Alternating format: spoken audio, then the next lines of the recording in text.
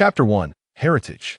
The sky was shrouded in dense, dark clouds, spreading like ink from the horizon, pressing down so low that it seemed to merge with the earth. The autumn wind blew briskly, carrying a hint of chill, rustling the fallen leaves beneath its breath. Inevitably, a fall rain was about to descend. The street vendors hurriedly set up their rain covers, tidying their stalls in anticipation. A young girl, dressed in simple attire and possessing an enchanting visage, hurried home while clutching 3 paper packages. An elderly woman, noticing her haste, called out, "Wanyang, are you off to fetch medicine for your mother again?" The girl, with a petite face framed by delicate brows and a pair of clear, doe-like eyes, smiled slightly, revealing dimples that accentuated her rosy lips and pearly teeth. "Indeed, Leopa, it's about to rain. You should come in and wait it out. You can return once it stops." The woman kindly suggested, and they'll run back quickly. The girl declined, as she had matters awaiting her at home. She believed the rain would not arrive immediately, and if she hurried, she could reach home before it fell. Seeing her refusal, the elderly woman rushed back inside, saying, "Wait, they'll grab an umbrella for you." There's no need for that," and going back now. Without waiting for the woman to fetch the umbrella, she dashed away. By the time the woman emerged, the girl had already vanished from sight. "Oh dear, why does that child run so fast? Why didn't you let Wanyang wait for me?" she inquired of her daughter-in-law, who was resting on a chair after moving the goods. "Mother, I couldn't stop her. Did you not see the medicine she was carrying? She must be in a hurry to brew it for her mother," she explained to her mother-in-law. Leopa understood that she was merely speaking out of concern and sighed. Indeed, good deeds are often rewarded. Isn't that the truth? The Xiao couple has raised a fine daughter. The daughter-in-law concurred wholeheartedly. "But I wonder who that rascal will end up with Wanyang." "Mother, why do you worry about such things? With Wanyang's beauty, she ranks among the finest in our town. I have yet to see a girl who can rival her, and the Xiao couple is genuine. They will surely find her a worthy husband." While she was unaware of others' opinions, she knew her brother-in-law harbored feelings for Wanyang. However, she welcomed the idea, for Wanyang was indeed a splendid girl. She merely pondered whether Wanyang would reciprocate her brother-in-law's affections. Just before the rain poured down, Wanyang made it home, though her clothes still bore the brunt of the dampness. "Is Wanyang back?" A woman's voice emanated from within the house, filled with concern, as if she had been awaiting her return. "Mother, it's me. I'm home," the girl responded. "I heard the rain outside. I'm glad you made it back." "You didn't get too wet, did you?" came a worried inquiry. "It's nothing, just a bit damp. They'll change into dry clothes," she assured. "Good. Hurry and change so you don't catch a chill," her mother urged. "Mother, what would you like to eat today? They'll prepare something for you, and we can take the medicine after dinner," Wanyang asked as she entered the room, now changed. "Anything is fine, dear. Just make something you enjoy," her mother replied softly, hoping her daughter would prepare something she liked. "Then I shall make pumpkin porridge and stew a fluffy egg for you," Wanyang declared. "Sounds wonderful." The woman had no objections and listened entirely to her daughter. Suddenly, she remarked, "All these years, I owe you my gratitude for taking care of me." Reflecting on this, she felt a pang of discomfort in her heart. In the past 2 years, her health had deteriorated, while her husband spent most of his days away from home.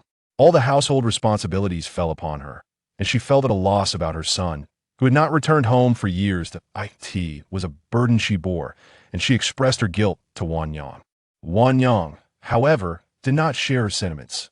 "Mother, how can you say such things? If it weren't for you and father bringing me home, I might not even be alive today. Who knows where I would be?" Upon hearing this, Lin felt an even greater sense of indebtedness towards her. From a young age, Wanyang had been more understanding and considerate than her own son. As she grew older, she had helped Lin with household chores, especially as Lin's health worsened last year. "You mustn't say such things, or I shall be quite upset," Lin feigned annoyance. It was true that Wanyang was not the biological child of the Xiao couple. They had revealed her origins to her when she began to understand, knowing that one day she would learn the truth, and it was better for her to hear it from them directly. Lin vividly recalled the events of 16 years ago. It was winter, and she was preparing a meal at home while her son, then 4 years old, grew restless. She allowed him to play outside for a while. To her astonishment, he returned home cradling a delicate, fair-skinned infant, startling her.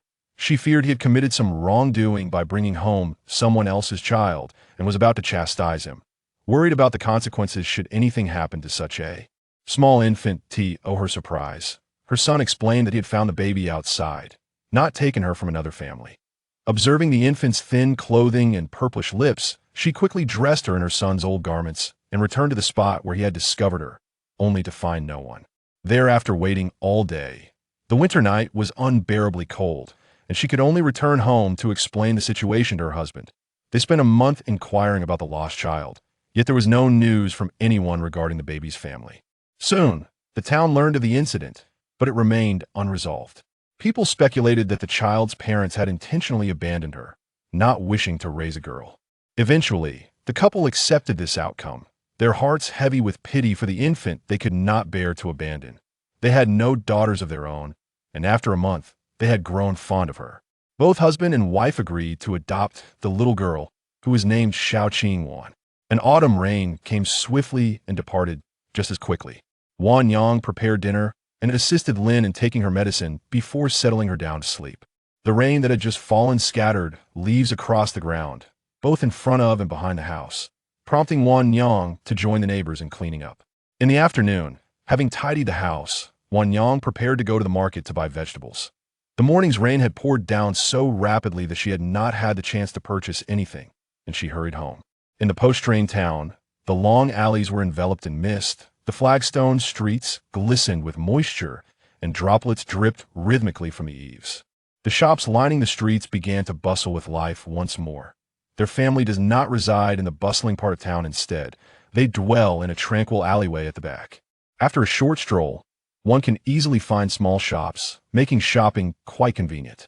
In her childhood, she had heard from Lin that their family once lived in the countryside.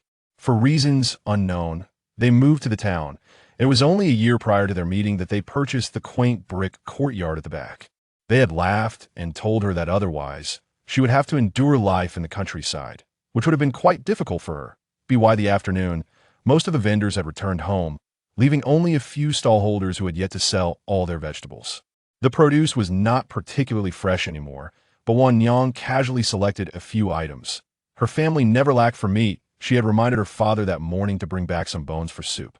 In the end, she bought a bit of tofu before heading home. Father, you're back? Chapter 2. Illness. A robust, middle-aged man had recently joined the household, his broad shoulders seemingly capable of bearing immense burdens. Alas, I have just returned. The bones you asked me to fetch this morning are now in the kitchen, he stated. Indeed, as he claimed, he had just arrived home, his sturdy arms still marked with splatters of grime and blood, and the apron he wore remained unremoved, stained from his labors. Wan Yang responded and inquired about her father's business for the day. Father, how was the business at the butcher's shop today? Their family operated a meat stall, and Xiao Fu conducted his trade with integrity, never shortchanging his customers. Longtime patrons were even allowed to keep a tab, paying at a later date, which ensured a steady flow of business. However, there were moments when disputes arose. Some would unjustly accuse him of dishonesty. Yet the townsfolk knew well the character of Xiao Dahan, and such claims were far from the truth, merely the grumbling of those trying to take advantage. Xiao Fu remained steadfast, preferring to forego sales rather than yield to their petty demands. Each time such incidents occurred, he would stew in frustration for quite a while, and Wang Yang would help him find solace, gradually allowing him to let go of the annoyance, even though he had grown more adept at handling these situations. Nonetheless, she continued to inquire about the day's events. It was fair enough, Xiao Fu replied. Father, you've been selling meat all day. Sit down and rest for a moment. I shall prepare dinner shortly. As Wang Yang busied herself with her tasks, Xiao Dahan had already sorted the rice. What's there to tire from? I am the shop daily, sheltered from sun and rain. There's nothing exhausting about it. Their family did not adhere to the societal norm of a gentleman avoiding the kitchen. As long as he could manage his own tasks, he rarely troubled the women of the household. Their lives had improved significantly. A year ago, they had purchased the shop, funded by their elder brother, or else Xiao Fu would still be rising early each day to set up his stall, shouldering all responsibilities alone, returning home utterly fatigued. They were fortunate to have acquired the shop when they did. Otherwise, such prospects would have been unfathomable. Recently, their humble Yunxi town, which had quietly existed for nearly a century within the Xianyuan kingdom, had experienced a transformation, with the river's banks newly widened and deepened. Merchant vessels were now stopping for supplies, bringing a level of prosperity that outshone even the county seat. Just days prior, Wang Yang overheard a local matron mentioning that the county government was set to relocate to Yunxi town, leading to a booming housing market that was thriving beyond imagination. Observing her father preparing to cook, Wang Yang went to wash the fresh vegetables they had just purchased. The father and daughter busied themselves, collaborating to prepare a dinner replete with vegetables, meat, and soup, an exquisite feast for the senses. Before the meal, Xiao Fu carefully carried Xiao Mu from the bed to the dining table. Over the past 2 years, Xiao Mu's health had gradually declined, confining her to bed rest. Wang Yang lacked the strength to manage her alone, and their family only gathered for dinner each evening. Previously, they had fashioned a reclining chair for Xiao Mu, allowing her to sit outside and bask in the sun. Yet, her condition had worsened over the last half year. She had lost even the strength to support herself, and there was a constant fear of her falling from the chair, leaving her to lie in bed. Each fine morning, they would carry her outside to enjoy the day. At the dining table, Zhao's father fed Zhao's mother while Wang Yang observed them from the side. It was not that she lacked understanding, but rather the profound affection shared between the couple. As long as Zhao's father was home, there was no need for her to intervene in Zhao's mother's affairs. They had supported one another through more than 20 years, and witnessing his wife's illness weighed heavily on his heart. For dinner, Wang Yang prepared easily digestible food, convenient for Zhao's father to feed her mother. Wang Yang, the soup you made tonight is delightful. Zhao's mother weakly complimented her daughter, attempting to lighten the atmosphere. She understood that the family was perpetually concerned for her, often tailoring everything to her needs, resulting in scarce moments of genuine joy. Wang Yang, upon hearing this, felt a surge of happiness. "Mother, if you enjoyed it, I shall make it for you again tomorrow." Zhao's mother endeavored to eat more, not wishing to cause them excessive worry. In the dead of night, Zhao's mother, typically drowsy, found herself restless, her mind swirling with thoughts that kept her awake. Zhao's father, who consistently monitored her condition, usually waited until she fell asleep before resting himself. Noticing her insomnia, he asked, "What is the matter? Why are you still awake at this hour?" "Nothing, you should sleep first. I will rest shortly," she replied. Zhao's father, unwilling to leave her side, insisted on staying with her. Seeing his determination to listen, Zhao's mother decided to share the words she had long harbored in her heart, sentiments she had sought the right moment to express. "Old man, let's have a good talk tonight. If I do not speak now, I fear I may never have the chance again." "All right, go ahead. I am listening," he replied. Zhao's mother slowly articulated the thoughts she had long wished to convey. "I know my body cannot endure much longer, and you must take good care of yourself." Before she could finish, Zhao's father interrupted, his face darkening in displeasure. "What nonsense are you spouting? You're simply overthinking." Zhao's mother paused, raising her voice earnestly as she gazed into her husband's eyes. "Can you allow me to finish my words? I do not wish to be interrupted." She was determined to express herself this time. As in the past, he would often divert the conversation whenever she broached such topics. Recognizing her intent, Zhao's father understood that if she did not speak today, her future days would lack peace. After calming her emotions, Zhao's mother continued, "I am aware of my own body. It cannot hold on much longer." She urged him to take care of himself. A middle-aged man who had never bowed his head to anyone throughout his life now grasped her hand tightly, tears welling in his eyes. Silently listening as if words had escaped him, he wiped away her tears, saying, "Why are you crying? Life inevitably leads to aging, illness, and death." He comforted her. "It is I who have wronged you. Had I not been away for so long, you would not have had to suffer. If I had been more attentive to the family back then, perhaps today's circumstances would be different. How can you blame yourself?" She replied, "The only time I truly suffered was that 1 year, when he had left to work and earn money. She had been cruelly treated by her in-laws as if she were a beast of burden, all while she was pregnant, alone, and without support. With her husband absent, the villagers had grown accustomed to witnessing the torment of daughters-in-law by their mothers-in-law, and no one spoke on her behalf. Her family was effectively non-existent until her husband returned.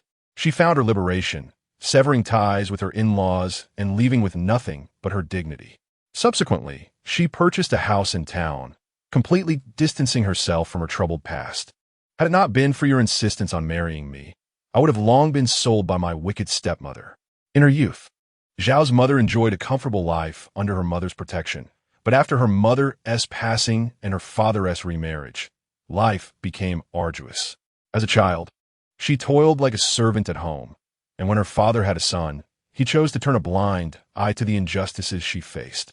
It was during this time that his health began to deteriorate. When her stepmother realized she could no longer work, she promptly sought to cast her out, intending to extract her last worth by selling her to mountain folk. Fortunately, she encountered Zhao's father, who, despite the objections of the elderly matriarch of the Xiao family, purchased her and brought her into his home.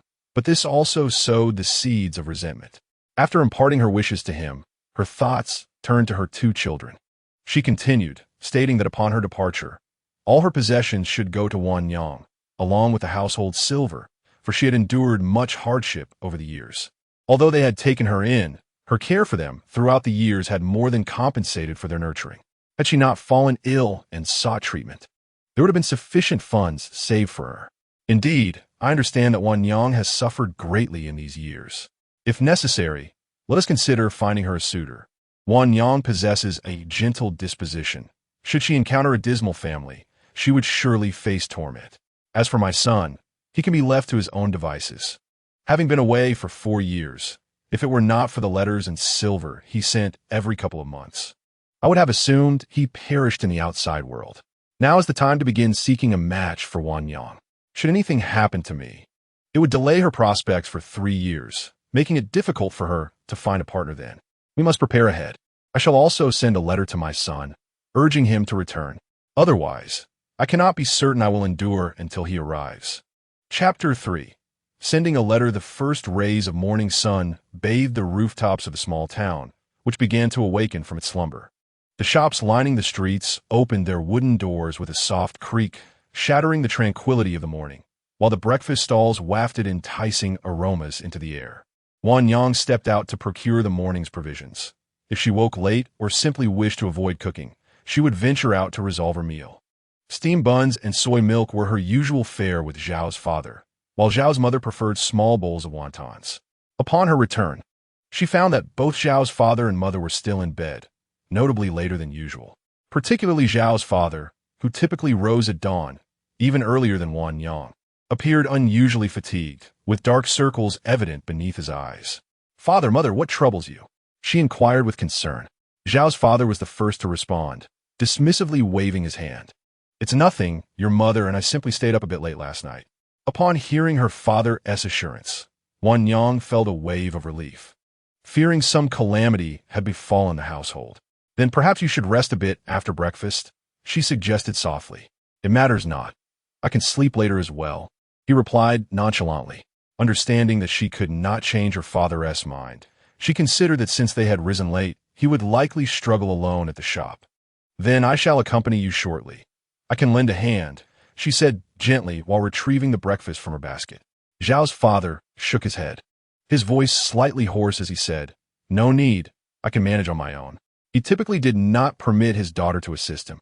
He ran a butcher shop, which was quite gruesome, and the unpleasant odor within was quite overwhelming. Given that it was still autumn, being confined in such an environment would alter anyone's disposition. It was not that daughters were forbidden from venturing out. The societal expectations of women in this era were not particularly stringent. Many women engaged in business, often excelling beyond their male counterparts. Zhao's parents wished to spare their daughter from such hardships. At that moment, Zhao's mother joined in, suggesting that Wan Yang should remain at home. To distract Wan Yang from her thoughts, Zhao's father recalled his wife's instructions from the previous night. "Wan Yang, please write a letter to your elder brother and request that he return home at all costs." He emphasized the latter part of his message. "Is there anything else you wish to convey?" he inquired. "No, simply state that regardless of his circumstances, he must return, or he shall not be recognized as my son." Understood. Wan Yang did not resent her father's anger, as it was indeed provoked by her brother's actions. With the need to hurry to the shop, Zhao's father hastily finished his breakfast. After clearing the dishes, Wan Yang prepared to write her letter. The paper, ink, and brushes at home were remnants from her childhood. Provided by her father, she and her brother shared an inkstone, each with their own brush. After sitting for a while, the page remained blank as Wan Yang contemplated how to persuade her brother to return home. Eventually, she began as usual, "Elder brother, I hope you are well." Her handwriting was elegant yet bold. Her ability to read and write was largely thanks to her brother. When she was found, her parents showered her with affection. When it came time for schooling, they wished to send both children, not in pursuit of glory, but merely to ensure they could read and write, protecting them from deceit. However, the local schools only admitted boys, and the family, being of modest means, could not afford to hire a private tutor for girls. Eventually, they devised a plan for her brother to attend school and teach Wan Yang upon his return. Reflecting on her childhood memories with her brother, Wan Yang recalled how he had always treated her with kindness, taking her along wherever he went. Even when his friends grew disinterested in including her, he never abandoned her, ensuring she was not bullied and saving his money to buy her gifts. This kindness persisted. He always brought her something when he returned from sending letters. Before she realized it, the paper was filled with ink, densely and orderly inscribed. "Mother, I am going to send a letter to my brother. I will return shortly." She called out towards the door, clutching the letter as she hurried outside. "Remember to take some money," Xiao's mother gently reminded her. "I've got it," she replied, moving further away. With the opening of the canal, sending letters had become increasingly convenient, with designated locations for mailing items, albeit at a cost. The fees depended on the distance, and as her brother resided quite far, she seldom sent letters, while he frequently wrote back. "Wan Yang, where are you headed?" Someone called from behind. "Is that you, Lian?" She responded, "I am going to the merchants to send a letter to my elder brother." A man, with a faint blush upon his cheeks, found himself unable to meet her gaze directly, yet he furtively observed her and murmured, "Please, do hurry." This man was the youngest son of the elderly proprietress of the general store, having grown up alongside Wan Yang. He stood silently, his gaze lingering on her diminishing silhouette. "What are you staring at so intently? Your face is all flushed," teased a woman dressed in a matronly manner. "I wasn't looking at anything. Sister-in-law, the sun is rather fierce, and I've just been sunburned. I must go fetch some goods," he replied, a hint of guilt in his voice, before darting away. Sisterly did not confront her younger brother-in-law directly, but sighed. "Ah, to be young is indeed a blessing. So full of vigor." Wan Yang went to the merchant to send a letter and fortuitously received a package from her elder brother, containing not only a letter, but also a box whose contents were unknown to her. She carefully rewrapped it, preparing to return home. The back and forth had consumed a fair amount of time, and upon arriving home, she hastily commenced preparing lunch, eager to deliver a meal to her father-in-law, Xiao. Wan Yang was renowned for her culinary skills. Her dishes were so delectable that her family could easily consume an extra bowl. Thus, as long as there were no pressing matters at home, she would personally prepare the meals. After their lives improved, her husband and she encouraged Wan Yang to take a break from daily cooking, but she deemed her time too abundant and found solace in the act of cooking. For lunch, she prepared a delightful porridge of greens and lean meat, the rice being soft and glutinous, while the vegetables were crisp and sweet, perfect for autumn. After her mother-in-law finished her meal, Wan Yang set off to deliver food to the butcher's shop, to sell all the meat slaughtered that morning typically required until afternoon. And she had arranged a specific time with her father-in-law for the delivery. Should she arrive and he was not yet there, he would procure food for himself. Fortunately, there was still ample time today. The butcher's shop was located in a bustling market, surrounded by vendors selling meat and vegetables, not far from home. "Father, I have brought you lunch." Her cheerful voice cut through the clamor. Xiao raised his head upon hearing her voice, a smile gracing his lips. He pulled out a stool, but noticing bloodstains upon it, he swiftly wiped it clean with a handkerchief he kept for wiping sweat, inviting Wan Yang to sit. "Xiao, your daughter has come to bring you lunch again," remarked a nearby vendor, unable to conceal her envy. "Indeed, my daughter is so considerate," he said proudly, as he opened the meal, an enticing aroma wafting through the air. "I wish my girl were as thoughtful," commented a vegetable vendor. The butcher's shop, neither large nor small, featured 2 meat counters at the entrance, along with a large and a small cleaver, while only a single piece of meat remained hanging. Inside, a well provided water. One of the primary reasons for purchasing the establishment, as it spared them the trouble of fetching water from outside. Upon arriving, Wan Yang sat for a while before assisting her father in tidying up and washing the tools, intending to return home after he had finished his meal. However, not all remarks were kind. Some were laden with malice. Xiao, your son hasn't returned in years. Surely he won't be coming back for the spring festival this year? The voice was tainted with bitterness, belonging to Wang Dahua, notorious in town for her blatant preference for sons over daughters. To call it preference was a euphemism. She treated her daughters as if they were inconsequential. Having borne 5 daughters, she managed to marry off 4, each to various suitors, while retaining the youngest daughter to care for her youngest son. Xiao's father chose to disregard the individual, pretending not to hear. It was well known among the townsfolk that she could not tolerate kindness shown to her daughter, as if it were akin to tearing away a piece of her own flesh. Chapter 4. A return while Wan Yang was tidying up inside. She happened upon a household where guests had arrived to sell meat. Observing that it was nearing afternoon, Xiao's father, concerned about the heat causing the meat to spoil, decided to lower the price and sell everything off, allowing him to return home alongside Wan Yang. The father and daughter shared laughter and merriment on their way home. Along the route, they encountered exquisite hairpins, handkerchiefs, and garments, prompting him to pause and purchase them for her. It was reminiscent of her childhood, when he would buy beautiful things for her. However, he now felt that, as she had grown, the clothes he chose might not align with her tastes. Thus, he opted to give her silver, encouraging her to shop for herself or acquire fabric to make her own creations. Yet, he was certain about her preferences in hairpins and silk flowers, ensuring he would select correctly. Gingerly, he picked up a plush flower and said, "Wan Yang, this one is lovely. I shall buy it for you." Presenting it to her, she replied, "Father, we have plenty of hairpins and handkerchiefs at home. I can hardly keep up with them all. My elder brother even brought me a whole box last time." Feeling she had enough hairpins and jewels, she declined the offer, fearing that any further purchases would simply gather dust at home. "Your brother bought those. I am your father, and my gifts are distinct. Moreover, it has been a while since I have treated you to something," he insisted, his voice softening as he remained resolute in his decision to buy. "Wrap it up. I shall take this." "Very well," exclaimed the vendor, swiftly wrapping the item, eager to ensure Zhao's father would not change his mind. "Add this as well," he noted, eyeing a small wooden gourd on the stall, not finely crafted, but certainly charming. "This is for your mother. You two shall each have one," he said, speaking to himself. Wan Yang was well aware that her father rarely forgot to bring something for her mother when he purchased gifts for her. As they navigated through the bustling market and entered the residential area, the narrow streets were heated by the sun, the stone slabs scorching to the touch. A few dogs lounged at doorsteps, tongues lolling and eyes closed, seeking shade and respite from the heat. Elderly folks sat leisurely on bamboo chairs at their doorsteps, fanning themselves with palm fronds, drifting into drowsiness. Upon arriving home, Wan Yang discovered that the green bean soup she had suspended in the well had cooled. She pulled the basket up to pour a bowl for her father, mindful that her mother could not consume it cold, just warm would suffice. In the main room, the three of them enjoyed the green bean soup, with Zhao's father alternating between feeding Zhao's mother and tasting the soup himself.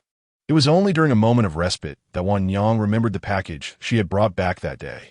"Father, mother, I went to send a letter today and coincidentally received a letter from my brother," she announced, rushing into the room to retrieve it. Despite their grievances towards their son, Zhao's father and mother set aside their meals upon hearing news of his letter, quietly gazing at the package, their attention focused on the letter atop the box. As they could not read, they awaited Wan Yang to recite the contents. Opening the letter, she read each word aloud. As she reached the part about everyone being safe, the furrowed brows of her parents relaxed instantly, knowing that his well-being was all that mattered. Everything else was secondary. The package contained a pouch and a box, designated for the father, mother, and Wan Yang respectively. The arrival of a single letter lightened the atmosphere within the home considerably. After finishing their meal, Mr. and Mrs. Xiao prepared to take a short afternoon nap, and the house fell silent once more. Wan Yang returned to her room, eager to open the box her elder brother had brought back. The box was modest in size, yet exquisitely crafted, It was rectangular with rounded corners, adorned on top with her beloved jasmine flower, and emanated a faint, pleasant fragrance from its unknown material. As she gently lifted the lid, she was greeted by an unusual interior, unlike anything she had seen in their town. The first thing that caught her was a copper mirror embedded beneath the lid, encircled by a ring of silver wire. Below the mirror were various compartments, one of which held a jade hairpin shaped like a jasmine flower, pure white and delicately made, which she adored. That evening, Wan Yang prepared dinner, and typically, their family would dine early when there was nothing pressing to attend to. By nightfall, their meal had already been consumed. Evenings were usually uneventful, allowing Wan Yang the leisure to embroider handkerchiefs. Since she turned 10, she seldom asked her parents for money. The income from her embroidery was sufficient for her expenses. As her skills improved, she even managed to save a small sum. This was largely thanks to a kind-hearted old woman she had helped in her youth, who unexpectedly turned out to be an accomplished embroiderer, proficient in various styles, particularly Sioux embroidery. Recognizing Wan Yang's innate kindness and intelligence, the old woman imparted all her skills to her before passing away a few years ago, with the Xiao family seeing her off in her final moments. However, the old woman's background remained a mystery. How could someone so talented in embroidery have fallen into such hardship? It was not that she was destined for wealth, but she should have at least lived without worry. Regardless of who it was, they chose to remain silent about the matter. All they knew was that the old woman was named Shun, with nothing else disclosed. The unspoken understanding of her plight lingered in the air. Wan Yang inherited the old woman's remarkable embroidery skills. Yet the intricate Sioux pieces she crafted were kept at home, having been sold only once throughout the years. Most of her work consisted of simpler designs meant for sale. Days passed in a blur, with each day resembling the last, filled with similar activities. The only change was Wan Yang's realization that her parents seemed inclined to seek a suitor for her. Recently, when Mr. Xiao went out, the aunts and relatives playfully suggested they would help find a match for her, to which her father surprisingly responded, indicating he could introduce some suitable candidates. This left her somewhat bewildered. Mr. Xiao typically did not exhibit such amicable demeanor. Upon hearing about potential matches, he would usually chastise anyone suggesting them, firmly asserting that his daughter would not marry anyone deemed unworthy. Why had his attitude shifted?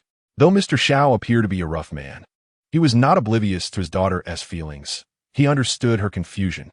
However, as a father, it was awkward for him to discuss such matters directly with her. Instead, he confided in Mrs. Xiao, hoping she might address it with their daughter, as their mother-daughter relationship was close and typically open. The next morning, when only the two of them were at home, Mrs. Xiao seized the opportunity to speak with her daughter. Wan Yang, come here for a moment. I wish to talk to you. Mother, I will be right there, just a moment. She quickly tidied up the dishes and dried her hands before hurrying over. Mother, what do you need? She asked, half sitting on the edge of the bed. Mrs. Xiao reclined slightly, taking a deep breath before beginning. Wan Yang. The voice carried a certain solemnity as the mother pondered, contemplating the time had come to find a suitable match for her daughter. Wan Yang was momentarily taken aback. She was somewhat aware of her parents' intentions regarding her marriage, yet she had not anticipated it would come so soon. She was not ready to leave her home, nor her parents or elder brother. Mother, I am not yet ready for marriage, Wan Yang said, grasping Zhao's mother's hand. Her mother understood. She too was reluctant for her daughter to marry so early. After nurturing her for so many years, the thought of parting was difficult. However, preparations must be made in advance. I am merely discussing this with you, to see if there are any suitable candidates. If you have someone in mind, you may share it with your father and me. She sighed softly, her eyes reflecting tenderness. All right, Wan Yang replied, recognizing her parents' concern for her well-being. She was already 16, and several girls her age in the town had already borne children.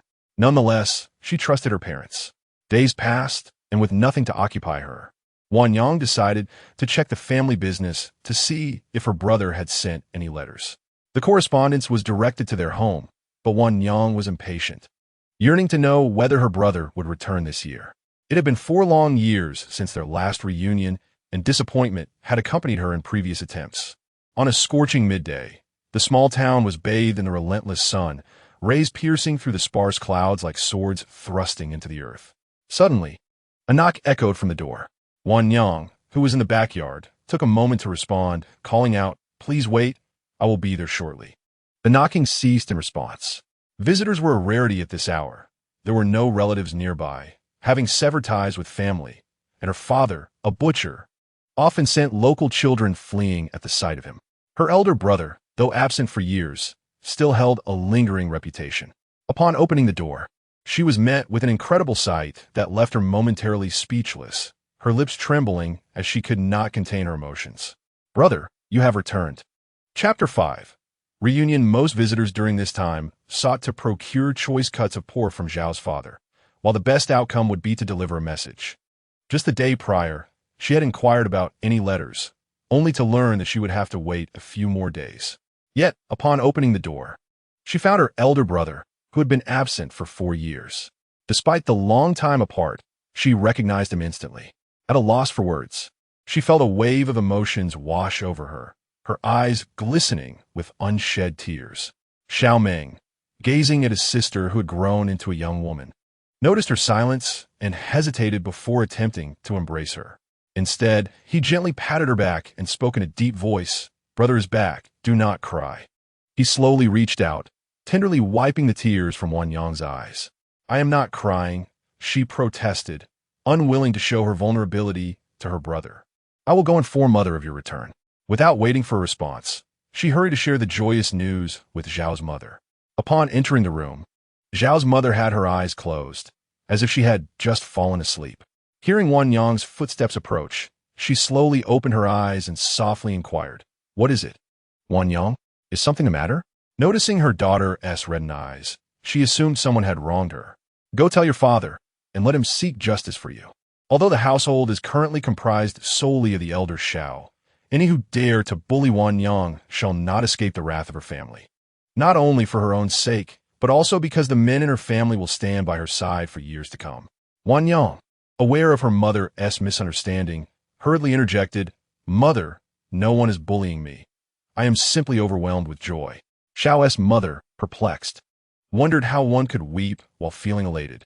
"Mother, it is because my elder brother has returned," she exclaimed with delight. "Your elder brother has returned?" Xiao's mother echoed, her disbelief evident.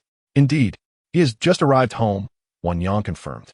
Xiao's mother, momentarily dazed, had not anticipated the return of her son. Outside the door, Xiao Meng took a deep breath and pushed it open. Hearing the sound, Xiao's mother looked up, her gaze drawn to the tall figure in the doorway. Her eyes sparkling with astonishment, followed by an indescribable joy. "You little rascal, you finally decided to come back." She choked out, attempting to rise.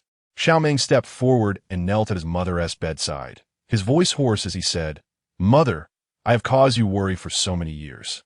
Xiao's mother quickly tried to help him up, but her body betrayed her, making it difficult for her to rise. With tears glistening in her eyes, she urged, "Please, get up. It is enough that you are home." Wan Yang hurriedly assisted her elder brother, who remained on the floor. Not wishing to disrupt their joyful reunion, Wan Yang quietly withdrew, understanding her mother's unspoken concern for her elder brother who had been away. She decided to prepare lunch, unsure if her brother had eaten on his journey home. After half an hour, the voices within the room grew softer. Xiao's mother, exhausted yet relieved by her son's return, gradually succumbed to sleep. "Wan Yang, let me assist you," Xiao Meng offered as he rolled up his sleeves. "Brother, there is no need. I have already prepared the meal.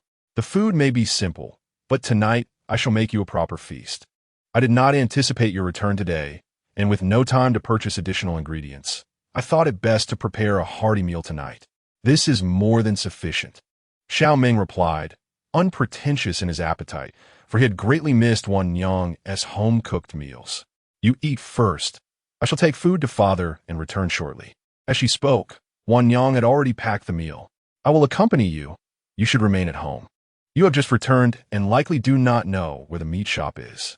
It is better that I go, and besides, I wish to take the opportunity to procure some vegetables for tonight's dinner." Given the circumstances of the day, Wan Yang walked briskly. Upon arriving at the shop, she found a few customers purchasing pork, with Xiao's father diligently chopping meat, weighing each portion with precision. Wan Yang remained silent, requesting her father's assistance with the cutting while she packaged the meat in banana leaves. With her help, the task was swiftly completed. And only then did Wan Yang share the day's news with her father. Father, I have placed your meal on the table. Do remember to eat. Father, I have wonderful news to share. She leaned closer to him, her face alight with joy and a hint of mystery, eager for him to guess. What news? He inquired. Elder brother has returned, she declared, revealing the happiest news of the day, perhaps even the happiest news in years. Unfortunately, Xiao's father's expression remained placid as he replied. So he has returned. What of it? Who could prevent him from coming back? He's been out there living freely, not wishing to return home. Complaining, she bore no resemblance to the one who had penned letters before. Wan Yang found it rather unremarkable. Her father and elder brother had seemingly harbored a conflict for some time, creating an atmosphere of silent tension whenever they crossed paths. Though it didn't quite feel like outright hostility, such dynamics were common between fathers and sons, weren't they? If her father had no pressing matters, she would return home, eager to purchase groceries before they ran out. Although Xiao Fu appeared indifferent to Wan Yang's previous remarks, he soon lost himself in thought. Upon noticing her silence, he snapped back to reality and responded, I have nothing urgent. You may head back. Wan Yang returned with an ample supply of vegetables, and the vendors inquired if she was expecting guests. With delight, she informed them of her elder brother's return, leaving the onlookers astonished that the butcher's son had come back, particularly at this time of year when no festivities were taking place. Upon her return, Xiao Meng assisted in washing the vegetables and chopping the meat. Shortly thereafter, Xiao Fu arrived home, carrying a sizable piece of beef, the source of which was a mystery, as fresh beef was scarcely available to the common folk. Cattle, being vital tools of labor, were strictly regulated and private slaughter was prohibited. Only those nearing the end of their lives would find their way into the market. With a teasing glance at Xiao Fu, Wan Yang remarked nonchalantly that he had returned early and even procured the beef that her brother adored. The atmosphere between father and son felt awkward, and when Xiao Meng called out father, the conversation ceased. Xiao Fu merely acknowledged him with a disinterested grunt and retreated to his room. In the kitchen, only Wan Yang and Xiao Meng remained. As Wan Yang stirred the final pot of soup, Xiao Meng sat by the stove tending to the fire. Noticing the soup was nearly ready, she offered a spoonful to her brother. Here, try the flavor of this soup. She blew on it gently before placing it near his lips. Having prepared several dishes for the evening, her palate was beginning to blend the flavors. A smile graced Xiao Meng's face as he praised, delicious, quite splendid. Then we may eat, she replied. Brother, please help me serve the dishes while I fetch our parents. That evening, the family gathered for a true reunion dinner. All four members seated harmoniously around the table. Xiao Mu could not contain her tears. Mother, today is a joyous occasion. Why do you weep? Wan Yang comforted her. Do taste the dishes I prepared. I spent the entire afternoon cooking. Indeed, I must savor Wan Yang's culinary skills to see if they have improved, Xiao Mu said with a beaming smile. At that moment, Xiao Fu posed a question that lingered in the air, one that everyone was curious about yet hesitant to ask. Now that you are back, will you be leaving again? The room fell silent, eyes shifting between Xiao Fu and Xiao Meng. After a moment, Xiao Meng replied, For now, I shall not depart. His voice was deep and resonant, echoing in the stillness. Upon hearing this, both Xiao Mu and Wan Yang felt elated, yet Xiao Fu's reaction was different. He neither expressed joy nor dissatisfaction. Until this very moment, he remained oblivious to what his son had been doing outside, as each inquiry on the matter was met with evasive responses or outright silence. Chapter 6. Knowing one's countenance, but not one's heart. The night enveloped the small town in darkness, the distant mountains appearing as shadowy silhouettes. While most of the townsfolk were lost in slumber, only a few scattered lights flickered in the stillness of the streets, where the sound of the watchman's clapper echoed softly. The two men of the Xiao household were stirred by the sound. The morning light gently filtered through the paper window, casting a soft glow in the corners of the room. Wan Yang slowly sat up, smoothing her hair as the thin quilt slipped away. Her raven locks framed her fair complexion, her shoulders were gracefully rounded, and her waist was as slender as a willow. She slipped on her shoes and opened the window. It was not late when Wan Yang rose. Her neighbors were just beginning to open their doors, preparing to make breakfast. A glimpse beneath the mosquito net revealed something placed there. Breakfast, all of her favorites, presumably brought home by her elder brother, as her father was busy at the shop. After assisting Xiao Mu with washing up and feeding, she found that breakfast was still warm when it was her turn to eat. "Elder brother, are you inside?" She gently knocked on the door, but received no response. Upon opening it, she discovered the room empty. Stepping inside, she noted that it was even smaller than her own. A simple wooden bed leaned against the wall, neatly made with blankets folded, and a wooden table stood to one side, cluttered with books from her childhood and an oil lamp. Nothing else adorned the room. This space was familiar to Wan Yang. She had shared it with her brother for several years before moving to her current room at the age of 5. During the years that Xiao Meng was away, she often returned every few days to tidy up. "Wan Yang, are you looking for your elder brother?" Came a voice from the neighboring room. It was Xiao Mu. Having heard the commotion, "I wanted to ask him something," she replied, closing the door. "This morning, your elder brother went out with your father," Xiao Mu informed her. Every morning, no matter how quietly Xiao Fu rose, she would awaken. Once, she witnessed him getting up in complete darkness, not even turning on the light, and he stumbled heavily in the process. After that incident, Xiao Mu feigned sleep until he left. Regardless of their father-son dynamics or any underlying issues, they had both departed together today. "Oh, then I shall deliver their meal later." It was not surprising. Xiao Meng often accompanied their father to sell meat at the market when he was home. At noon, Wan Yang went as usual to deliver their meal. The father and son worked in perfect harmony, and when she arrived at the shop, it was pleasantly empty. "Father, elder brother, come and eat," she called. "All right, we shall wash our hands and join you," Xiao Fu replied, as Xiao Meng went to fetch water from the well.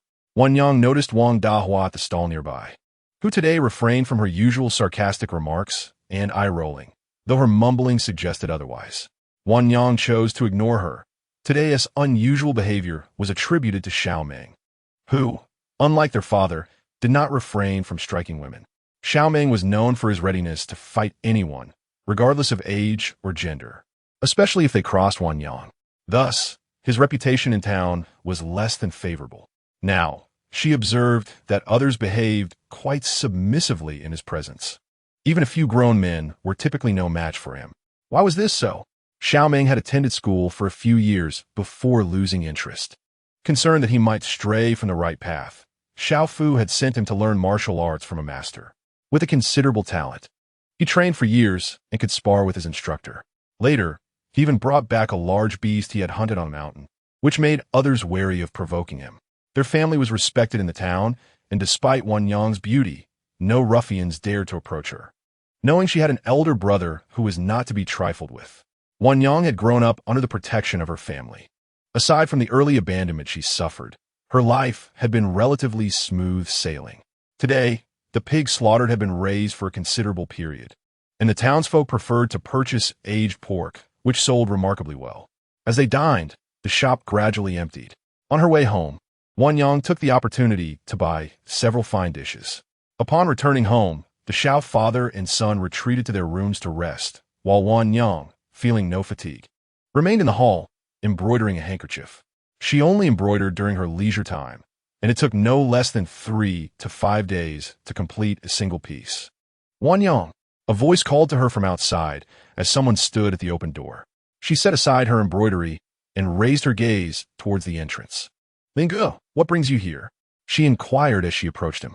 "It's nothing," he replied, a hint of nervousness in his voice. "Was it your birthday not long ago? I happened to be in a county town for supplies at that time, so I brought you a little gift."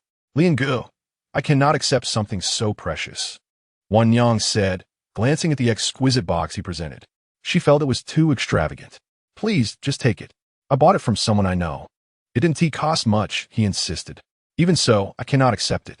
Just remembering my birthday brings me great joy. This is too extravagant, and I cannot take it." She refused once more, though she was unaware of her true birthday. As Xiao Mu had designated the day, she was adopted as her birthday. Seeing her resolve, Lian pressed the gift into her hands and walked away, ignoring her calls. She had no choice but to accept it, intending to find an opportunity to return it in a few days. "Big brother, you're awake," Wan Yang exclaimed, startled to find him standing behind her. Xiao Meng asked no questions, his gaze darkening as it fell upon the small box in her hands. After a moment, he asked, "What is that?" "It's a birthday gift from Lian Ge," she replied, looking at him innocently. "Do you want it?" he inquired, his eyes fixed on her. "It is somewhat valuable. I plan to return it to him at an appropriate time. Then give it to me. I shall return it for you," he said, leaving no room for her to refuse. Very well, she acquiesced, relieved that her brother had offered to help with the return, though she still contemplated how to repay him. Wan Yang sensed something unusual about her brother today, but could not pinpoint what it was. Nonetheless, she felt secure handing the gift to him, as he had never gone back on his word. Putting aside this small interlude, she returned to her seat to continue her embroidery. Meanwhile, Xiao Meng stood behind her, his deep-set eyes reflecting an inscrutable emotion. Seeing her brother still lingering, she presumed he was reluctant to assist her. "Big brother, is it too much trouble? If so, I can return it myself," she suggested. Returning a gift from someone who had shown kindness felt ungracious, and it seemed improper for her brother to do so, given that it was a gift intended for her. Upon hearing her words, Xiao Meng promptly declared, "It's no trouble at all. I will return it for you." After stating this, he strode out the door with purpose. Not long after, Xiao Meng returned empty-handed. Wan Yang, still in the hall, asked Big Brother, "Did you manage to return it to Lian Ge?" "Yes," he replied. "Was Lian Ge upset?" "The items that were just sent out have been returned by another. If it were her, she would undoubtedly feel discontented. If necessary, I shall apologize to him again." Xiao Meng's expression stiffened momentarily before swiftly transforming back to a composed demeanor. He was not angry, nor did he require an apology. That is a relief. Wan Yang felt entirely at ease. "Wan Yang, in the future, should you desire anything, simply inform your elder brother. I shall procure it for you. Do not accept gifts from others so readily." He expressed his concern while gazing at his younger sister. "I understand. I will not accept things from others casually," she replied resolutely. "Especially not from that fellow, Lian. One glance at him reveals his ill intentions. He is not a good person." Wan Yang felt somewhat unconvinced. She believed Lian to be quite amiable and defended him softly. "Elder brother, I think Lian is quite nice. We used to play together often when we were children. One can know a person's appearance, but not their heart. The human heart is often concealed. Do not let his facade deceive you," Xiao Meng admonished seriously. "Keep your distance from him in the future." Oh, Wan Yang thought her elder brother was rather peculiar today. Out of respect for his authority, she acquiesced with a nod. After a moment, she changed the subject and inquired about the outside world. "Is the outside world good? How come you haven't returned for several years? I am quite curious about it. I have never ventured beyond the town since childhood. The outside world is not as delightful as you might imagine, especially for an innocent and easily deceived young girl like you. You could very well be sold," Xiao Meng candidly replied. Observing Wan Yang beside him, Xiao Meng noted her clear, unguarded gaze. She was devoid of ulterior motives, capable of revealing her innermost thoughts with a mere glance. He pondered how many times she might have been deceived had he not been there for her during their childhood. Chapter 7. The Little Shadow After Xiao Meng's Return. The atmosphere at home subtly improved, with even their usually stern father appearing more amiable. As the month drew to a close, it was time for Wan Yang to deliver her goods to the Lingxiu workshop. The proprietor was a kind-hearted woman who offered fair prices, and Wan Yang regularly procured her embroidery supplies from her. Noticing Wan Yang's exceptional skill, she often referred clients to her. This month, due to a lack of time, Wan Yang produced fewer items, completing 5 handkerchiefs and a pillowcase, specifically crafted for a newlywed couple, as requested by the workshop owner. In the afternoon, when everyone was back home, she seized the opportunity to make her delivery. "Wan Yang, where are you going?" Xiao Meng inquired as he stepped outside, just as she was about to leave. "I have just finished some embroidery and am heading to the Lingxiu workshop to deliver it," she replied softly. His demeanor softened as he stated firmly, "I will accompany you." Wan Yang wished to decline, but upon seeing her brother's resolute stance, she realized her protests would be ineffective and nodded in agreement. The journey was quiet, with no one daring to speak. Those who intended to converse with her found themselves silenced by the imposing presence of Xiao Meng behind her. Wan Yang felt a profound sense of security as she walked alongside her elder brother. The pace of their journey quickened compared to usual. "Boss Lin, I have come to deliver my goods, she announced upon reaching the workshop. The shop was relatively empty that afternoon, with only 2 young women present. As the female clerk attended to them, Xiao Meng stood at the entrance, waiting. Seeing her, Lin Yun greeted her warmly. Ah, Wan Yang has arrived. At long last, you have arrived. How many pieces have you embroidered this time? Lin Yun inquired with joy. This time, the quantity is less than before. Wan Yang replied as she opened the cloth bag and presented it to her. Wan Yang, if possible, please embroider a bit more. I shall purchase whatever you create. The items you embroider sell the best in my shop, disappearing within days of display. Certainly, I will strive to produce as much as I can, she responded gently. I will pay you the usual price for these 5 handkerchiefs. For this pair of pillow covers, the client offered me 2 taels of silver, and we shall split it evenly. Lin Yun declared generously, refraining from any attempts at haggling. Wan Yang's heart swelled with happiness upon hearing this. She hadn't anticipated that a pair of pillow covers could fetch a tael of silver, even though she had invested considerable effort in them. That client is a significant patron. I had no intention of accepting the order due to the urgency, but fortuitously, you visited the shop that day, allowing us both to profit, Lin Yun explained.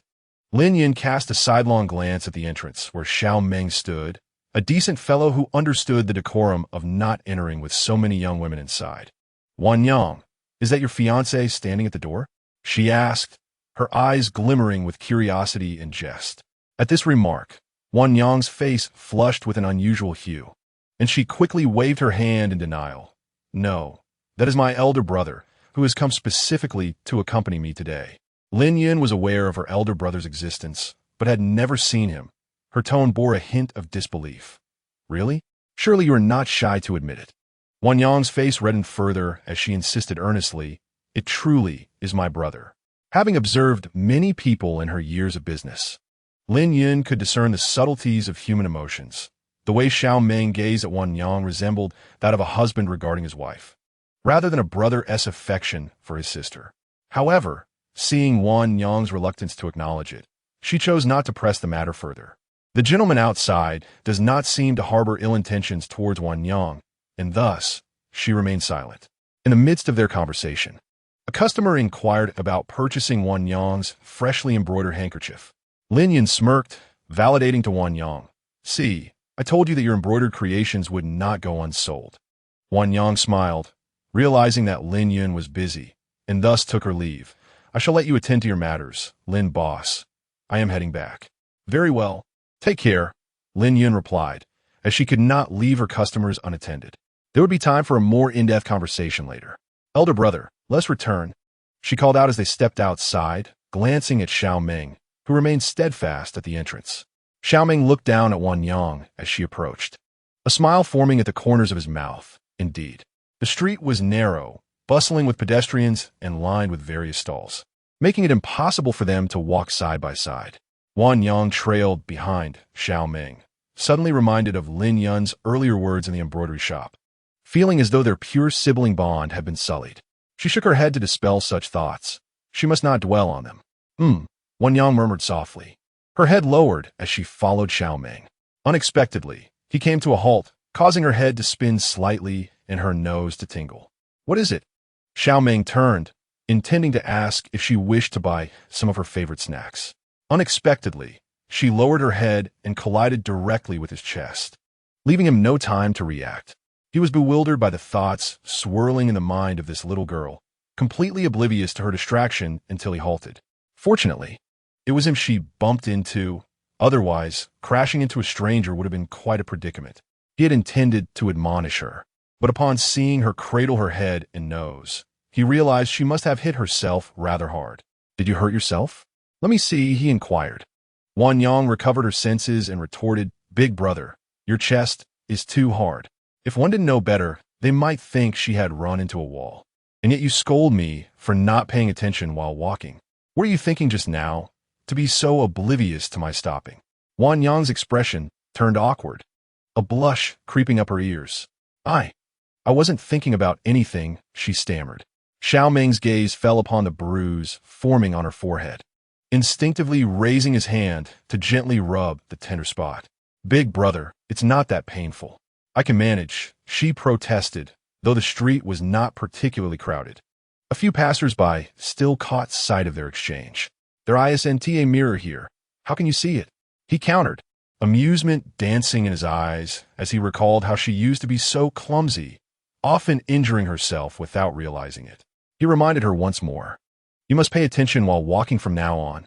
Do you understand?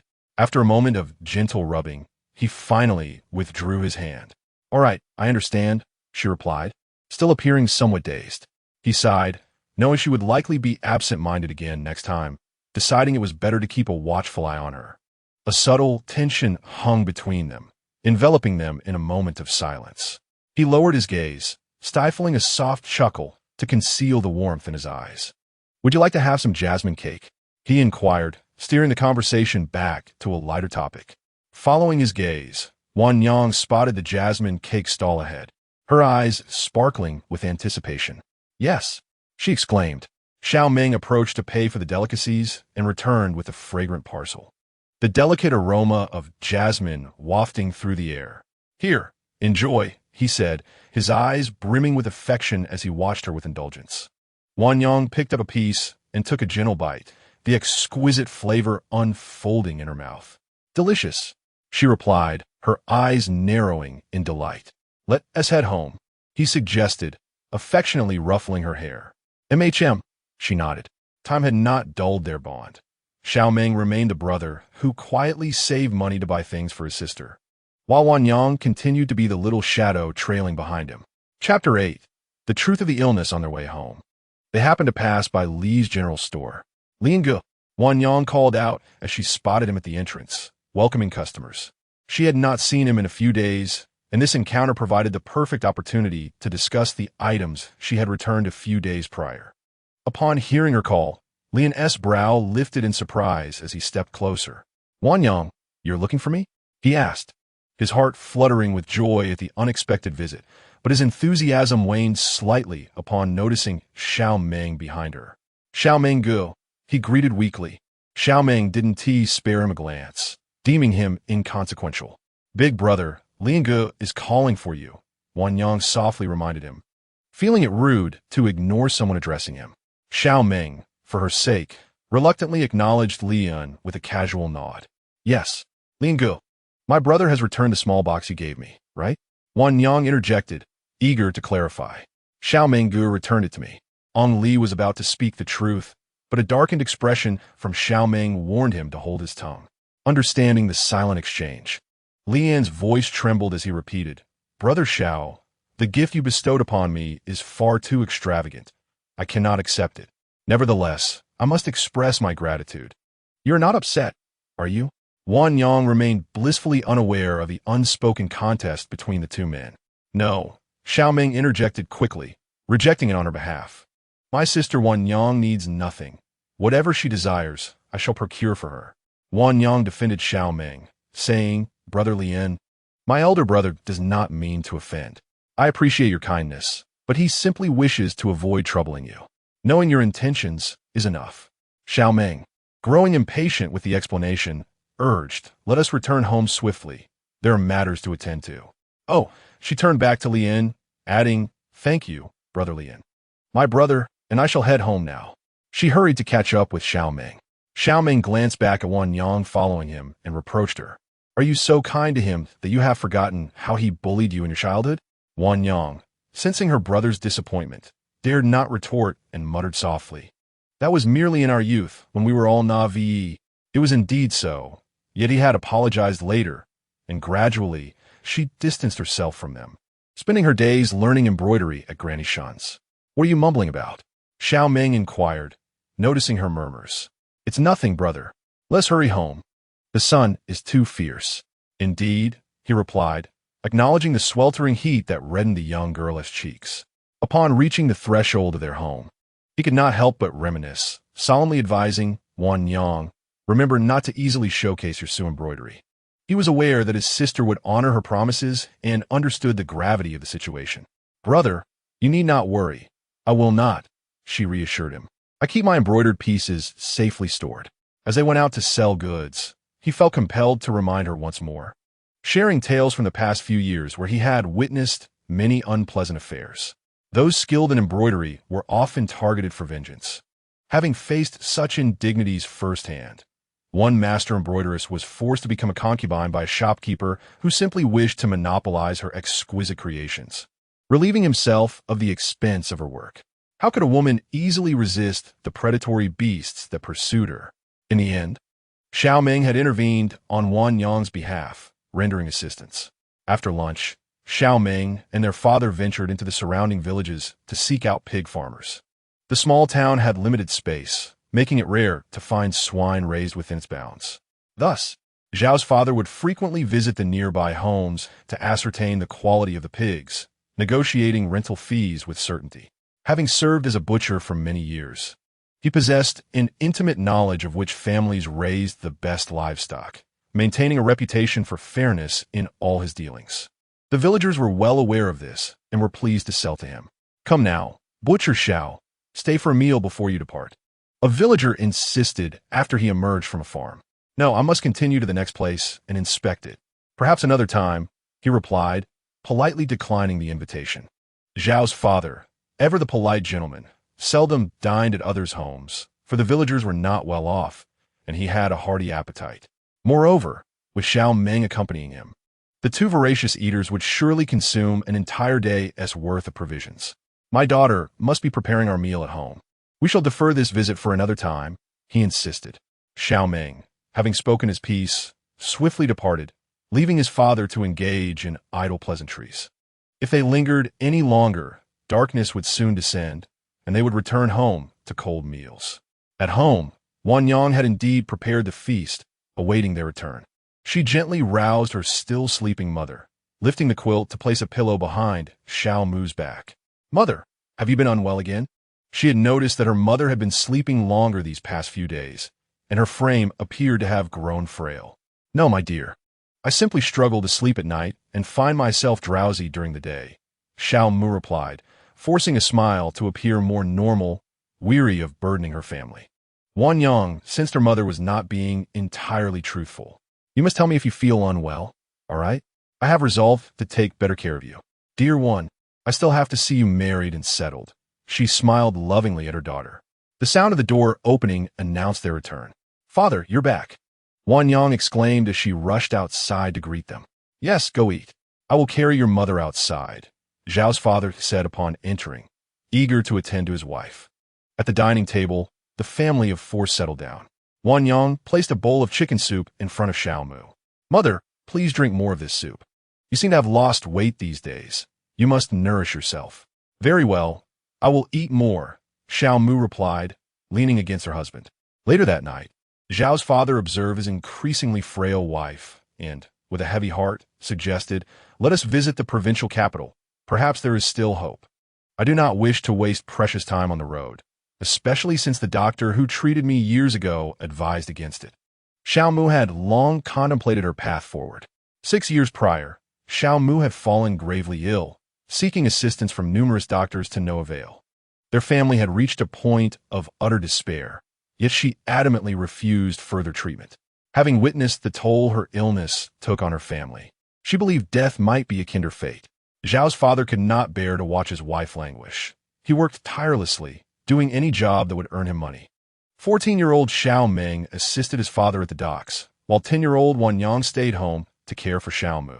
During this time, Wan Yang secretly began to embroider, and after a year of relentless work, she crafted a magnificent piece depicting plum blossoms in the snow, nearly losing her sight in the process. When she presented her embroidery to her parents to exchange for money, they were overcome with tears, hurriedly taking her to the doctor, who warned that any further delay might cost her eyesight. Once Wan Yang's vision improved, Xiao Mu's condition had become critical. Zhao's father took her to seek medical help, leaving Xiao Meng to care for Wan Yang. They journeyed to Lingyang in the city, where they learned of a highly skilled physician. Upon arrival, they found themselves destitute, having to sell Wan Yang's embroidery for 150 taels of silver. The physician, indeed a master of his craft and a retired royal doctor from the great Qingwan nation, attended to their ailments. Over the course of half a month, the health of Zhao's mother significantly improved, nearly akin to that of a normal individual. However, The ultimate outcome merely extended her life by a few years. Her illness had reached a stage where neither medicine nor treatment could provide a remedy.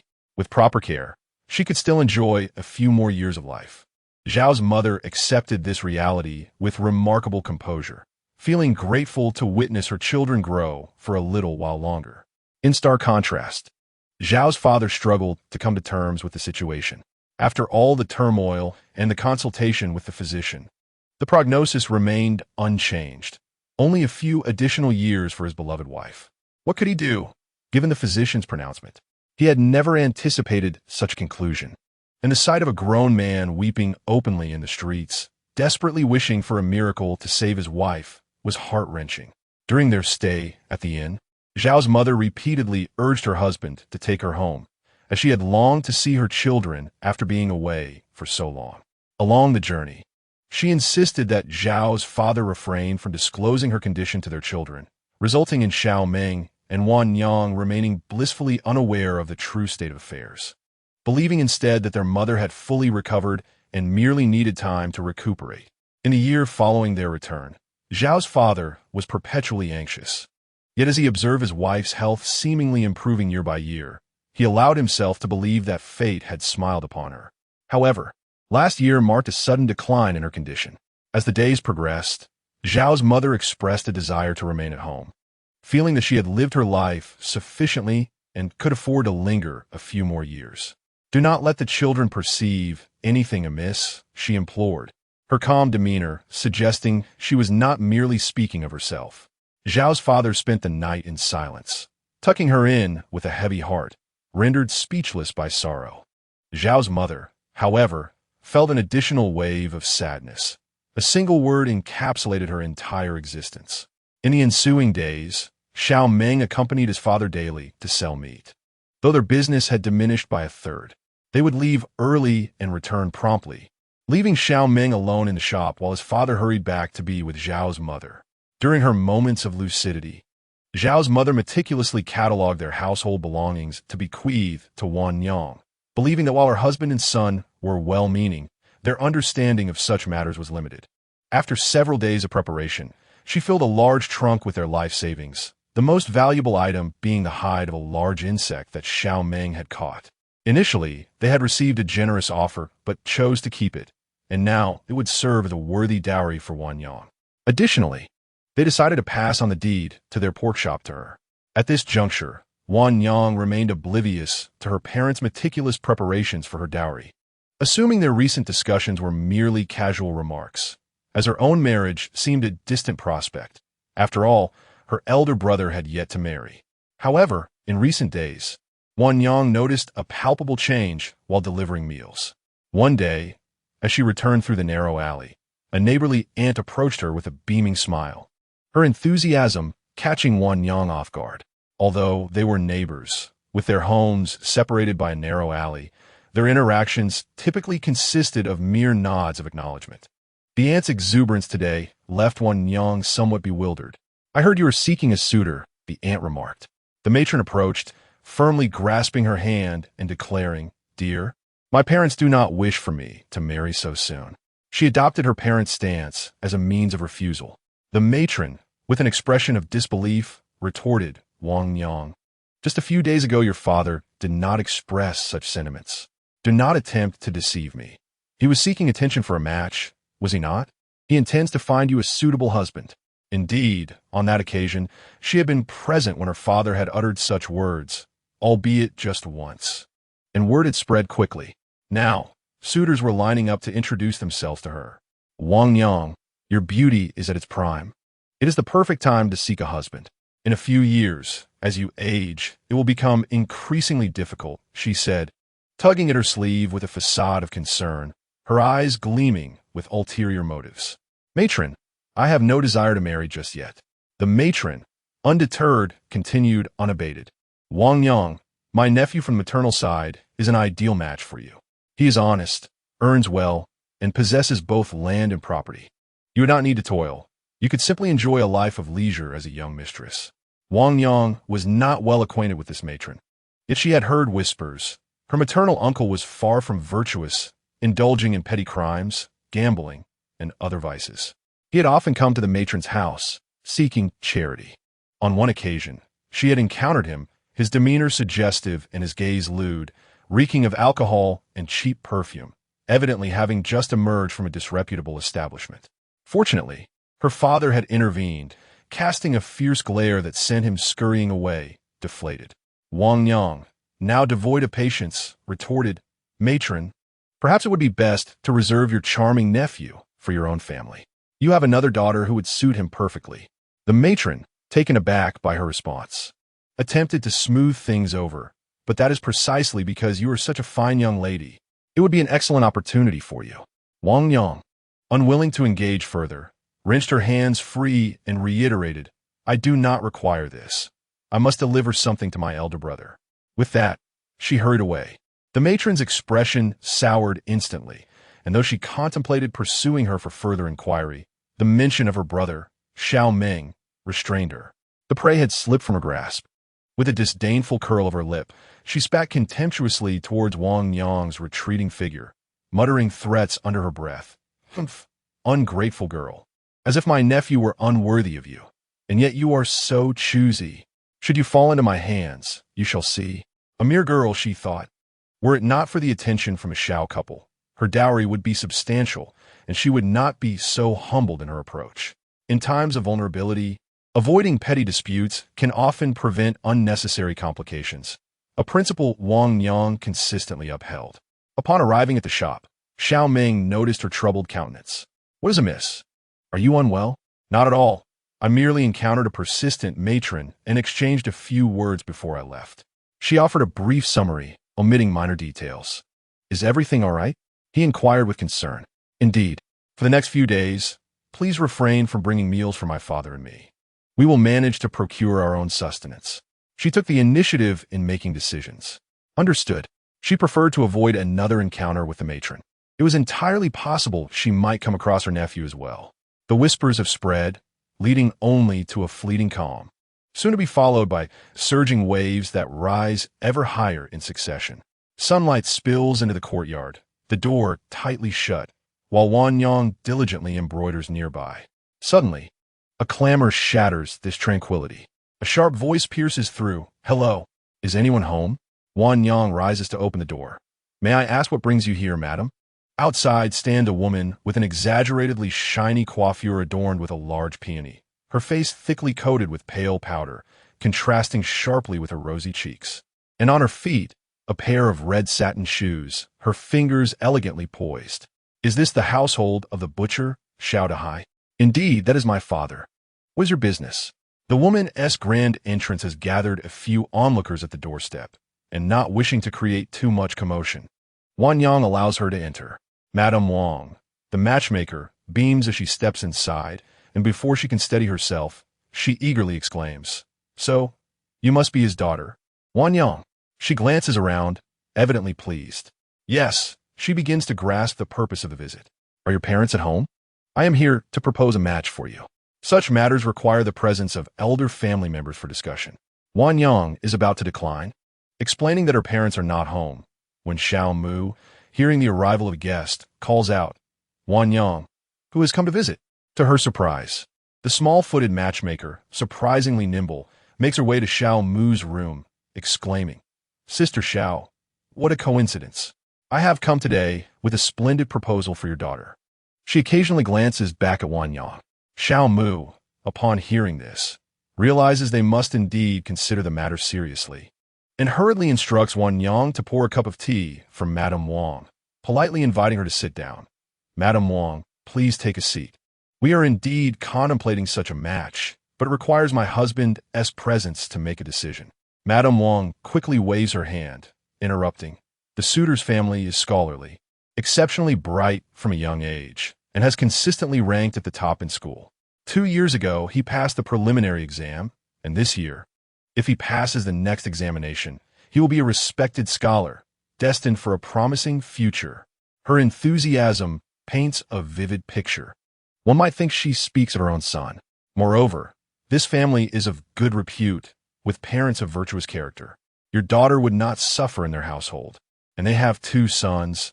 The elder is already married with a pair of boys, so the expectations for progeny would be considerably relaxed. Hearing Madame Wang's praises, Xiao Mu remains cautious and inquires about the family's financial standing. Sister, rest assured, while they're not exceedingly wealthy, they are comfortably off, owning a shop and a residence. Your daughter would lead a stable life after marriage. Taking Xiao Mu's hands, Madame Wang's eyes gleam with anticipation as she passionately states, Sister, what do you think of this match? It seems splendid, does it not? Xiao Mu feels a stir of interest. It is indeed an excellent proposal. Yet, this concerns Wan Yang's future. Madame Wang, it is certainly a fine match, but the decision does not lie solely with me. Moreover, my husband dotes on our daughter greatly. I cannot make this decision alone. Xiao Mu is not inclined to make an immediate resolution. In a household where one does not hold dominion over oneself, it is prudent to deliberate with great care, as the veracity of words lies solely within the understanding of those who utter them. In contrast to other families, where women are the decision-makers, in her family, it is the women who take charge. As the flowers wilt, the matchmaker Wang leaned closer to Madame Xiao, lamenting, My dear sister, a family like this is indeed rare to find. Were it not for the absence of a daughter of my own, I would certainly reserve this young man as a prospective son-in-law. One must give this matter due consideration to avoid missing such a splendid matrimonial opportunity. Wan Yang, listening from outside, prayed fervently. In Chapter 10, kicked out of the house, upon seeing Wan Yang standing resolutely within, the elder brother felt a wave of relief wash over him. His gaze fell upon the wedding pastries on the table, yet an inexplicable agitation surged within him, causing his pupils to narrow and his expression to darken. My sister shall not marry, he declared sternly to the matchmaker. Wang, noticing the young man's presence and recognizing his youth, retorted, Hey, young sir, your parents have yet to express any disapproval, have they? You, who are uninvited, presume to dictate matters of the heart? Your words hold no weight. My household is under my authority, and my sister will not marry, he reiterated. Wang was taken aback. In her years of matchmaking, she had never encountered such defiance. Such words cannot be uttered. Traditionally, it is the duty of men to marry and women to be wed. I am unconcerned with the affairs of others, nor can I intervene, but regarding my sister's fate, my word is final. You may leave.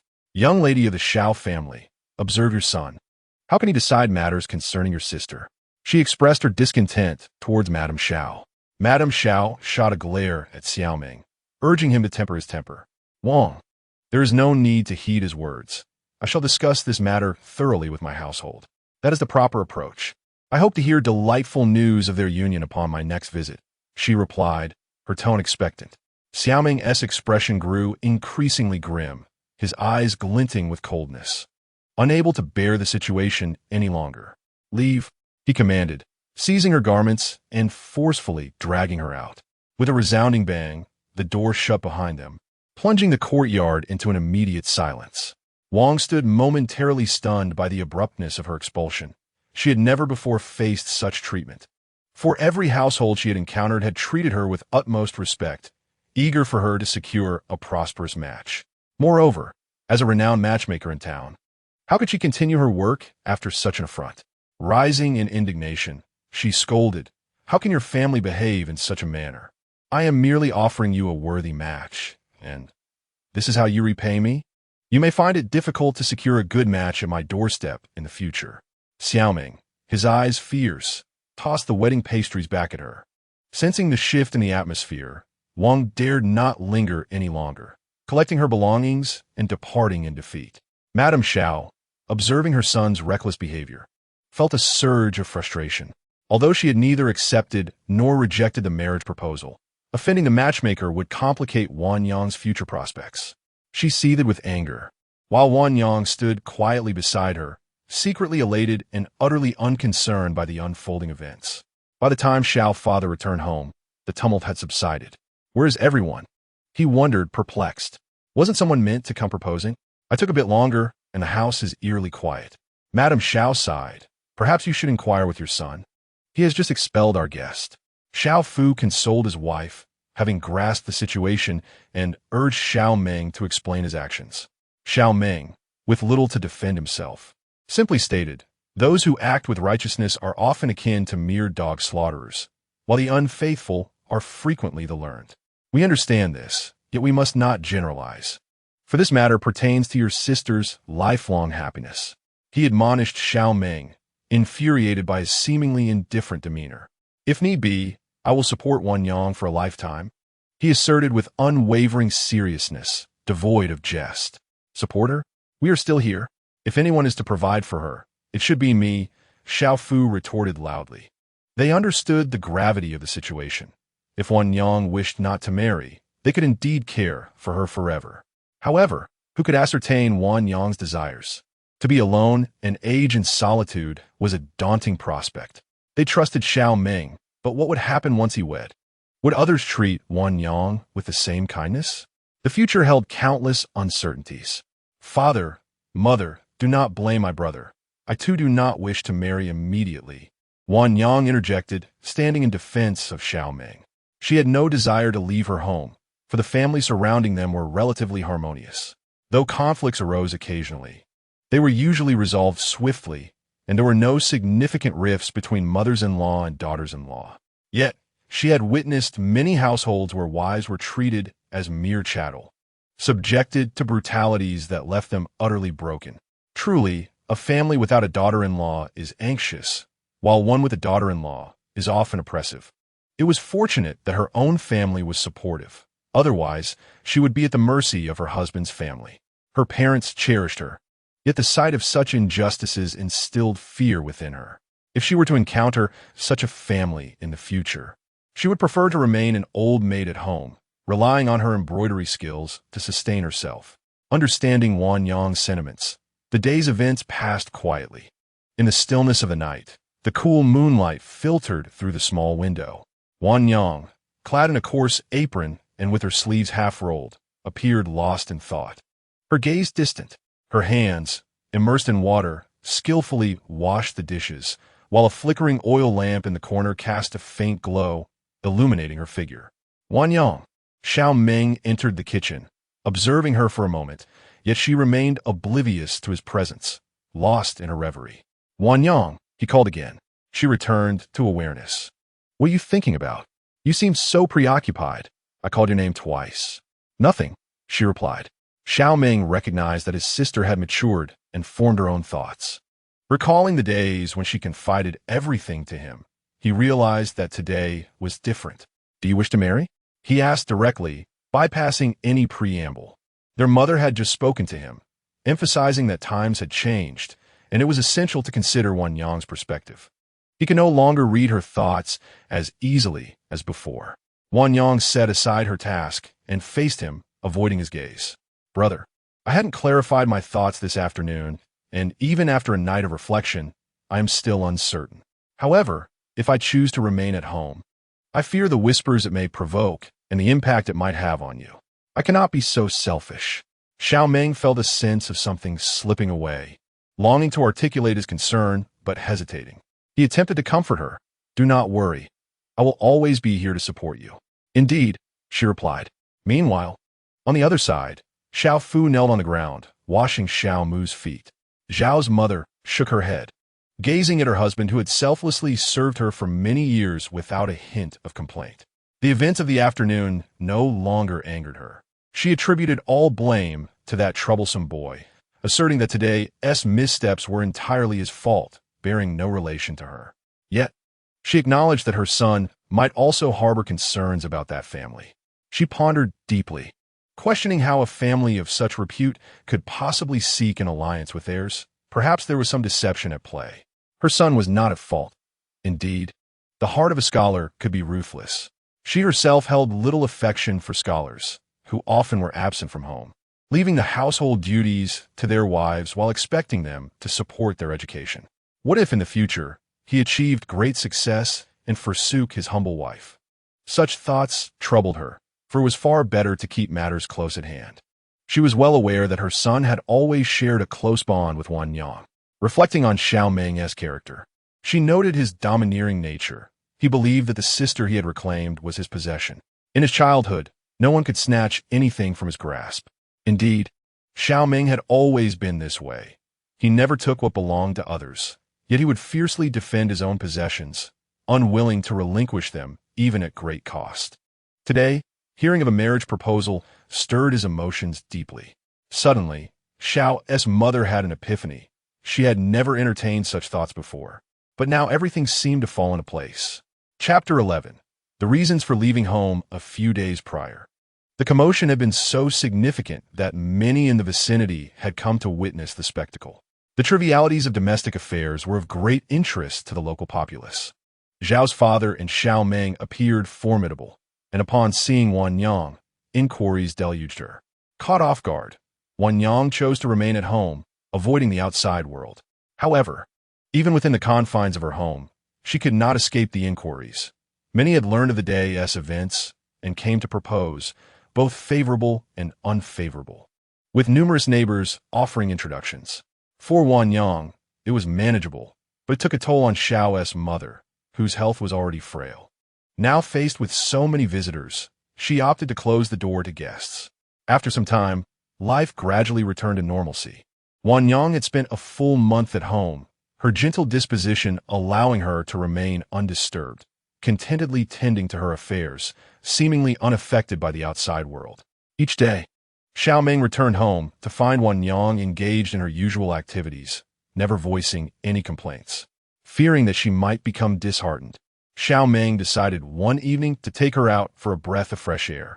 Yunxi Town was a modest locale, where the curfew was not strictly enforced. Each evening, small vendors would set up stalls in bustling areas, selling various goods, and the night market had become increasingly vibrant since the opening of the canal.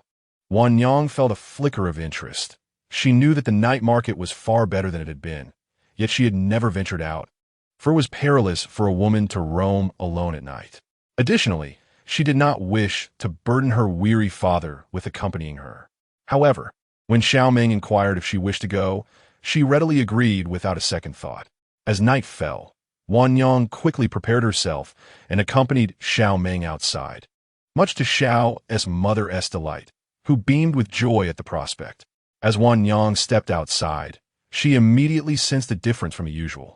Every household had its doors wide open, with groups of 2 or 3 engaged in casual conversation.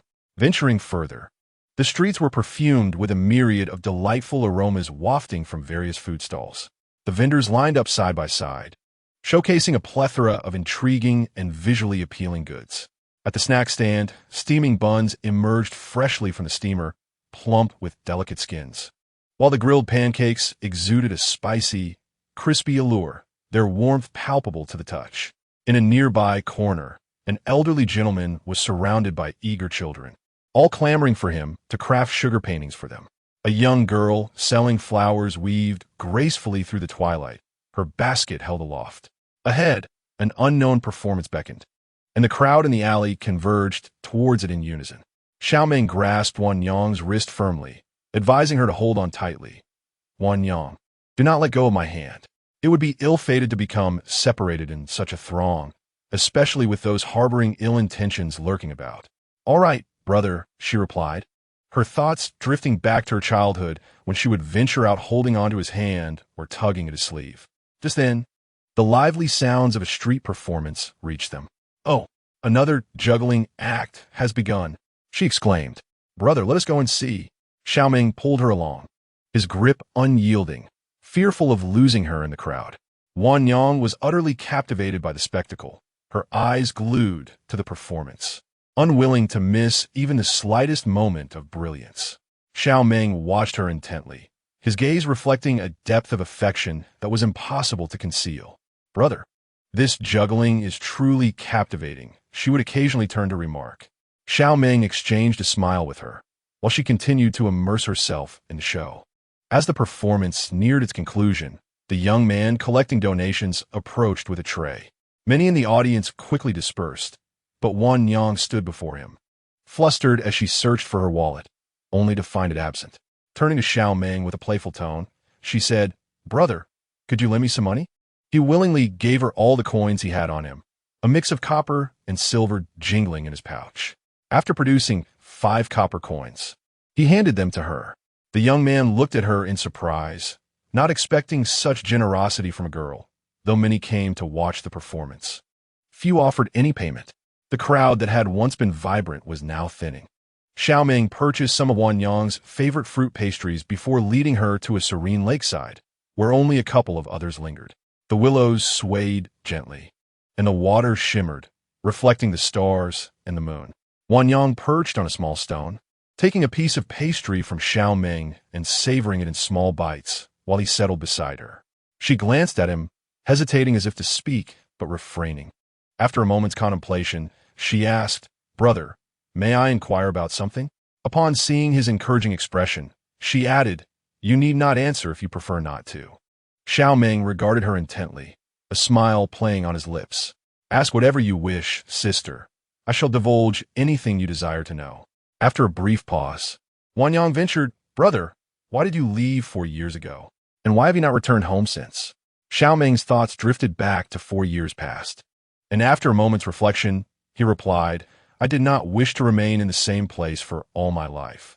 I yearned to see the world beyond." He vividly recalls the time when his mother fell ill and the family found themselves in dire straits. He ventured out, hoping that his endeavors might provide a better life for his family.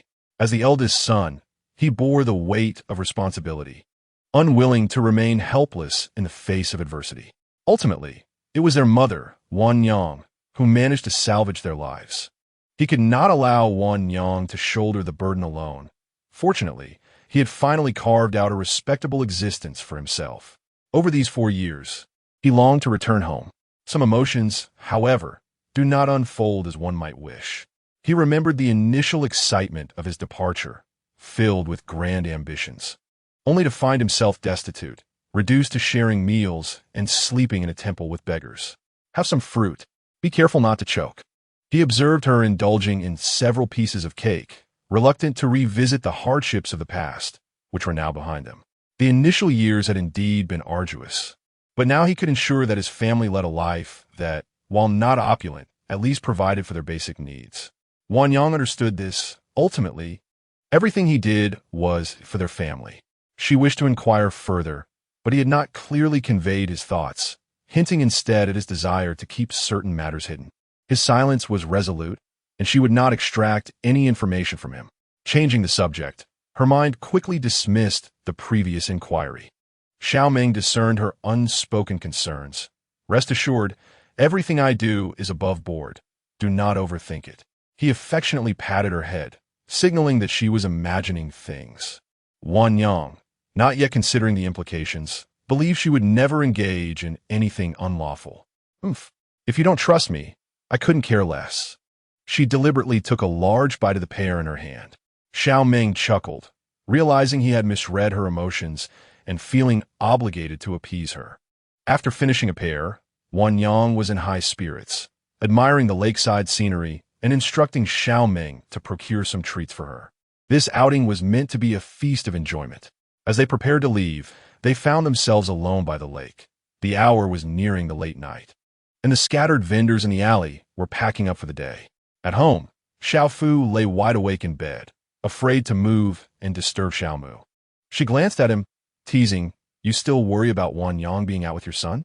Xiao Fu wore an expression that clearly conveyed his disapproval of their son's late return, harboring doubts about his reliability.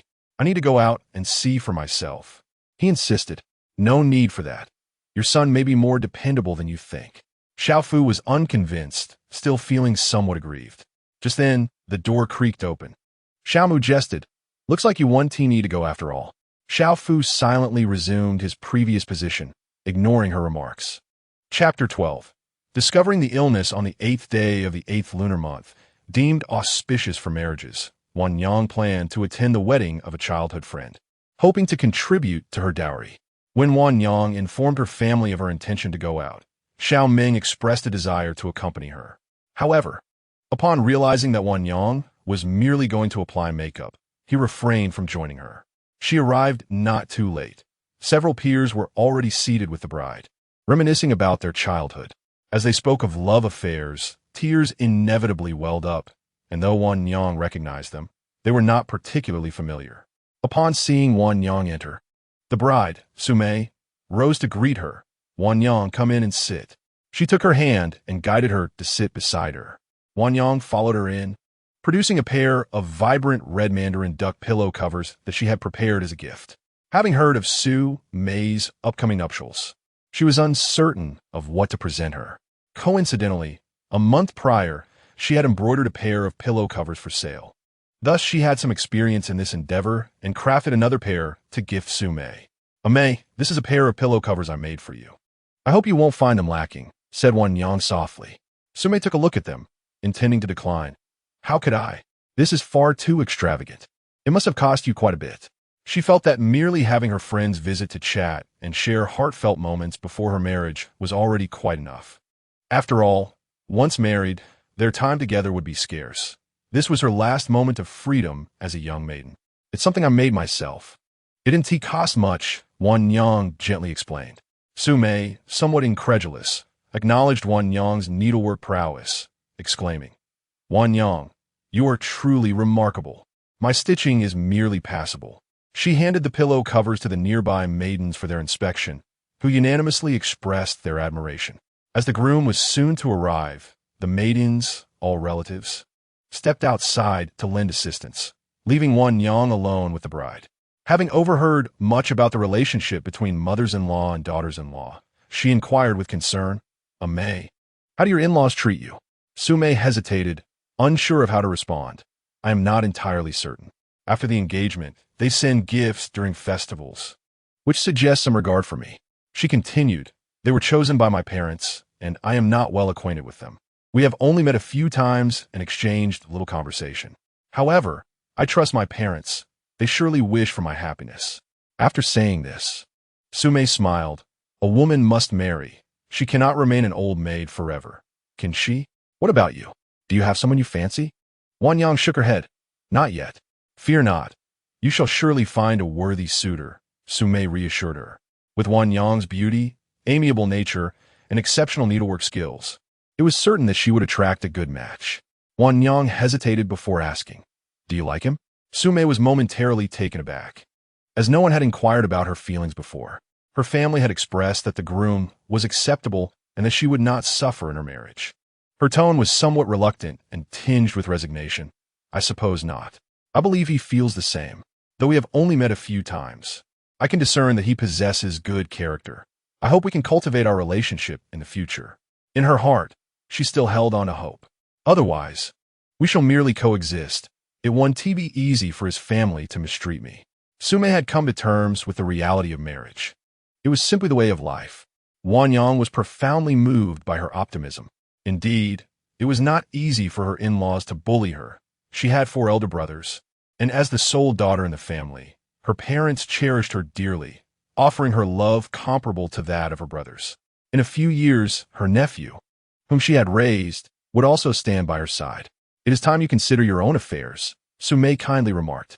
After exchanging a few words, the groom arrived to escort them away. Wan Yang observed the lively crowd as they came to take Xiao Mei, standing behind in contemplative silence. Time flew like an arrow, and in the blink of an eye, a month had slipped away unnoticed. Xiao Mother's condition had deteriorated significantly.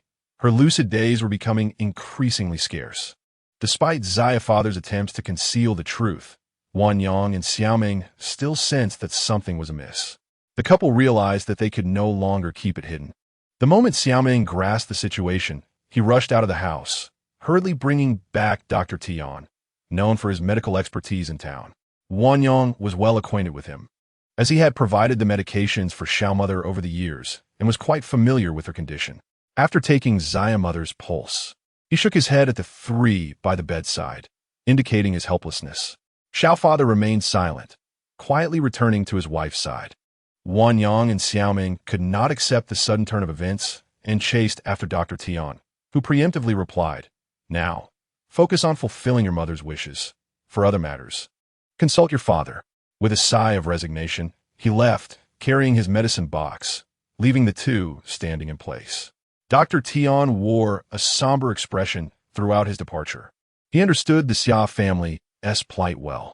6 years prior, they had sought treatment under his care, but he had been powerless then. Later, he was unaware of where the butcher Xia had taken Xiao Mother for treatment, only to find her miraculously recovered. He had felt genuine happiness for them at that time. But after 2 years, The illness had resurfaced, and explaining the situation was beyond his capability.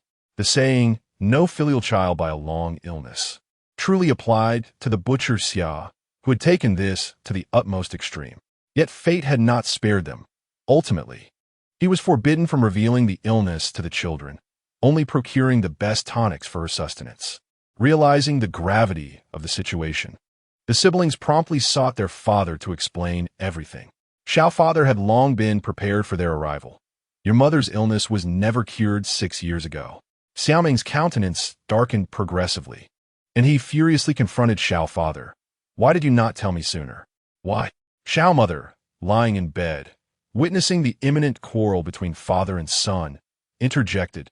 "It was I who forbade your father from telling you. Do not blame him. He has endured enough for my sake. In the days to come, I wish to remain at home." Xiao Meng persisted.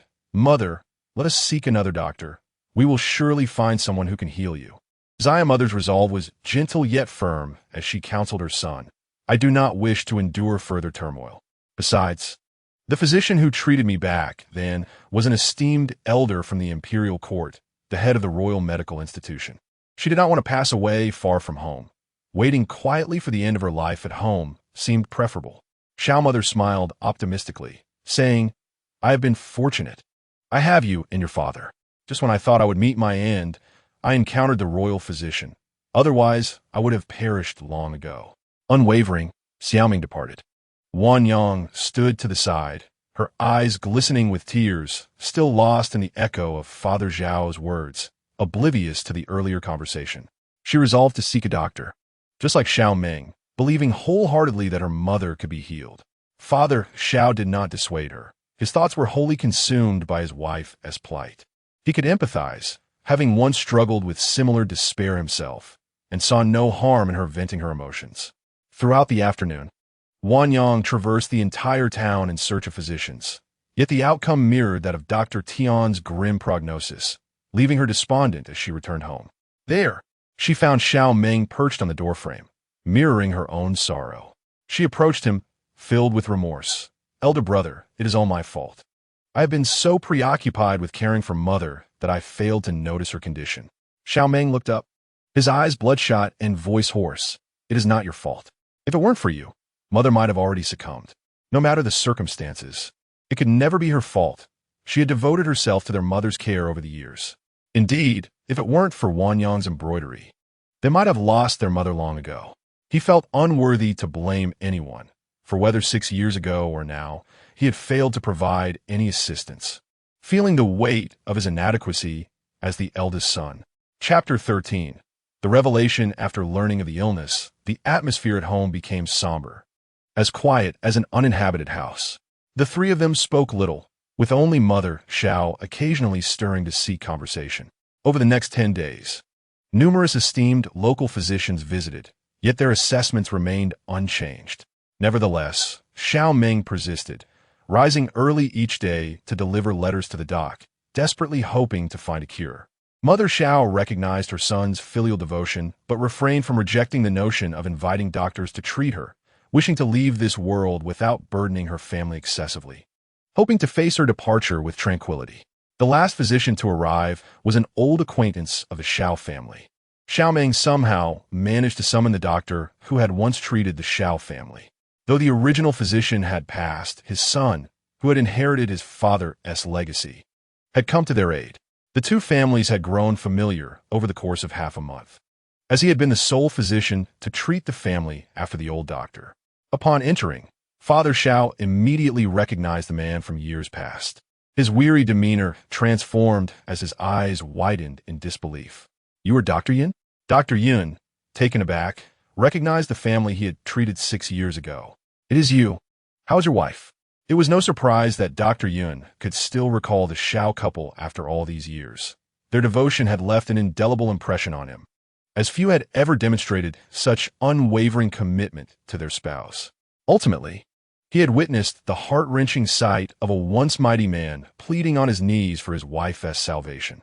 Now, seeing Father Xiao, who appeared to be a similar age, filled him with sorrow, yet he felt powerless to save her life. Dr. Yin inquired about her condition, but deep down, he understood that the prognosis was not promising. Father Xiao quickly urged him into the room to examine Mother Xiao. "Dr. Yun, please come and see my wife. Her condition has worsened considerably." Xiao's father placed his hopes upon him, wondering if perhaps his wife might still be salvaged. Yunbai lifted the bed curtains to observe Xiao's mother's condition, finding her to be unexpectedly resilient. According to earlier estimates, she had perhaps 3 to 4 years left to live, and her current state was, in fact, quite commendable. After administering acupuncture throughout her body, Xiao's mother peacefully drifted into a comfortable sleep. Emerging from the chamber, Xiao Meng eagerly inquired, "Doctor, is there truly no way to reverse my mother's condition?" Yunbai let out a deep sigh and replied slowly, "To speak candidly, your mother's illness was deemed incurable by my father 6 years ago. Now, her organs are failing and her time is limited. You must prepare yourselves for what lies ahead." Upon hearing this, Wan Yang trembled, tears instantly welling in her eyes as she struggled to contain her emotions. With a quavering voice, she asked, "Dr. Yun, is there truly no glimmer of hope for my mother?" Yunbai shook his head in resignation. Their genuine concern for their loved one was a rarity, contrasting sharply with the relief many felt upon hearing such grim news, that this ailment was indeed beyond the reach of medicinal remedies. The forthcoming days should be spent cherishing their time with her. Xiao's father spoke with great difficulty. "How much longer does my wife have?" "At most 6 months. Yunbai replied. "I will prescribe some medication to alleviate her pain, allowing her to have a more comfortable time in her remaining days." This was the extent of what he could offer them. "Thank you, Dr. Yun," Xiao's father said sincerely, bowing deeply. His gratitude spanned both the present and the past 6 years. Yunbai felt his contributions were minimal, expressing his regret. "I cannot assist much further. You must also take care of yourselves, for how can you care for the patient otherwise?" Observing their family, eyes bloodshot, faces pale, and shadows of despair etched upon them, he decided to leave after administering acupuncture for several days and providing a prescription. He truly felt powerless. Remaining would serve no purpose, and it was better for them to bid farewell in the limited time they had. This diagnosis gradually led them to accept their fate, recognizing that some matters were beyond their control, and they could only strive to arrange the best possible circumstances for their loved ones within their abilities. Dr. Yun, a renowned physician from a prestigious family, brought a spark of vitality to Xiao's mother after she began her medication. Xiao Meng conceived a plan to take his mother out to see the world while she was still lucid, for he had yet to repay her kindness in this lifetime. Initially, Xiao's mother hesitated to trouble her family, but her husband, son, and daughter were insistent. In her heart, she too wished to create beautiful memories in her final moments, and thus she acquiesced to their wishes. On the eve of their departure, Xiao Meng procured a modest 2-tiered boat from a merchant at the dock. The vessel was exclusively for their family, accompanied by around 20 individuals clad in uniform attire, appearing as trained guards, ready to ensure their safety. Located in the Jiangnan region, Jiangxi town was one of the southernmost docks along the canal, and their journey would lead them northward, from the lush rice paddies to the rolling wheat fields, from majestic peaks to the expansive plains. Transitioning from the watery landscapes of Jiangnan to the northern vistas, they would witness the vibrant tapestry of life, the interplay of mountains and waters. After 5 months away, Xiao's mother had witnessed the splendor of the world, feeling a profound sense of contentment with her life, having experienced emotions and sights that most people never encounter. By May, her health had reverted to its previous state, unable to sustain itself, and by the end of December, she returned to her small town. Her departure went unnoticed, and her return was equally quiet. Wan Yang assisted Xiao's mother in bathing, inquiring, "Mother, do you still have any wishes?" Throughout her life, Xiao's mother felt that heaven had not been unkind to her. Though she had faced a cruel stepmother and an indifferent father in her youth, she later met Xiao's father. While she had not been blessed with both sons and daughters, she was ultimately gifted with Wan Yang as her daughter. Even in sickness, her family had not abandoned her, and in her final moments, she had the opportunity to travel, creating the most beautiful memories. After a moment of reflection, she said, "If there is any regret, it is that I will not witness you and your elder brother marry and have children. Mother, you will surely see it. Perhaps I will get married tomorrow. Wan Yang replied. Noticing Wan Yang's words, Xiao's mother wondered if Wan Yang had someone in mind and softly asked, "Do you have someone you fancy?" "Not yet, but the desire to marry feels genuine now," Wan Yang admitted shyly, nodding. "After the new year, I will be 17, and fulfilling your wish would bring joy to us both." Xiao's mother gazed toward the door, a faint smile gracing her lips, tinged with a hint of disappointment. During the winter solstice, the small town lacked the biting winds and heavy snowfall typical of the northern regions, instead embracing a tranquil softness. At dawn, Xiao's father and Wan Yang set out to gather supplies for the celebration, while the rarely homebound Xiao Meng remained behind. Seizing the opportunity, Xiao's mother called out, "Son, come in and talk with your mother." Xiao Meng entered and sat close to her. "You're not a child anymore. Have you taken a liking to any young lady?" She probed, scrutinizing his expression, fearful of missing any clues. "Mother, a man of ambition looks to the wider world. I am not considering such matters at present." "Oh, but Wan Yang has someone in mind and will soon be wed," she retorted. Xiao Meng bowed his head in silence. Xiao's mother chuckled softly, her intentions unclear, before continuing. "Will you not express your feelings? Missing this opportunity could lead to a lifetime of regret." Xiao Meng was bewildered. "Mother, what are you saying? I do not understand." Seeing his confusion, she cut to the chase. "Do you truly wish to be merely Wan Yang's elder brother for all your days? Let us not dance around the subject." Chapter 14. Averse to regret, Xiao Meng moved his lips, eager to explain, yet the words eluded him, trapped in his throat.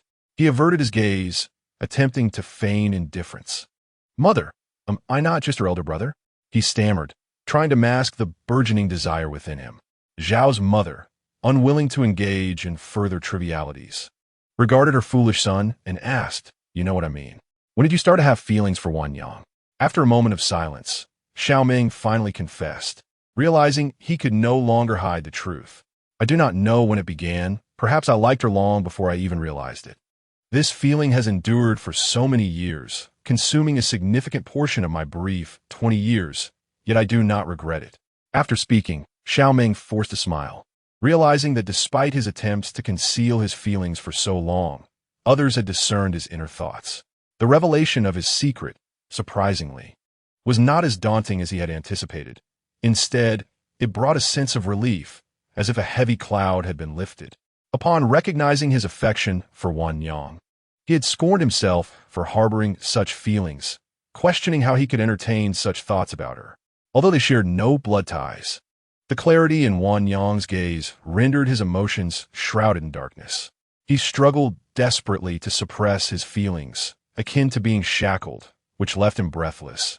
Yet, his emotions became increasingly burdensome with the passage of time, spiraling out of his control. Xiao Meng chuckled softly, reflecting on that period of his life, not as a fade, but as an inner acceptance. "Mother, when did you realize? You are my son. How could I not perceive your sentiments? How did you come to that conclusion?" Xiao Meng pondered, recalling that he had never acted out of line. His mother smiled knowingly, her tone earnest. It was quite evident. "Since childhood, your exceptions were always for Wan Yang. Perhaps it was destiny. You were meant to find her. You never played with girls, but with Wan Yang, it was different. As you grew older, your aversion to studying led you to teach her diligently, studying earnestly each day and remaining committed in the evenings.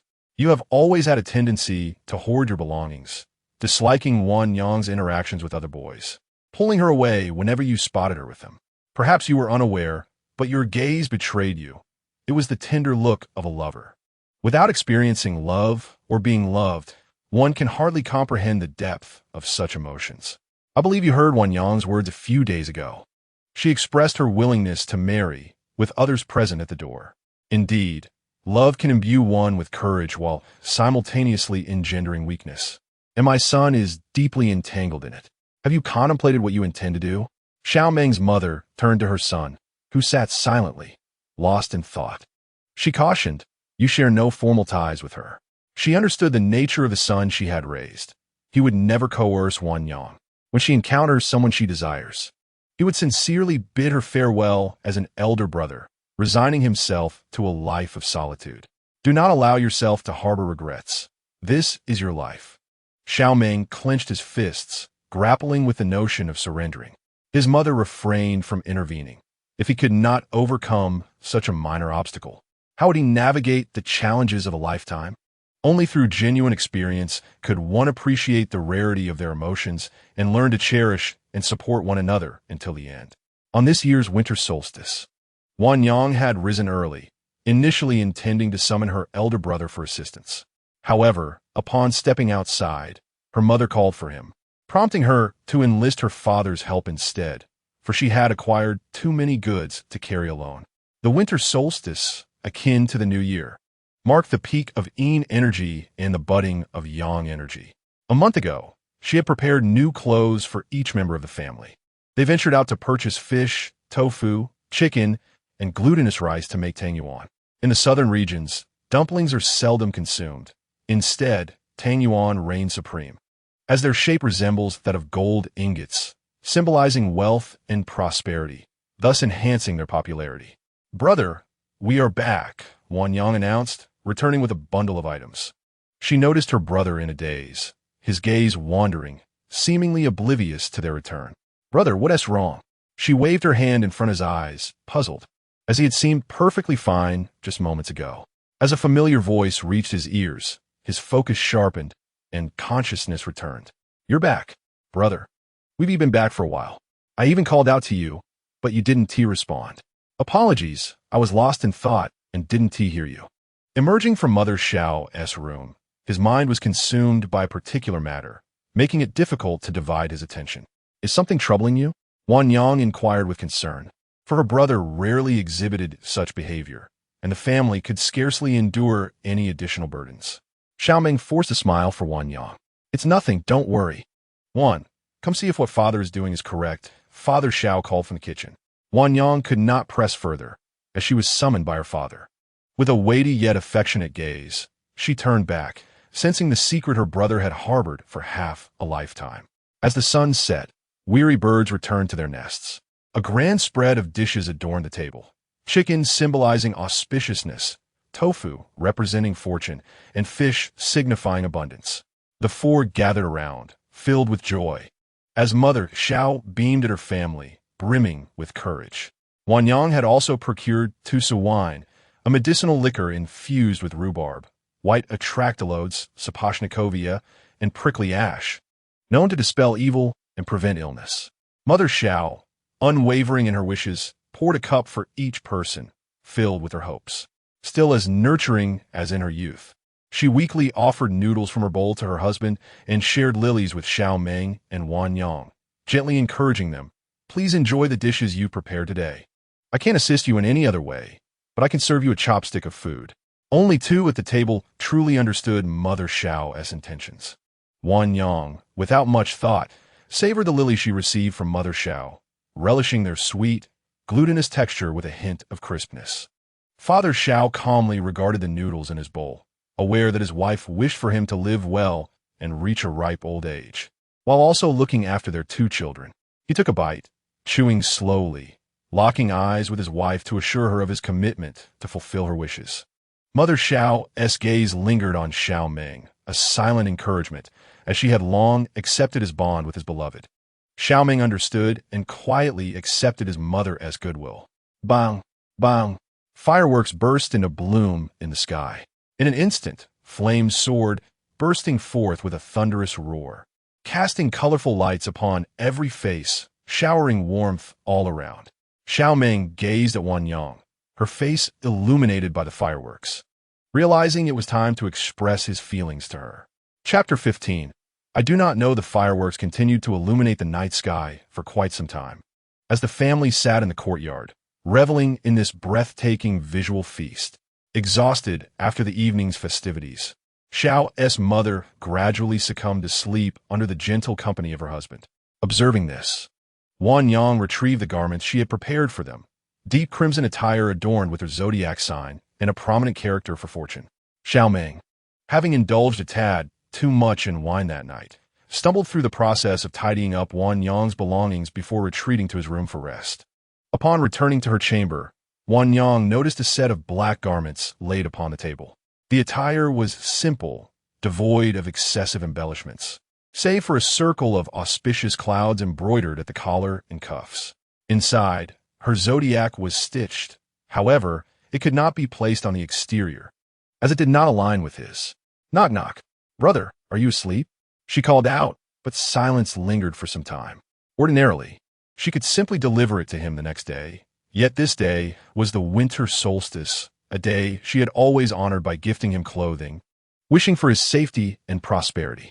It had been 4 years since she last bestowed him with garments, and forgetting this year felt utterly remiss. Tentatively, she pushed the door, which yielded to her touch. Without a second thought, like a timid kitten, she tiptoed lightly, intending merely to place the clothes inside and then depart. Setting the garments upon Xiao Meng's desk, she glanced towards the bed, finding it still and quiet, and let out a sigh of relief as her gaze shifted to exit. "Is that you, Wanyang?" A voice called from the darkness. Xiao Meng had sat up, a look of regret upon his face as he quickly subdued his tone. "I'm sorry for waking you. I came to deliver your clothes. I shall leave at once and not disturb your rest." Wanyang, flustered and hurried, failed to notice the uneven ground beneath her. In an instant, her foot caught on an obstruction, causing her to lurch forward. Just as she was about to meet the floor, Xiao Meng swiftly caught her, halting her fall. Grasping his sleeve in a panic, Wanyang trembled with uncertainty. "Do not fear. I am here," Xiao Meng murmured softly. The effects of the wine rendered his breathing unsteady, and time seemed to freeze in that moment, the world around them fading into stillness. His voice was gentle yet firm, and a secure embrace gradually soothed her startled heart. "You may release me now. I am all right," she reassured him. Yet, Xiao Meng held her close, reluctant to let go, emboldened by the remnants of alcohol in his system. Perhaps this was the opportune moment. His gaze brimmed with conflict and affection, and he hesitated, his voice low and hoarse. "Wanyang, there is something I have long wished to express. A secret buried deep within my heart." Wanyang felt an unfamiliar discomfort, her cheeks flushing involuntarily as she stammered. "What is it you wish to say?" Her voice wavered, yet she could not refrain from urging him on. "From the moment we met, I have felt your warmth each day. Gradually, your emotions began to govern my own happiness and sorrow, imprinting your essence deeply within my heart." Wanyang, increasingly bewildered, had no time to process his words before he continued, "I like you." His gaze fixed upon her, imbued with unwavering sincerity. He revealed his long-held secret with each word resonating profoundly. "Wanyang, I like you, very much more than I can express, to the point that I no longer recall when it began." His voice quivered slightly. "Will you accept me?" Wanyang averted her gaze, unable to meet his eyes, her limbs rigid, betraying the turmoil within her. Her voice trembled as she stammered, "We." Xiao Meng inhaled deeply, dismissing her words. "We have no relationship." He was unwilling to relinquish the love of his life. Wanyang wished to articulate something to dissipate the overwhelming atmosphere. Yet her throat felt constricted by an invisible hand, rendering her voiceless. She stood there, dazed, realizing that the nature of her relationship with him had irrevocably changed. Confusion enveloped her, her thoughts spiraling into chaos. "I don't know." She cast her gaze elsewhere. "I want to go back to sleep." With that, she extricated herself from his embrace. Xiao Meng recognized that her mind was in disarray, and he felt a twinge of regret for his impulsive confession, knowing she might not be able to accept it at that moment. Yet, he reassured himself that everything would eventually be all right, and he continued to hope, "All right, then rest well and think it over before responding to me." Watching Wanyang hurriedly retreat, he did not regret his words, even if it meant they would become strangers after tonight. Wanyang stumbled back to her room, devoid of energy, collapsing onto her bed, staring blankly at the ceiling while replaying the events of the evening. Xiao Meng's words echoed in her mind, relentless and inescapable, leaving her heart in turmoil. She tossed and turned, the duvet a chaotic mess, her fingers clenching the fabric tightly, filled with conflicting emotions. If only she hadn't delivered the clothes tonight, this situation would not have arisen. It was all her fault. Yet, she recalled Xiao Meng's words, which held some truth. After all, their parents would never approve. Throughout the night, Her thoughts oscillated between denial and acceptance, preventing her from finding solace in sleep. Meanwhile, Xiao Meng gazed at the clothes Wanyang had brought, his calloused hands brushing against the delicate fabric, seemingly imbued with the warmth of her fingertips. His expression was complex as he gently traced the intricate stitching, noticing the embroidery of his zodiac sign within. A smile involuntarily spread across his face. She still remembered him. Though he hadn't tried the clothes on, he could tell at a glance they were his size, neither too big nor too small, but just right. He cradled the garments and lay back on his bed, pressing the fabric against his chest as if it were Wanyang herself, handling it with utmost care and deep sentiment. That night, neither of them found sleep, unaware if their hearts yearned for the same or diverging outcomes. The following morning, despite a sleepless night, Xiao Meng awoke early, full of energy. He stepped outside, glancing at the still-closed door of the room next door, which felt like an insurmountable chasm. Several times he raised his hand to knock, but hesitated and ultimately lowered it. At breakfast, the family gathered at the table, but Wanyang was still absent. Concerned, Xiao's father remarked, "Why hasn't Wanyang gotten up yet? I'll go wake her for breakfast. We shouldn't let her go hungry." Xiao's mother grasped his hand, saying, "Perhaps she is tired from yesterday. Let her sleep a little longer. We can save her some food." Agreeing with his wife, Xiao's father filled an empty bowl with a portion of food for her to eat when she awoke. Xiao Meng remained silent. Chapter 16. My willingness. When Wanyang awoke, the sun was already high in the sky. After a sleepless night, she had succumbed to a brief slumber at dawn, only to find herself waking far later than she had anticipated. Reluctant to step outside, she feared encountering someone she could not face. Hesitating at her door, her stomach growled with hunger. Was she truly destined to confine herself within these four walls for eternity? That was inconceivable. Peering through the gap in the door, she was relieved to find the corridor empty. Swiftly, she dashed to the kitchen, where a pot of rice awaited her. The kitchen felt safe, apart from cooking. It was seldom frequented by others. Kneeling on the floor, she silently consumed her breakfast, finally appeasing the hunger that had gnawed at her insides. Just as she was preparing to leave, she encountered Xiao Meng, who was about to enter. In that instant, the air thickened with tension. Wanyang's heart raced, caught between the urge to flee and the embarrassment of their unexpected encounter. Not wishing to engage in conversation, she instinctively sought to escape. Without waiting for Xiao Meng to speak, she slipped past him like a fish evading a net. Xiao Meng could only smile wryly, rendered momentarily powerless by her avoidance. The following days unfolded similarly. She meticulously avoided any contact with Xiao Meng, shrouding herself in secrecy.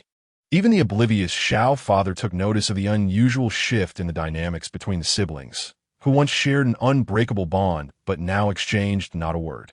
Understanding his daughter was always right, he surmised that the troublesome boy had offended Wanyang, and the matter seemed quite serious. Without anyone to intervene, Xiao father confronted Xiao Meng, his tone brusque. "You rascal, have you upset Wanyang?" Xiao Meng hesitated, resigned. "Yes." Xiao father recognized the truth in his son's admission, his dissatisfaction palpable. "Mind yourself, and be careful with your skin. Go and apologize to Wanyang immediately, or I'll have you thrown out." His daughter's typically gentle temperament had been roused to anger. Upon hearing his father's command, Xiao Meng contemplated how he wished it were that easy, if only she could accept his apology. Yet, she seemed intent on avoiding him altogether. Had they not lived under the same roof, she might have fled far away by now. "Do you hear me?" Seeing his silence, Xiao father pressed. "I said, do you hear me?" "I heard you," Xiao Meng replied, somewhat defeated. "Make sure you do," came the retort, as Xiao father left in a huff. Meanwhile, Xiao mother, noticing her son had been gone for quite some time, inquired, "Why are you back so late?" "Nothing much. I just had a word with that troublesome boy," he replied. Xiao mother, puzzled, asked, "What did he do this time?" "Can't you see? That rascal has upset Wanyang." Xiao mother closed her eyes, choosing not to engage further. "You needn't concern yourself with their affairs." Xiao father dared not disregard his wife's words, keeping a watchful eye. He hoped fervently that the boy would refrain from crossing paths with Wanyang, lest he forget their father-son bond. Xiao Meng, witnessing the continued estrangement over the following days, had believed that with time she would come to clarity. However, the The reality was far from his expectations. He yearned to speak with her, to at least attempt reconciliation, but her aversion made him question whether he had indeed erred. After much effort, she finally found an opportunity to express her thoughts about him, only to be interrupted by her father, who looked as though he would like to chop him to pieces, resulting in yet another failed attempt. Every day, Xiao's mother remained indoors, but she was well aware of their situation. Ever since her son had made his feelings known, Wanyang had consistently adopted an evasive stance. Observing her son's despondency, she gently inquired, "Is it not better yet?"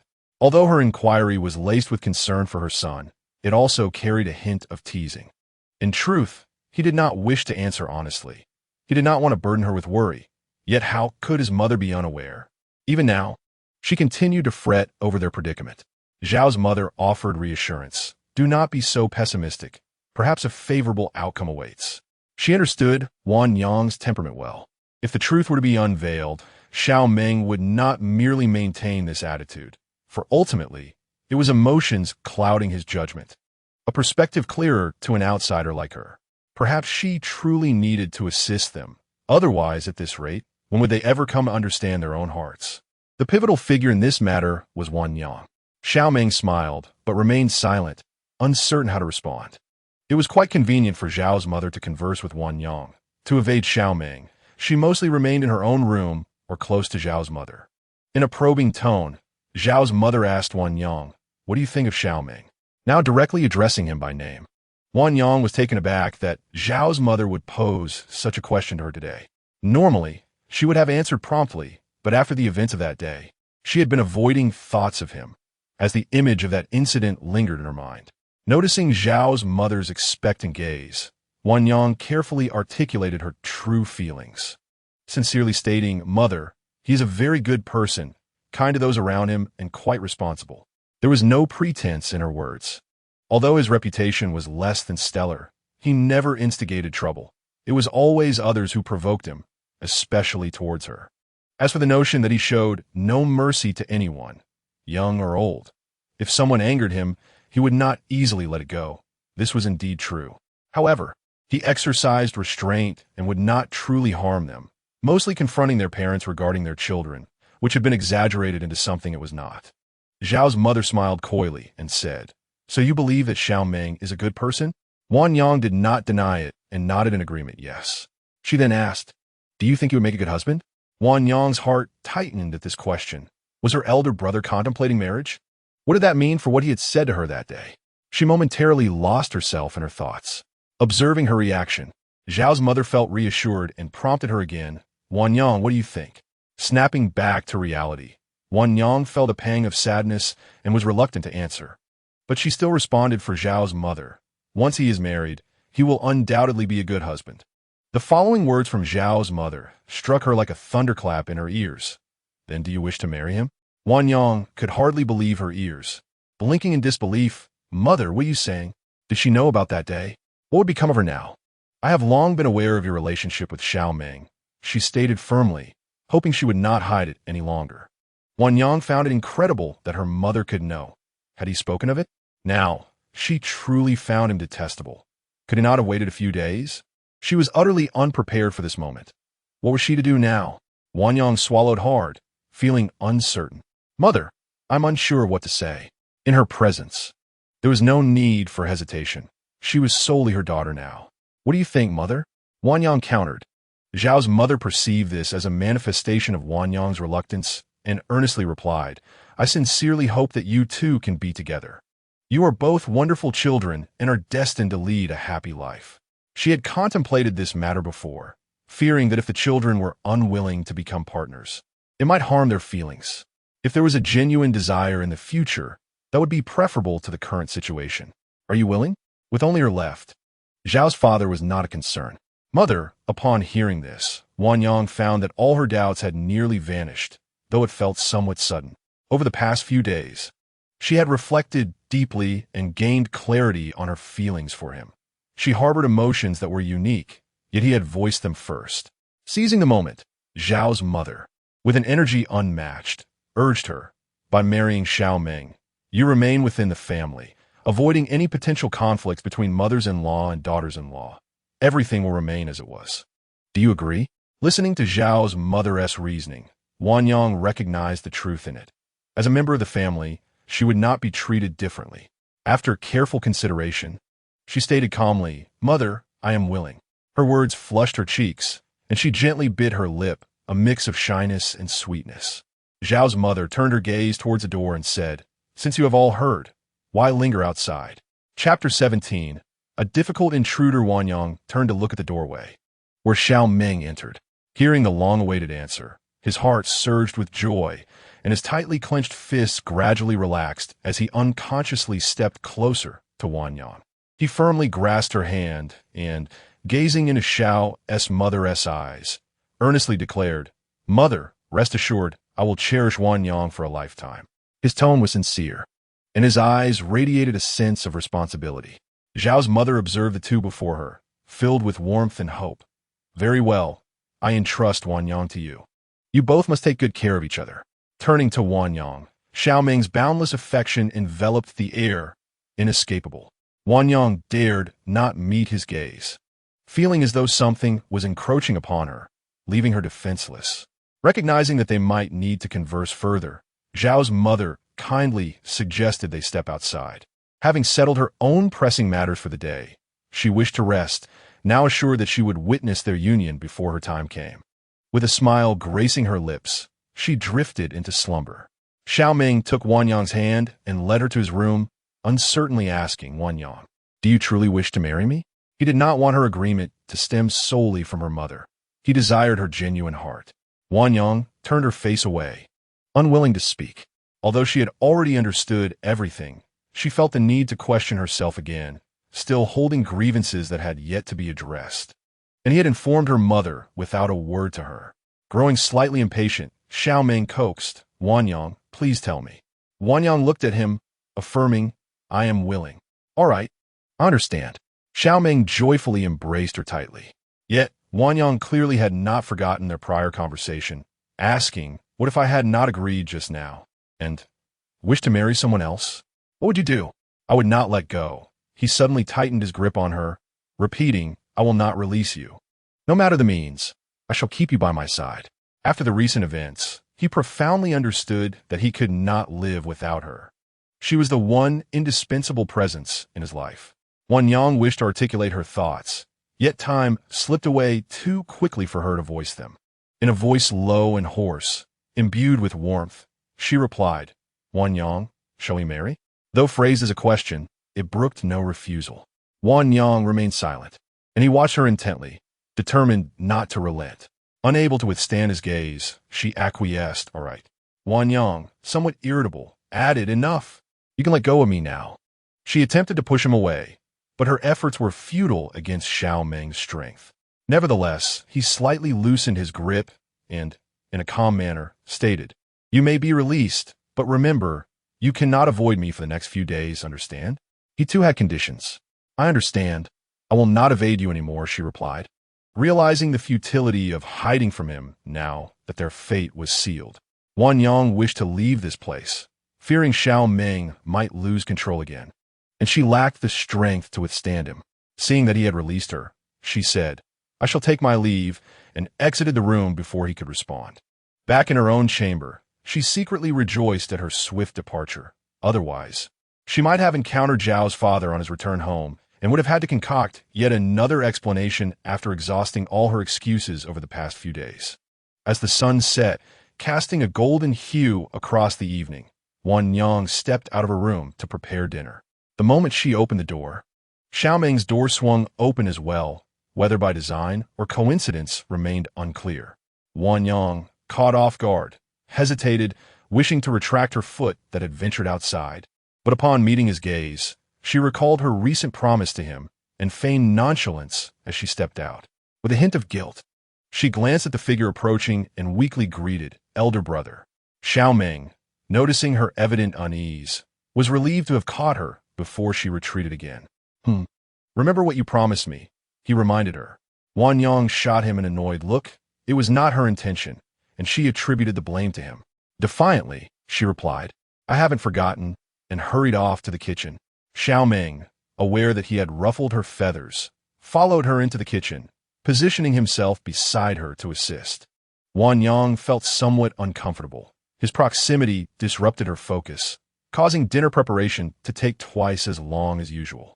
She subtly hinted for him to leave, asserting that she could manage alone, but Xiao Meng feigned ignorance, continuing to help her.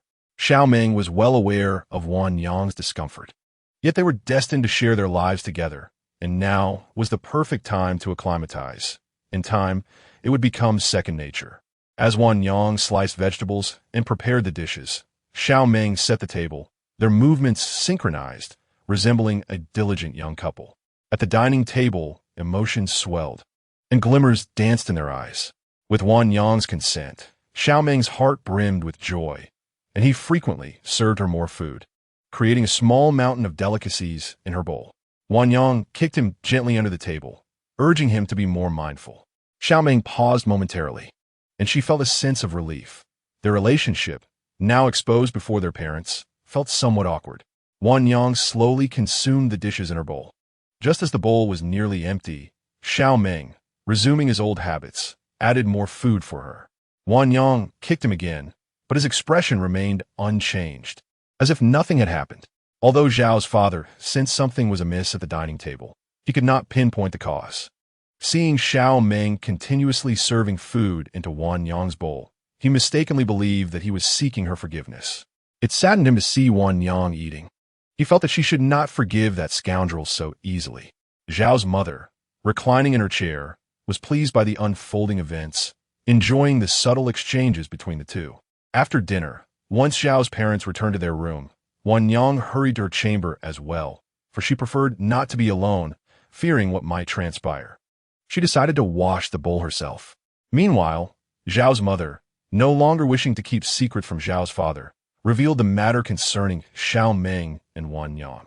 Zhao's father erupted in fury, realizing with dismay that despite his vigilance, he had failed to guard against his own son. How could my daughter, whom I have nurtured for over 10 years, be taken by that rascal? The anger lingered within him, echoing the age-old adage that no matter how well one guards against intruders, the greatest threat may come from within. Regardless of whether Xiao Meng was truly his son, he scolded him nonetheless. Once he had calmed down, Zhao's mother gently remarked, "Isn't it a good thing? Those who marry into our family become our own. At least Wan Yang won't suffer, and you can have a rightful say in her affairs. Not to mention, our son's character is beyond reproach." Zhao's father continued to express his grievances, yet ultimately did not oppose the union. While initially displeased, he recognized this arrangement was perhaps the best outcome, especially since the two children shared a bond, allowing his wife to rest easy in resolving a significant concern. Seeing her husband acquiesce, Zhao's mother softly suggested, "Then let us choose a date for their union." "Very well," he replied. Chapter 18. The wedding date. As the bright moon heralded the dawn, and the fresh dew of early summer lingered, Zhao's father, unable to sleep through the night due to his anger over his daughter's predicament, rose early. Despite his ire, he knew he could not neglect his duties. Upon leaving the house, he encountered the already awake Xiao Meng, and his anger flared to the point where he had no desire to engage in conversation. Xiao Meng, taken aback by the sudden glare, was left bewildered. Zhao's father made his way to the bustling market, determined to find an auspicious date with the help of a skilled diviner. In their locality, the renownedly the blind was known for his accurate predictions. Though he was relatively young, many sought him out, and a queue had already formed when Zhao's father arrived. Patiently, he stood in line.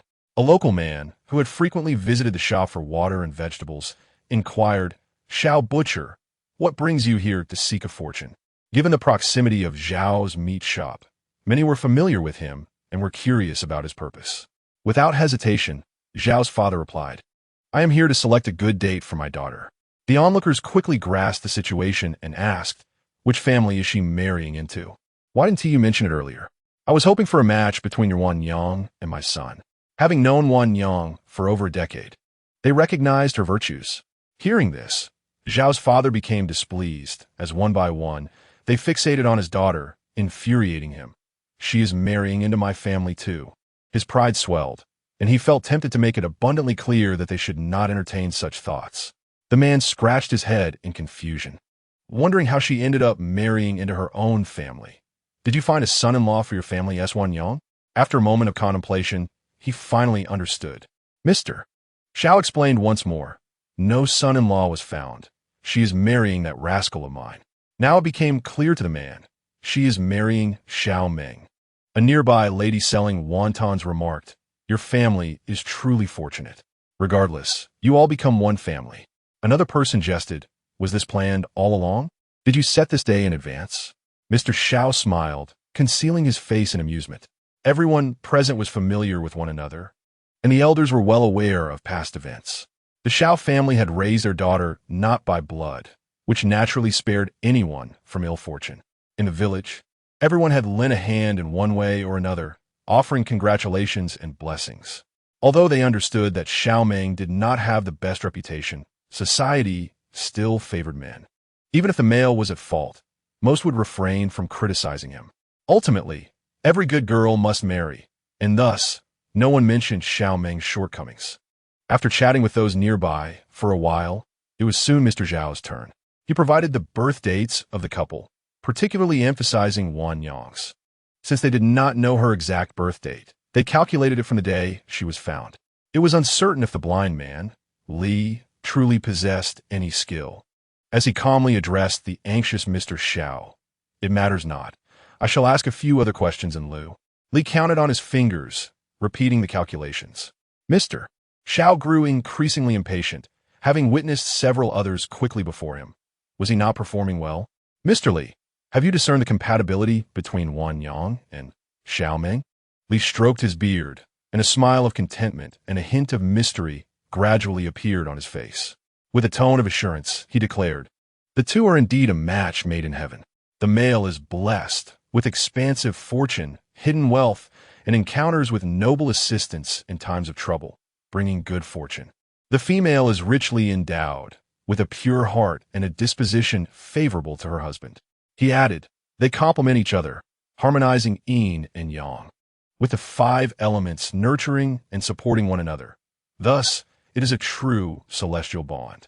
Mr. Xiao beamed with joy, expressing his gratitude. Thank you, Mr. Li, delighted. Responded, in all my years, I have never encountered 2 individuals so perfectly matched. I owe you my thanks. Pray tell, which is the nearest auspicious day for their wedding? This was the second most important matter. Li extended his finger, declaring, the most favorable day is in 10 days, on the 2nd day of next month. Mr. Xiao produced the coins he had brought with him that day, placing all of them into Li's bowl. I apologize for not bringing more today. Remember to come to my home for the feast 10 days hence. Mr. Xiao extended a sincere invitation, although he had brought a decent sum. He only intended to offer a few coins as a token. Yet today, he was overwhelmed with joy, not having anticipated that the rascal and Wan Yang would be such a match. Very well, I shall certainly attend, Li agreed, eager to witness such a well-matched pair. Those nearby had overheard Li's earlier remarks, and once Mr. Xiao departed, they collectively inquired whether the birth dates of the Xiao family truly matched. Li, enigmatic yet succinct, replied, in this world, matters are nothing but the interplay of fate and human effort. Good people will receive their just rewards. Although they were illiterate, they grasped the essence of his words. Good deeds beget good fortune. Indeed, Zhao's father and his companions have performed a commendable act, regardless of gender. A life is still a life. It appears they will need to learn from the Xiao couple in the future, as they hold great respect for the words spoken to the blind man, Li. Moreover, the Xiao family has thrived over the past few years. In earlier times, their household was so impoverished that they could barely manage a meal. Now, they have acquired a shop, and their circumstances have improved significantly compared to others. Upon returning home, Zhao's father caught a glimpse of Xiao Meng and could not help but remark, your wedding date with Wan Yang is set for the 2nd day of next month. Having said this, he turned and left. The moment Xiao Meng received this news, a wave of indescribable excitement surged within him, reaching from his heart to his feet. His throat tightened, and the corners of his mouth lifted in a smile. It was now a certainty, with only the final preparations remaining. 10 days was a brief span, yet he felt no urgency, as he was determined to provide her with the best. He returned to his room to retrieve paper and pen. 10 days. while not excessively long, was insufficient for the full wedding procedures: proposal, name inquiry, auspicious date selection, and invitation. Yet they had no choice but to rush through it, striving to ensure Wan Yang felt as little discomfort as possible, and to offer her the best within his limited means. When Wan Yang learned of the timeline, she too felt it was rather swift. There were merely 10 days left until her marriage. She harbored no reluctance, understanding the motivations behind her family's actions. Over the next 10 days, like many brides-to-be, she would remain at home. Although she could converse with close friends, she had few familiar faces left, as her two closest friends had married long ago. Their last meeting had been at Xiao Mei's wedding banquet, where they barely had time to exchange words before hurriedly returning home, each now bound by their own marital obligations. Thus, her circumstances remained unchanged, and she need not worry, as her family was reliable. Everything was entrusted to Xiao's father and Xiao Meng, leaving little for her to manage. The only aspect requiring her input was her preference for certain items. Over the past few days, Wan Yang observed that Xiao Meng was quite well behaved, conducting himself with the decorum of a gentleman, never overstepping his bounds. Were Xiao Meng aware of Wan Yang's thoughts about him, he would undoubtedly feel quite proud of himself. How could he not desire this? Once their relationship was clarified, his father kept a watchful eye on him, accompanying him even to the toilet, making it impossible for him to engage with her freely. He felt certain that any misstep on his part would lead to severe consequences. Thus he maintained his FAAD. On the last day before their marriage, Xiao Meng leaned against the head of his bed, unable to resist stepping outside his room. He knocked on Wan Yang's door. "It's me," he called after a moment of contemplation. Wan Yang, who had not yet fallen asleep but was resting with her eyes closed, approached the door upon hearing his voice and was about to open it when she asked calmly, "Who is it?" With a tinge of anticipation in his voice, he replied, "Wan Yang, rest assured and await my arrival tomorrow." Wan Yang responded from behind the door, silently promising herself that she would await his arrival. Chapter 19. The wedding on the second day of the 12th lunar month.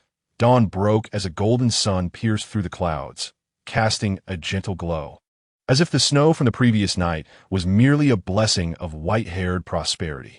Wan Yang rose early to prepare herself under the guidance of the dressing maid, while Zhao's mother sat nearby in a reclining chair, accompanying her.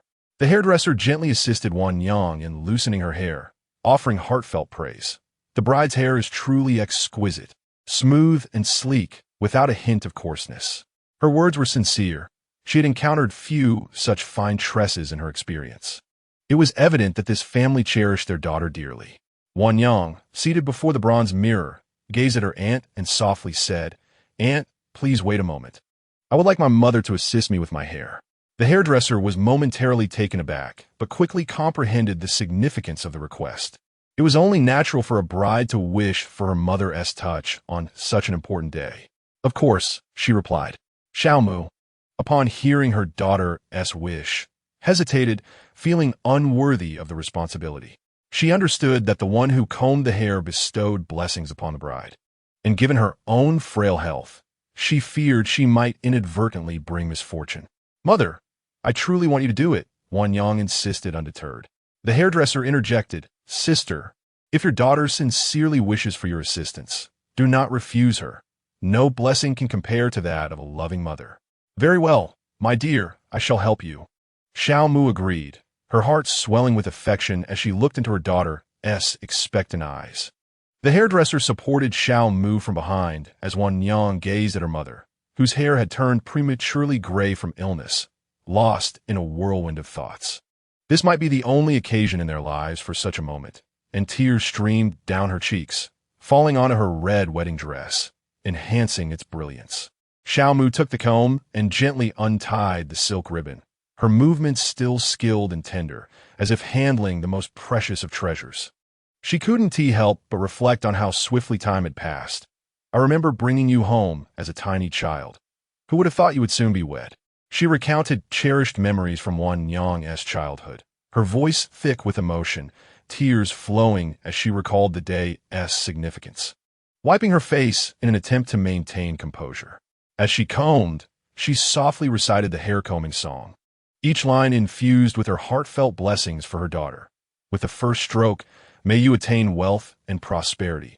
With the second, may you enjoy blissful love until old age. With the third, may you be blessed with a multitude of descendants thriving in harmony. As Xiao Mu finished arranging Wan Yang's hair, she entrusted the remaining tasks to the hairdresser. With adept hands, the hairdresser quickly fashioned a suitable hairstyle for Wan Yang, completing the ensemble with a phoenix crown. Soon, acquaintances of the Xiao family arrived to offer their congratulations and assist with the final touches. Notably, only neighbors and close friends graced the occasion.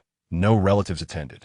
This was a blessing in disguise, as familial ties often brought jealousy and disdain rather than joy.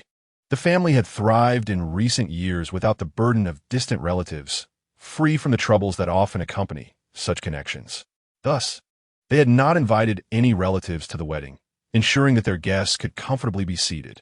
However, Xiao's father, in a spirit of generosity, extended invitations to friends, hoping to bring joy to Xiao Mu and perhaps even a touch of luck. Among the guests was Xiao Meng, who had recently married.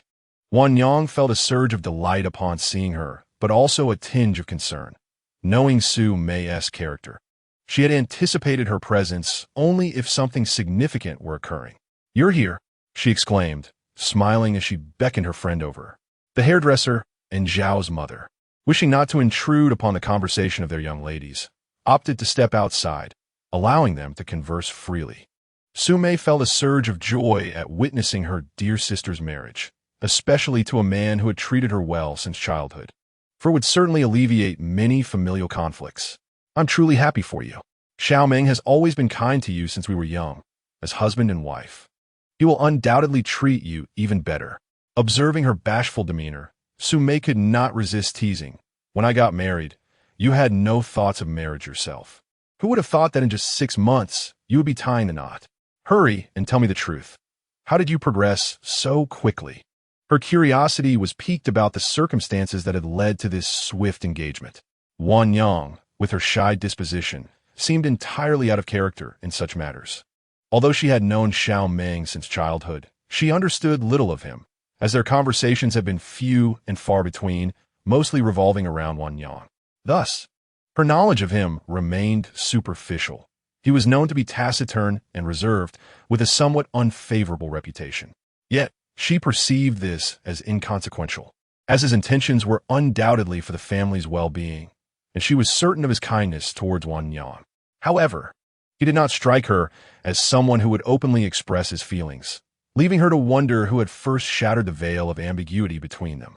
Wan Yang smiled without speaking, her cheeks aflame as Xiao Meng analyzed the situation. Realizing the implications, Xiao Meng ventured, "It's Xiao Meng, isn't it? Who would have thought he possessed such a side to him? Usually so quiet, yet he surprises us at critical moments." Noticing Wan Yang's mounting embarrassment, Xiao Meng deftly shifted the topic. Turning her attention to Wan Yang's wedding attire, she praised, "Your bridal gown is truly exquisite. We have nothing of such beauty in our town." With admiration sparkling in her eyes, she remarked on how their town's offerings were rather mundane, suited for the common folk, and even if they could afford something finer, they would not find it. Wan Yang beamed, "I'm not entirely certain. It was my elder brother who arranged for it to be sent. A few acquaintances of his brought it over a few days ago, ostensibly to partake in our wedding feast. My brother had them stay at an inn, and seeing how hard they had worked to attend, my father, despite his initial hesitation, sent them valuable gifts of wedding attire and jewelry, insisting they stay with us. However, those three were quite obedient to my brother's wishes and, after delivering the gifts, hurried back to the inn. My father scolded my brother for his lack of decorum. As their conversation unfolded, it naturally turned to Xiao Meng, who confessed she had not seen her since her marriage and had been away for several months. Curious, she inquired, "How have you been? How does your in-laws treat you?" Xiao Meng, having married into a family from the same town, albeit a distant one, replied nonchalantly, "I cannot say it has been particularly good or bad. In the household, she ranks third among 3 sons, alongside an elder sister-in-law, with the in-laws being relatively fair. However, with so many people, conflicts inevitably arise. She feels a sense of unease around her sisters-in-law, fearing that they might take advantage of her. She prefers to avoid interaction whenever possible. Fortunately, her husband consistently supports her, And given her own family standing, they dare not bully her overtly, though they may resort to subtle jabs. If they truly provoke her, she is unreserved in her response, as she does not rely on them for sustenance. This brings her considerable comfort, and she finds solace in the fact that Su Mei is not one to be easily bullied either. "Do you still keep in touch with Qing Chao?" she inquired after a moment of contemplation.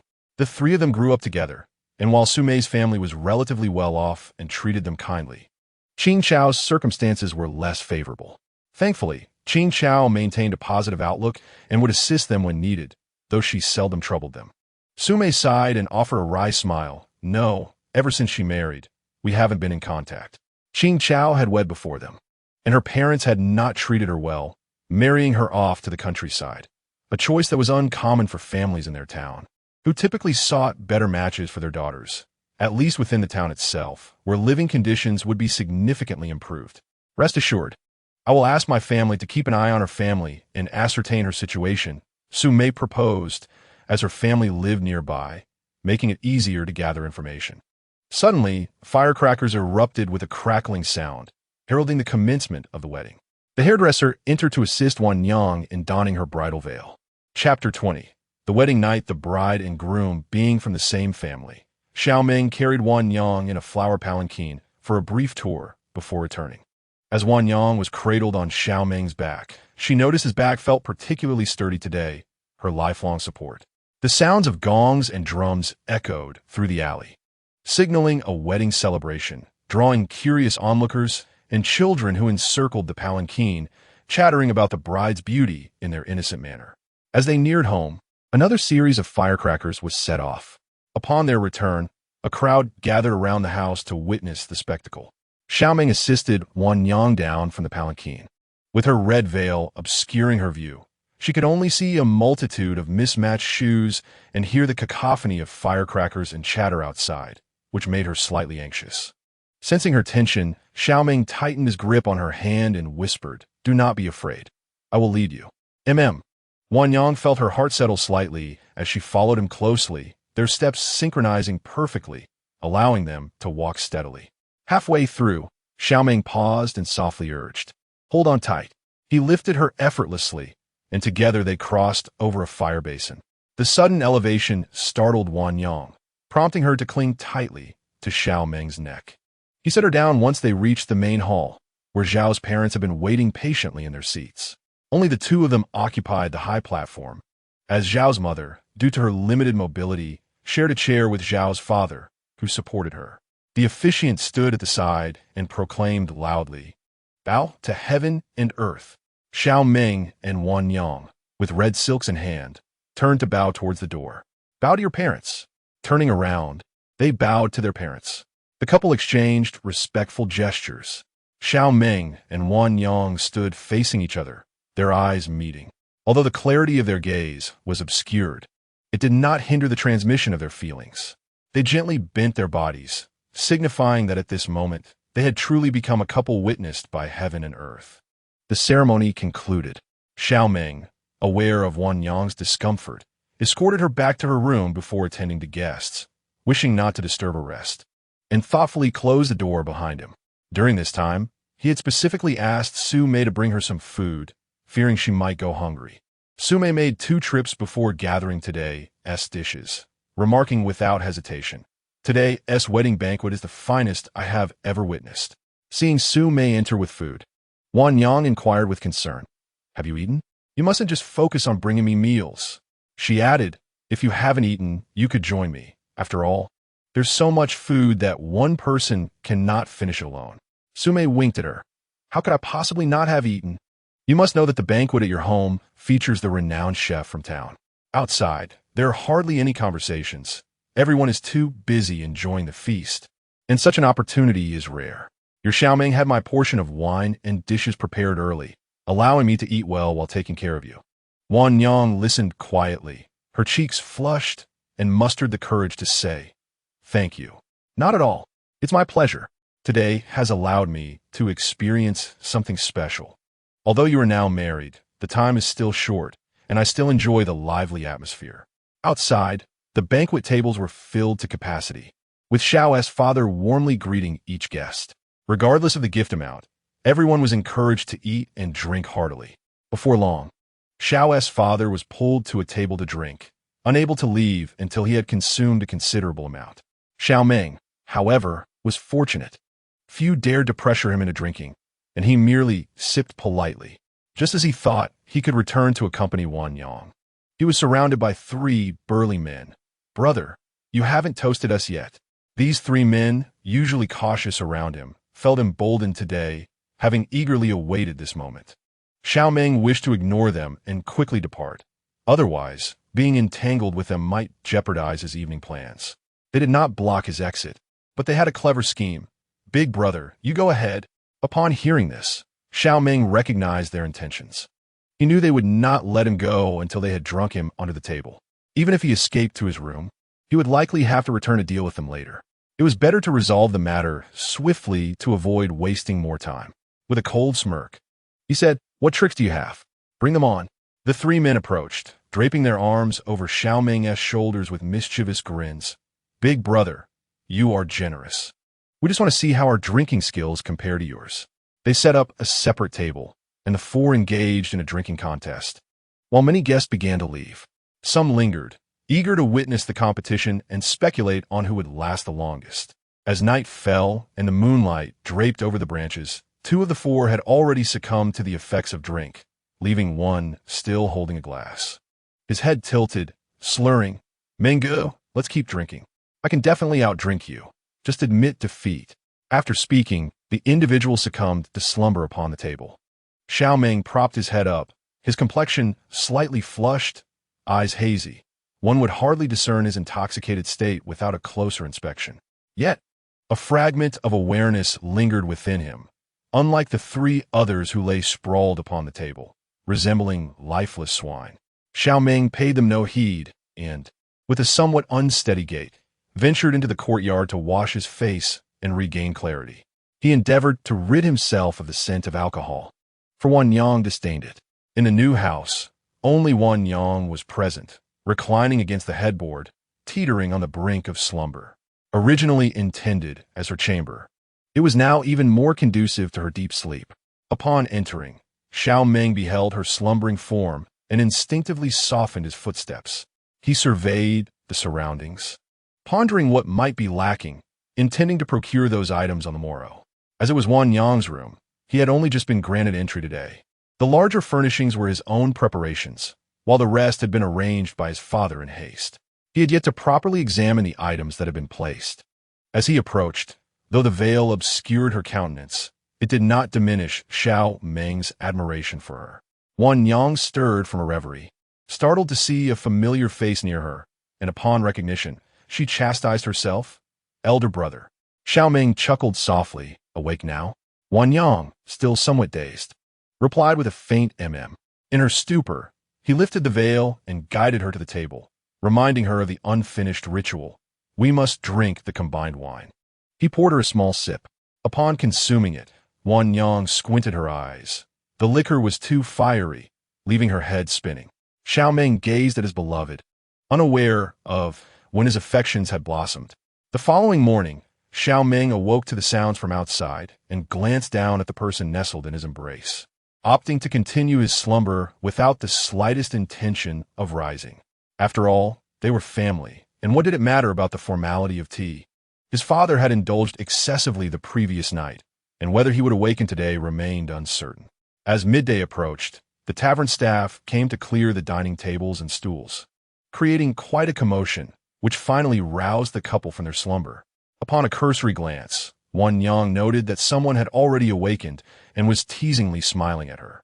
Instantly, a blush adorned her cheeks. Her gaze faltered, and she dared not look at Xiao Meng again, resembling a startled fawn as she swiftly burrowed beneath the covers.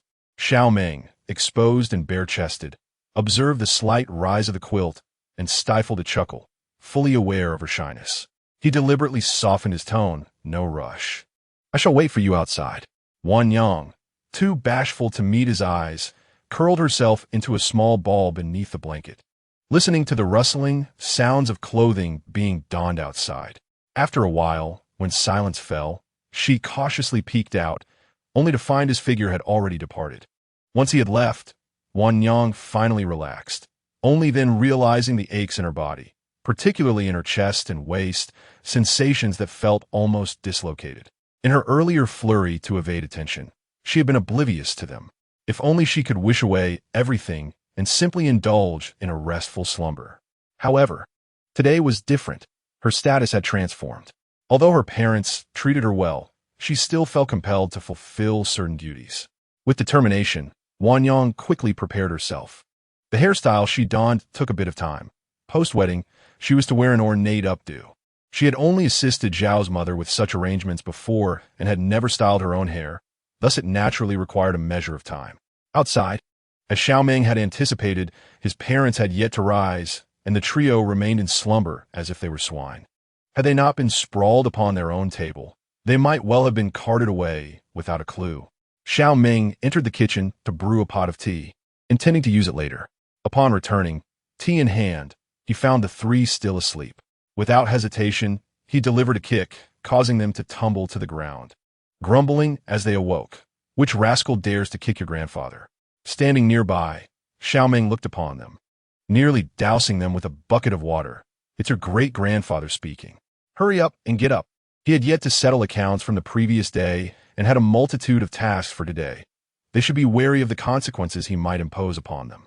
Upon hearing their leader's voice, the group scrambled to their feet, shedding their earlier bravado. Xiao Meng regarded them with a cool gaze, immediately discerning their lack of seriousness. He admonished them sternly, "When your sister-in-law emerges, lower your backs and speak respectfully." His tone carried an unmistakable warning. "Brother, rest assured we understand. We will certainly make a good impression on sister-in-law," they replied. Xiao Meng, displeased, scoffed. "What audacity you have to think about leaving an impression. As long as she cares for me, that is sufficient." Realizing their misstep, the group quickly amended their words. "Yes, yes. As long as sister-in-law knows we are good people. That is what matters." Disregarding their chatter, Xiao Meng poured out the tea to cool. After a lively exchange, the Xiao couple finally rose, and the trio promptly greeted them with affectionate titles. Their warmth so palpable one might mistake them for their own parents, oblivious to the world around them. Naturally, Xiao father and Xiao mother were delighted. In their elder years, they relished merriment, especially as they witnessed these young men sweetly addressing them as uncle and aunt, making Xiao Meng appear as if they were his true sons. Before long, Wan Yang emerged. Xiao father and Xiao mother took their seats at the high table, and the couple respectfully offered tea to the elders. Wan Yang, wishing to kneel in reverence, was gently pulled up by Xiao father, who reassured her, "We do not require such formalities. While you are now our daughter-in-law, you will always be our beloved daughter. This will never change. Should Xiao Meng ever wrong you, this will remain your home, and I will always be your father. In the face of any difficulties you face in the future, do not concern yourself with our feelings. You will never be cast out from this family." Xiao father's heartfelt words deepened their bond, transitioning from a father-daughter relationship to one of in-laws, solidifying their closeness. It was imperative to clarify their stance to prevent any feelings of abandonment for their child. Wan Yang stood quietly beside them, her eyes glistening with tears as she wiped them away, murmuring, "Father, mother, rest assured, I understand." Xiao Meng, unable to bear the sight of Wan Yang in tears, stepped forward to gently wipe the tears from her eyes, feeling a twinge of annoyance at his father for choosing this moment to speak such words. Why could they not simply enjoy the moment? What nonsense was it to suggest that he might wrong Wan Yang? After all, he had waited over a decade to spend his life with her. He unabashedly expressed his disagreement with his father's remarks. "Old man, what nonsense are you babbling? Yesterday, I just wed, and I assure you, I shall never betray Wan Yang in my lifetime." Xiao Fu cast him a sharp glance. "I hope you can keep your word. Otherwise, you shall be banished from this home." Xiao Meng retorted, as if swearing an oath. "I, Xiao Meng, will treat Wan Yang with utmost care for the entirety of my life. If not, may I suffer a wretched fate." Wan Yang tugged at her sleeve, attempting to intervene, but before she could, he proclaimed his vow. Upon finishing, he glanced at her, signaling that all was well. This was his delayed promise. Subsequently, The couple stood tall and offered tea to their elders. The individuals who had merely been background figures finally found an opportunity to engage with their sister-in-law. They jostled among themselves, eager to converse with Wan Yang until Xiao Meng's cold admonition prompted them to adopt a more respectful demeanor. Sister-in-law, I am Su, a close brother of your elder brother. One of them eagerly introduced himself. Sister-in-law, I am Su heir, disregard his nonsense. For I am the true brother of your elder brother. Another chimed in, unwilling to be overshadowed. Wan Yang gazed at the robust man approaching her, momentarily taken aback. Yet she quickly composed herself and warmly responded, greetings to you all. Hello, sister-in-law. I am Zhou Ping. The last one, a more composed individual, greeted her. And to you as well, Wan Yang replied, observing him closely, a flicker of recognition igniting within her. However, she hesitated to ask, fearing it might seem abrupt. Yet, she could not resist inquiring, why do I feel as though I have encountered you long ago? Am I mistaken? Yet she could not recall where they had met. It was puzzling. Zhou Ping smiled gently and explained, sister-in-law, you are not mistaken. I hail from Yunqi town and have not returned for several years. Upon hearing this, Wan Yang's memory surfaced. I remember who you are now.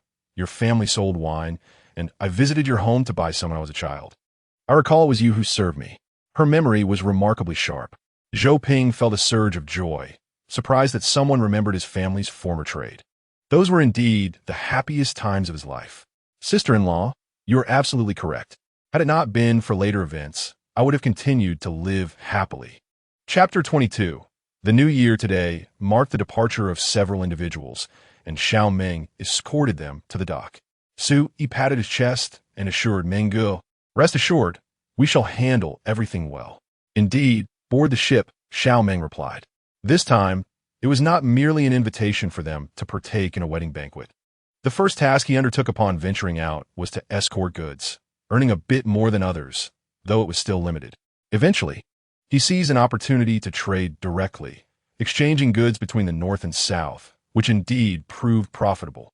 However, this endeavor harbored considerable risks, which is why he had yet to fully disclose his activities to his family. Now that the route was established and did not require his constant oversight, the timely opening of the canal connecting north and south was fortuitous, with his home resting at the southern terminus. He had been contemplating ways to redirect his business back home, and, upon learning of this development, was reluctant to forfeit such an opportunity. Now was the moment to act. Xiao Meng instructed Su, Yi, and the others to depart immediately to assess the situation along the route and seize the initiative. Upon returning home, Wan Yang had prepared a meal and awaited his return, inquiring about their journey. Was everything smooth? The group of men reassured her, do not worry. All went exceedingly well. Wan Yang sought to understand their connection, inquiring, how did you come to know them? Zhou Ping was easy to explain, as he was merely a townsman. Xiao Meng, ever diligent, elucidated to Wan Yang, I have known Zhou Ping since childhood. For years ago, upon learning of my departure, he insisted on accompanying me. As for Su, Yi, and Su Air, they fled from another region, leaving only the two brothers behind. I lent them a helping hand, perhaps moved by the sight of Su Yi kneeling in desperation, pleading for assistance to save his ailing brother. In that moment of compassion, despite my own modest means, I could not turn a blind eye. Fortunately, the brothers recovered swiftly thanks to their robust constitutions. When we parted, I even left them my dwindling savings, unaware that they would become so attached, insisting on following me. Initially, it was a chance encounter. I never intended to extend my kindness further, for I had my own burdens to bear and was not one to meddle in others' affairs. Yet, fate smiled upon them, as their timing coincided with a recruitment by a local escort team.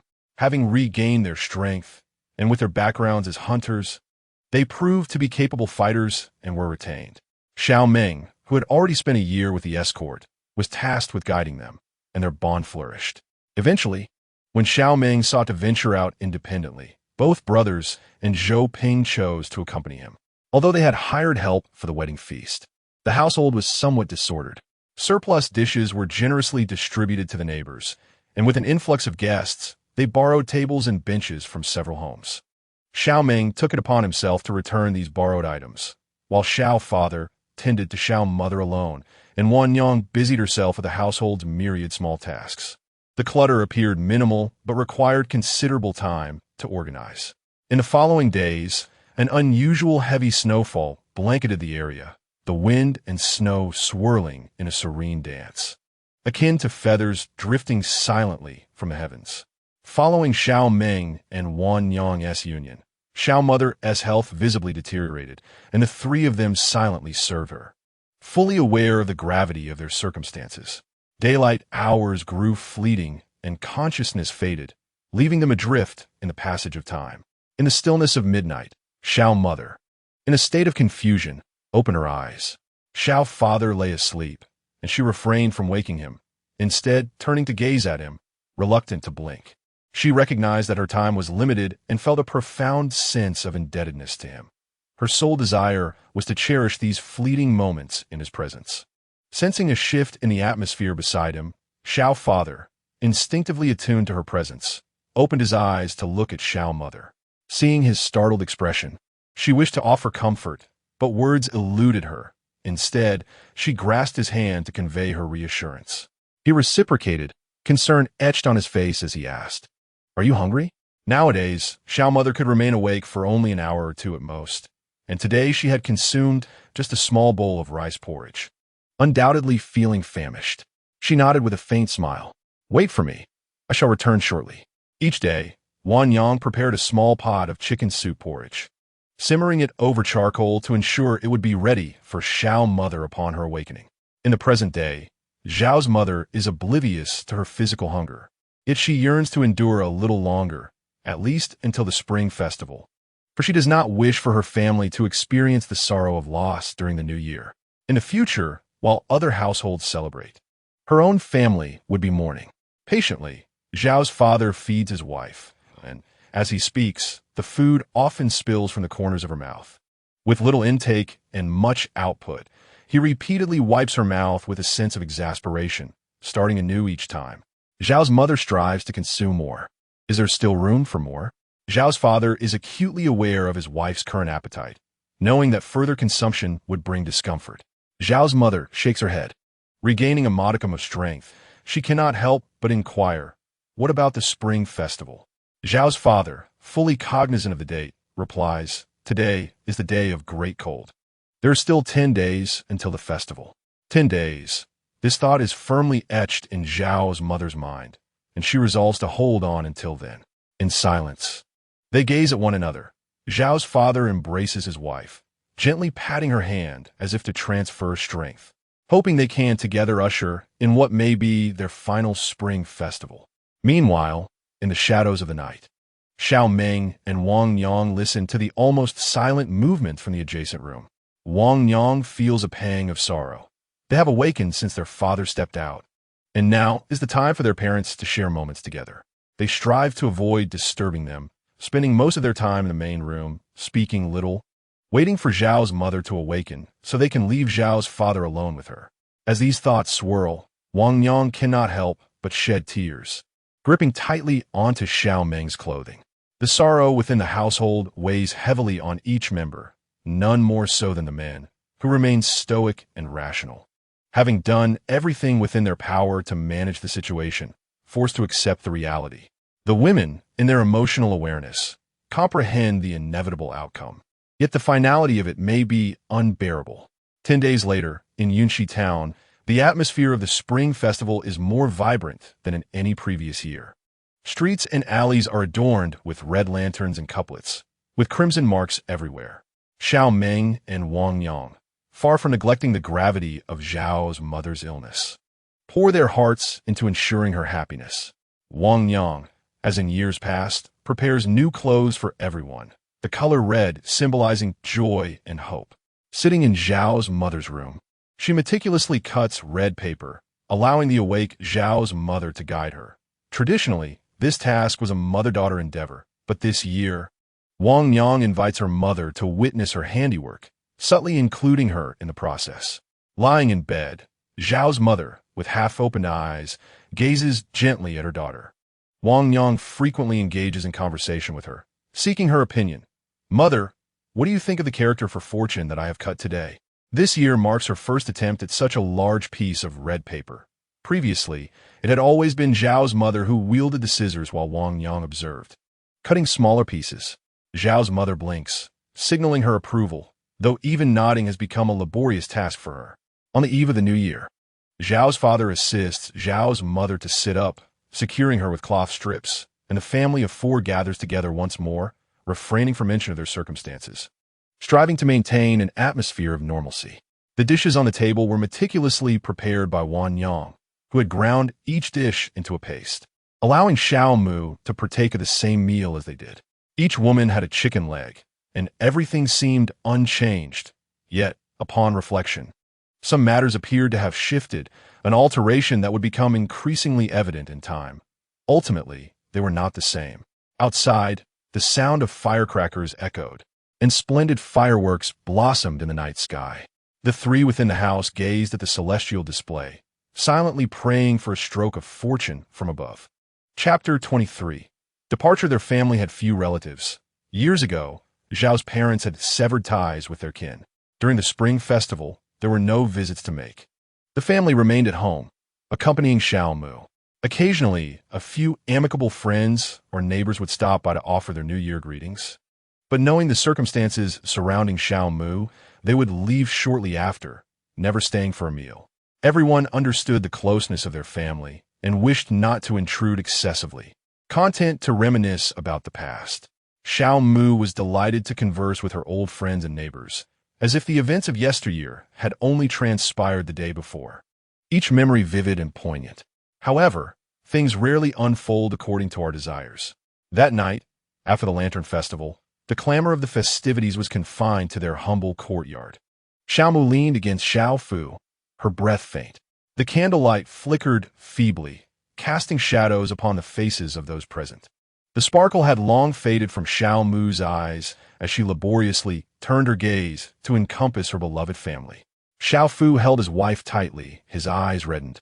His voice choked with emotion as he fought back tears, softly whispering comforting words into Xiao Mu's ear.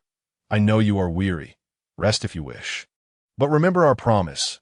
Wait for me below. Do not wander too far. If I descend, I might not be able to reach you immediately. He understood that his wife was exhausted and needed her rest. Her breath grew increasingly shallow, and finally, she succumbed to slumber in Xiao Fu's embrace. Sleep well, dear. Sleep soundly, he murmured, as one would soothe a child drifting into dreams. In the realm of shadows, a day equates to a year in the light. If she waited for him below for 10 days, they would soon be reunited. The blossoming frost petals quietly withered, leaving no trace behind. An eerie silence enveloped the surroundings, punctuated only by the echoes of quiet sobbing. Tears streamed down their cheeks, falling to the ground, laden with immeasurable sorrow. Please, you two step outside. I wish to spend some time with your mother, Xiao Fu said softly. The two knelt on the ground, slowly rose, and exited the room. Is it cold? Allow me to cover you with a blanket for a good night's rest, he murmured to himself. Yet Xiao Mu's warmth would never return. That night, Xiao Fu embraced his cooling wife, ensuring she rested peacefully. Wang Yang lay in Xiao Meng's arms, silently shedding tears as she stifled her sobs, while Xiao Meng remained speechless. At dawn, Xiao Meng stepped outside. Despite the sorrow, arrangements for their mother's departure needed to be made with care, ensuring her passage was smooth. The townsfolk, simple commoners, might have engaged in petty squabbles during ordinary times. However, in matters of life and death, all trivialities seemed inconsequential. Neighbors from nearby homes arrived to lend a helping hand in the arrangements. Before the interment, Zhao's father assisted Zhao's mother in donning the burial attire she had meticulously crafted for herself during her lifetime, having anticipated this day long in advance. Zhao's father possessed an identical set, which he had earnestly requested her to create, for he too would wear the same garments when they were to be laid to rest together. The banquet was modest, as per Zhao's mother's wishes, with acquaintances gathered to bid her a final farewell. On the 7th day, following her passing, the morning dawned gray and indistinct. A procession carried the coffin forward at a measured pace, with family members leading the way. As the sun rose, They arrived at their chosen resting place, a site of great significance, for directly before them lay the outline of their home. The gravestone bore the inscription in memory of Lin, with an adjacent space reserved for Xiao's father. Neighbors departed. Only Xiao's father lingered, reluctant to leave, casting glances back repeatedly as he hesitated to move away. Below the mountain, his spouse and child awaited, encouraging him to remain a while longer with Xiao's mother. It was only when darkness fell that he descended, finding Xiao Meng waiting alone. Wan Yang had been summoned home, concerned about the chill and the toll of sleepless nights on their health. Upon their return, father and son resembled snowmen, their figures covered in snow, with Xiao's father, being of advanced age, particularly affected. Ice crystals clung to his eyelashes, and his hands and feet were a deep shade of crimson. Wan Yang promptly brought forth hot water and soup to warm them, fearing the cold would harm them. She later prepared a pot of ginger and mugwort water for them to soak their feet before retreating to their beds for warmth. For a time, the family struggled to adjust. The atmosphere felt strangely vacant. Though Xiao's mother had always been present in the home, her absence left an undeniable void, especially as she was their beloved wife and mother. Life continued in its routine, and while they would gradually learn to cope, certain sentiments would forever remain unchanged.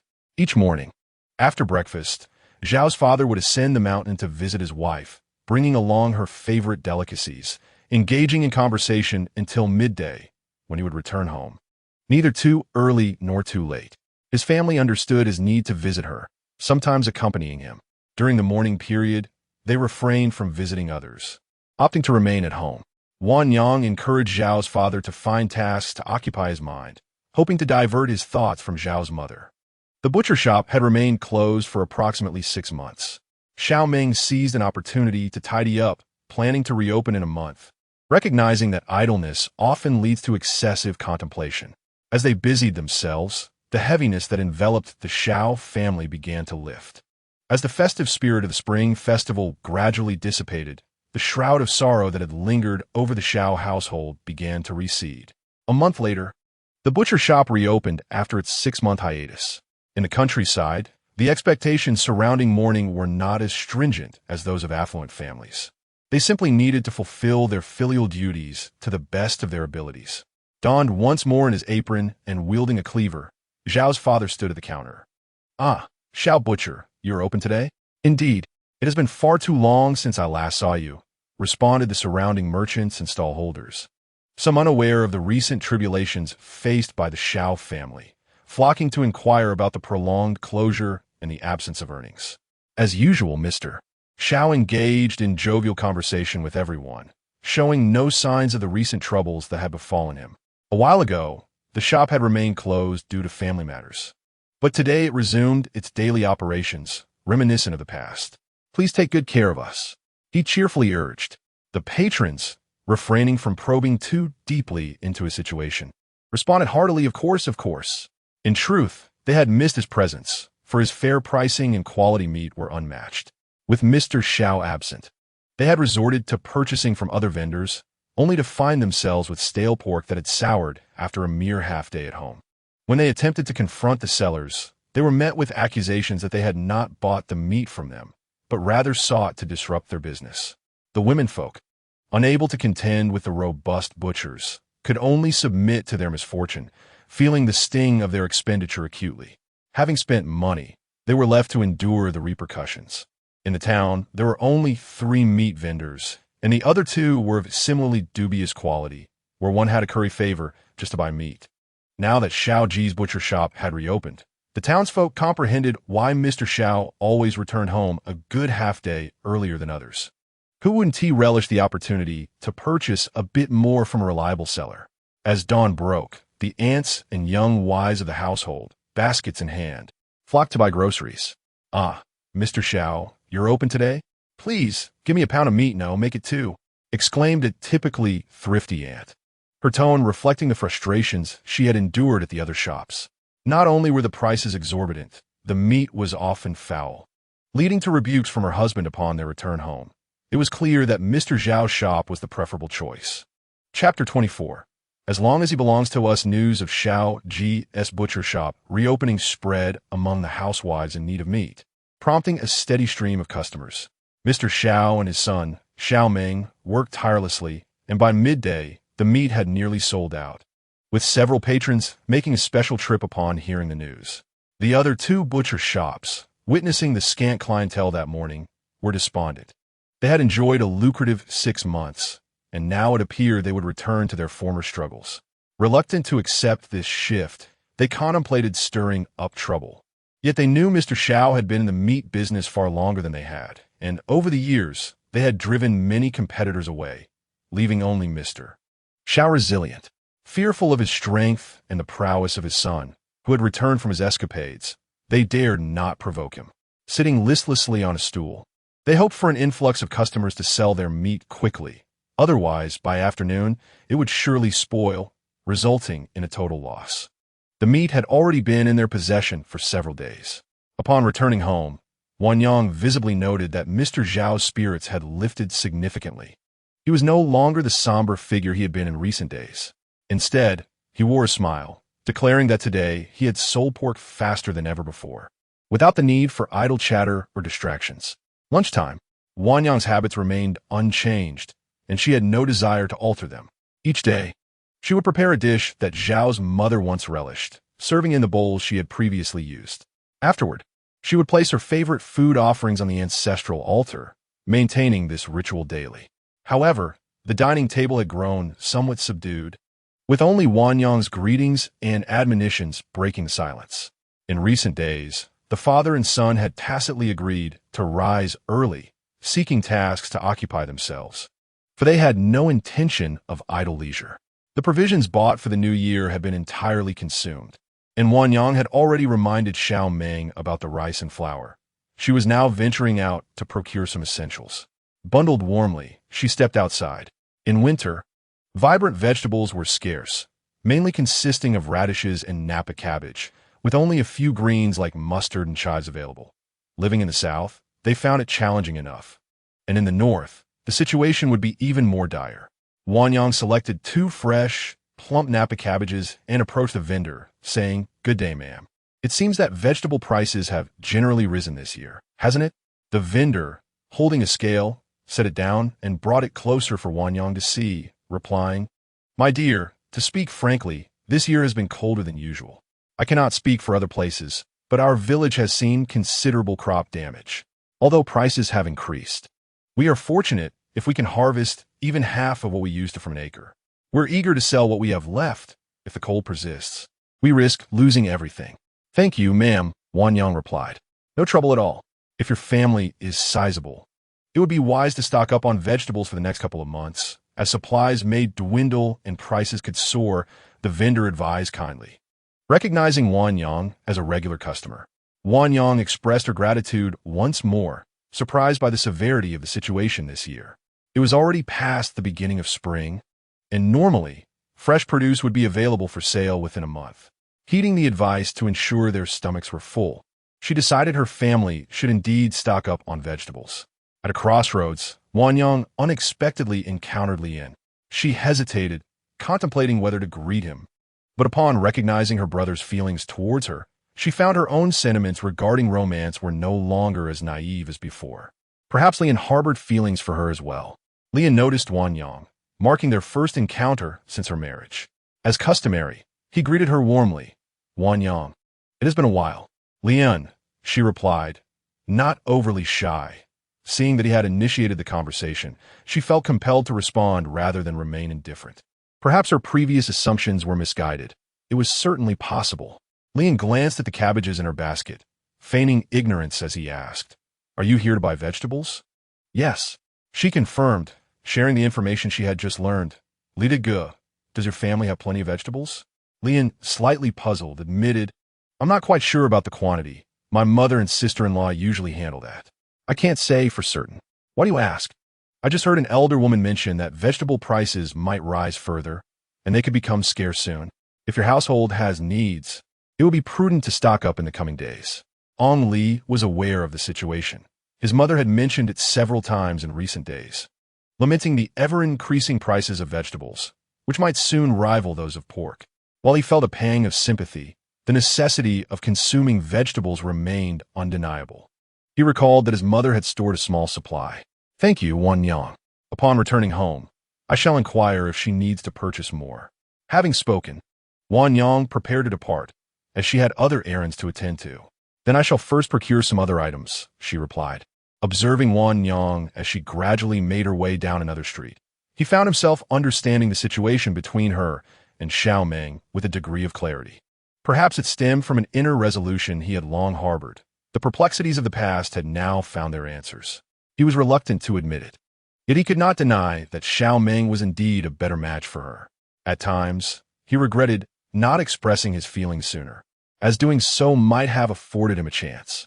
Yet now, he silently rejoiced in his own timidity, recognizing that this was a battle he could never hope to win. Gradually, he resolved to let go. Wan Yang deserved someone better, just as his sister-in-law had suggested, and he too would eventually encounter a companion with whom to share his life. At the dinner table that evening, Wan Yang recounted the day's events. "Father, have you heard about this matter? In recent days, the vegetable vendors and those purchasing pork have exchanged a few words, but I never anticipated the severity of the situation. It has been years since we faced such a snow disaster. This year, the common folk shall endure hardships." Having grown up in farming, he empathized deeply, understanding the inherent struggles. The agricultural reliance on nature meant that floods and droughts could bring catastrophic consequences. He recalled a particular flood from his childhood, a time when his family faced utter ruin. His parents, though pained, remained resolute. Had it not been for his daily foraging in the woods, guided by the village's seasoned hunter, he might have perished from hunger.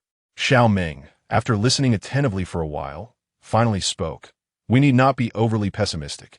March is approaching, and the snow should not be too severe." With that, he fell silent, uncertain of the circumstances faced by the three individuals elsewhere. If they too were experiencing similar hardships, perhaps it was indeed a challenging year, though certainly not as dire in colder regions. "Tomorrow, I shall gather some supplies," he decided. Zhao's father, pragmatic from his own experiences of adversity, was inclined to prepare adequately. "It is merely grain. Buying it will not lead to waste." "No need for you to go, father. Tomorrow, my elder brother and I shall manage," Wan Yang replied. Despite being married for nearly 2 months, she had yet to address him differently. Having called him elder brother for over a decade, she found it difficult to suddenly refer to him as husband. Xiao Meng had no objections, as long as she remained his, and Zhao's father was equally unconcerned, stating he could call Xiao Meng whatever he pleased. Chapter 25. Pregnancy the following day. Wan Yang and Xiao Meng ventured early into the bustling market, acquiring several bags of grain. Wan Yang continued her vegetable shopping, while Xiao Meng carried the grain back alone, taking a moment to send a letter at the dock. The selection of vegetables was limited. She simply purchased a bag of cabbage from a neighbor and added some radishes, ensuring to buy a few pounds of mung beans as a precaution. If vegetables ran scarce, she could always sprout the beans to sustain herself. Where there is a will, there is a way. A bag of Chinese cabbage purchased by Wan Yang was intended for pickling, as otherwise it would spoil if left for too long. The couple sat on a stool, peeling off the old leaves. The vegetable vendor was honest, and there were hardly any old leaves to discard, so they merely tugged at the edges of the cabbage. Xiao Meng went to the kitchen to fetch a jar for the pickling. However, as Wan Yang stood to assist, she suddenly felt a wave of dizziness and darkness engulf her, causing her to faint without warning. Upon returning with the jar to the main room, Xiao Meng was met with a shocking sight. His heart raced as he dropped what he was carrying and rushed over, calling out, "Wan Yang, wake up! What's wrong?" Receiving no response, his face turned pale, veins bulged in his temples, and fear filled his eyes as he scooped her up and dashed outside. Xiao Fu, carrying a large chunk of pork, arrived home to witness his son sprinting forward with the unconscious Wan Yang in his arms. In shock, he immediately dropped his burden and followed suit, utterly bewildered as to how his daughter-in-law could have collapsed so suddenly after seeming well just moments before. The two men raced down the alley, one in pursuit of the other. Upon reaching the clinic, they burst inside, ignoring the onlookers. Dr. Tian, upon seeing the commotion, hurried forward. "Doctor, please help me. My wife just fainted." Xiao Meng exclaimed, panic evident as he clutched at the lifeline of hope. Yes, please, doctor. Xiao Fu echoed, gripping the physician's hand tightly. All right, lay her on the bed, Dr. Tian instructed Xiao Meng. With utmost care, Xiao Meng placed her on the bed. The doctor, noticing the encroaching figures of the men, irritably told Xiao Meng, step back a bit. Do you not realize your size? This space is too small for you to occupy entirely. Your presence is merely complicating matters. Xiao Fu pulled Xiao Meng behind him, his irritation mounting at his son's clumsiness, wishing he could chastise him had the situation permitted it. How could a capable individual let things come to this? After a considerable time, the doctor withdrew his hand from taking her pulse and turned to the father and son. Doctor, please tell us what's wrong, Xiao Meng urged, anxiety coursing through him. Indeed, Dr. Tian, whatever it is, we will pay any price for her treatment. Xiao Fu added, desperation evident in his eyes as he observed the doctor's silence. Dr. Tian, stroking his beard, smiled and said, Wan Yang is fine. She is simply pregnant. This news brought an initial shock to Xiao Meng, followed by a wave of disbelief and joy, yet he still could not fathom the cause of her fainting. But how could the pregnancy cause her to faint? He questioned. Indeed, Xiao Fu concurred. Dr. Tian explained, she has been overly fatigued lately, leading to a temporary deficiency in her vitality. Xiao Meng was engulfed by guilt, realizing he had failed to take proper care of Wan Yang. Xiao Fu bowed his head as well, acknowledging his own negligence in overlooking the well-being of their sole daughter. You need not worry excessively. I will prescribe some tonic for her to rest and recover properly, the doctor reassured them. Thank you, Dr. Tian, Xiao Fu replied, following to collect the medicine. Xiao Meng knelt beside his wife, holding her hand tightly, his heart filled with concern and affection. After the doctor prescribed the medication, Dr. Tian approached, urging them to leave. Everything is fine now. You may return home. Just be cautious and come to see me immediately if you feel unwell. Thank you, Dr. Tian. Xiao Fu expressed his gratitude profusely. Xiao Meng retraced their steps, albeit at a significantly slower pace than before, while Xiao Fu hurried ahead, eager to prepare some nourishing food for Wan Yang. Upon reaching the entrance, he felt as if he had misplaced something. Indeed, he muttered in confusion. Where has my meat gone? I distinctly left it here. How peculiar. Could it have been taken by someone else? His neighbor, Old Wu, emerged and observed him pacing at the doorway. What are you doing, Old Xiao? Xiao Fu, noticing his neighbor, quickly inquired, Old Wu. Have you seen the meat I left at the entrance? It will be perfect for stewing soup for Wan Yang. Old Wu chuckled. I placed it inside your house for you. You shouldn't leave it lying about at the door, risking it being taken by someone else. Thank you kindly, Old Wu. Xiao Fu replied, gratefully. It's no trouble at all, just a small favor.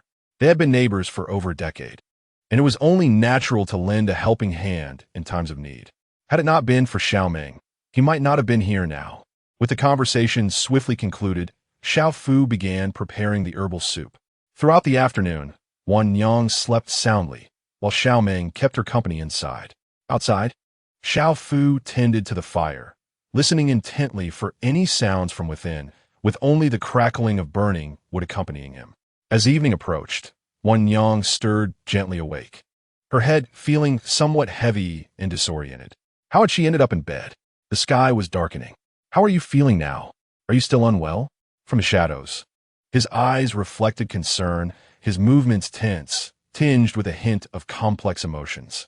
Wan Yang shook her head, her voice faint. What has happened to me? She recalled working earlier that day, only to succumb to dizziness and darkness. Xiao Meng pressed his lips together, gazing at her in silence for a moment before speaking softly. You fainted during the day. I took you to see the doctor, who said you were lacking in vitality and blood. Moreover, we are expecting a child. It has been nearly 2 months. His voice trailed off as he wondered how Wan Yang would react. To him, she still seemed so young. And now she was to become a mother. He had not anticipated her becoming pregnant so swiftly, leaving him at a loss for whether to laugh or cry. The joy of knowing they would have a child together deepened their bond, though he remained uncertain if she shared his anticipation for their little one's arrival. Initially, Wan Yang dismissed the news as trivial, perhaps due to her recent fatigue. A good rest would surely remedy her condition. However, upon hearing the latter part of his words. Her eyes widened in disbelief. I am pregnant? Xiao Meng nodded, and seeing her reaction, a weight settled in his heart. Nevertheless, he respected her feelings. If she truly did not wish to proceed with the pregnancy, he would not insist. Her happiness mattered most. A flicker of joy crossed Wan Yang's face as she clarified. I'm going to have a child. Her bright eyes locked onto Xiao Meng's, filled with expectation and happiness. Xiao Meng met her gaze, placing his large hand on her abdomen. Indeed, within you grows our child. A wave of joy surged within her, mirroring his own. However, her mood shifted to one of melancholy as she bit her lip and softly murmured, I still do not know if I can nurture him properly or teach him well. At present, she possesses no skills and was so oblivious to his arrival that she fainted. She harbors doubts about her capability to be a good mother. Xiao Meng remained steadfast by her side, tightly embracing her and gently caressing the little one within her womb, offering words of comfort and assurance. Do not worry. I believe in you. In time, you will undoubtedly become a wonderful mother. Besides, he is also my child. I will strive alongside you to be a good father. Chapter 26. Calamity. Zhao's father, noting the silence emanating from the room, presumed that the couple had concluded their conversation. He ladled a bowl of rich meat soup, preparing to take it to his daughter, inwardly chastising Xiao Meng for prolonging their discussion without consideration. Wan Yang has not eaten all day. Why not finish the conversation before eating? Does she not recall what Dr. Tian advised about taking care of herself?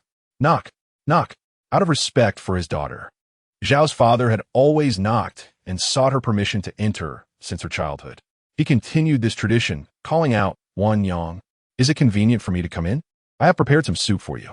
Xiao Meng, seemingly oblivious, remained motionless with her in his arms. Wan Yang gently nudged him, signaling for him to open the door for her father. Reluctantly, Xiao Meng approached the door. However, before he could fully open it, Zhao's father pushed through, squeezing past him with a bowl of soup in hand, asking with concern, My daughter, are you feeling better now? Are you comfortable? I was quite alarmed when I returned home today. Leaning against the headboard, Wan Yang looked at her father with appreciation. Do not worry. Father, I am much better now. Zhao's father smiled, relieved. That is wonderful to hear. Are you hungry? I prepared some soup for you. With a faint smile, Wan Yang admitted, I am indeed a bit hungry. Thank you, father. She reached out for the bowl. Let me feed you, Zhao's father replied softly. Xiao Meng, who had been silently observing, abruptly seized the bowl and spoon, decisively stating, I will take care of this. Zhao's father cast a wary glance at him, admonishing, ensure you attend to her properly. Otherwise, you know the consequences. Be cautious. Then he turned back to Wan Yang, his tone gentle. My daughter, if you require anything, do not hesitate to instruct Xiao Meng. I will fetch you something else to eat. Afterward, you should take your medicine and get some good rest. Wan Yang, obedient and sweet-natured, responded, All right, father, I understand. Xiao Meng settled beside her, stirring the soup with a spoon, carefully lifting a spoonful and gently blowing away the steam. Testing the temperature against his lips, he softly said, Now open your mouth. His voice was deep yet tender. Observing her haste in drinking, he cautioned, No need to rush. Take your time. After finishing the bowl of soup, she also consumed a small bowl of rice along with her prenatal medicine, leaving her completely satiated. Perhaps due to her pregnancy, after a day of sleepiness, she soon fell into a deep slumber upon lying down. The father and son made do with the leftovers from Wan Yang's meal. The atmosphere at the dinner table quieter in her absence as they finished their meal in a few brief moments. After washing the dishes, Xiao Meng returned to his room, where he found Wan Yang peacefully asleep. He treaded softly, tucking her in before lying down himself. Cautiously, he reached out to find the small one's position and smiled gently. His large hand radiated warmth against her lower abdomen, bringing her a sense of comfort that elicited a soft sigh in her dreams, deepening her slumber. Meanwhile, Xiao's father was lost in a deep sleep. Since the passing of Xiao's mother, his sleep had been troubled, often lingering awake until the late hours. Yet today he had retired early, as he needed to rise at dawn for more pressing matters ahead. At daybreak, Xiao's father quietly prepared a meal, simmering a pot of soup before stealthily stepping outside. With a basket in hand, he ventured toward the mountains at the edge of town, away from the butcher's shop. "My dear," he whispered to the grave, "today I bring you good news." He laid out Xiao Mother's favorite foods, burning paper money as he softly shared the joys of the previous day. Amidst his cheerful words, a hint of regret surfaced. Wan Yang is pregnant, already 2 months along. Soon we shall be grandparents. If only you were here to hear someone call you Grandma. But worry not. Once the child grows a bit, I will bring the little one to visit you. As he burned the last of the paper offerings, he pondered, are you well provided for down there? If not, do send a dream my way. Remember to eat well and dress warmly. Do not be frugal as you were in life, for you deserve better than the few joyful days we had together. He reassured her, rest assured, the 3 of us are doing well. After a lengthy monologue, he concluded, I may not visit often henceforth, but should you need anything, do let me know. He understood that Wan Yang required care, and he could not be selfish. Life must continue. As noon approached, his murky, reddened eyes once more fell upon the gravestone. Today I must take my leave. I will return to see you again. Leaning on a sturdy stick, he left behind footprints in the heavy snow, which gradually became obscured by falling flakes, erasing his traces. Upon returning home, he found the couple engaged in their meal. Xiao Meng hoped Wan Yang would eat in bed as she had the previous night, but she was unwilling, having spent the entire day there already. She insisted on joining them for dinner. Just then, they encountered Xiao Father returning. Father, where have you been? Have you eaten? Wan Yang inquired. Xiao Father declined her offer to help, snow covering him. I went to visit your mother for a while. I'm not hungry yet. You should eat. Xiao Meng refrained from probing further, having anticipated his father's intentions to share the news of Wan Yang's pregnancy. They understood the depth of their parents' bond and felt no objection. However, with the snow intensifying, it posed a danger, and he had ventured out alone. Concerned, Wan Yang expressed her worry. Father, next time you visit Mother, please let us know. We will accompany you. The snow has become treacherous. Xiao Father recognized his daughter's concern and answered earnestly, All right, I will remember. In the afternoon, the 3 members of the family were gathered at home. Wan Yang sat alone, observing the father and son as they prepared pickled vegetables. Just yesterday, after peeling the old leaves, she fainted, and today they were reluctant to have her assist. So she sat aside, offering guidance whenever they were uncertain. Both had experience in making pickles, yet they often struggled with the correct salt-to-vegetable ratio, resulting in a product that lacked Wan Yang's signature crispness. In the early stages of her pregnancy, with the fetus still precarious, Wan Yang took great care to nurture herself at home. Xiao Meng accompanied her daily, preparing their meals. His culinary skills, though not on par with Wan Yang's, had improved significantly through practice, particularly in making soups that rivaled hers. Zhao's father wished to contribute at home, but felt somewhat ineffectual, often needing Wan Yang's reminders. Thus, he opted to venture out to sell meat, assigning himself the task of procuring quality ingredients for Wan Yang. The neighborhood vendors speculated that the butcher would remain closed, prompting them to seek business elsewhere. But fortunately, he would reopen in a few days. A month passed, and Wan Yang's pregnancy stabilized. On rare sunny days, Xiao Meng would take her for a walk, though such weather had been scarce that month, with snow increasingly heavy, preventing Zhao's father from opening his shop. As anticipated, calamity struck, a snow disaster. Chapter 27. Rising Prices. Once a bustling town, lively with vendors and the sounds of bargaining, it was now undergoing a stark transformation. Prices soared dramatically. What had cost mere coins for a pound of brown rice a month ago had skyrocketed several times over. Even the cheapest vegetables were now priced comparably to meat, and securing these essentials was uncertain. The cost of salt had risen alarmingly, leaving many households unable to afford it. The stalls lining the streets dwindled in number. Even those that remained open found few patrons willing to dine, creating an eerie stillness.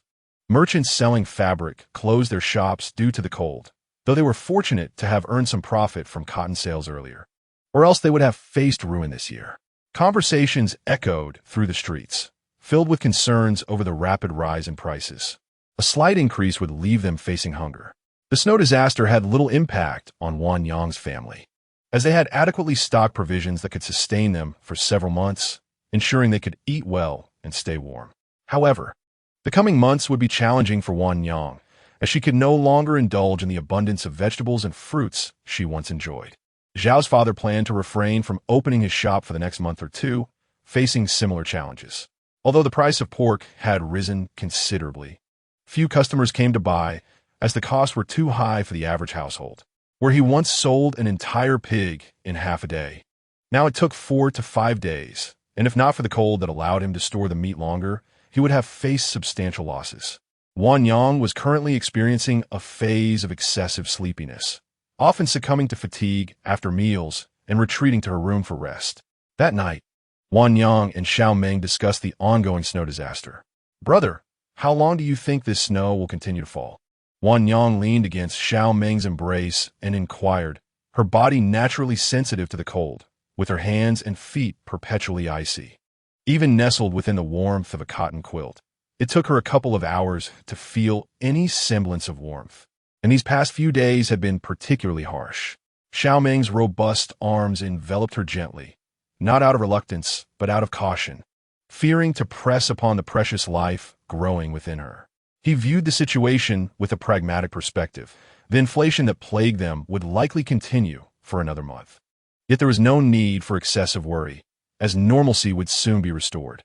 The deviation from his earlier predictions was minimal, merely prolonged in duration, and they were undoubtedly prepared on their end. "Now, let us rest," he whispered soothingly to her.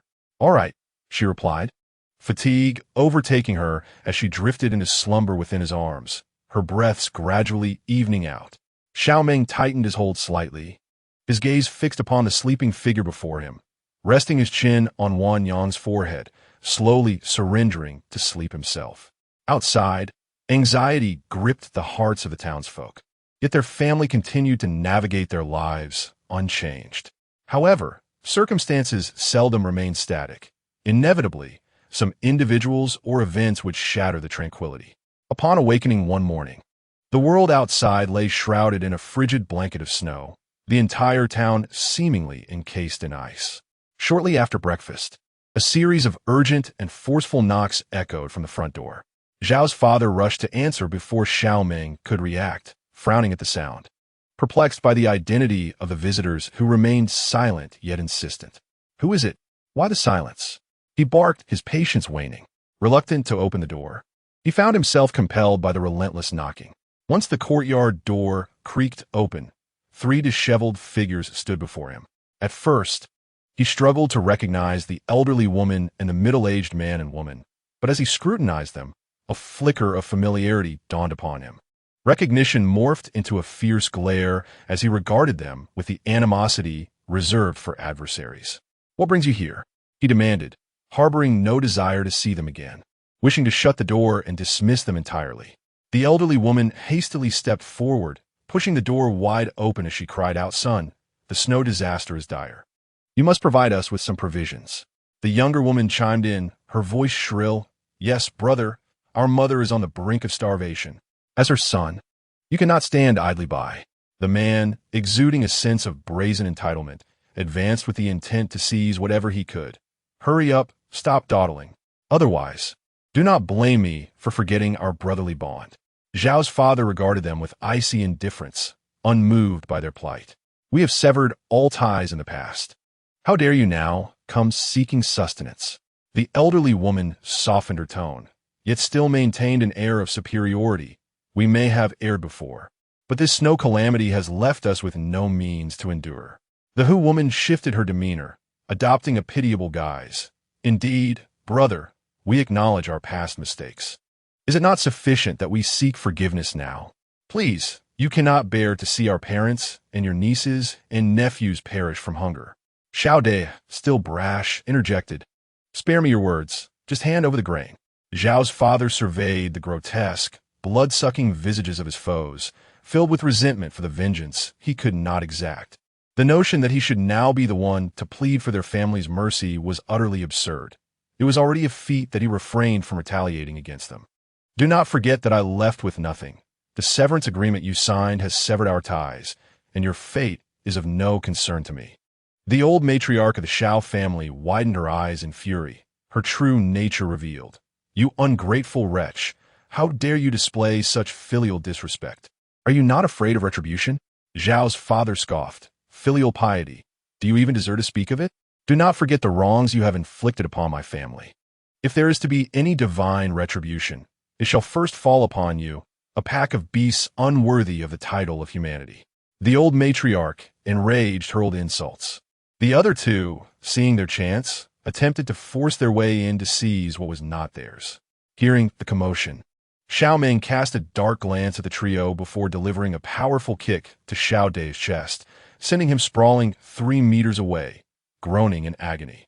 Xiao Meng's gaze shifted to the other two, and he showed no mercy, seizing their clothing and forcefully throwing them to the ground, issuing a stern warning. "Do not let me see you again, otherwise I shall ensure you regret it."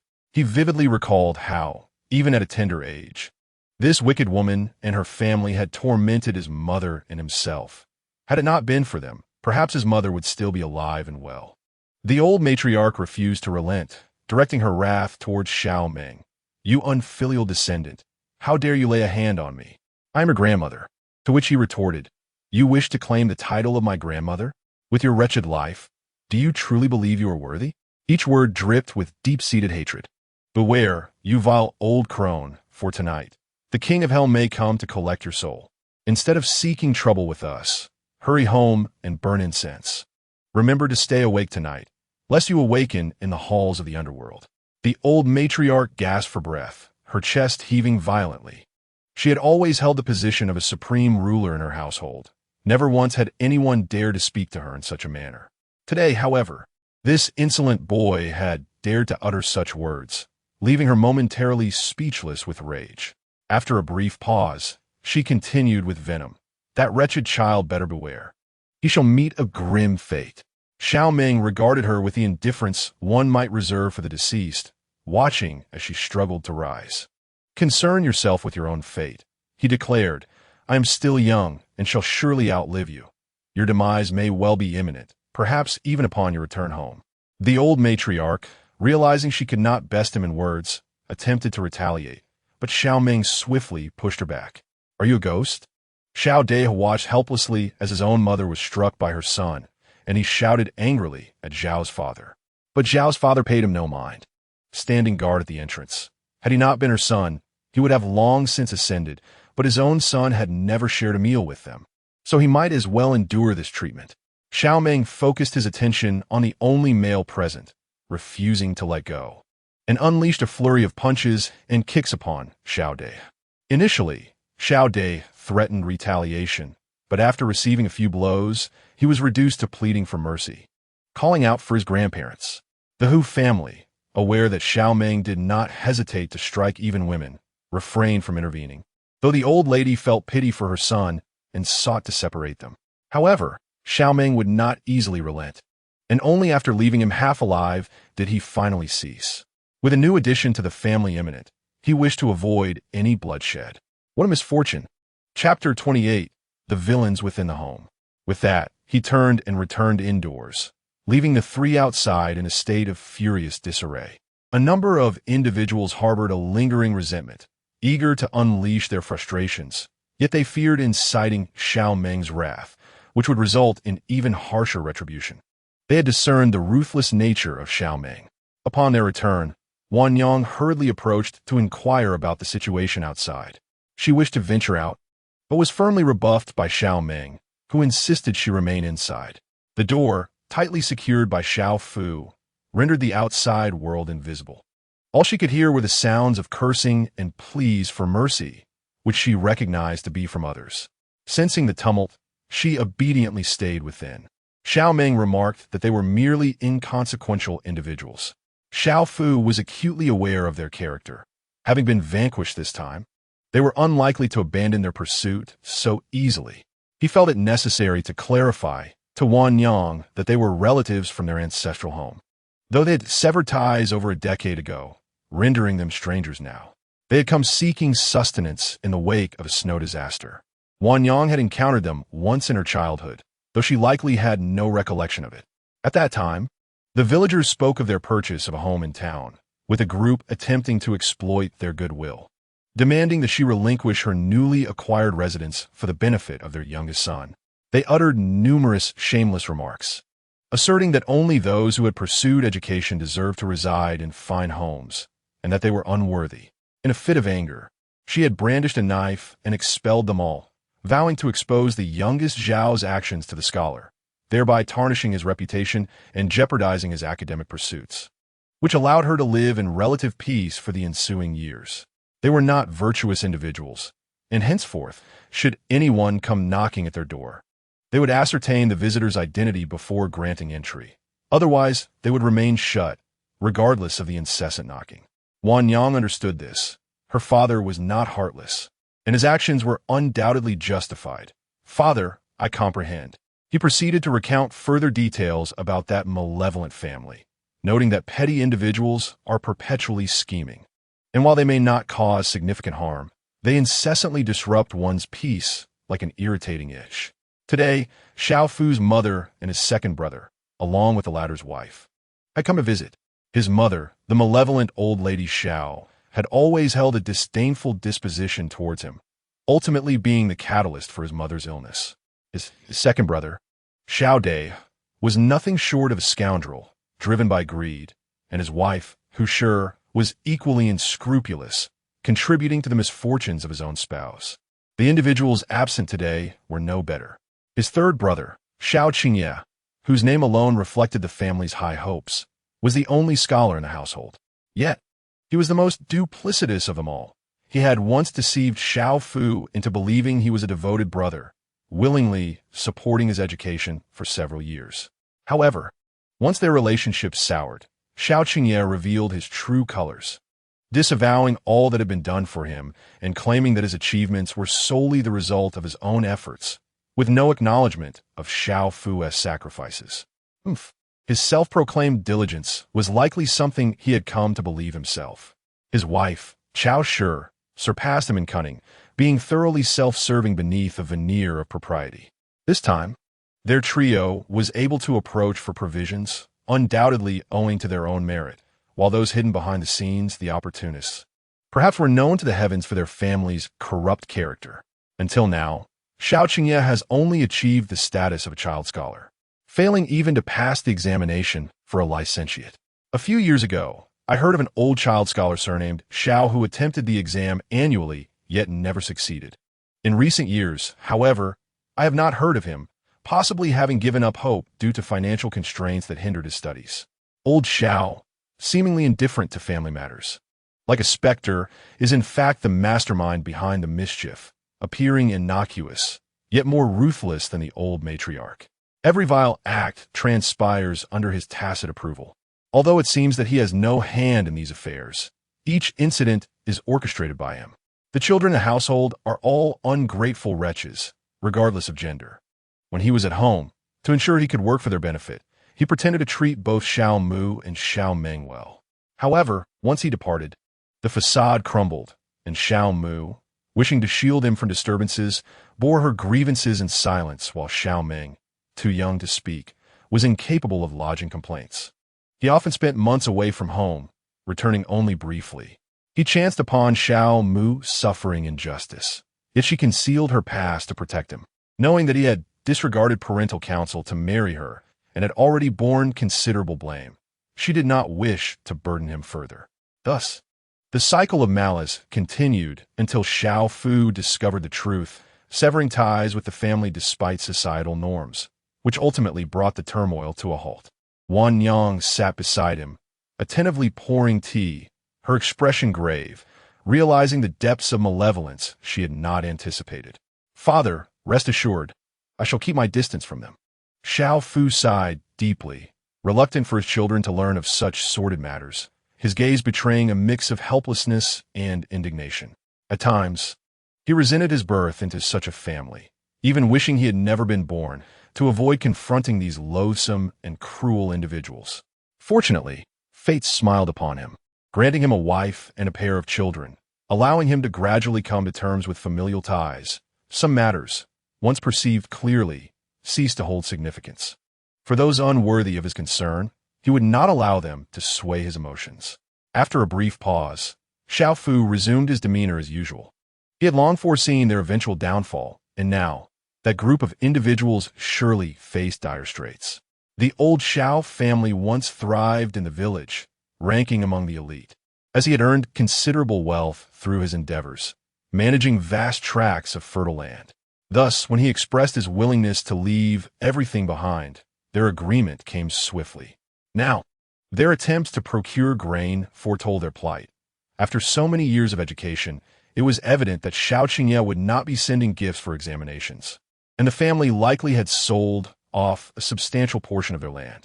As for Xiao Dai and his spouse, they were nothing but cunning schemers, expecting them to labor wholeheartedly, an impossibility akin to the sun rising in the west. The notion of persuading Xiao Qingwan, who had studied for so long, to toil in the fields was nothing short of a daydream. The common folk are enduring hardships, yet the snowfall arrived around the Lunar New Year, and the harvested grains have long since been stored away. Thus, the impact is minimal. It is primarily the townsfolk without farmland who suffer, and their plight is likely the cause of these woes. How lazy! Truly, the heavens are observant. Xiao Meng, however, is a wanderer, lacking in compassion. He will mercilessly repay the sins committed by their family. Mark my words. Wan Yang, upon hearing this, was filled with indignation.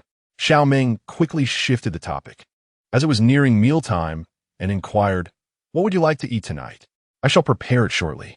Without a moment's hesitation, Wan Yang declared a dish she had frequently enjoyed in recent days. "I want spicy stir-fried pickled vegetables." Since her pregnancy, her palate had transformed, craving more robust flavors, particularly sour and spicy ones. Xiao Fu and Xiao Meng were more than happy to oblige. As long as she enjoyed her meals within moderation, they held no reservations. They understood clearly that as long as their daughter-in-law could eat, drink, and sleep, nothing else was of great concern. The restrictions on what she could consume seemed absurd. What else could be eaten? It would be a wonder if she fared well. And indeed, Wan Yang's health was flourishing. They had even consulted Dr. Tian, who encouraged them to maintain her well-being. "But we can't just have this one dish. You can suggest the others." "I am open to anything," Wan Yang pondered, struggling to come up with additional options. "Then let us prepare a fluffy egg and a crucian carp tofu soup." "Very well," Wan Yang replied with satisfaction, nodding her little head. Chapter 29. Attentive care with the menu settled for the day, Xiao Meng set to work. Wan Yang sat beside the brazier, basking in the warmth of the charcoal, with sweet potatoes and chestnuts roasting nearby, their delightful aroma wafting through the air. In the frigid winter, savoring a bite of something sweet and warm was a true pleasure. These delicacies had been specially purchased by Xiao Meng from the countryside a few days prior. Though not in abundance, they were sufficient for Wan Yang to enjoy for a while. Currently, the grain shops in town lacked such provisions. Transportation of grains from other regions had ceased, and the rural populace was not foolish. While money held value, in times of disaster, it became utterly useless. Grains were paramount. Even without venturing into town to observe the grain shops, she could surmise that their stocks were likely depleted. She could only hope that the shopkeepers would not seek to profit from the misfortunes of others by hoarding grain for inflated prices. Alarmingly, there were those who would line up at the grain store's entrance before dawn, eager to purchase as much as possible, fearing the prices would skyrocket the following day. Xiao Meng made it a point to survey the town's situation daily, keeping an eye on the docks for incoming vessels. As long as ships arrived, the prevailing circumstances would not pose a significant problem. At the dining table, Wan Yang eagerly selected the spicy, pickled vegetables, relishing the tangy and piquant flavors that suited her palate perfectly. The initial bite was intensely stimulating to her senses, causing her to squint and emit sounds of adjustment. Yet once accustomed, she continued to eat heartily. Observing her reaction, Xiao Meng promptly poured her a glass of water, advising her to take her time and sip slowly. In truth, the dish was not excessively spicy. He had only added 2 chili peppers, as their family rarely indulged in such heat, rendering them somewhat sensitive to spiciness. Nevertheless, Wan Yang found herself increasingly drawn to bold flavors. The father and son were well aware of Wan Yang's preferences, thus refraining from picking at the dishes, leaving everything for her. Xiao Meng was particularly attentive during meals, promptly serving her soup and pouring water. Wan Yang was quite pleased with the food, eating heartily, and finishing off with a bowl of soup, marking the end of her meals for the day. The little one within her was remarkably well-behaved, causing her no discomfort. Unlike others who experienced nausea and loss of appetite, she relished every bite and enjoyed restful sleep, typically slumbering until dawn. However, from this month onward, she found herself waking in the night, although she could quickly drift back to sleep. After dinner, the family gathered around the remaining embers of the charcoal fire. The night was deep and silent. Wan Yang was roused by a feeling of fullness. Now, she avoided drinking anything in the evening, leading her to wake up at midnight like clockwork. She carefully sat up, gingerly moving Xiao Meng's arm that lay across her. Unexpectedly, she stirred him. Xiao Meng, with slightly bleary eyes, instantly became alert, quickly sitting up to assist Wan Yang. He softly inquired, "Do you need to relieve yourself?" Wan Yang nodded shyly, yes. Xiao Meng had previously suggested bringing a chamber pot into the room, considering the dangers outside where the ground was covered with snow, posing a risk of slipping. Wan Yang understood his concerns, yet she found it impossible to do so in his presence. Despite their marriage and the child she carried, she could not bring herself to relieve herself before him, even if he were to look away. Thus, he ended up accompanying her each night. Xiao Meng swiftly rose, draping his coat over her shoulders and helping her into her shoes, carefully supporting her as she descended from the bed. The moonlight cast a soft, silvery glow upon the glistening snow. With one hand supporting Wan Yang and the other holding an oil lamp, Xiao Meng walked slowly towards the outhouse, having thoughtfully prepared a lamp inside for her comfort. He paused, saying, "I will light the lamp first. It's too dark inside to see clearly." He intended to assist her into the outhouse. Wan Yang replied, "You wait for me. I'll be out shortly."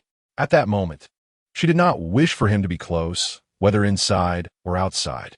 "All right," Xiao Meng replied with a resigned smile, still finding her shyness endearing. Once inside, Wan Yang kept her gaze fixed on the door. Moments later, she emerged, and Xiao Meng hurriedly stepped forward to support her, tightening her clothing. "Are you cold?" Wan Yang shook her head. "Not at all. I've only just come out. It's not too chilly." Upon returning indoors, Xiao Meng assisted her back to bed, tucking her in snugly. "Sleep well." She murmured, closing her eyes and drifting back into slumber. The following morning, early at dawn, Xiao father rose to shovel snow. Given the limited space at home, he could not leave the snow to accumulate, for they had a sense of civic duty. The streets outside were frequented by many, and they could not act selfishly. Thus, he daily pulled a small cart to transport the snow to an open area. Fortunately, it was merely snowing that day and not raining. Otherwise, the ground would become icy and slippery, making removal difficult and walking even harder. After finishing his work, Xiao father felt warm, for remaining inactive all day would be uncomfortable for him. At almost the same time, Xiao Meng rose, donned his attire, and proceeded to thaw the pork in warm water, along with 2 pears and persimmons. Once everything was nearly prepared, he turned his attention to tidying himself up. Outside, Xiao Fu was grinding beans, while Xiao Meng washed his hands in preparation for kneading the dough.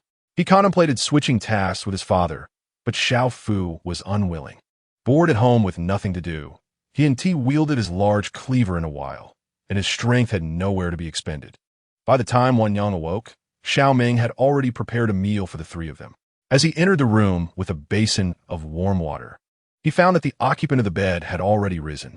Xiao Meng meticulously arranged Wan Yang's hair, his large hands weaving deftly through her dark tresses. Yet the bun he fashioned still lacked finesse, appearing rather loose. The hairstyle Wan Yang sported was quite simple, gathering all her hair at the back of her head, secured with a single hairpin. Xiao Meng wished to assist Wan Yang in washing her face, dampening a silk cloth and wringing it out. "Brother, I can do it myself," she asserted. Feeling increasingly like a burden, she lamented that her daily routine now consisted solely of eating and sleeping, to the point where she no longer washed her own face. She did not wish to be perceived as useless. Xiao Meng, not wanting to impose, observed as she finished with the water and then took it away. Breakfast was simple: steamed buns, soy milk, and an egg solely for Wan Yang. Xiao Fu was already seated at the table, only beginning to eat once they arrived. Initially, Wan Yang was reluctant to accept such treatment, preferring to eat better on her own rather than stand out. Yet she could not contest their insistence. They were attentive to her needs. And in the presence of loved ones, there existed no roughness, only a casual disregard for formality. The large white buns were even bigger than Wan Yang's fist, with a crisp bottom and a soft interior, releasing an aromatic wheat fragrance with each bite. The soy milk was a milky white, and a gentle sip revealed its sweet, rich flavor. After the meal, Xiao Meng provided fruits, the frozen pears and persimmons. In winter, fruits were scarce, usually limited to pears, persimmons, and dates. This year, due to the snow disaster, the options were even fewer, and Wan Yang was perplexed as to where Xiao Meng had procured them. Having returned with a bag full after a brief outing, she dared not eat too much, waiting until the fruits warmed before consuming half, leaving the remainder for Xiao Meng. The family was a picture of warmth and harmony, in stark contrast to the old Xiao family in the countryside. Chapter 30. The Villain in the Countryside. Wisps of smoke curled from every household. The old Xiao family, however, faced a cold stove and unlit hearth, with the entire clan still nestled in their blankets, unable to rise due to the biting cold. This year, they had insufficient firewood prepared. Since Xiao Fu left home, the responsibility of gathering firewood each winter fell to Xiao Dai, a cunning individual who was unlikely to fulfill this duty diligently. Xiao Lao knew his character well and accompanied him each year, which kept Xiao Dai somewhat in line, yet for a family of nearly 10. Preparing enough firewood for winter was no small feat. It took the two of them over a month to gather sufficient supplies. At this moment, Xiao Lao couldn't help but reminisce about Xiao Fu's virtues. Ever since Xiao Fu reached his teenage years, all the laborious tasks had been assigned to him, and he felt such exhaustion in a long time. The same applied to Xiao Dai, who, taking advantage of his favored status over Xiao Fu, would either delegate work to his elder brother or simply neglect it altogether, confident that someone would step in to assist. The most comfortable life in the family was enjoyed by Xiao Qingwan. From a young age, due to his academic prowess, he was supported by his family and lived a life of ease, never having to toil in the fields, and was unaware of which land belonged to them. In fact, Zhao's father had attended school for a year during his childhood, when his grandparents were still alive, and the couple from the Xiao family refrained from being overly indulgent. However, after their passing, there was no one to impose constraints on them, and Zhao's father was compelled to return home to work in agriculture. At that time, he still had some academic talent, and upon learning that he was sent back to labor, his teacher earnestly tried to persuade the elderly Xiao couple to keep him in school, believing that his potential might one day lead to a scholarly career. Yet, the old couple would not listen, as there were chores at home that awaited attention. Initially, they felt a twinge of guilt, but later, as Xiao Qingyan began to shine academically, they were relieved to have made the decision to withdraw Zhao's father from school, firmly believing that he could never surpass their youngest son. However, in the years that followed, it became evident that their initial assessment had been flawed. After decades of support, the family's wealth dwindled, and they sold off most of their land, yet they remained silent, as the dreams of Zhao's father to be an official shattered overnight. Once envisioning a future as prosperous as a golden dragon, he ultimately found himself reduced to the status of a mere mud loach.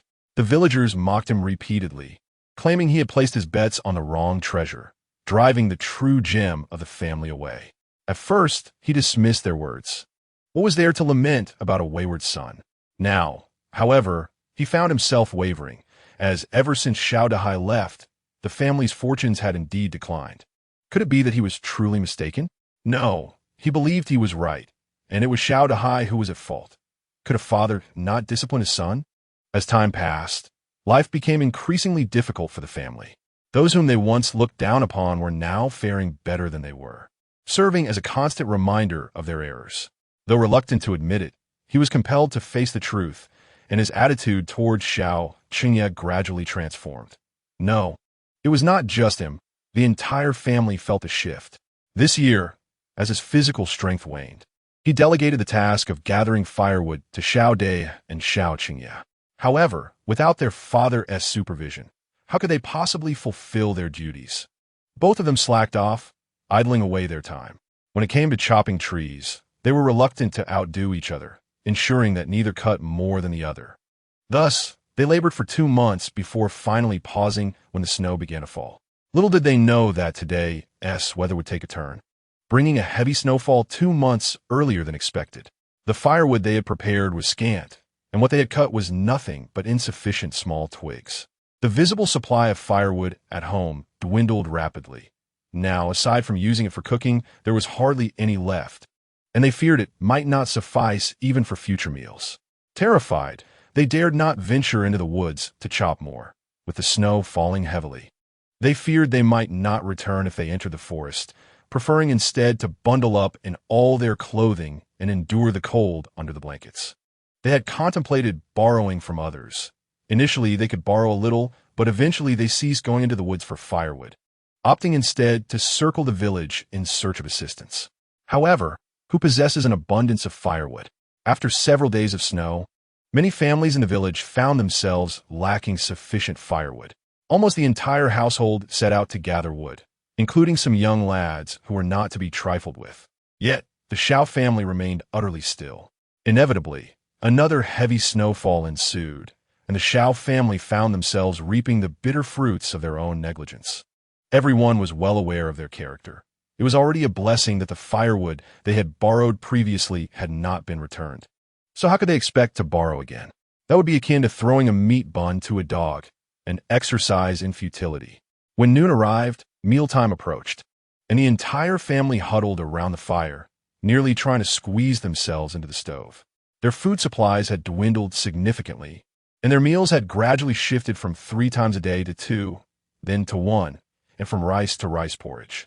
Presently, they could only manage a single meal of rice porridge at noon, and whether they could endure this plight was entirely up to them. In truth, even if their circumstances were dire, they would not have fallen to such depths this year. Although the family was large, few could genuinely contribute to labor. The crops they planted barely sufficed to sustain them. Yet, they were short-sighted. At the onset of the snow disaster, they were rather pleased, for the price of grain was significantly higher than in previous years. They anticipated an improvement in their situation, joyfully receiving double the usual amount of silver and selling off a large portion of their grain. Who could have foreseen that the price of grain would continue to rise?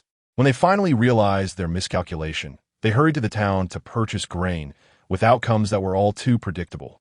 Aside from the money they had just acquired, they ended up losing nearly all their savings without securing much grain in return, leaving them utterly stunned. They resorted once again to borrowing from the village.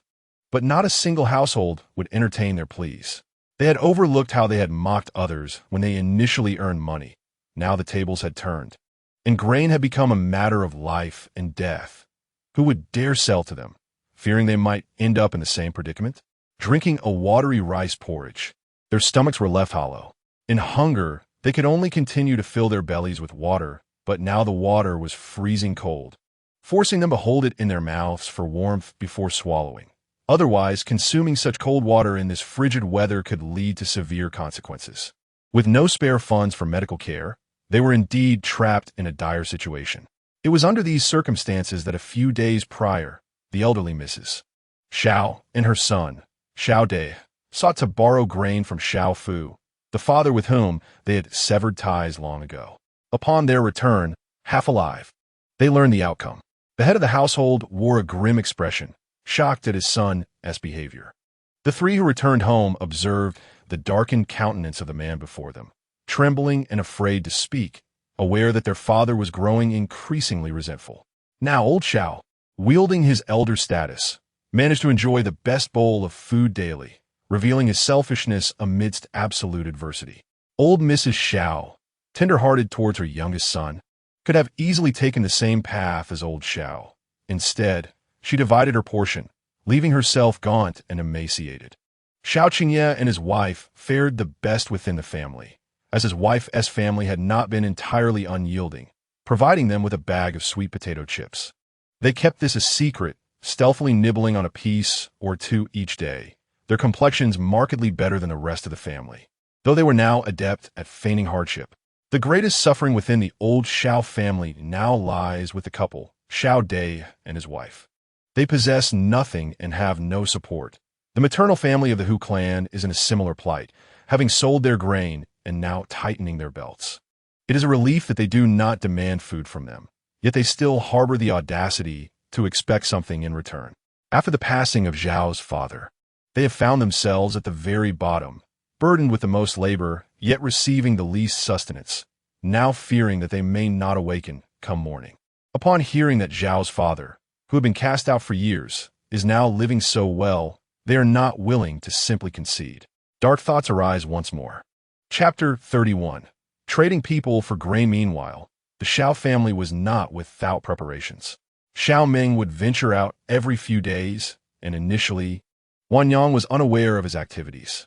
She refrained from inquiring too much. Despite being married, they still needed their own space, and she harbored secrets that she might never divulge to Xiao Meng.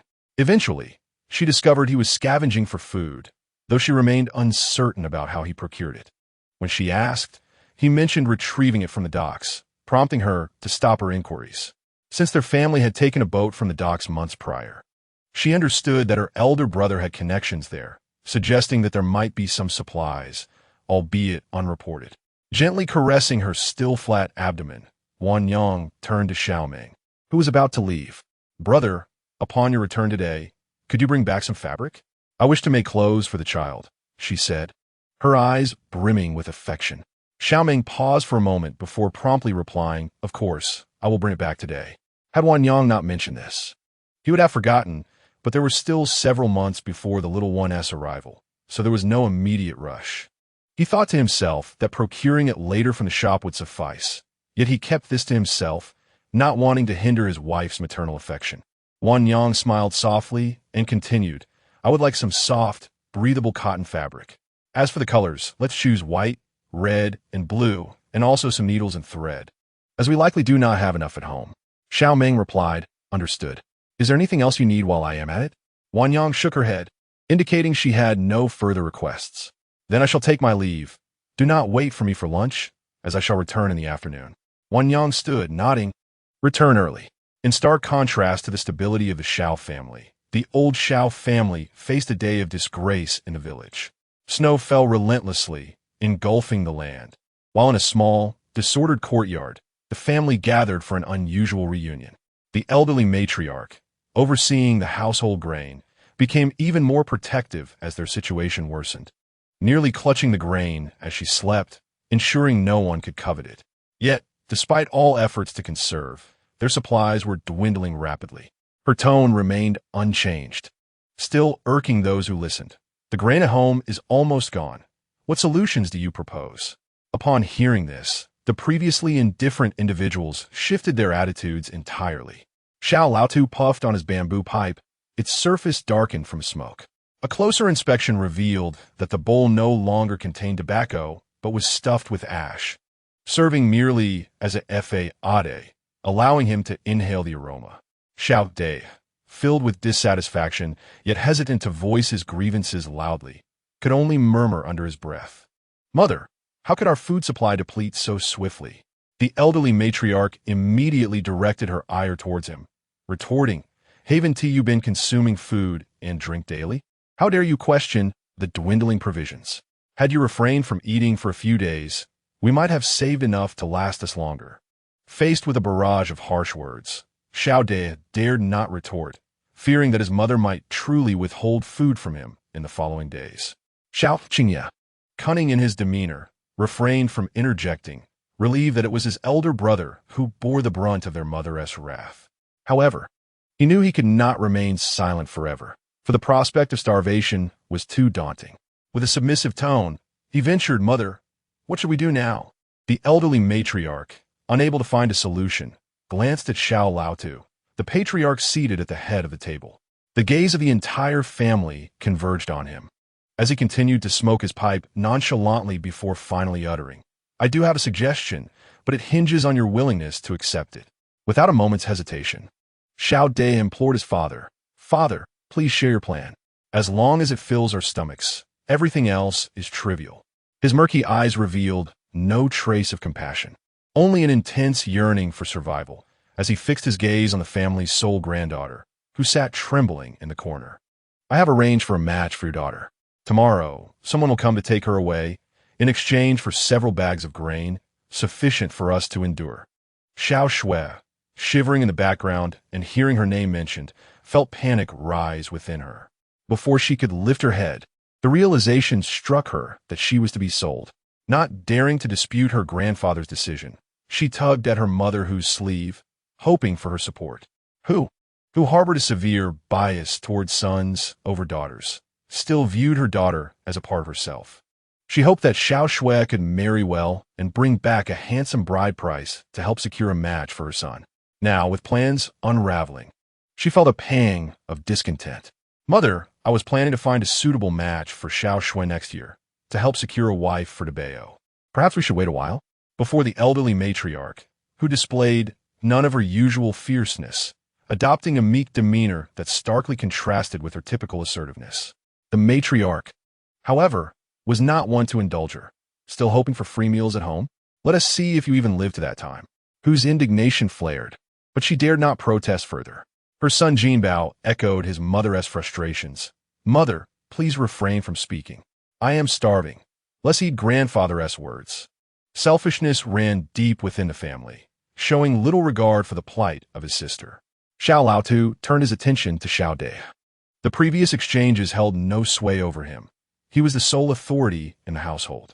Addressing Xiao De, he inquired, "Second son, what is your perspective?" "Father, you decide." "We shall follow your lead," Xiao De replied, mirroring Hu's sentiment. He deemed his daughter of little value, seeing marriage merely as a means to recuperate some financial benefits. In the face of impending starvation, such concerns seemed trivial. All that mattered was having a son to bear the burdens of the family. Xiao Shui, no longer willing to remain silent, stood defiantly and shouted, "I refuse to marry. I would rather die." She could not bear the thought of being wed to a peasant, destined for a life devoid of comfort and luxury. With that, she fled to her room, too frightened to venture outside, her fear of death overwhelming her. "How dare you speak to us in such a manner?" The elderly matriarch of a Xiao family scolded vehemently, asserting that if it were not for the urgency of selling the girl tomorrow, fearing that a delay might diminish her value, she would have certainly dealt her a beating today. Her father was right. The girl was merely a burden at home, and selling her would ensure the survival of their family. Xiao Qingyan readily agreed, stating that as long as his interests remained unscathed, everything was negotiable. After all, if he could trade a girl from another family for his own sustenance, why not? He had no daughters, just a single son, and his parents' concerns would hardly extend to their household. Chow, another family member, chimed in, claiming that the parents had the girl's best interests at heart. Once married off, she would no longer have to endure hunger alongside them. What a relief! Who shot her a disdainful glance, retorting that it was easy for her to speak so sweetly when the girl was not her own daughter, feigning concern. Thus, Xiao Shui's fate was sealed, and her family, apprehensive of her fleeing, locked her within her room, preparing to exchange her for 3 bags of grain and a cart of firewood the following day. In the afternoon, Xiao Meng indeed returned with a heap of fabric and a large sack of food, having heard somewhere that walnuts were beneficial for both adults and children. He brought half a bag back for Wan Yang. As she surveyed the multitude of items, she questioned the quantity of fabric he had procured. In addition to the few colors she had mentioned, there was also a light green shade she adored. Xiao Meng carefully set down the items, rummaging through them. "I happened upon the colors you like while shopping and bought them. Some are given to me as a bonus for purchasing in bulk." Business was poor for shops selling clothing fabrics. When they encountered a wealthy patron, they had to find ways to sell and give away their stock. Finally locating an item, he approached Wan Yang, presenting it to her. "This is specially for you." Wan Yang gazed at the white cloak in his hands, adorned with soft, warm white fur. "Brother, what made you think to buy clothes?" she inquired, for she already possessed ample garments. He had purchased several warm outfits for her before the heavy snow. Xiao Meng had not overthought his decision. Upon seeing the cloak, he felt compelled to buy it for her. "This garment suits you perfectly, and it will keep you warm if you need to rise during the night." Wan Yang blushed at his words, with their father present, and chose to ignore him. Unperturbed, Xiao Meng found nothing inappropriate in his sentiment. Their father was accustomed to such displays. Regardless of Wan Yang's response, he knew he would always be by her side as long as he was home. Indeed, Xiao father shared Xiao Meng's sentiments. He was pleased that his son cared for his daughter and overlooked the warmth of his words. "Did you buy anything for father? I hope it's not just her things." "No, we all made purchases," he replied, producing a black fur coat and casually handing it to Xiao father. Surprised to find something for himself, Xiao father examined the quality of the coat, approving of his son's discernment. He took it to his room to try it on, leaving space for the young couple. "Let us see if it fits," Xiao Meng suggested, knowing Wan Yang's measurements by heart and confident that he would not err. Yet he wished to see her adorn it for his approval. "All right," Wan Yang acquiesced, encouraged by his enthusiasm, and removed her outer coat in preparation to try it on. Xiao Meng gracefully unfurled the cloak, draping it tenderly over Wan Yang's shoulders and fastening the clasp.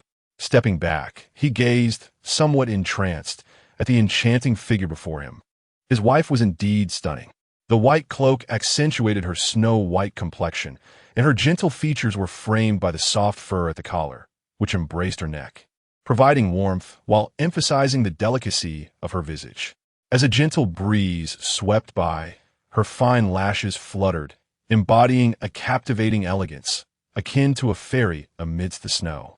After wearing it for a while, Wan Yang expressed a desire to remove the cloak. "What's the matter? Do you not like it?" Xiao Meng inquired, believing it to be quite lovely. He dismissed the thought of her discontent, contemplating that he would purchase another one she preferred next time. "No, I truly like this cloak. It's just that I have too many layers underneath, and I'm feeling a bit warm now," she replied.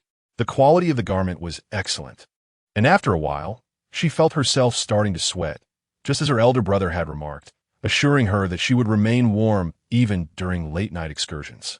"Let me remove a few layers and then put it back on," she suggested, though he had not yet feasted his eyes enough on her beauty. "No, I prefer to wear something more familiar and comfortable at home," she stated. After trying on the cloak, she soon felt drowsy. "I am tired and wish to take a short nap. I'll think about making clothes tomorrow." Xiao Meng followed her into the room, and after she settled into bed, he placed a hot water bottle by her feet to keep her warm. With him around, he would ensure her hands and feet remained cozy. He still had some matters to attend to in the afternoon, having yet to organize the items he had just purchased. Dinner would soon be upon them, and he couldn't afford to lie down and rest beside her. Thus, he procured the hot water bottles for Wan Yang, having also bought 2 for his father, ensuring a warmer night's sleep. Occasionally, he would peek into the room to check on Wan Yang, tucking her in once more. As the evening approached, Xiao Meng sat alone in the house, sorting through vegetables. In truth, there was little to sort, as the bean sprouts had scarcely any old parts. Yet, he insisted on meticulously examining them. Currently, the only vegetables available were greens, specifically somewhat wilted cabbage, which could be eaten daily, though it was hardly palatable. Thankfully, Wan Yang had initially bought several pounds of beans, which could be sprouted by the fire for 5 or 6 days, yielding enough for their household to last 2 or 3 days. Otherwise, the presence of a woman in the home was essential for a comfortable life. Dinner consisted of 2 dishes and a soup. Xiao Meng's father, who usually ate quickly, had begun to moderate his pace, accompanying Wan Yang, who preferred to dine more leisurely. The following day, Xiao Meng assisted Wan Yang in preparing items for their child, contemplating where to begin for something both meaningful and practical. Observing the young couple, Xiao Meng's father silently returned, bringing forth a bag and stating, "Let us first craft a patchwork quilt for the child." While the suggestion was commendable, the materials needed to be borrowed from various households, which was not feasible at the moment. Time was required. He understood their apprehensions and placed the bag on the table before them, dispelling their worries. "This contains the materials your mother had gathered while she was still with us, collected from neighbors, and now it is perfectly suited for your use." Wan Yang opened the bag to reveal neatly arranged pieces of colorful fabric, precisely 100 squares. The couple was taken aback, realizing that their mother had prepared such a valuable and meaningful gift for them. Gazing at the assortment before them, their hearts swelled with emotion, and they felt a bittersweet pang of gratitude, unaware of the depth of their mother's love. Especially for Wan Yang, during the subsequent 2 years, Xiao Mu remained at home, indicating that she had long ago assisted them in obtaining the materials. It remains a mystery how she managed to inquire and borrow from every household, as acquiring 100 pieces of fabric equated to asking 100 families. They were utterly unaware of this, yet the items were preserved in such pristine condition, as if brand new. Xiao Fu was also oblivious to this matter. It was only a year prior, when Xiao Mu sensed her impending departure, that she confided in him. Upon learning of it, he felt the same confusion as they did, pondering how long it had taken her to collect these items. At that time, she merely told him that she had forgotten, having begun the process long before, and whenever she had leisure, she would venture out to trade with others. Many were delighted to exchange goods with her. When asked if she was tired, she, already feeling her body weaken, would smile and assure herself that she was not weary but rather joyful, knowing she might not see the future. She envisioned the gifts she would leave for their children, the final treasures she could bestow upon them. Xiao Fu collected these items on her behalf, and now, as he presented them, it was as if she were there, personally crafting the finest blessings for her grandchildren. Silence enveloped them, even now as they engaged in this task. They carried with them Xiao Mu's wishes. Xiao Fu and Xiao Meng were responsible for handling the cotton, while Wan Yang meticulously stitched the fabrics together. The three of them collaboratively creating a quilt that symbolized the blessings and love of 100 families. Chapter 33. A decline in prices a month later. After a lengthy absence, the sun finally revealed itself in its entirety, heralding the arrival of spring with a gentle breeze. Wan Yang was now 4 months pregnant. Her figure subtly transformed. Her once slender waist now bore a gentle curve. Though she wore somewhat heavy clothing, the silhouette of a pregnant woman was discernible. By this stage, the fetus had stabilized, the child was well-behaved and resilient, and Wan Yang firmly believed that her baby would be a good one. On this day, as Xiao Meng set out as usual, he brought with him delightful news. Having visited the dock daily, today he had witnessed the arrival of merchant ships. Wan Yang was overjoyed. Just as Xiao Meng had previously stated, the arrival of the ships signified the end of the snow disaster. How long would it be until the prices in our town returned to normal? And when would the grains from outside be brought in? Xiao Fu was equally eager to know, wondering how much longer it would take. He had remained confined at home for an entire month. Feeling as though he might suffocate from the monotony, his days were mostly spent sleeping, and lying down had begun to ache his bones. Previously, he could chat with their neighbor, Old Wu, but a month ago, he and his spouse were taken by their son to the county town. Moreover, he was anxious to know when his pork shop would reopen. He had spent the better part of his life in this trade. Xiao Meng pondered for a moment. If no other issues arose, prices should begin to decline within 10 days, and their meat shop could also resume operations. However, a later opening might be preferable, as business would likely not be robust at this time. Many families had purchased grains at elevated prices, and their funds had significantly diminished. Thus, the number of people buying meat would likely decrease. Xiao Fu only absorbed the first 2 sentences, disregarding the latter. As long as he did not incur losses, he was willing to proceed. After 10 days, Father Xiao felt that the wait was somewhat prolonged. However, having endured so many days already, he resolved to bear with it for a few more. Yet, upon receiving the delightful news, how could he remain indifferent? Every morning, Father Xiao disappeared early, heading to the countryside to secure orders for pigs from his loyal customers. The customers, pleased with the prices he offered, readily made their purchases, as they were reluctant to continue raising pigs this year. The snow disaster had rendered it impossible to forage for pig feed as they had in the past. Now, the very thought was daunting, with snow covering everything and firewood hard to find. Naturally, they were unwilling to sacrifice their own food supplies to feed the pigs, leading to a meager diet for the animals, which were growing increasingly emaciated. They were eager to offload the pigs as soon as Father Xiao arrived. On his return, he had also collected several large hens from the village. Had the weather not been somewhat chilly, Father Xiao would have undoubtedly bought a batch of chicks to ensure Wan Yang could nourish herself during her confinement, allowing her to enjoy a hen each day. He carried a bag of hens back home. At that moment, Wan Yang was basking in the sunlight in the yard, as sunshine had been scarce throughout the winter. Not just this year, but she had scarcely seen any warmth. The warmth was quite comforting. Xiao Meng had even crafted a special stool for her, taller than their usual one, perfectly suited to her calves, making it easier for her to rise from her heavier frame. It was enclosed on 3 sides to prevent any falls. As Father Xiao entered, The clucking from the bag piqued Wan Yang's curiosity. "Father, what have you brought back?" she asked. Father Xiao, presenting his treasure, gently replied, "These are the hens I bought for you. They will serve you well for nourishment in the coming days." With that, he went to boil water in preparation for the chickens. Wan Yang felt a surge of happiness, knowing that her family was always thinking of her, bringing back little gifts from their outings. As she pondered this, Father Xiao was already sharpening his knife, ready to act as soon as the water heated. Xiao Meng placed all the chickens in the backyard.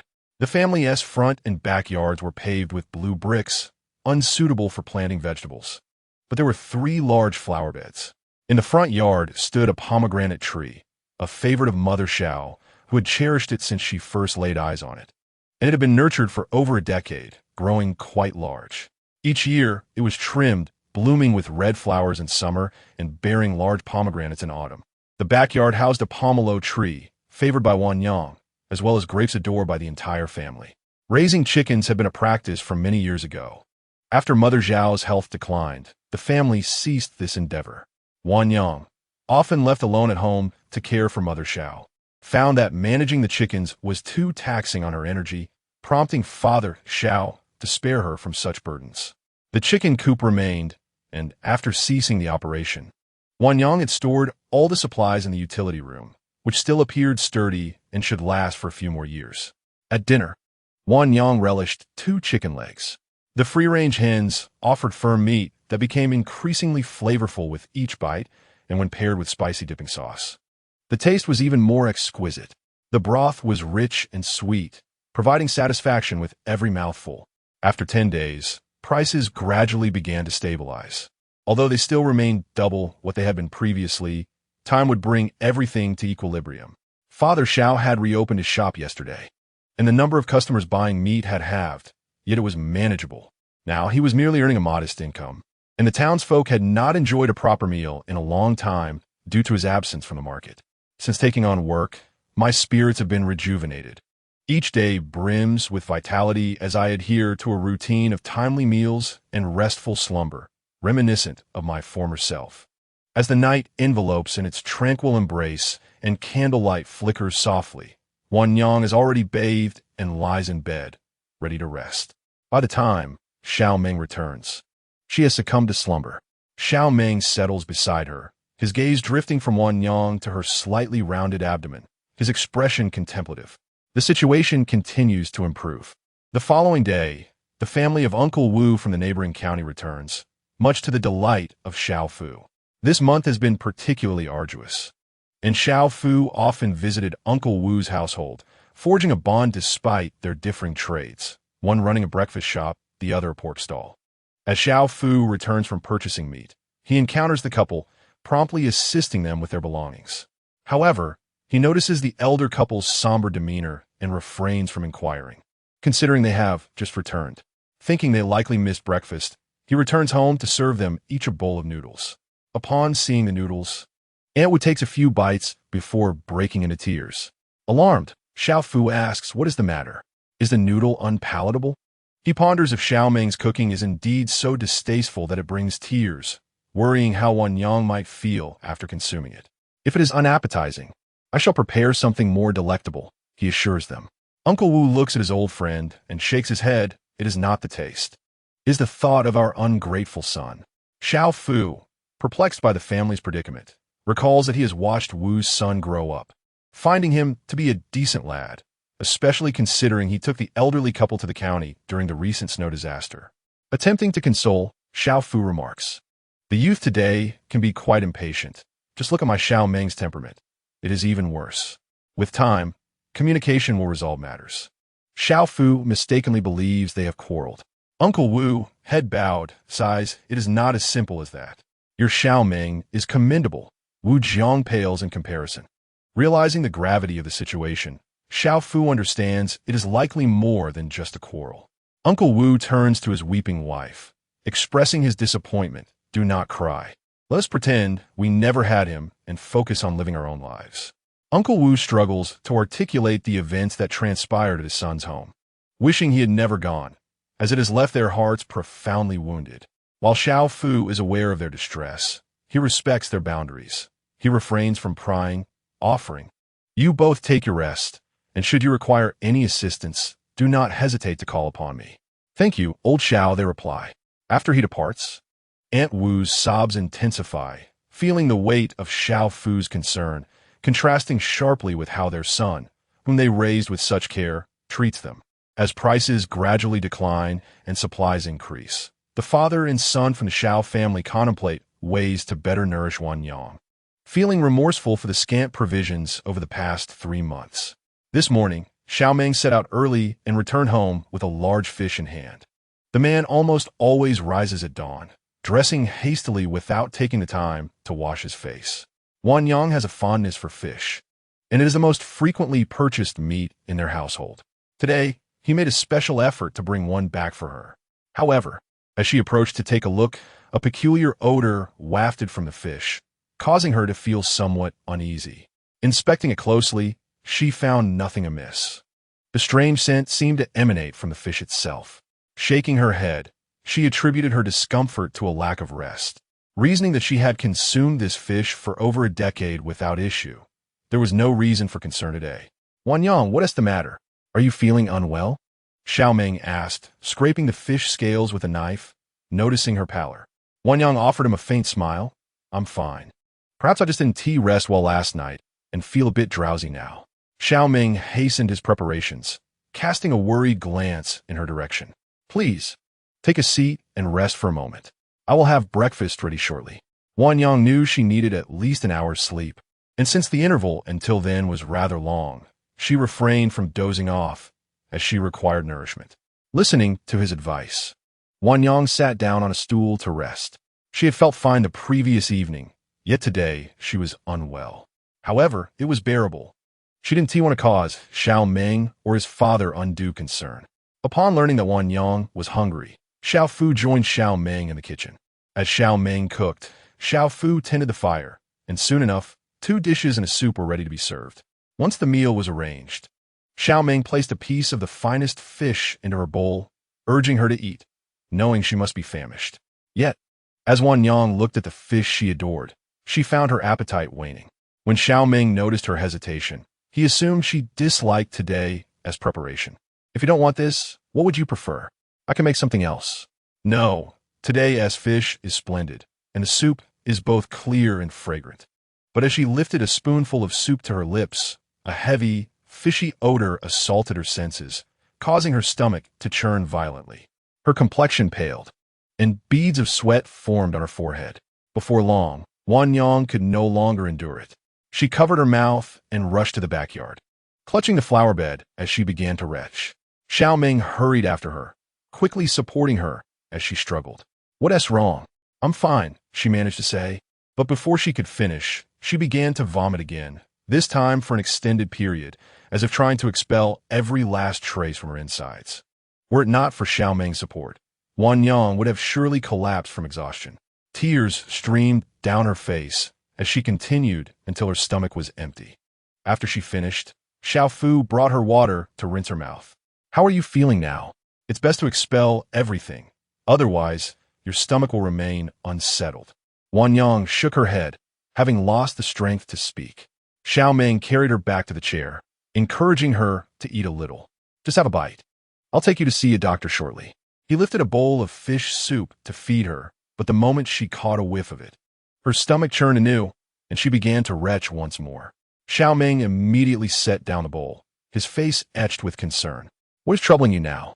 he asked anxiously. Wanyang, her strength sapped, replied weakly, "The fish soup smells too fishy. I feel like vomiting." Upon hearing this, Xiao Meng quickly moved the soup away. "I shall take you to see a doctor." "No need, I do not wish to go," she insisted, aware that some women experience nausea during pregnancy. She had initially believed she would escape this fate after 4 months of tranquility. However, now she found herself unwell. "I simply want to rest for a while. It may not even be due to the pregnancy. Perhaps a little rest will remedy it." Xiao Meng, unconvinced, wished to take her for a checkup, but Wanyang remained resolute in her refusal. Reluctantly, he acquiesced, saying, "Very well, rest. I will prepare a bowl of congee for you."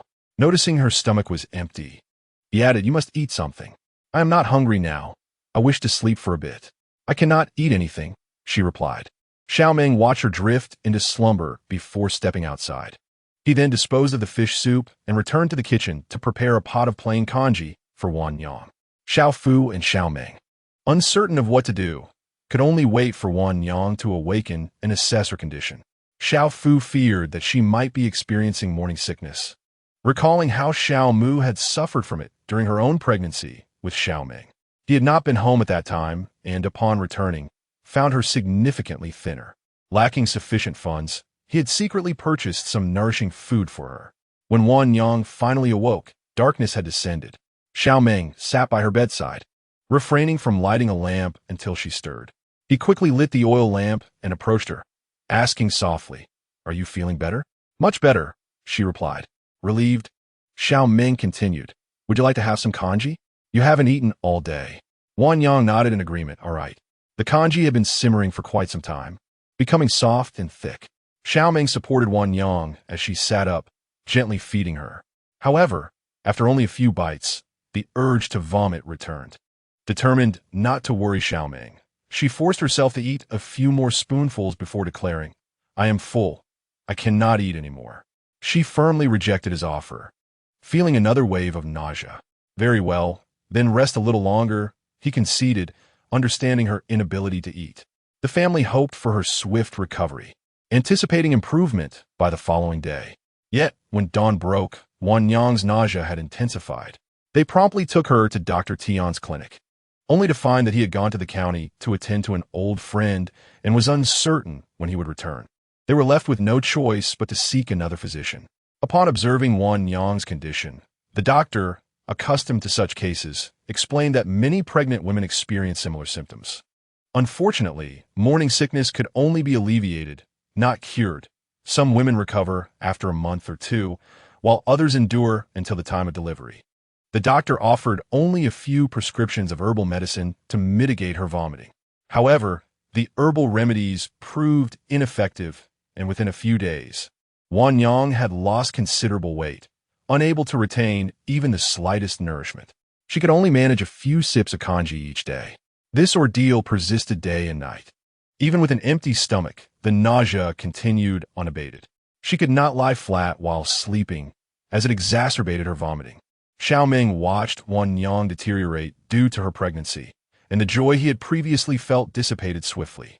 If this vomiting continues for a few more days, she will be unrecognizable. That night, Wan Yang was once again engulfed in nausea, her face devoid of color. Xiao Meng felt an overwhelming pang of anguish as he gazed at the child nestled within her womb, and a thought arose. Wan Yang, let us be rid of it. He could not bear to see her endure such suffering. He would rather relinquish the child. Upon hearing his words, Wan Yang's eyes instantly brimmed with tears. Her gaze fixated on him, silent yet pleading. "If this persists, your health will deteriorate." In his heart, no one could compare to her. Wan Yang, unwilling to forsake the child she had carried for 4 months, tearfully declared, "I want him." Her cries attracted the attention of Zhao's father, who, upon seeing the frail, weeping Wan Yang, asked, "What troubles you, Wan Yang? Speak to your father." Wan Yang looked at him with hopeful eyes. "Father, I wish to keep this child." Tears streaming down her cheeks.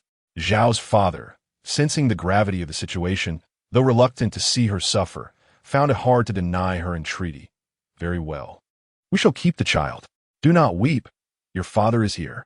He sat down, comforting her. Every day, Xiao Meng visited Dr. Tian's clinic several times, and today at noon, he saw the doctor return. He hurried home to bring Wan Yang to him. Dr. Tian had never witnessed such severe morning sickness. He had been away for less than 10 days, and upon his return, he found Wan Yang in such a state.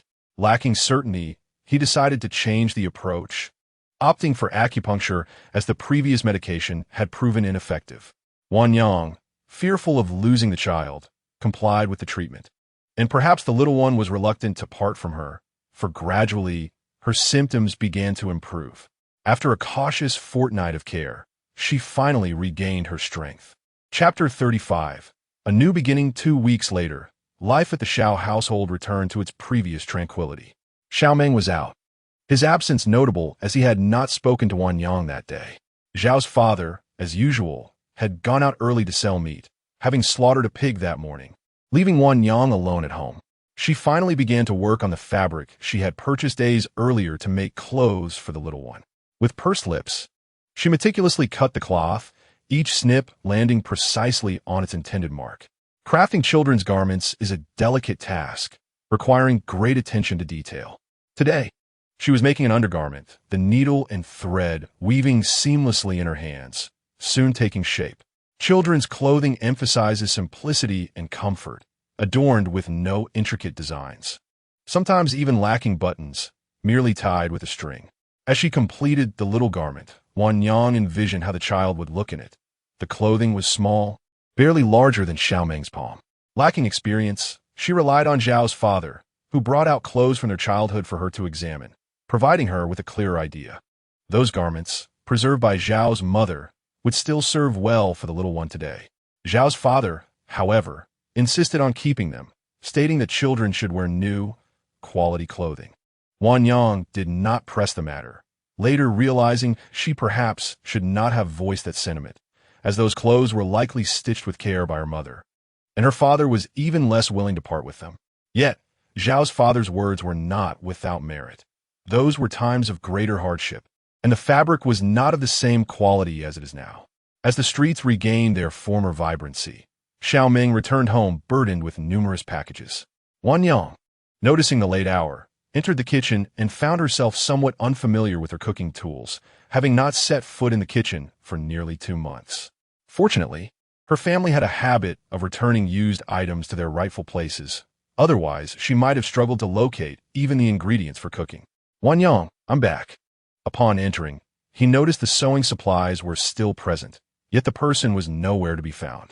No one responded. He set down his belongings and proceeded to search for her in the room and kitchen, growing anxious. Striding into the backyard, he found her there, and with a sigh of relief, he felt a twinge of concern. Give it to me, he said, snatching the firewood from her grasp. Brother, you're back, she exclaimed. Didn't I tell you that you need to do these things? Wait for me to return. Having repeated this several times without her heeding his words, he felt a flicker of irritation, not directed at her, but at himself. Wan Yang sensed she had upset her brother and spoke with a hint of appeasement. I'm over 4 months along now, and I'm feeling much better. A bit of movement is good for me. But I promise I will be careful.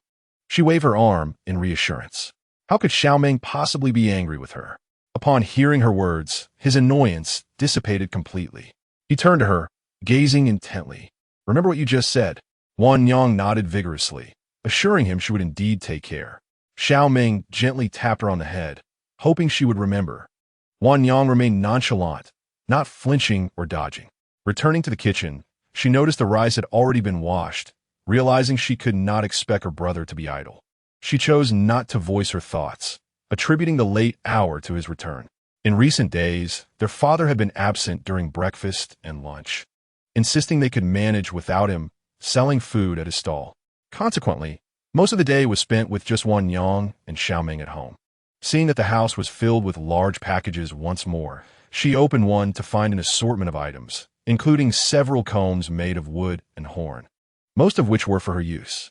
The sunset painted the sky in golden hues, and their father had procured a rare delicacy, beef. Tonight, Wan Yang would oversee and guide Xiao Meng in preparing boiled beef. Xiao Meng was not clumsy. After a single explanation, he generally grasped the basic method, though he still needed Wan Yang's assistance with seasoning and timing, lest the dish fail to meet expectations. As the boiled beef neared completion, Wan Yang added a handful of vermicelli. Over the past few months, both Xiao Meng and their father had grown accustomed to spicy food alongside Wan Yang, gradually developing a fondness for it. This dish now delighted the palates of the entire family. Wan Yang particularly enjoyed the vermicelli, which soaked up the flavorful broth. She could easily satiate herself with just that. After consuming half a bowl, she ceased her eating, allowing both her father and brother to have a taste. Nowadays, she typically refrained from calling them to the table. As long as she relished the dish, they would not intervene, waiting until she finished before partaking or sampling a bit, leaving the remainder for her. They remained silent, yet their sole aim was to encourage her to eat and drink well. Although her appetite had increased somewhat, It was still modest compared to her previous consumption, and in their eyes, she still ate little. Since the quantity of food consumed is modest, they decided to indulge in finer delicacies, purchasing whatever exquisite items they encountered, disregarding the price, for the well-being of Wan Yang was of utmost importance to them. The night was shrouded in a hazy darkness, with wispy clouds obscuring the celestial beauty of the stars. As Wan Yang nestled into the embrace of the man, on the verge of slumber, a soft whisper broke the silence. "Are you still feeling nauseous?" The effects from half a month ago weighed heavily upon him. After a brief moment of realization, she lifted her eyelids to respond. "I'm fine now. I no longer feel like vomiting." She wished to erase the memory of that incident, one that nearly cost her the life of her child, consciously choosing to forget. It's all right, Xiao Meng continually reassured her. Wan Yang gently caressed her slightly protruding abdomen, reflecting on how close she had come to losing him, grateful that the baby was resilient. Her gaze shifted to Xiao Meng, filled with anticipation. The man lowered his eyes to meet hers, a faint smile gracing his lips as his gaze lingered upon her. However, thoughts of his words from that day flooded back to him. He had erred in uttering such things. He softly offered his apologies. Wan Yang, suddenly hearing her elder brother's apology, shook her head in denial. "Brother, it was not your fault. You were only looking out for me." A hint of embarrassment crossed her face as she added, "It won't happen again." At that moment, he had only wished to terminate the pregnancy, without considering the long-term consequences. Had he proceeded as he intended, Wan Yang would have borne a scar that would never heal throughout her life. "I truly do not blame you, brother," she reiterated. Her elder brother had always acted with her best interests at heart, and she could not afford to be ungrateful and hurt her family's feelings. Her family had treated her with great care, and those 2 weeks had been harrowing not just for her, but also for her father, who had shared in her distress. Losing weight from worry, while diligently caring for her, Wan Yang wished to steer the conversation away from this topic. All that had transpired was now in the past. "Brother, tomorrow I would like to have jasmine flower cake. Could you check if it's available when you go to the market?"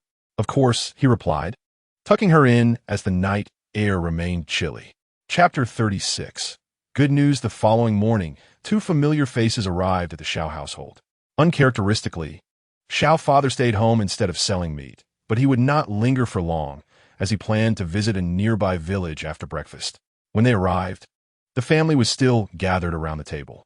Xiao Meng, yet to take his seat, called out towards the door, "Who is it?" I went to open the door without a response. It would have been more fitting to pound on the door rather than knock. Upon hearing a voice from within, 2 robust and resonant voices chimed in unison, "Brother, it's us. Hurry and open the door." Their urgency was almost haunting. Xiao Meng silently approached the door and opened it, his first words lacking warmth. "What brings you here?" Nevertheless, he allowed them entry. Su Yi and Su Er seemed oblivious to his tone, their excitement barely contained. "Meng Ge, he come specifically to share some wonderful news with you." Upon seeing the 2, Xiao father welcomed them with enthusiasm. "Ah, my brothers have arrived. Come, sit and rest." He promptly fetched stools and chairs. Wan Yang also rose from her seat to retrieve bowls and chopsticks from the kitchen. Xiao Meng felt a twinge of displeasure as he observed his father-in-law's mannerisms. He lifted his foot to give them a gentle nudge, lacking in subtlety. Taking the bowl from Wan Yang's hands, he chided them, saying there was no need for them to lift a finger. If they wished to eat, they could serve themselves.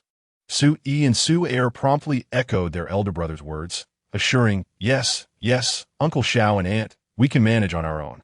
One fetched a stool, while the other sought out a bowl. Fortunately, Xiao Meng had prepared a more substantial meal than usual. Otherwise, it would have been insufficient for the 2 of them. Zhao's father wore an apologetic expression, encouraging them to eat heartily, for they intended to host them well that evening. It was a rarity for guests to visit, and their morning fare had been rather meager. "Uncle Xiao, you are exceedingly gracious. This is already splendid," they replied. Coming from humble beginnings, they had endured their fair share of hardships and held no extravagant expectations regarding food. Mere sustenance sufficed. After all, it was only a few years since they had shared a better life alongside Xiao Meng. Such ingrained values remained, and even with improved circumstances, they had not forgotten their roots. leading lives that were still simple and unpretentious. Indeed, Uncle Xiao, this is more than sufficient, they reiterated. It was true. The Xiao family now enjoyed a far better existence, especially considering that many still struggled to secure such meals. Both Xiao's father and Xiao Meng, along with Wan Yang, were aware of their elevated status, yet they continued to live as they always had, refusing to squander their earnings on frivolities or indulgences.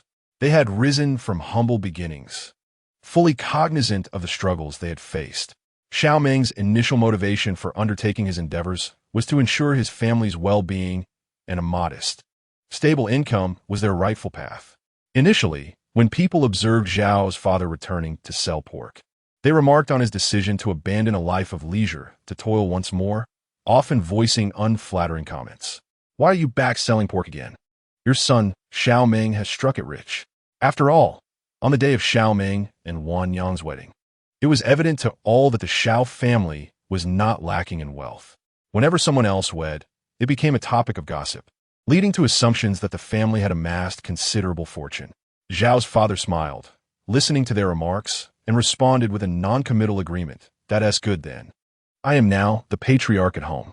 His words implied that the lavish display on that day was merely for show, and in reality, their earnings had been spent on the wedding banquet, effectively quelling any teasing regarding borrowed money. At the dinner table, Wan Yang was the only girl present.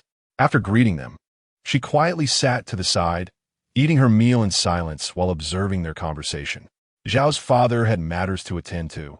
Had it not been for prior commitments, he would have ensured a more elaborate reception for their guests. Once Wan Yang retired to her room, only the three of them remained in the main hall. Xiao Meng regarded them calmly and said, "Speak, what news do you bring?" He patiently awaited their words to flow forth. The earlier discussion at the table had not been difficult to initiate. However, their actions contained a hint of secrecy, lacking a sense of integrity. Nevertheless, they had indeed exacted a measure of retribution, returning the misdeeds of those who had previously taken advantage of them. They adhered firmly to the principle of non-aggression. If one does not offend me, I shall not offend them. Su'er could no longer contain himself. He lacked the stoicism of Xiao Meng, who would remain silent unless questioned. Su'er needed clarity to feel at ease. "We have made a considerable fortune on this journey," he exclaimed with unrestrained excitement, as it was the most profitable venture they had ever undertaken. In stark contrast, Xiao Meng maintained a composed demeanor. Su recognized that their elder brother had grown indifferent to money, having earned enough to last a lifetime over a year ago. He now revealed another intriguing piece of news. "In addition to our substantial earnings, we have acquired several merchant ships for various fleets." Xiao Meng was genuinely surprised upon hearing this, and even displayed a rare smile.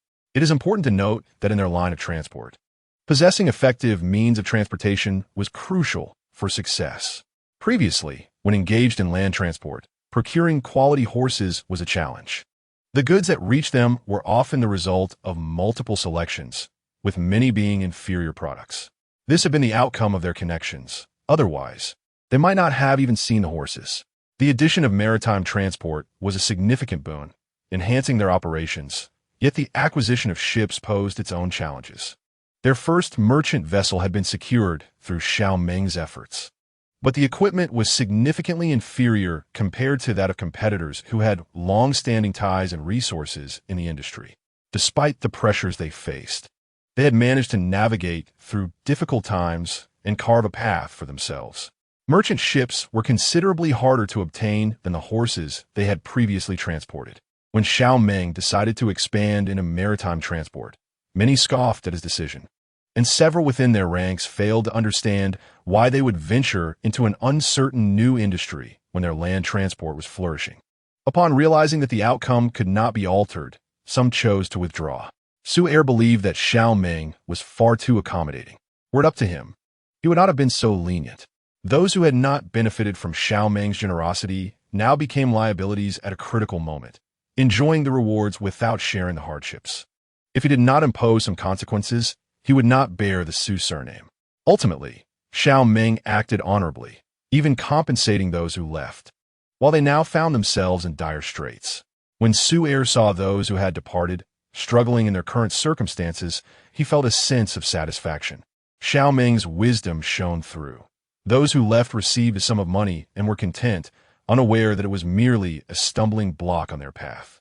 In the future, no matter how they argued their case, they would find themselves in the wrong, while Xiao Meng had already demonstrated the utmost fairness. Su'er admired him, declaring, "Brother Meng, all credit goes to you. Had it not been for your warning that heavy snow was expected in the southern regions, advising us not to rush our shipments this year, we would have faced the same fate as other merchant vessels, risking not only the loss of goods and late arrival penalties, but also the potential loss of lives due to unforeseen accidents at sea. On merchant vessels, the transportation of food and clothing is manageable. In times of crisis, these provisions can be utilized for emergency relief. However, for those devoid of resources, peril looms. In a desolate expanse, devoid of human presence, and beset by frigid temperatures, one's life could swiftly be extinguished. Whenever matters of money and survival intertwine, one may escape with their life, yet they will inevitably bear scars. A myriad of complications ensues, and the prospect of resurgence is fraught with difficulty. The phrase "make a comeback" is not one that every soul can uphold. Xiao Meng suddenly recalled a recent event, which would require some effort to address. Observing two individuals ahead, he recognized their familiarity with this particular endeavor. Summoning them, he said, "You two have been here for a few days. I have a task for you." Sui inquired, "Brother Meng, what is it?" Drawing them closer, he cautioned, "Be discreet. We must not attract attention." Su'er, thumping his chest, assured, "Leave it to us, Brother Meng. We are seasoned veterans in such matters." With this new responsibility, they were relieved to escape the monotony of idly resting at the inn. Initially, Xiao Meng had intended to handle the matter himself, as it pertained to personal affairs. However, he felt uneasy leaving Wan Yang alone at home. Ultimately, they would face the consequences, whether or not he intervened directly. Chapter 37. Departure. The two departed in haste, and by the time Wan Yang awoke, they had vanished. She pondered aloud, "Where have they gone? Weren't we supposed to host them this evening? How could they simply disappear?" Xiao Meng, indifferent to her inquiry, would have remained silent had she not asked. He would have merely reassured her. They stepped out briefly and will return shortly. Relieved to learn they had not left, Wan Yang suggested, "Let us venture out to purchase some ingredients. It seems we have little to offer as hospitality." "No need. We can manage with something simple," he replied, indicating that their bond did not hinge upon superficiality. Unyielding, Wan Yang persisted, "Then I shall take a stroll and procure a few items." "Surely, that is acceptable." Xiao Meng rose, retrieved some silver from the room, and jested. "Very well, let us depart immediately." It had been some time since she had ventured outside, and today she had expressed a desire to do so. It would be unthinkable to deny her this wish. As they stepped beyond the threshold of their home, Xiao Meng realized he had forgotten something. "Elder brother, wait for me. I've left something behind. I can fetch it for you." "Just stay here," he replied. "No, I know where I left it," she insisted. Shortly thereafter, Wan Yang emerged with a small cloth bundle. "Shall we go?" Under the midday sun, the rays gradually ceased to be stingy, cascading down like a veil of golden silk. The street regained its former vibrancy, bustling with the sounds of vendors and haggling. Navigating through familiar alleys, they noticed Wan Yang's slightly protruding belly, prompting passers-by to pause and inquire about her pregnancy. It was no surprise. This was her first outing in months, having largely remained within the confines of their home. Just months prior, she had appeared unencumbered, and now, witnessing her condition, they could not help but express their astonishment. With a gentle demeanor, Wan Yang welcomed the attention, enjoying the chance to converse, unfazed by their inquiries. She graciously responded, while Xiao Meng stood attentively beside her, offering quiet companionship without intruding. As the conversation drew to a close, it was evident that those around them were aware of their obligations, prompting them not to linger further and allowing Wan Yang to attend to her own matters. Xiao Meng followed closely behind Wan Yang, his gaze wandering about as they strolled without purchasing anything until they arrived at Lingxiufang. The keen-eyed shopkeeper, spotting Wan Yang outside, waved a handkerchief enthusiastically and approached her. "Wan Yang, it has been quite some time since your last visit. There was no complaint in her tone, only a hint of regret. Since Wan Yang had embroidered a wedding pillow for a prominent family, her work had garnered much admiration, leading many to inquire about her services. However, she had not seen Wan Yang since that day. Even after Wan Yang visited the Xiao household, she learned from a neighbor that the family was away, with no knowledge of their whereabouts or when they would return. Naturally, business had dwindled, as she was unwilling to tarnish her reputation. Many could embroider, yet few could rival Wan Yang's talent. She was acutely aware of this. "Are you expecting?" After engaging in conversation, the shopkeeper noticed the subtle protrusion of Wan Yang's abdomen. Wan Yang replied gently, "Yes." "How many months along are you?" "Over 4 months." Lin Yun, having already discerned the truth, glanced outside to see Xiao Meng waiting patiently in the same spot. She teased, "Did I not predict this accurately? I noticed it during our last visit." Yet Wan Yang denied it. Now, the evidence is undeniable. Upon hearing this, Wan Yang's face flushed crimson, recalling her previous denial. It was indeed a moment of self-reproach. "Your husband treats you well, I presume?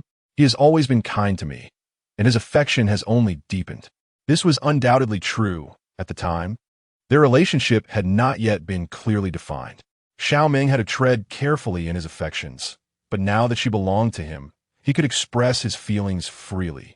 Lin Yun had encountered many newlyweds, but had never witnessed a couple so sweetly enamored as they were, which stirred a twinge of envy within her. Her own partner did not compare. Yet, she believed they were undoubtedly thriving, as evidenced by Wan Yang's current state, relaxed and cherished, emanating a radiant vitality that spoke of her well-being. Despite her pregnancy, causing her to gain weight and suffer from morning sickness in the preceding months, making her feel utterly drained, she now appeared as two contrasting extremes compared to Wan Yang. Wan Yang's skin was as delicate as mutton fat, exuding a healthy, rosy glow, her eyes bright and captivating, her lips full and vibrant, though her waist was no longer slender. Yet this was the glorious transformation of motherhood. Had Lin Yun encountered her half a month prior, she would not have shared this perspective. Wan Yang's current state reflected the devoted care of both Xiao Meng and his father. "Did you come to see me today for a particular reason?" She refrained from discussing the missed orders from previous months, for she was decisive in her work. What was lost, and lamenting over it would not remedy her situation. "These are some sachets and handkerchiefs I crafted a few months ago. Would you be interested?" As she retrieved them from her cloth bag, Lin Yun's attention was captured by the bag itself. "Did you make this pouch for yourself?" Wan Yang smiled shyly, feeling a touch of embarrassment. "Yes, it is a little trinket I made for my own use. A small square fabric pouch, a blend of white and green, is beautifully embroidered with her favorite jasmine flower." Lin Yun graciously accepted the embroidered item brought by Wan Yang, and then remarked, "If you have some spare time, you could create similar pouches to sell here. The profits will be divided as usual, with 3 parts for you and 7 for me." Lin Yun, being a savvy businesswoman, demonstrated her keen eye for potential profit, particularly regarding Wan Yang's craftsmanship. Only Wan Yang received such preferential treatment from her. It was not merely about the earnings, but rather the quality of Wan Yang's embroidery that elevated her shop's reputation, attracting significant clientele that could sustain the entire establishment. This arrangement was undoubtedly the most favorable outcome for Wan Yang, as Lin Yun provided a channel for her creations, ensuring mutual benefit. Though these fabric pouches were not difficult to make, they required time, a luxury Wan Yang currently lacked. She politely declined, saying, "I may not have the time to make these right now. It might take a while." Lin Yun understood the circumstances with her pregnancy. The priority was to nurture the baby, and she did not press the matter, assuring, "There's no rush. We can discuss it when you have the time."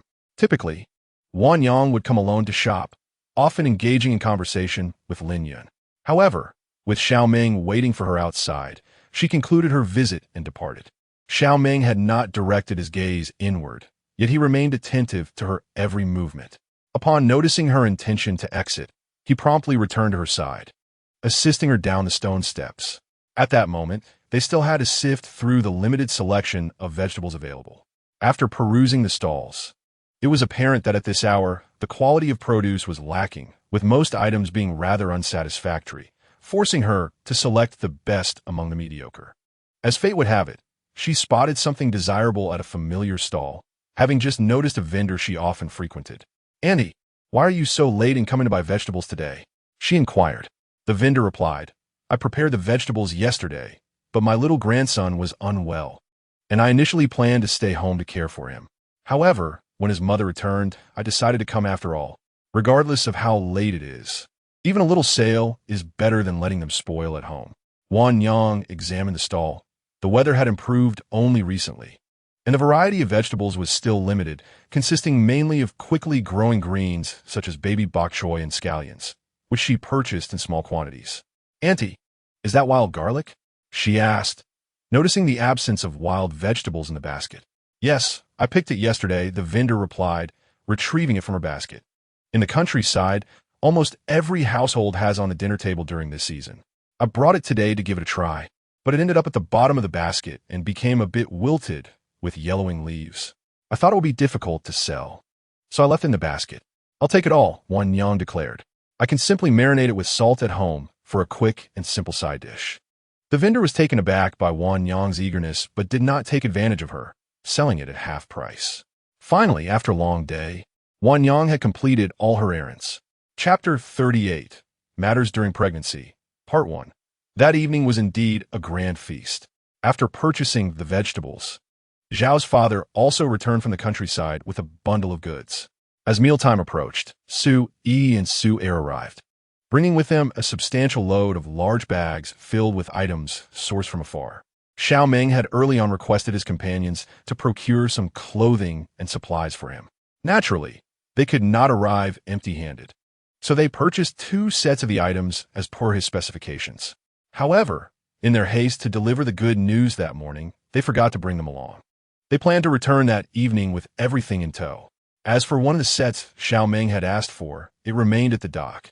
As they had no hands free to carry it, they decided that next time, Xiao Meng would retrieve it himself. When guests finally arrived at the home, the most common way to welcome them was with drinks, and Xiao Meng partook modestly, becoming slightly tipsy, yet careful not to let his 2 friends overindulge. He had not forgotten their drunken antics from the previous occasion, and he certainly did not wish to alarm his wife. After finishing her meal, Wan Yang excused herself from the table, allowing them to converse. Their voices were hushed, and once the door was closed, their words became nearly inaudible. Lately, she had been feeling rather drowsy, and lying in bed, she drifted into a light slumber, in a state between dreams and wakefulness. She sensed a slight depression at the edge of the bed, instinctively knowing it was Xiao Meng returning to their room. "No worries, I shall continue to sleep." After a while, however, a thought stirred her awake. She felt uneasy about her brother-in-law, and, true to her apprehensions, he was indeed a source of concern. Without even covering herself with a blanket, she lay there, realizing that sleeping in such a manner would surely lead to catching a chill by morning. Wan Yang attempted to cover him with the blanket, but he lay there, unmoving, making it impossible for her to shift him. Reluctantly, she sought out another blanket from the cupboard to drape over him. Noticing the flush on his face, it was evident that he had indulged a bit too much.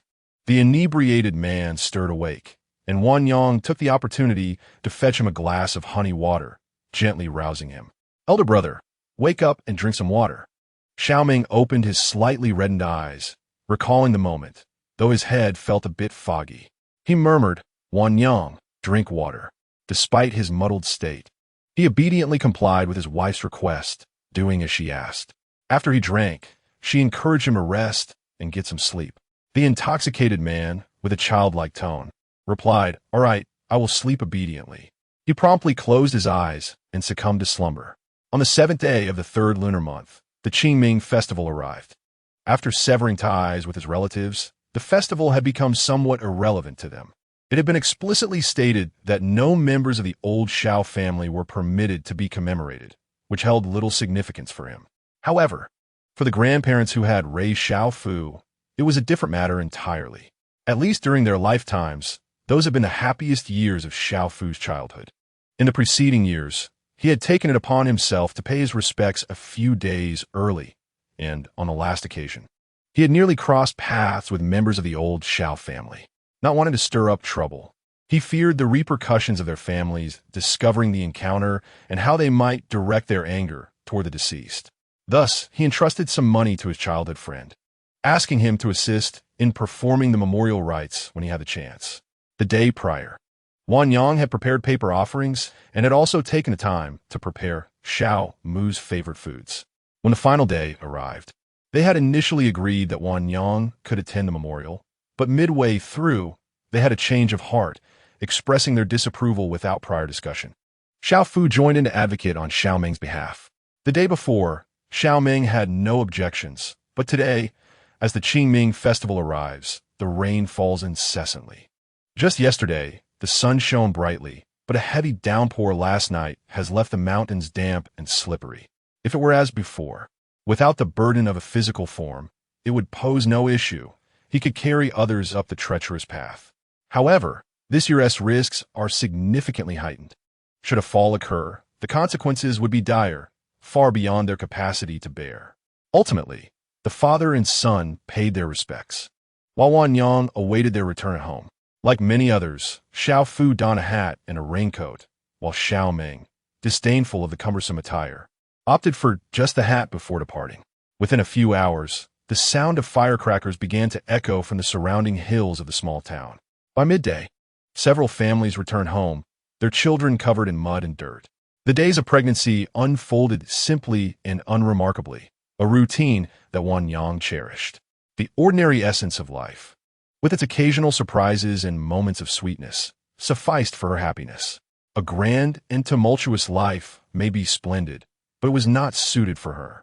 As autumn approached, the leaves rustled softly, with some already tinged with yellow. Occasionally, a leaf would drift down gently, as if delivering a late message to the earth. The lotus flowers in the pond had begun to wilt, leaving only the lotus pod standing tall in the autumn breeze. With her pregnancy advancing into the 8th month, Wan Yang felt increasingly encumbered. Her once slender waist now bore the weight of a growing belly, and Xiao Meng had not enjoyed a peaceful night's sleep throughout the month. All necessary preparations were in place at home, now awaiting the arrival of their little one. During the day, whenever Wan Yang was awake, there was scarcely a moment of tranquility. The little one inside her would occasionally jab with tiny fists and raise little feet to show her. From the 5th month, the child began to show signs of being lively. Sometimes, when the movements became too vigorous, Wan Yang would gently place her hand on her belly and softly say that the kicks were painful, causing the tiny hands and feet to momentarily still, as if truly comprehending her words. At night, during her afternoon naps, the child would quietly remain in her womb, neither noisy nor restless, a well-behaved darling. In the later stages of pregnancy, many tasks became inconvenient for Wan Yang. Even simple actions like squatting required assistance. Xiao Meng now devoted himself to caring for her round the clock, finding solace only when she was within his sight. The lingering heat of summer made Wan Yang's condition even more uncomfortable, though she hoped that by October, when it was time for delivery, the weather would be more bearable. As her belly grew rounder, Wan Yang gradually experienced the hardships of pregnancy. Hip pain and swelling began to manifest. With Xiao Meng's help, she managed to bathe and dress herself, relying on him for nearly every aspect of her daily life, her own sense of independence becoming more pronounced. Now, she sat waiting for Xiao Meng to bring her a basin of water for soaking her feet. Her legs appeared slender and long, but when Xiao Meng noticed her swollen feet, he consulted Dr. Tian, who assured him that it was a normal occurrence with no remedy other than to massage and soak her feet regularly. Indeed, soaking her feet each day provided considerable relief from fatigue, a practice she had maintained since May. Xiao Meng held a basin of warm water, his steps steady as he carefully placed it beside Wan Yang's feet. Gently, she removed her shoes and socks, submerging her delicate feet into the soothing water. Her soles, no larger than his palms, were fair and rosy, as if one could squeeze water from them. Her toes were round and charming, and her nails, meticulously groomed by Xiao Meng, displayed a subtle blush. The only flaw was the swelling on the tops of her feet, protruding slightly. Wan Yang gazed at her feet with a hint of sorrow, asking Xiao Meng, "Do my feet look unsightly now?" Xiao Meng, maintaining a calm demeanor, endeavored to appear impartial. How can my wife's feet be unattractive? They are undeniably beautiful. To assure her, he playfully kissed the back of her foot, causing her cheeks to flush. Momentarily forgetting her previous concern, Xiao Meng washed her feet with great care, his gentle movements causing a pleasant tickling sensation as his calloused hands brushed against her soft skin. Once finished, he placed her feet on his thigh to drain and meticulously dried them with a cloth, bit by bit. Chapter 39. Matters During Pregnancy. Part 2. August brought fluctuating temperatures. As night fell, the remnants of the day's warmth lingered in the air, infused with a hint of humidity. As midnight approached, the temperature dropped, a refreshing coolness enveloping the atmosphere. Regardless of the heat, Wan Yang always covered her belly with a small blanket at night, while Xiao Meng, with a carefree demeanor, sprawled beside her. With her growing pregnancy, Wan Yang now slept on her side, and Xiao Meng adopted the same position. As the night cooled, leaning against the warmth of Xiao Meng, she felt no chill. The first half of the night passed in sweet tranquility, but later, Wan Yang was abruptly awakened by a painful cramp in her leg. Sitting up, she attempted to alleviate the discomfort, biting her lip to stifle any sound. Xiao Meng, exhausted from the sleepless nights since her pregnancy began, especially this month, was not to be disturbed. She carefully rolled up her pant leg and gently massaged her aching calf, trying to ease the piercing pain that felt as if sharp needles were embedded in her muscles, rendering her nearly unbearable. After a while, the discomfort intensified. Gritting her teeth, she silently endured, wishing for it to end soon. Xiao Meng, indeed fatigued, had fallen into a deeper slumber that night. But the subtle movements of Wan Yang stirred him from his dreams. Groggily, he opened his eyes and, upon noticing his wife was not in bed, felt a pang of alarm that quickly dispelled his drowsiness. He sprang up, only to find her at the foot of the bed. Startled, Wan Yang was taken aback by his sudden movement, staring at him in confusion. "Did I frighten you?" Xiao Meng hurriedly sat at the edge of the bed, placing his hands near her ears, murmuring, "It's all right, it's all right." Wan Yang, too, was relieved, having thought something was amiss with him. "I'm fine," she replied. But just as she spoke, a sharp pain returned, causing her to gasp. Xiao Meng released his hands and looked at her calf, noticing her massaging it herself. With a tender concern, he inquired, "Is your leg cramping again?" Despite the questioning tone, his hands were already resting on her leg. Wan Yang hadn't realized she had woken him, and with a hint of apology, she murmured, "I disturbed you again."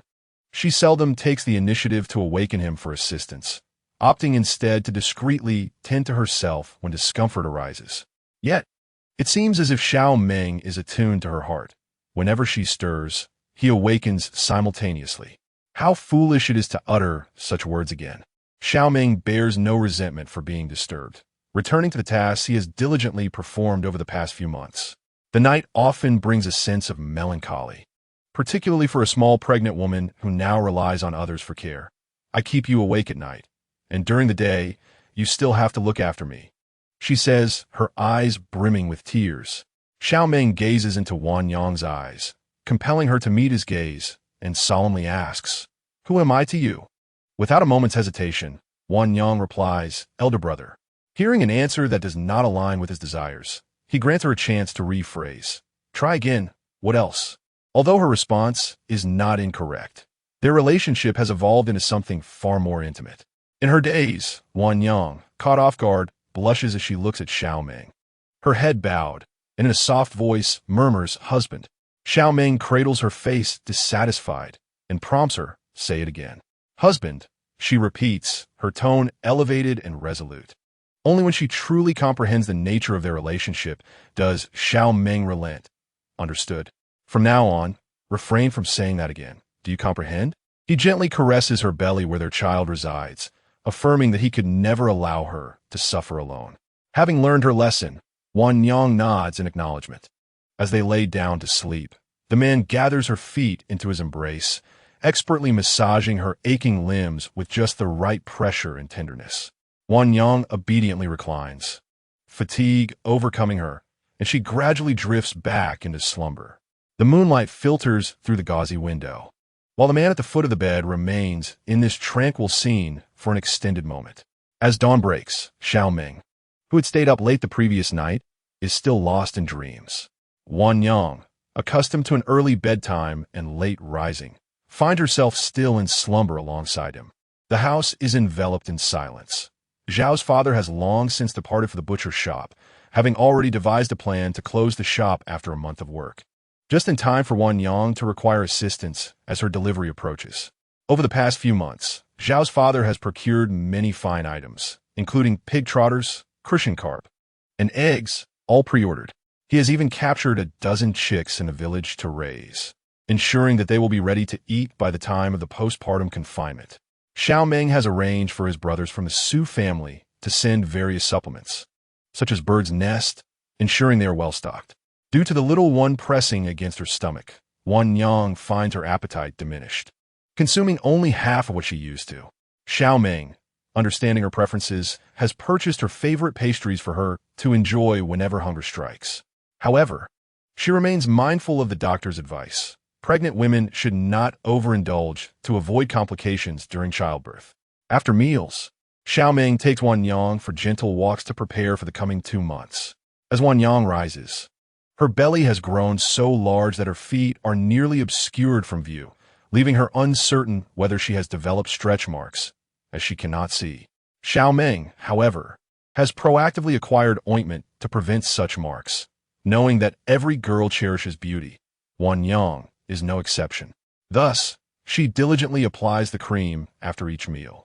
Xiao Meng, upon witnessing the situation, paused his work and approached, asking, "Shall I assist you?" In the past, when she had a small belly, it would not be noticeable even when full. Now, however, her abdomen had grown, with veins prominently visible, evoking a profound sense of heartache and guilt within him. "Are you uncomfortable?" He could not help but inquire repeatedly, despite knowing the answer. "No, the little one is very well behaved." "Big brother, do take a look at my belly. Have I developed any stretch marks?" Although Wan Yang did not particularly care about this, she was curious nonetheless. Xiao Meng examined her closely and was relieved to find none. As a man, he understood that women often concern themselves with such matters. He took a spoonful of ointment and gently applied it to her skin, allowing it to absorb softly. After completing this task, he fetched a small pair of scissors, intending to trim Wan Yang's toenails. He had thought of doing this while washing her feet the previous night, but had set it aside out of fear of accidentally hurting her in the dark. He had her sit on a high stool while he found a lower one for himself. "Let me have your foot." Wan Yang lifted her foot to him, and he placed it on his knee, holding her delicate foot in his grasp, carefully trimming along the edges of her nails, creating small crescent shapes. Afterward, he used a soft cloth to gently wipe away the remnants. "All done," he said softly, satisfaction evident in his tone. Wan Yang wiggled her toes, trying to get a closer look, but ultimately gave up. "Now, let me take your hands. I shall trim your nails as well." She reached for his hand. Xiao Meng's hands were as strong as his name suggested, with well-defined knuckles and a length that spoke of strength, adorned with slightly yellowed calluses. Wan Yang grasped his fingers one by one, clipping each nail, which were harder than hers, producing a crisp sound with each cut. Her breath brushed against the back of his hand, sending a ticklish sensation through him, causing his fingers to involuntarily retract. Once finished, Xiao Meng led Wan Yang back to their room, preparing to rest. He lay down beside her, having been wary of sleeping too deeply at night, now opting to take a brief respite during the day to ensure he could care for her at night. Wan Yang nestled on her side, gradually drifting into slumber. While they both sought rest, the little one within her was not yet ready to sleep, stretching and kicking energetically, causing Wan Yang to gasp in surprise at the strength of the tiny being. It seemed they were under siege by the two of them. Before she could react, Xiao Meng was already propped up, soothingly caressing the spot where the little one was practicing, pressing his ear against her belly, and murmuring, "You little rascal. If you dare to cause pain to my wife, just wait until you are out. I shall make you regret it." He continued his gentle mutterings for an indeterminate time until Wan Yang fell asleep, and in her final moments of consciousness, she heard his whisper, "I will strive to be a good father." Chapter 40. The birth in October. Wan Yang approached the time of her delivery. Yet, the little one seemed reluctant to emerge from the sanctuary of her womb, remaining still despite the arrival of the anticipated moment. Xiao Meng sought the assistance of 2 midwives, one of whom, surnamed Li, was the most reputable in the town. However, she was not at home, having been stationed at an inn not far from their residence, awaiting Wan Yang's labor to commence. In recent days, Xiao Meng has either been accompanying Wan Yang on her walks or walking alongside her. Wan Yang, too, yearns for the moment she can finally give birth. However, the little one within her remains unusually quiet, devoid of the usual jabs and kicks that typically mark the day. Were it not for Dr. Tian's reassurance that all is well, they would be consumed by anxiety. Eventually, Wan Yang found herself at ease, patiently awaiting the arrival of their child. In stark contrast, Xiao Meng's state of mind was tumultuous. On several occasions, Wan Yang awakened in the dead of night to find him wide awake, lost in thought, unaware of her stirring. She understood that he was deeply concerned for her well-being. The following morning, after breakfast, Xiao Meng assisted Wan Yang in taking a stroll around the courtyard. Midway through, he suddenly felt a sharp contraction in his abdomen, followed by a warm rush from below. Stopping in his tracks, he grasped Wan Yang's hands tightly, beads of cold sweat forming on his brow. "Brother, I believe it is time," she whispered. Upon noticing the amniotic fluid trickling from her pant legs, Xiao Meng realized that labor had commenced. Instinctively, he attempted to carry Wan Yang outside to summon a doctor.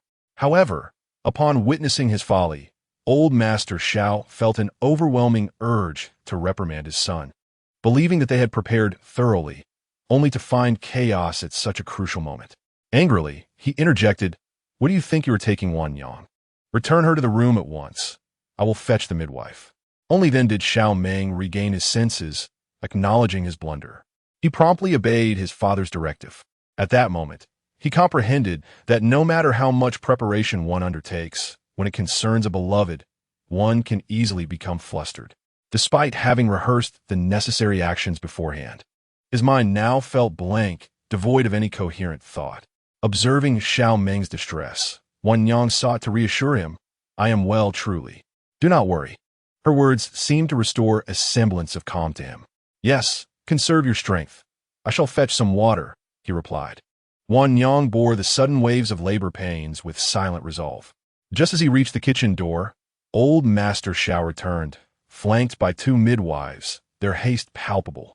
Drenched in sweat, old Master Xiao immediately inquired, "Is there trouble with Wan Yang?" Xiao Meng, relieved by their arrival, hastily discarded the firewood in his arms. "Not at the moment," he said, rushing back inside to be with Wan Yang. The 2 midwives entered to assess Wan Yang's condition. Fortunately, all appeared normal, and they asked if she had eaten. "We just had breakfast not long ago," Xiao Meng replied. Midwife Li remarked, "There is still some time before the delivery. We will prepare some food and supplies. You stay here for a while, and we shall return shortly." They hurriedly left, summoned by old Master Xiao, who lamented the lack of proper preparations. Xiao Meng's attention remained solely on Wan Yang, his silence a tacit agreement. Wan Yang attempted to alleviate the tension. "Do you think it will be a boy or a girl?" They had never discussed this matter before. It did not matter to them as long as it was their child, regardless of whether it is a boy or girl. "I will cherish and love it all the same," he assured her. Wan Yang smiled joyfully, sharing the same sentiment, though she pondered whether the child would resemble him more or herself. As another wave of contractions approached, they braced themselves for the journey ahead. Li Wenpa entered, lifted the quilt to check on Wan Yang's dilation, and said solemnly, "Your wife is now 2 centimeters dilated. You should step outside and refrain from disturbing us." Xiao Meng was reluctant to leave. He was indifferent to the superstition surrounding childbirth and wished to remain by Wan Yang's side. However, she did not want him to stay. His presence brought her comfort, yet she realized she must rely entirely on herself. "Elder brother, please go outside. I will be fine. Just wait for me." Hearing the words of the midwife and Wan Yang, Xiao Fu entered and pulled him out, stating firmly, "We will wait outside. Do not cause any disruption." Aware of his anxiety, Xiao Fu understood that his presence inside would not alleviate matters, and it was wiser to wait outside. Although he too was anxious, he knew he must not interfere. Instead, he went to the kitchen to boil water and prepare porridge. Wan Yang felt as though giving birth was akin to crossing into the realm of the dead. Initially, During her pregnancy, she had harbored worries and fears when alone, dreading any adverse outcomes. But at this moment, all apprehensions dissipated. The die was cast. She was determined to give her all and safely deliver the child she and her husband had conceived. As time passed, the pain intensified and grew more frequent. Li Wenpa closely monitored Wan Yang's condition. When the agony became unbearable, she provided a cloth for her to bite down on. The pain gradually dulled, and she thought she could endure it this way. Yet, she was constantly reminded of her suffering. Her body was enduring the sensation of being torn apart. With her eyes closed, she held her breath and exerted herself at Li Wenpa's urging, repeating this cycle again and again. Wan Yang was unaware of how much time had elapsed, perhaps a quarter of an hour or an entire day. Day turned into night, and night into dawn. Her strength was waning after a day and night of labor. She felt as though she had been pulled from the depths of water. The rice porridge prepared by Xiao Fu was now beyond her ability to consume. Li Wenpa, having exhausted all other options, instructed Wang Wenpa to support her while she sipped some sugar water to regain some strength, while she herself massaged Wan Yang's abdomen to assist in the delivery. Outside, Xiao Meng had been waiting for her for a full day and night, and no one could fathom his feelings at that moment. He understood that first-time labor could be prolonged, but he never anticipated it would be this long. It felt as if a century had passed. The cloth in his mouth had long since been bitten through, leaving teeth marks on his lips, and another wave of pain surged through Wan Yang's abdomen, prompting her to let out a pained cry. "Elder brother, it hurts so much." Blood was carried out in basin after basin, its vivid crimson hue staining the yard, the metallic scent thickening in the air. Xiao Meng's initial joy at the prospect of a newborn had long since evaporated amidst the cries of pain and the sight of blood. His fingers clenched tightly, the veins on the back of his hands protruding. Beside him, Xiao Fu had already knelt at the altar, murmuring prayers he scarcely understood. Yet, he clearly heard the final pleas. "Wife, please bless our Wan Yang," as he sought protection from the late Xiao Mu. Powerless and on the verge of collapse, she relied solely on her willpower to endure. She could not afford to falter. The child had yet to be born, and her elder brother and father awaited her outside. She had to grit her teeth, summon her strength, and exert every ounce of her energy. "The head is out. It's coming," exclaimed the midwife, Li Wanyitu. "Push a little harder. The child will soon emerge." She inhaled deeply, gathering her last vestiges of strength and exerting herself to the utmost, completely spent. "It's here! It's here!" A loud wail of an infant filled the air. Those outside heard it too. Xiao Meng could no longer contain himself, pushing open the door and rushing to the bedside, kneeling on the ground, tightly grasping her cold, lifeless hand. "It's all right, it's all right." He breathed out warm air to revive her. All seemed to improve.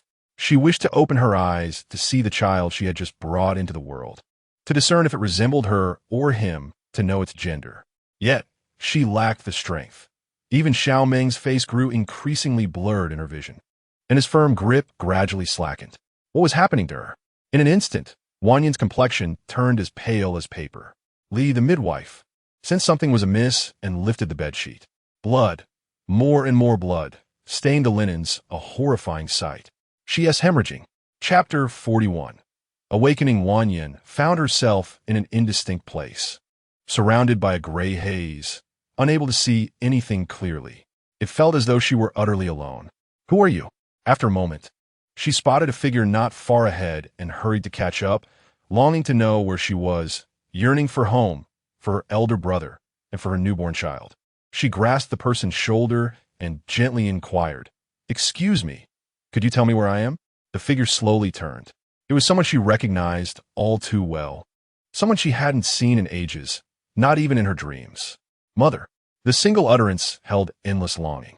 She stepped forward and embraced her tightly, unwilling to let go. "Mother, I haven't seen you in so long." Zhao's mother returned the embrace, her eyes brimming with tears. "Oh, my dear, it's been such a long time. I've missed you so much." "Mother, have you been well here alone?" She was solitary and had no one to converse with. "Do not worry. I am well here. How are you all?" "We are all doing well, Mother, but we miss you dearly." Suddenly, Wan Yin recalled something and joyfully exclaimed, "Mother, You may not know, but you're now a grandmother." Xiao's mother wiped her tears, her emotions beyond words. She had not anticipated becoming a grandmother. "How wonderful!" she exclaimed eagerly. "Is it a boy or a girl?" Wanyan's expression faltered. She did not know. "Mother, I'm not sure either. I arrived here shortly after giving birth, and I haven't seen the baby yet." Xiao's mother gently leaned closer, her warm hand caressing Wanyan's cheek, her voice soft as a breeze. "Wanyan, it's time to return." Yet, Wanyan hesitated. She wished to remain with her mother a little longer. Sensing her feelings, Xiao's mother whispered, "I have always been here. It's time to go back. They're all waiting for you. Please take care of your father." After bidding farewell to Wanyang, he transformed into a fleeting breeze and vanished. Wanyang gradually regained consciousness. Her eyelashes fluttered as her heavy eyelids slowly opened, liberating her from the realm of illusions. The first sight that greeted her upon opening her eyes was a man leaning by her bedside, his familiar face marred by exhaustion.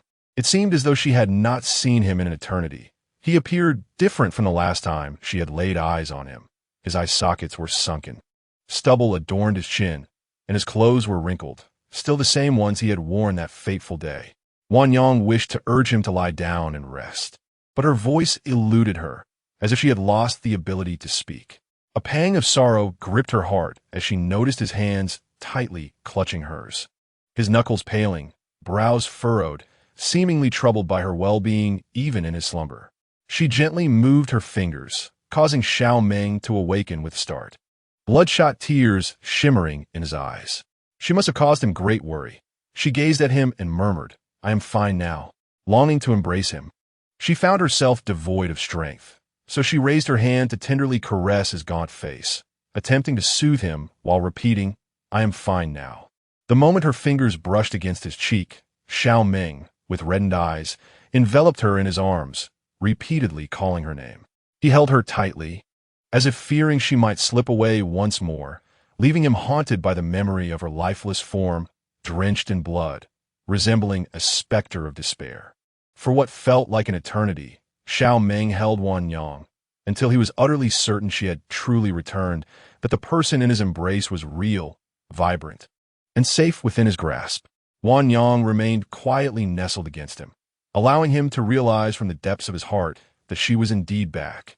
He gently laid her down on the pillow, cautious not to harm this fragile soul who had just returned to him, tucking the blanket around her.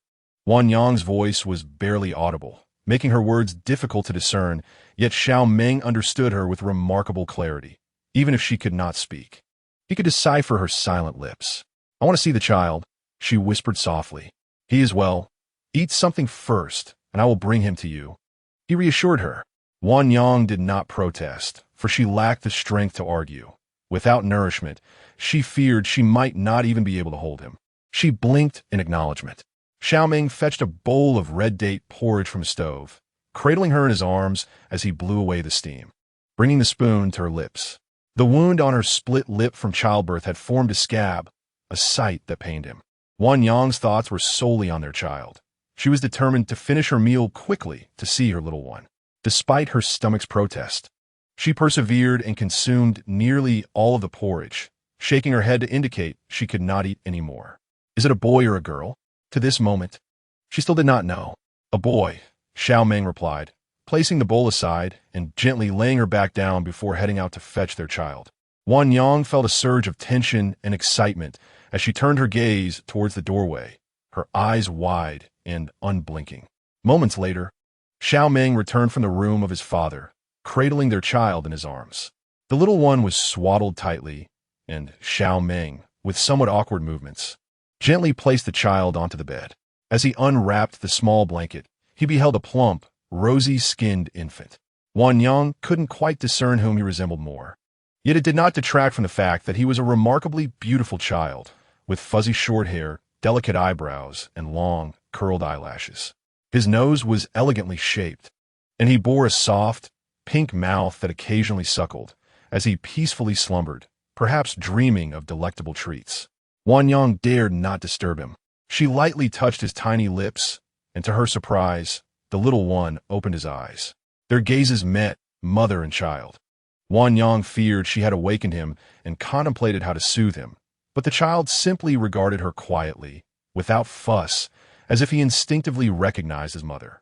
Once he had taken a good look, he obediently drifted back to sleep. Wan Yang wished to gaze upon him a while longer, but the exertions of childbirth had left her weary, her eyelids heavy, and soon both mother and child succumbed to slumber. Xiao Meng sat by the bed, his eyes fixed intently on his wife and child, not moving until they had both fallen into a deep sleep.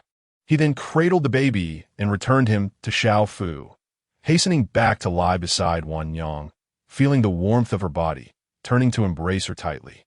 He had waited far too long, as if he had traversed an entire cycle of existence. In the adjacent room, Xiao Fu held his little grandson close, murmuring softly, "My dear grandson, your mother has awakened. All is well." Tears streamed down his face unbidden. They were fortunate to have been spared, or their family would have been torn asunder.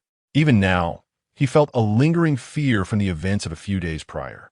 Everything had seemed well until the unexpected tragedy of blood loss struck Wan Yang, when he had entered to find her already unconscious. One of the midwives had been so frightened that her legs trembled, having never witnessed such a perilous scene. Thankfully, Li the midwife had steadied herself and quickly provided aid. Waiting for Dr. Tian, whose acupuncture techniques for stopping blood loss were well regarded, coupled with Xiao Meng's foresight in procuring the finest coagulants, hope remained fragile. Just as Wan Yang's life seemed poised to slip away, the bleeding ceased. Now, 3 days and nights had passed since her awakening. Xiao Meng had remained by her side, never leaving, feeding her medicine, and cradling her through the night, using his own warmth to comfort her. He had scarcely closed his eyes. The child had been born without the embrace of either parent. Xiao Fu's heart ached at the sight of his daughter in such a state, yet he could not falter. Thankfully, fortune had smiled upon them. All was well. Had she not awakened, the most unfortunate would have been his newborn grandson. If the mother had perished for his sake, the father might not have blamed the child, but he would not draw near, nor would he forgive himself, and the family's bond would shatter. Chapter 42. The mist lifts as dawn broke and the hour grew late. Xiao Meng, who had kept vigil all night, still found himself unable to look away. With Wan Yang awake, he felt an unshakable concern and wished for Dr. Tian to come and examine her once more. Before stepping out, he asked Xiao Fu to look after Wan Yang for a moment, and he quickly returned with the physician. When Wan Yang awoke, she found Dr. Tian checking her pulse, while Xiao Meng and his father stood behind, intently observing the two. Wan Yang remained silent, patiently awaiting the doctor's examination. With a sigh, Dr. Tian declared, "The patient is out of danger now, but she must prioritize her recovery. This girl is indeed fortunate.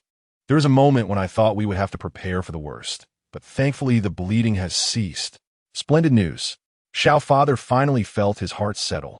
Years ago, their mother had suffered greatly during childbirth, leaving lingering health issues that ultimately led to her demise. The thought of Wan Yang following the same tragic path was unbearable, for he would not want to face his wife in the afterlife if that were to happen. "I will prescribe a remedy for you to follow for a few months. She should be fine, but she must take care of herself," Dr. Tian reiterated the previous concerns, indicating that this incident had indeed caused significant harm. Sensing the underlying message, Xiao Meng stepped outside with Dr. Tian and said, "Please, speak frankly." Dr. Tian hesitated, but eventually relayed his thoughts. "While she is currently stable, this incident has inflicted considerable internal damage. If she does not take proper care moving forward, it could jeopardize her longevity. I will ensure she is well cared for. I will not allow such a situation to arise again," Xiao Meng vowed. Though he spoke to Dr. Tian, it was also a reminder to himself. Dr. Tian had no doubts about Xiao Meng's commitment. He had witnessed how well Wan Yang's family had treated her. Had they not taken such good care of her during her pregnancy, she might not have survived this ordeal. "There is one more thing," Dr. Tian said, somewhat hesitantly. "This incident will greatly affect Wan Yang's ability to conceive in the future. The chances of having children after this are significantly diminished." His words were veiled, implying that the possibility of childbirth was now severely compromised. Xiao Meng remained composed, seemingly untroubled. "As long as she is well, that is all that matters." Dr. Tian offered reassurance. "You already have a healthy son. The absence of more children should not be a cause for concern. The importance of offspring is deeply ingrained in both commoners and the elite, which is why Dr. Tian had chosen to speak with Xiao Meng privately. Fortunately, Xiao Meng appeared to be at peace with the situation. Indeed, Xiao Meng was indifferent to this issue. Given the circumstances, he felt it was a blessing. Witnessing Wan Yang's peril during childbirth had been harrowing.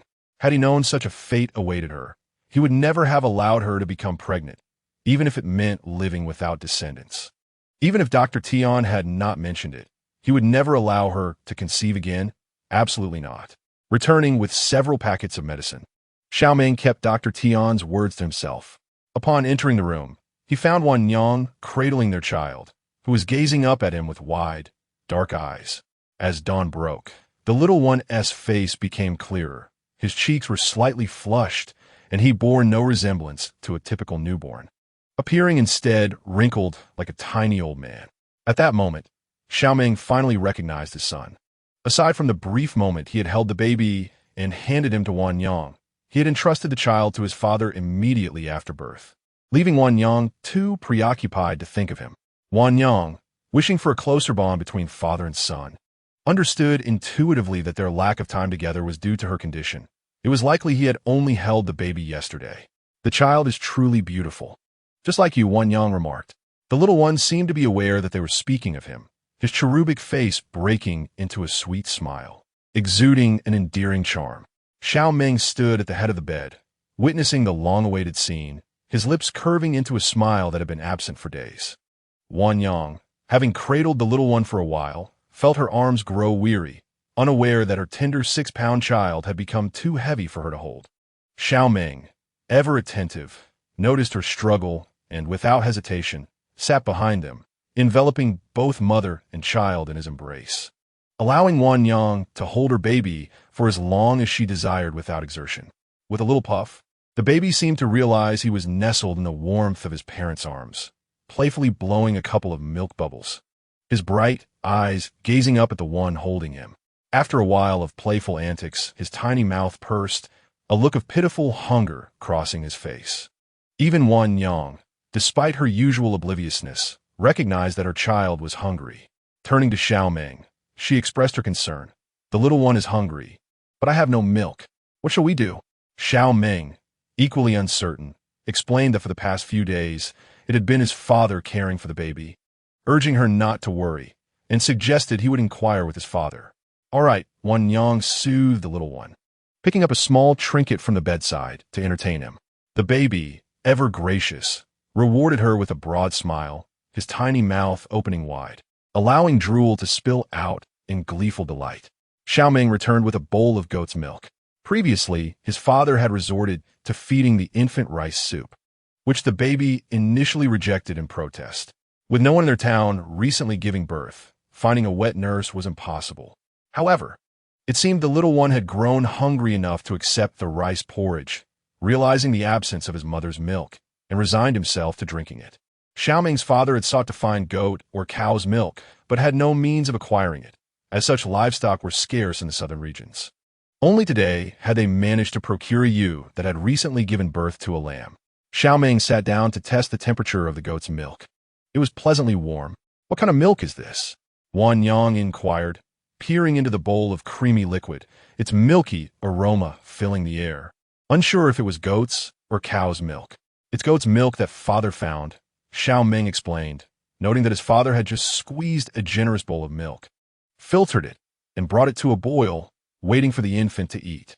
With Wan Yang holding the little one, her wrist strength fluctuating, she feared jostling him while feeding, so she entrusted the task to Xiao Meng. The wooden spoon was shallow, just the right size for feeding. The little one had grown accustomed to this method of feeding over the past few days. The moment the spoon was brought to his lips, he eagerly opened his mouth, his rosy tongue flicking out to taste, his eyes narrowing in delight as he recognized the deliciousness of the offering. He busily lapped up the milk, displaying a serious demeanor as he savored each morsel. Though small, he became full quickly.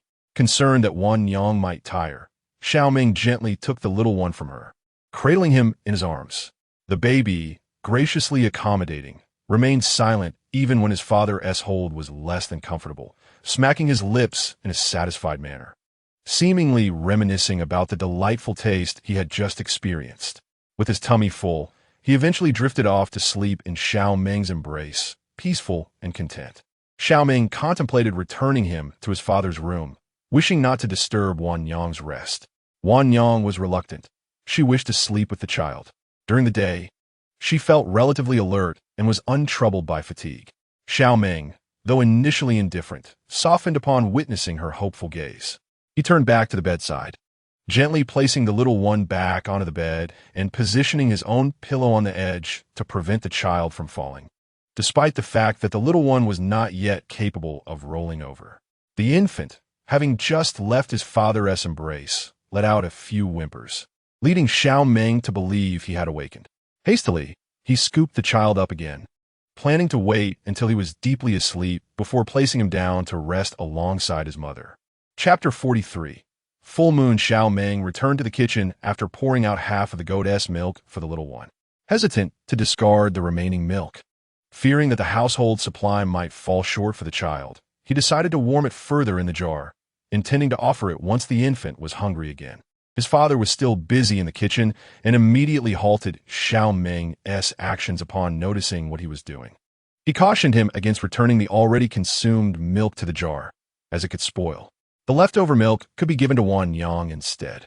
He had specifically inquired about this when purchasing, as it was beneficial for Wan Yang's health, and their goats had enough milk to sustain both mother and child. Xiao Meng paused, recognizing the wisdom in his father's words. After all, he had raised him. His father then glanced at the remaining milk with a frown. Does my little grandson not wish to drink? He was doing well, but his stomach is small and cannot hold much. Why didn't you think to give some to Wan Yang? You foolish boy, if you don't mention it. How would I know? I'll go right now. It's already cold. Let me warm it first. He called to his son, who was about to leave again. In the month that followed, Wan Yang focused on her recovery. Today marked the end of her confinement period and the little one's full moon celebration. He had transformed into a delightful little bundle, rosy and lively, with a chubby face that lit up with smiles for familiar faces. Finally, Wan Yang was able to step outside her room, her complexion no longer pale as paper, but showing a hint of color. They decided against hosting a full moon banquet for the child. He was too young, and after their grand wedding celebration, which still drew comparisons from others, they preferred to live quietly, avoiding any undue attention or envy. They had no desire to endure any misfortunes, especially given Wan Yang's still fragile health, which could be disturbed by a multitude of visitors.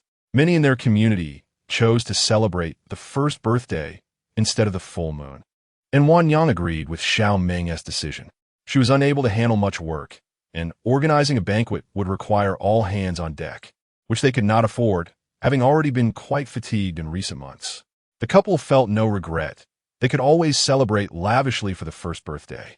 However, Xiao Meng's father felt they were neglecting their little grandson, having missed both the washing ceremony and the full moon celebration. He resolved to make amends at the first birthday, but for now, they could only manage a small celebration at home.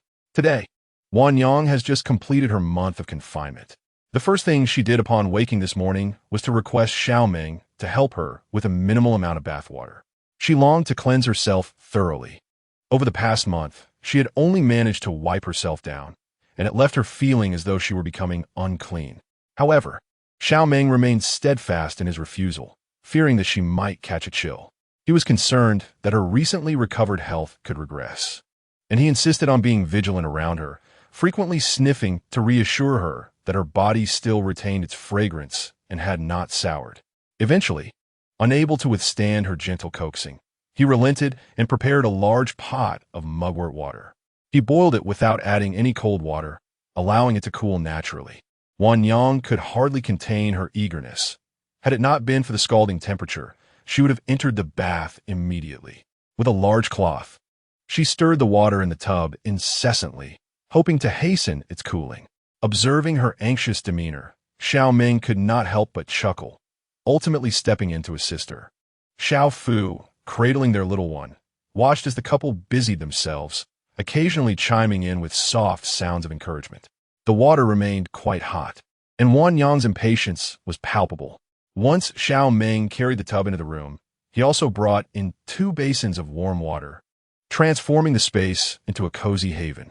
It was November, and although the weather had turned chilly, it was still quite brisk. A light cotton coat was just sufficient for the early mornings and evenings. As Wan Yang prepared to bathe, Xiao Meng remained rooted in place and spoke, "Elder brother, you should step outside." Yet he did not budge, feeling more at ease by keeping a watchful eye on her. Patiently, he reassured her, "I will stand here and watch over you. Do you not recall the episode from a few days ago when you nearly fainted? I shall merely stand behind you." Not looking, Wan Yang found herself unable to counter his insistence. For the past month, she had been confined to her bed. It was not that she did not wish to rise, but rather that she was incapable of doing so. Even brief attempts to stand left her dizzy and on the verge of collapse. A few days prior, feeling a tad better, she had stealthily slipped out of the room while Xiao Meng was away. After taking a few steps, her spirits lifted, but her confidence soon led to a moment of hubris. As she sat in the main room, ready to rise, darkness enveloped her vision, and her strength seemed to drain away entirely. Just in time, Xiao Meng caught her as she began to swoon. Reluctantly, Wan Yang acquiesced. It was certainly preferable to being found unconscious in the bath. After a great effort, she finally bathed, gradually becoming oblivious to his presence behind her. Focusing intently on washing herself, draping an old garment over her, she steadied herself against the side of the tub and slowly rose. Just as she straightened, another wave of dizziness hit her. Sensing something amiss, Xiao Meng swiftly lifted her and returned her to the bed, fetching fresh clothes for her to change into. Whenever she encountered such episodes, they tended to linger for a while.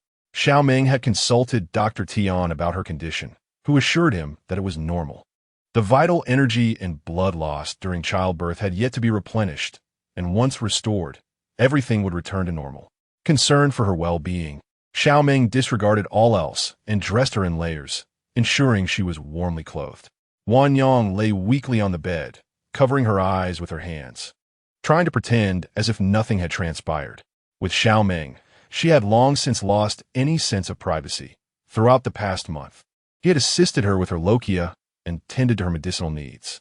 Once he had helped her dress, he supported her as she sat up against the headboard to rest. After the wash, Wan Yang instantly felt several pounds lighter. This sensation was a distant memory. If only she could indulge in such a bath every day. With a feeble tone, she expressed her desire, "Elder brother, I wish to bathe daily from now on." Xiao Meng, assisting her in arranging her clothes, declined, stating, "Not yet. In some time, it will be possible, but I have already completed my month." She counted on her fingers, murmuring softly. Xiao Meng raised an eyebrow, clearly displeased with her disobedience, and replied sternly, "You are not like others. It has only been a month, and you have already forgotten what happened that day." The memory of her severe bleeding and fainting still sent shivers down his spine. "Be honest and complete your confinement properly before we discuss anything else. Matters concerning your health cannot be taken lightly." Feeling disheartened, Wan Yang had anticipated this outcome, and indeed, it proved true. However, with a change of subject, she was granted a glimmer of hope. Although she could not bathe every day, a simple wash every few days was permissible, provided she did not catch a cold or feel unwell. This was his minimum requirement. Wan Yang quickly agreed, "All right, elder brother, I will take good care of myself." This was indeed the best outcome, and she felt joyful.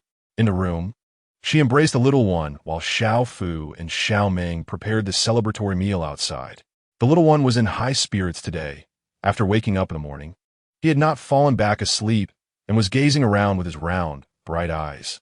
"Today we celebrate our full month."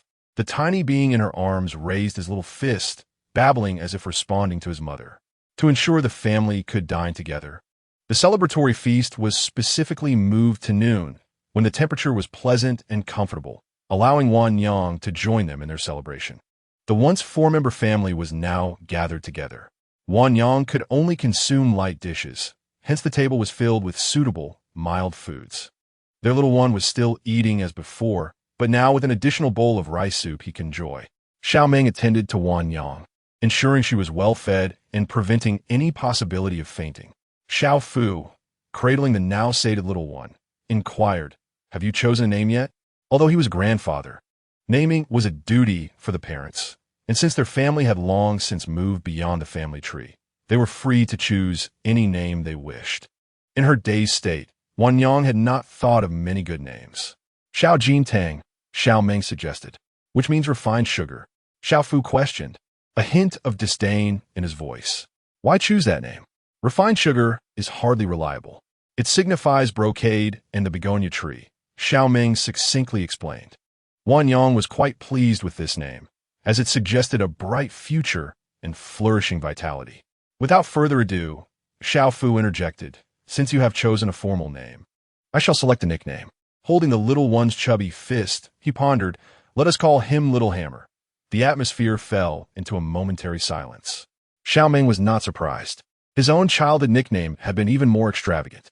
Wanyang understood Xiao Fu's good intentions, hoping their son would be as resilient as a hammer, perfectly complementing his formal name. The couple had no objections, and thus it was decided. Chapter 44. The conclusion of the double month today marks the end of Wanyang's arduous 2-month confinement, a period that has not been without its challenges. For the past 2 months, Xiao Meng has vigilantly watched over Wanyang, adhering strictly to every guideline as if she were a prisoner. Our little Jin Tang has also reached the 2-month milestone, still resembling his previous self, yet his arms and legs have grown plumper. Gazing at the little one sprawled in the middle of the bed, soundly asleep with arms and legs outstretched, Wanyang cannot help but notice how much he resembles his father. His small chest rises and falls rhythmically with each breath, and one can even hear the faint snoring emanating from him. Xiao Meng has prepared warm water for Wanyang's bath, allowing it to cool to a comfortable temperature while a brazier filled with charcoal adds warmth to the room. As December has arrived, the chill in the air has become palpable, necessitating the wearing of cotton garments.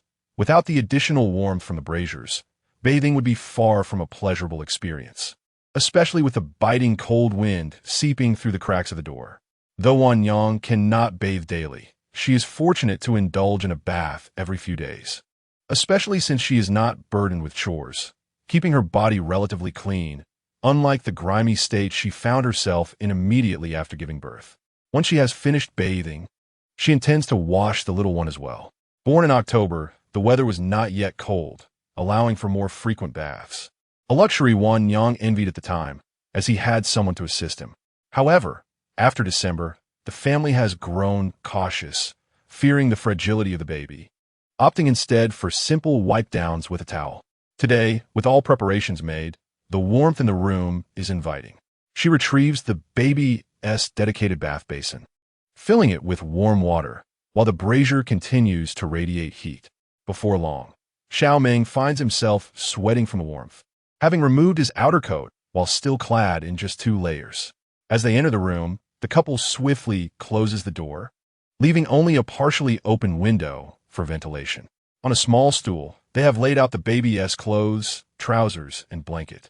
The little one, having just awakened from his slumber and yawning adorably, gazes at his parents with wide, curious eyes, entirely unaware of their intentions. After 2 months of care, the couple has grown adept at the daily rituals of dressing, feeding, and soothing him to sleep. Weighing 6 pounds at birth, he is indeed a robust little fellow. Yet his diminutive frame still feels small in their hands. When they first attempt to dress him, they are at a loss, as he is so tiny that his wrist is smaller than Xiao Meng's thumb, causing them to worry about causing him harm with any careless moves. Despite Xiao father's watchful presence, the couple finds themselves sweating profusely, observing Xiao father handle the baby with such ease, as if wielding a large blade with practiced grace. They realize that what appears effortless is, in fact, quite intricate. Xiao father understands their need to learn the art of bathing their son and does not let the weather deter him. The child belongs to both of them, and there are certain skills they must acquire. He is keenly aware of this distinction. Today marks their first attempt at bathing the child, a task previously handled solely by Xiao father. Xiao Meng has only assisted by passing items, while Wanyang has been observing the general procedure, eager to familiarize herself with the process. Xiao Meng gently cradled the child in his arms, prioritizing the delicate task of washing the little one's hair. His robust hands, though powerful, were too coarse for such tender skin. A mere rub could leave a red mark.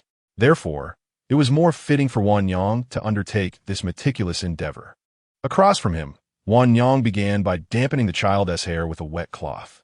The fragrant soap, unbeknownst to Xiao Meng where he had procured it, was specially intended for the child. After several uses, it effectively removed the remnants of dirt from the infant's head, leaving it pristine. She moistened her hands and lathered the soap, producing a frothy consistency that exuded a scent reminiscent of tea oil. With gentle, albeit somewhat clumsy motions, she massaged the child's hair, which had yet to grow thick, quickly transforming into a cascade of bubbles. Carefully, she wiped away the suds with the cloth, repeating the process until the hair was thoroughly cleansed. Finally, she dried it with a soft towel, revealing a tender tuft of short hair that curled slightly at the ends. "Brother, we can now place the child in the water," she announced. Xiao Meng removed the small blanket enveloping the infant, revealing a cherubic body that appeared exceptionally delicate in his strong arms. The sight of the sturdy man holding the tiny baby was heartwarming. Wan Yang harbored concerns that the little one might wail. She had heard tales from local women of their grandchildren crying at the mere touch of water, resulting in infrequent baths throughout the year, relying instead on damp cloths for cleaning.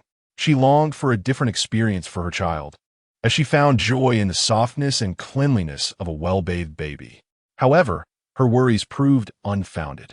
As soon as Xiao Meng placed his son into the warm water, the child instinctively cooed with delight, his little legs kicking energetically. Instead of crying, his large, glistening eyes squinted in contentment, as if he were on the verge of drifting into slumber. Concerned about the chill, Wan Yang hastened her actions, continuously pouring warm water over the infant's tiny body. The baby squirmed playfully under their gentle handling, emitting soft, pleased sounds. Wan Yang was meticulous, ensuring to clean every fold of the baby's flesh. With a final rinse using fresh warm water, the fragrant little one emerged from the basin.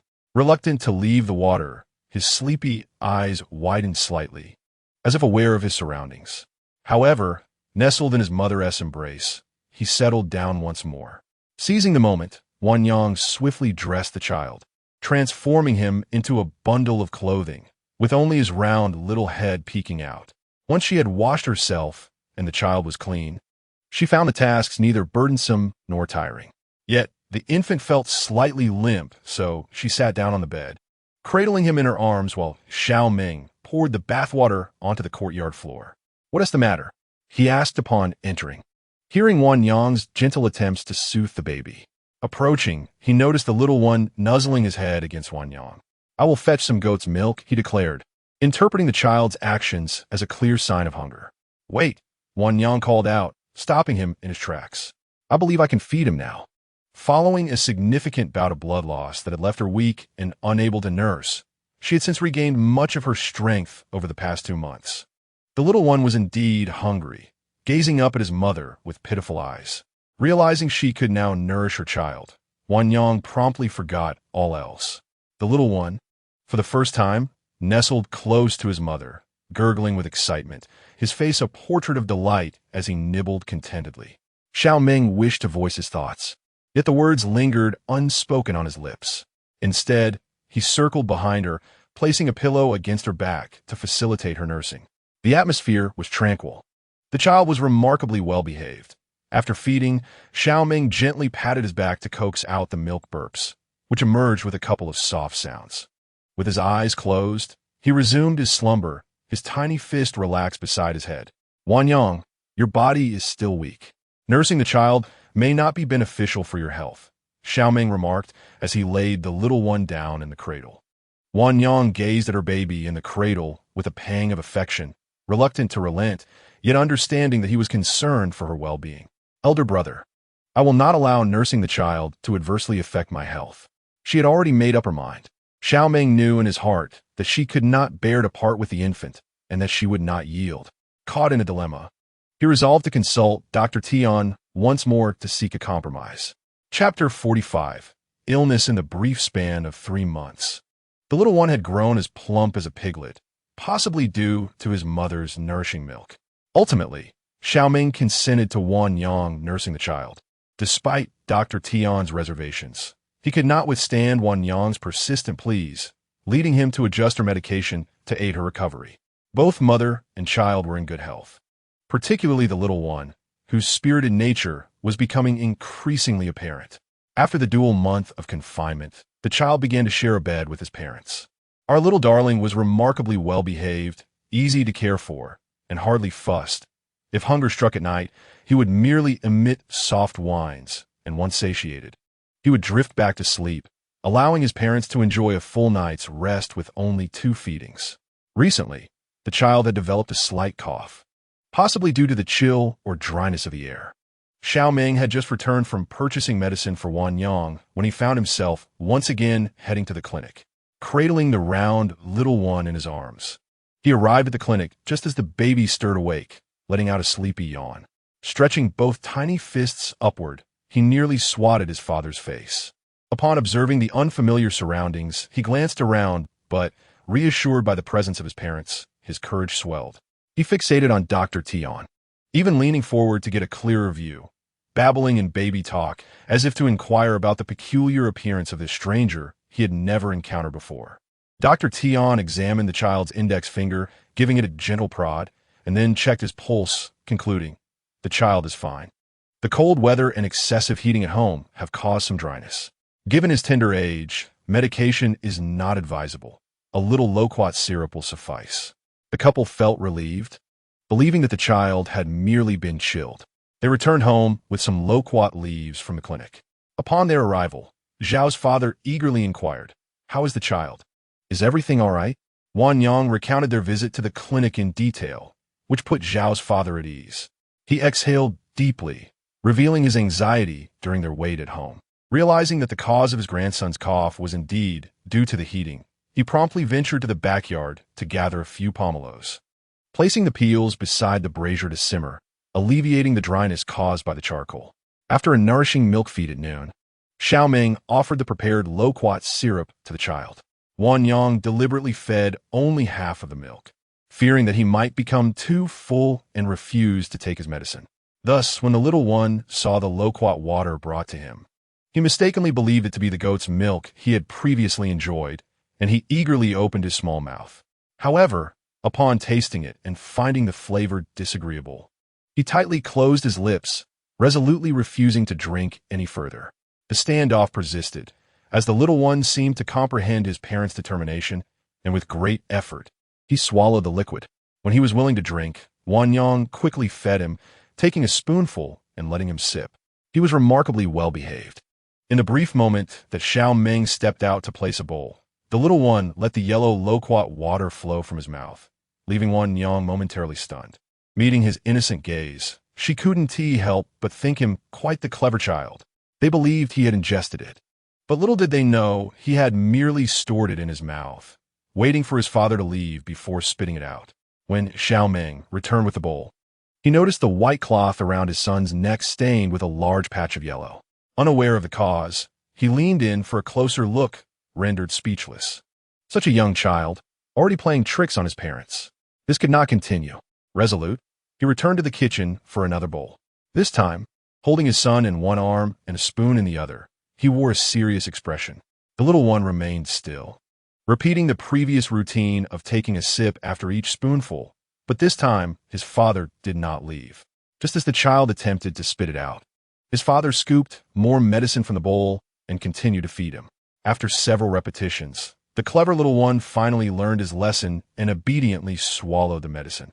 Xiao Meng even pried open his mouth to check if he had truly swallowed it. Only then did the medication session come to a genuine conclusion. After several days of this regimen, the child appeared to be fine, and there were no further coughs at night. To prevent a recurrence of this situation, Wan Yang now gives him a little water each day, and the little one has learned to be cautious.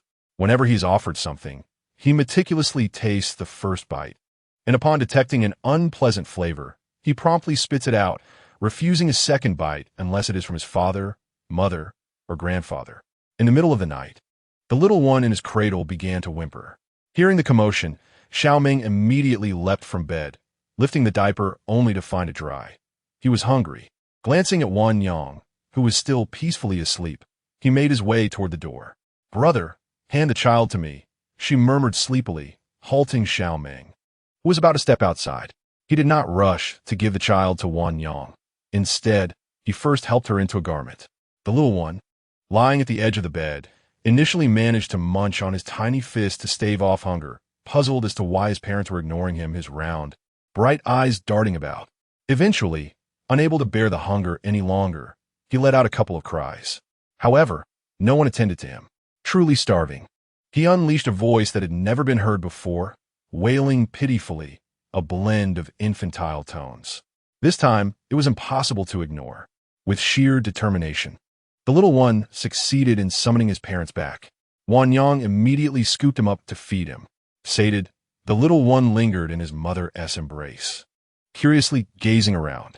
As Wan Yang cradled him in her arms, she endeavored to lull him to sleep. However, the little one remained wide awake, brimming with vitality, occasionally casting silly grins at his mother. His father, wishing to hold him for a moment, was met with an immediate pout and the onset of a wail. It must be said, the little fellow was quite the mama's boy, with his large, dark eyes fixed intently on her. After a moment, he turned to glance at his father, his round eyes full of vigilance, as if fearing his father might whisk him away. The mischievous expression on his face was undeniably amusing. With no other choice, Wan Yang continued to hold him, grateful that the little one was well behaved, remaining quiet in her embrace. Xiao Meng observed the child for a while, noting that sleep was not on the horizon. Feeling a pang of sympathy for Wan Yang, who was holding him alone, he gently took the child from her arms, urging her to rest. "You should sleep now. I will hold him," he said, mindful of her need for recuperation, not wanting her to burn the midnight oil. Wan Yang, concerned that the little one might cry, hesitated to heed Xiao Meng's words. Suddenly, the child, startled by the change in arms, began to pout and was on the verge of tears. Unable to bear witnessing her son's distress, Wan Yang pleaded, "Big brother, let me hold him." Xiao Meng regarded her silently for a moment before finally replying, "Be obedient." Wan Yang had no choice but to nestle under the blanket and close her eyes. The little one, not seeing his mother, resigned himself to his father's embrace. He yawned widely and soon fell back into slumber. Xiao Meng wiped the corners of the child's mouth, only to find the slumbering infant smacking his lips incessantly. With a resigned smile and raised eyebrows, Xiao Meng mused, how can he be dreaming of food even in his sleep? I wonder if he's destined to be a little glutton. Chapter 46. A love for festivities. Ever since the little one had fallen ill and coughed his way through an outing, his desire to venture outside had become insatiable. If he was not taken out, he would not cry. Instead, he would merely gaze at you with pleading eyes and a pursed lip, silently urging you to relent. Who could resist taking him out under such circumstances? Thus, after breakfast, each day became his designated time for a stroll. In January, while it had not rained in their region, the weather had turned considerably colder. Wan Yang found herself reluctant to take him outside, yet each morning, as he eagerly consumed his milk and fixated on the door, patiently awaiting his parents and grandfather to escort him out, her heart ached for him. Before heading out, Wan Yang dressed the child in a thick cotton coat, wrapping him in an additional layer of quilted fabric and adorning his head with a white cashmere hat, which she had knitted for him during her confinement. The hats purchased by Xiao Meng prior to the child's birth had largely been ill-fitting, either too large or too small. Thus, Wan Yang crafted a new one tailored to his head circumference. It seemed he adored the hat, as he would often remind her with little sounds if she forgot to put it on him. Initially, they did not grasp his intent, but once they placed the hat on his head, his little mouth would finally close. With her nimble fingers, Wan Yang also fashioned a pair of mittens for him. Given that his small hands were often tightly clenched, the mittens she created were not the conventional style, but rather resembled socks, round and snugly enveloping his tiny fists. However, during the winter, the clothing typically worn is rather oversized, enveloping the petite figure entirely, leaving even the small hands concealed within. Dressed from head to toe, he resembles a perfectly wrapped dumpling. Aware that his mother has taken him out, he eagerly stretches his little neck, peering curiously outside. The morning breeze is gentle, and Wan Yang is not in a rush, Whenever she encounters something delightful or entertaining along the way, she pauses to allow him a better view. Upon spotting a group of children playing with sandbags, he babbles insistently for Wan Yang to take him over to see. She does not approach too closely, instead finding a nearby stone bench to sit on, allowing him to observe. As she settles down, the coolness of the stone is noticeable, but fortunately, her thick clothing soon warms it with her body heat. It is a relief to sit for holding this little one, who, despite being only 3 months old, has gained several pounds of chubby flesh, has been quite exhausting. The walk has tired her significantly, and resting here is just what she needs to regain her strength. As long as he is outdoors, all is well. At this moment, he gazes with his bright, round, dark eyes, his chubby little face alight with curiosity as he watches the children play, his eyes wide and unblinking. When one of the children triumphantly wins a game, he joins in the excitement, chirping along and letting drool trickle from his mouth. The children play energetically, and in no time, they have scattered in different directions. He frowns, perplexed by their sudden departure, and turns to look back at his mother. "Tang Tang, shall I not go? Mother will take you to see something else," Wan Yang says.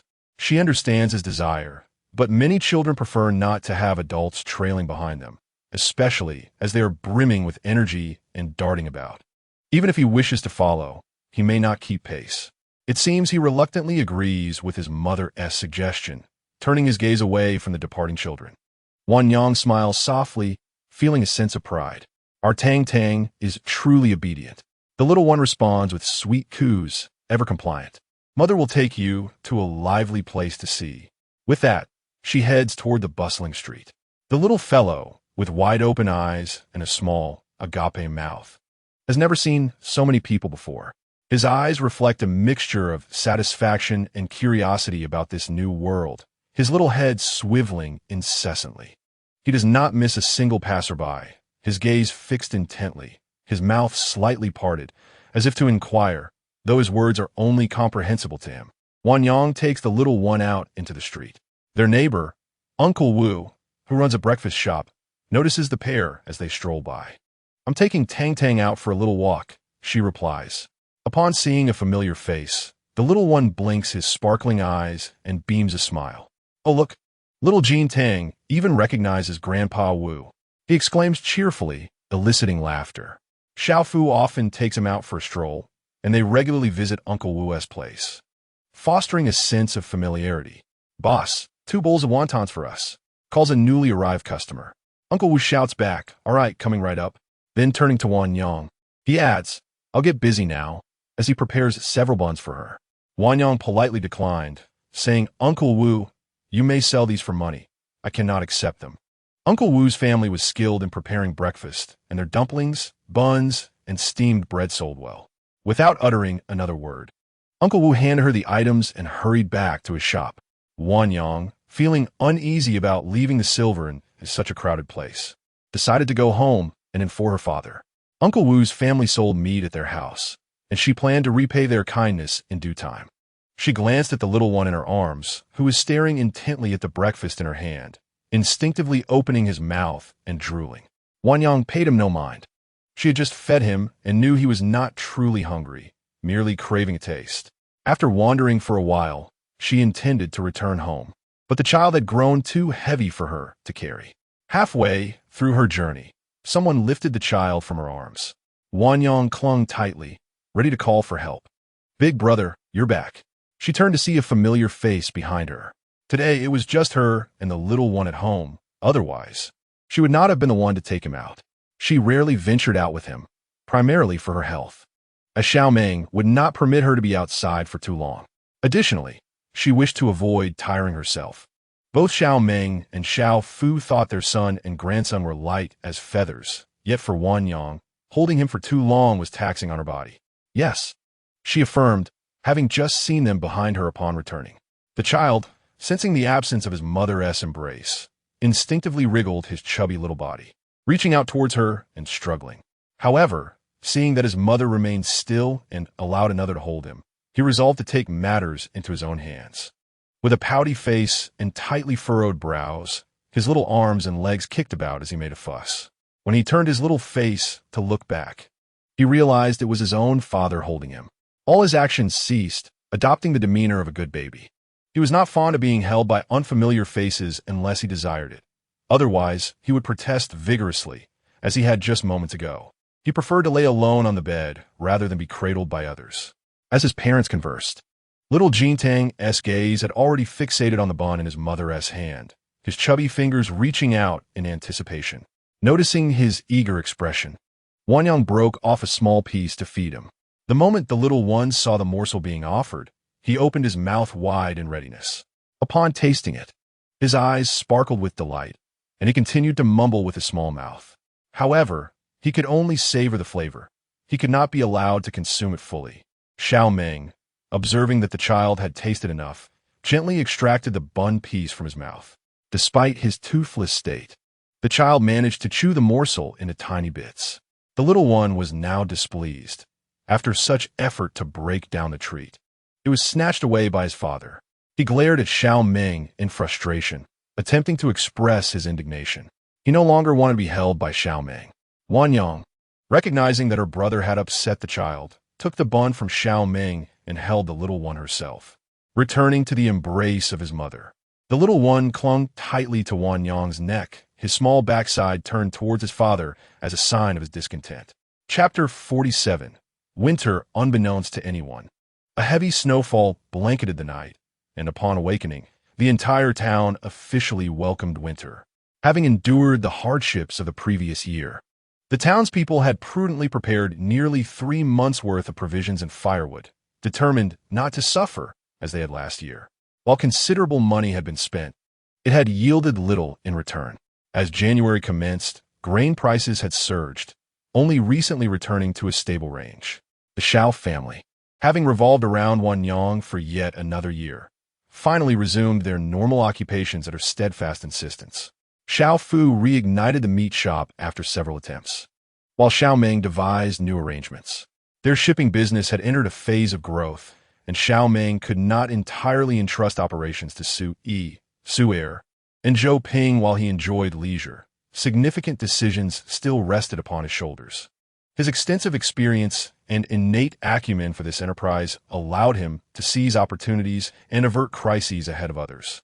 Though the trio had worked in this domain for several years, it was universally acknowledged that their elder brother, Xiao Meng, possessed superior insight into both the prospects for development and the various challenges they encountered.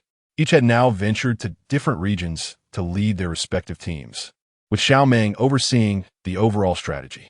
A tall building had been constructed at the dock, serving as their main commercial hub. Xiao Meng spent approximately an hour there daily, managing urgent matters, and ensured he returned home punctually, even amidst busyness. Any unresolved issues were brought home to be addressed later in the evening. Dressed in layers similar to those from the previous day, Wanyang quickly retreated indoors to add more clothing, the cold proving too biting. After donning her attire, the little one in the cradle awakened. Clad in a small outfit, the rosy fists emerged from beneath the blanket, exploring their surroundings, followed by a soft pout and a gentle hum. Observing this, Wanyang immediately gathered the little one into her arms, soothingly murmuring, "Our Tang Tang has awakened." Upon seeing his beloved mother, Xiao Jintang beamed with a sweet smile, displaying no signs of morning grumpiness, allowing his mother to shift him about without complaint. Once dressed, the little one resumed his playful nudges towards his mother, his lips pursing and pouting, prompting Wanyang to understand his needs and feed him. Sensing the familiar aroma, the little fellow complied readily, his cheeks puffing adorably as he earnestly enjoyed his meal. After breakfast, Wanyang planned to venture out alone to purchase supplies, entrusting the child to Xiao Meng, wary of the slippery roads due to the snow. Thus, she handed him over to his father. The little one, noticing his mother depart, became restless, calling out to her back while glancing at Xiao Meng, urging him to follow. However, his father remained unmoved, causing the child's expression to fall as he turned away, ignoring him. Children are prone to forgetfulness, and soon he was coaxed back to cheerfulness by his father. Xiao Meng took him outside to admire the snow. The snow in the yard had long since been cleared away by him. Observing the outside world, which appeared remarkably different from usual, the little one widened his eyes in astonishment, emitting soft exclamations of surprise. Xiao Meng lifted the child upright, supporting his small neck with one hand, allowing for a clear view of the surroundings.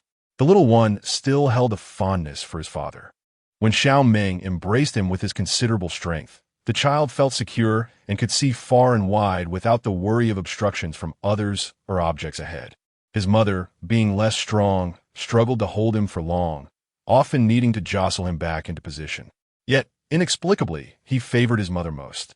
During the 3 months since his birth, although Xiao Meng had taken care of him for a greater duration, tending to nearly every aspect aside from feeding, the child still favored his mother. Sitting quietly at the doorway, Xiao Meng cradled the child, presenting a stark contrast to the way Wan Yang would engage with him. While Wan Yang would meticulously explain what they were seeing and what actions to take, Xiao Meng's demeanor was entirely different. The little one babbled incessantly, and Xiao Meng would occasionally respond with simple affirmations, as if indulging in playtime with his son. Once their conversation concluded, the child nestled comfortably in his father's embrace, the two of them sharing a peaceful moment watching the snowflakes fall.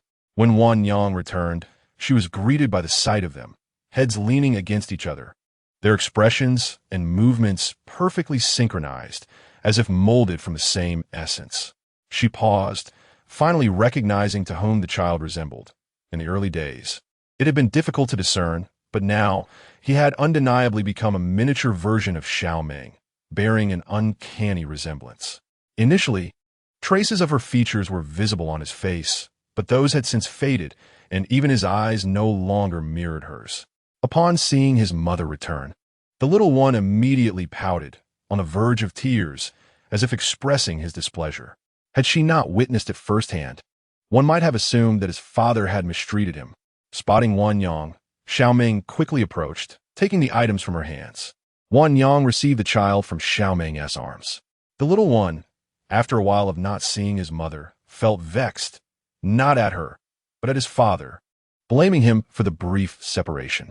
Returning to his mother's embrace, his tiny hands clutched tightly at her clothing, his head resting comfortably against her neck, exuding both obedience and a hint of vulnerability. Following this episode, during nap time, he fell asleep, still grasping her garment firmly. Wan Yang found herself in a challenging position. No one else could hold him, for he demanded only his mother.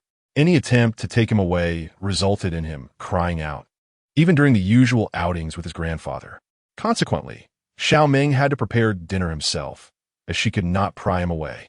Wan Yang lacked the strength to hold him indefinitely, as she was not as capable as his father. However, the little one was relatively accommodating.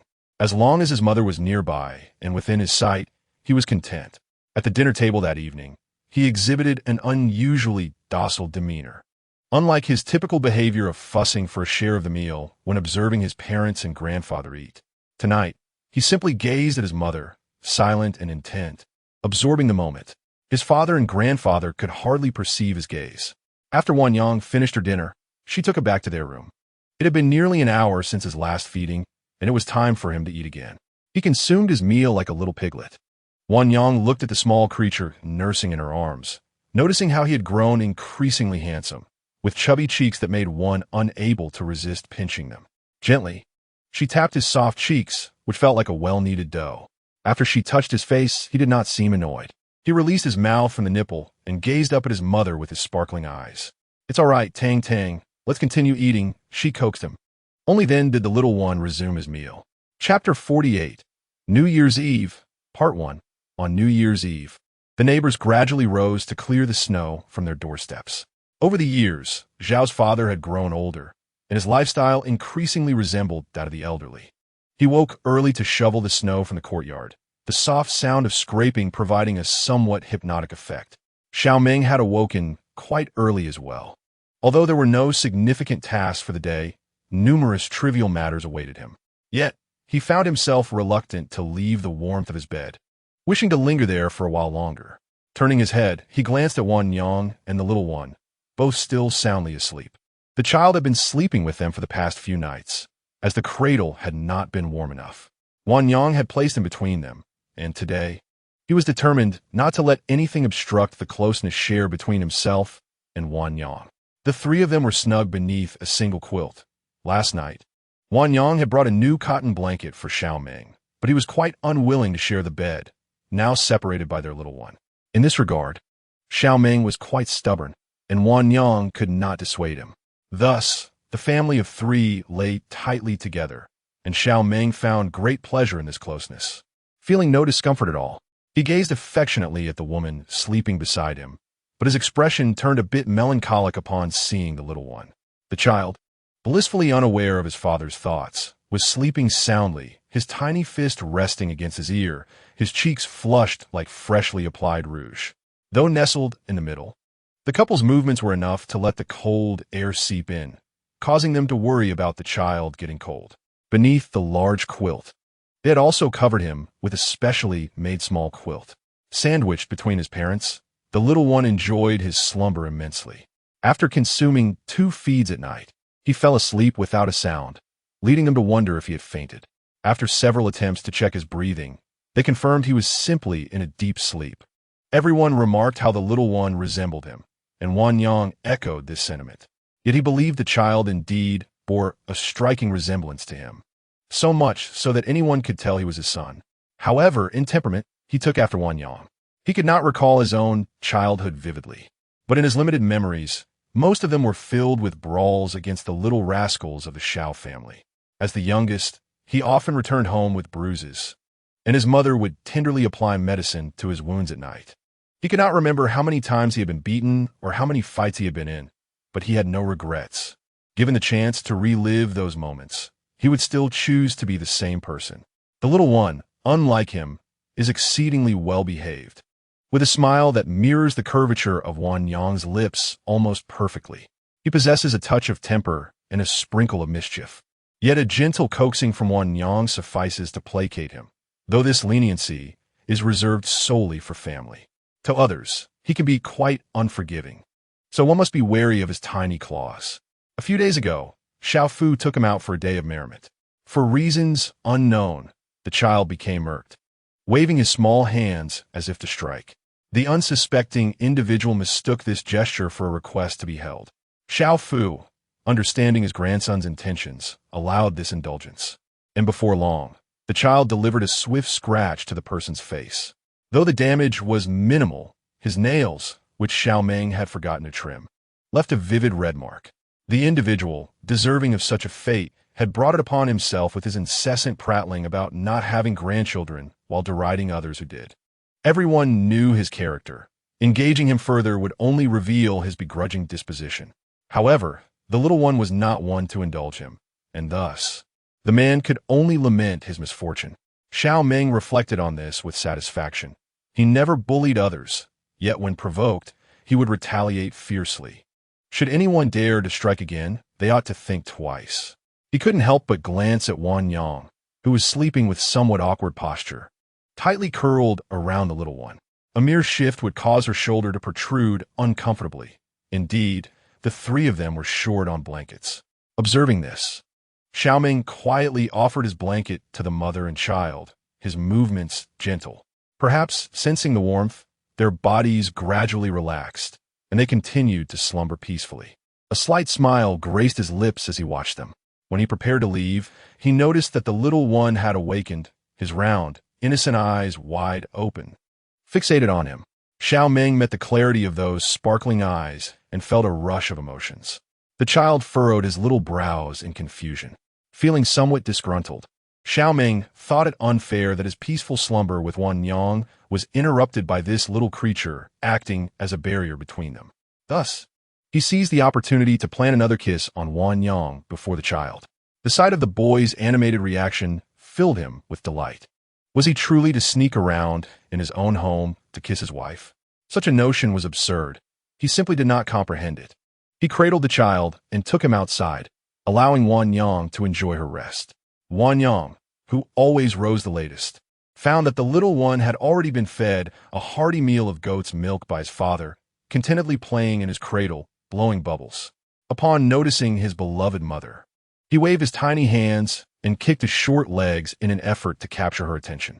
Wan Yang scooped him from the cradle. It felt as if an eternity had passed since he last saw her, and the little one quickly nestled into Wan Yang's embrace, seeking solace. Amused, She asked what was the matter, why he longed for her after such a brief separation. The small child nestled deeper into her arms, whimpering softly. Wan Yang gently patted his back, offering comfort until he was finally willing to emerge from her embrace. Today, there were numerous chores awaiting at home, and Wan Yang, unwilling to remain idle, took on the lightest task of boiling water. The household was to be thoroughly cleaned inside and out, for working with cold water would be excruciatingly chilling, and one could ill afford frostbite during the festive season. Xiao Meng slaughtered 2 chickens, a duck, and a goose, reserving all the blood for Wan Yang to consume. Dr. Tian advised them to ensure Wan Yang received ample blood, as she had consumed quite a bit during her confinement, believing that nourishing the body with its kind would be beneficial. She found pigs' blood too coarse and preferred the more delicate blood of chickens and ducks.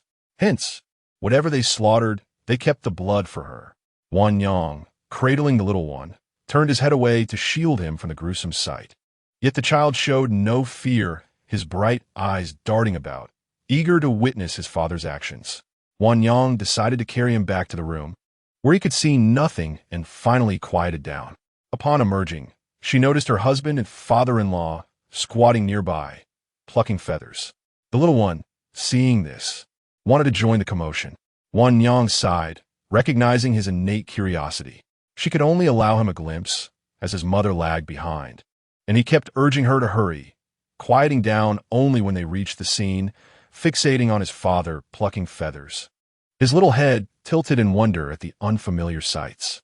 Wan Yang, too occupied to devote much time to his curiosity, placed him in the cradle after a brief observation, as she needed to prepare glue for decorating the house later. The little fellow, though slightly displeased and pouting, soon returned to his cheerful self. He was well behaved, not requiring constant holding from family members. Typically, he needed to be cradled only before naps after feeding. At other times, as long as he could see his parents and grandfather nearby, he would not cry for attention, content to play alone without causing any worry. Chapter 49, New Year's Eve, Part 2. After dealing with the poultry, Xiao Meng ventured out once more, the purpose of which remained a mystery. The household had already stocked up on provisions for the festivities, and Wan Yang did not inquire further, simply urging him to return promptly.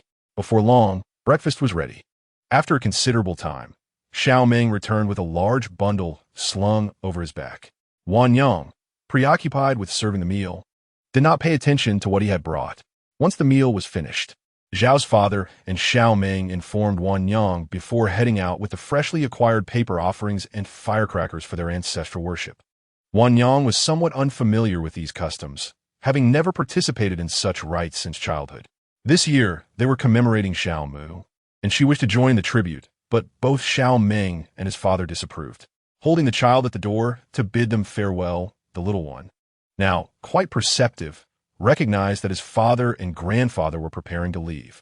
He reached out toward his father, calling out repeatedly. Noticing his father's lack of response, he redirected his attention to Zhao's father, striving to capture his attention anew. Zhao's father, feeling affectionate towards his little grandson, understood the child wished to accompany them. Yet today was not feasible.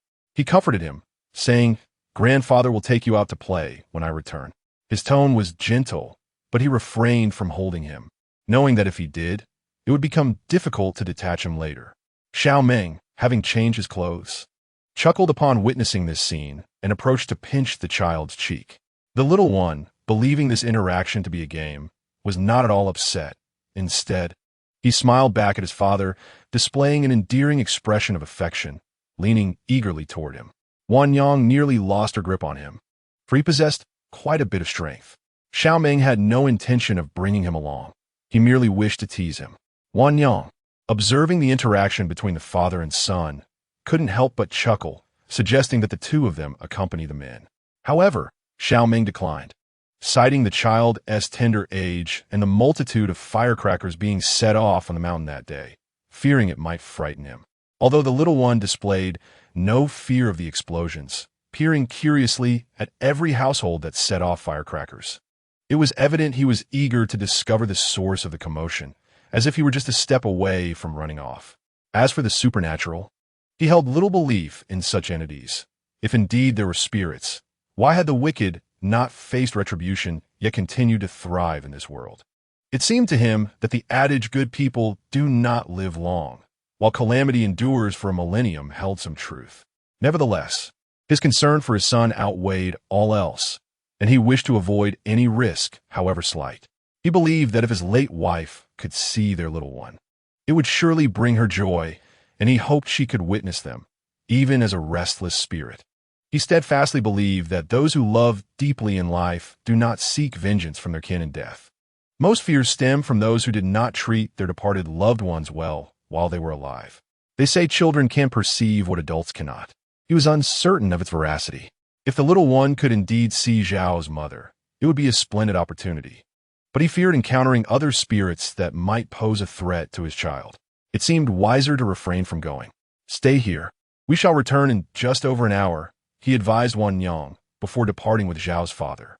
The little one, feeling neglected as his father walked away without acknowledging him, gazed forlornly at their retreating figures.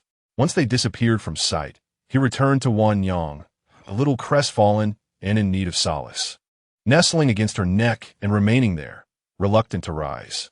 Amused, Wan Yang gently patted his bottom and led him to the kitchen, where she prepared the goat's milk his father had cooked for him. Upon seeing the delectable treat, the child promptly forgot his earlier dismay and focused solely on his hunger. Sometimes being a little foodie has its merits. When one is disheartened, there is always something to lift the spirits. By the time Xiao Meng and his father returned, it was already the hour of the snake, and they had returned quite early. Upon entering the room, Xiao Meng noticed the little one had fallen asleep. Observing the child's stirring, he quickly gathered him into his arms, whispering soothingly, "Father is here. Sleep soundly, my dear." Upon hearing his father's voice, the child's breathing steadied, and he yawned widely, his large, dark eyes half closed as he unconsciously nuzzled against Xiao Meng's chest. Xiao Meng walked around the room with the little one in his embrace, and soon the child's head drooped as he slipped back into slumber. Xiao Meng resumed his work outside, while Wan Yang kneaded dough and chopped filling in preparation for making dumplings for the evening's New Year vigil. Meanwhile, Xiao's father filled a basin with water to clean the household furniture. Standing tall, Xiao Meng affixed couplets to the doorframe, effortlessly placing them in position, while the horizontal scroll was easily hung with a tiptoe. He called for Wan Yang to come out and supervise, marveling at how advantageous it was to have someone of his height for such tasks. The little one has drifted into slumber, providing Wan Yang with the perfect opportunity to prepare for the evening feast. Today, she is personally overseeing the cooking, having already placed the more time-consuming dishes into the stewing pot well in advance, leaving only simpler fare to attend to. After approximately an hour, the child wakes up, emitting soft whimpers. Hearing this, Wan Yang sets aside her dumpling making and enters the room to embrace him. Upon seeing his mother, the little one instantly ceases his whimpering, pressing his cherubic face against Wan Yang's bosom. Starved and with a pitiful gaze directed at her, Wan Yang, feeling the urgency of the moment, hastily loosens her clothing while bending down to feed him. Finally, the famished child receives the nourishment he craves, holding on with both tiny hands, savoring the sweet and satisfying milk. As he nears fullness, he remains reluctant to part, occasionally stealing glances at his mother. When she catches his eye, he feigns seriousness, clinging to her embrace. Wan Yang, refusing to indulge him, decides it's time to take him out of the room. Xiao Meng and his father are gathered around the table, making dumplings. Upon seeing the little one emerge, both extend their arms to hold him, but he turns away, seeking refuge in Wan Yang's embrace, presenting his little bottom to them as a silent protest against their earlier decision to leave him behind. Xiao Meng is amused yet exasperated, realizing that even after several hours, the child still holds a grudge. Earlier, when he had come home to find the boy waking, he had soothed him, and now, after a refreshing nap, the child has chosen to turn a cold shoulder. In a playful act of mischief, Xiao Meng pinches the child's backside. However, the little one is quite clever, aware that his mother will soon place him in his cradle. Before long, he is playing joyfully with his father and grandfather, their laughter echoing throughout the small courtyard. Xiao Meng, robust and nimble, manages to hold the child while rolling out dumpling skins, a feat Wan Yang finds challenging to accomplish simultaneously. The little one delights in the activity, giggling merrily in his father's arms. As the clock strikes the late afternoon, the dumpling making reaches its conclusion, totaling over 100 dumplings, sufficient for the evening's meal. It is now time to prepare the New Year's feast. Wan Yang fries some oil cakes while Xiao Meng busies himself in the kitchen, crafting a basket of peanut candy. In previous years, this task fell to Zhao's father, but Wan Yang finds it somewhat laborious, requiring considerable strength to mix the peanuts, sesame seeds, and other nuts evenly in the syrup while it remains hot. Once cooled, cutting the candy into small pieces becomes an arduous task, necessitating the use of force to break it apart with a knife. After completing this endeavor, some time has passed, and as the hour of the evening approaches, the dishes are ready, and she has also prepared a serving of the little one's second favorite, sheep's milk. As in years past, Wan Yang has prepared 10 dishes, symbolizing perfection within the household. Meanwhile, Zhao's father cradles the little one while Wan Yang cools his meal. Xiao Meng set aside a portion of food specifically for Wan Yang, placing it on the offering table with a pair of chopsticks resting atop the bowl. He spoke no words. Having expressed all he wished to convey earlier that morning, he now simply desired for her to share a meal with them in harmony. With that, he took a firecracker outside, igniting it while calling to those within, "I am about to light it, cover your ears." Shortly after, the air was filled with the crackling sounds of firecrackers. Zhao's father held the little one tightly, while Wan Yang extended her hands to cover his small ears. The child, puzzled, tilted his head to gaze at his mother, wondering why she insisted on muffling his ears. Hearing the commotion created by his father outside, he squirmed, eager to catch the sounds of the firecrackers, which were the loudest he had ever heard. Their neighbors, being amiable and kind-hearted, were well aware of the new addition to their family this year, and had taken care to inform them before setting off firecrackers, fearing they might frighten the little one.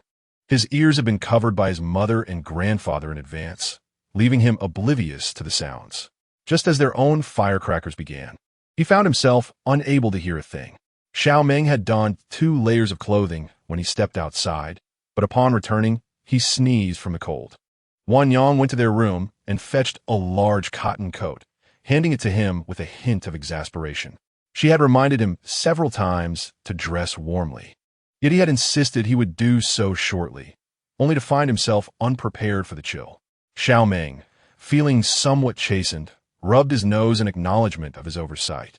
Zhao's father, sitting quietly, chose to ignore his son's antics, thinking him a troublesome child. On a cold day, he had stripped down, only to forget to dress warmly again, as if he believed himself impervious to the cold. If Wan Yang were in his place, she would surely not exhibit such patience. The New Year's Eve dinner commenced. Albeit a bit late, others had already feasted by 3 or 4 o'clock, and now they were out enjoying the festivities. The table was laden with dishes of chicken and fish, and Wan Yang's palate had gradually aligned with theirs, allowing her to indulge freely in whatever she desired. Placing the little one in a cradle, Xiao Meng ate while simultaneously attending to him with one hand.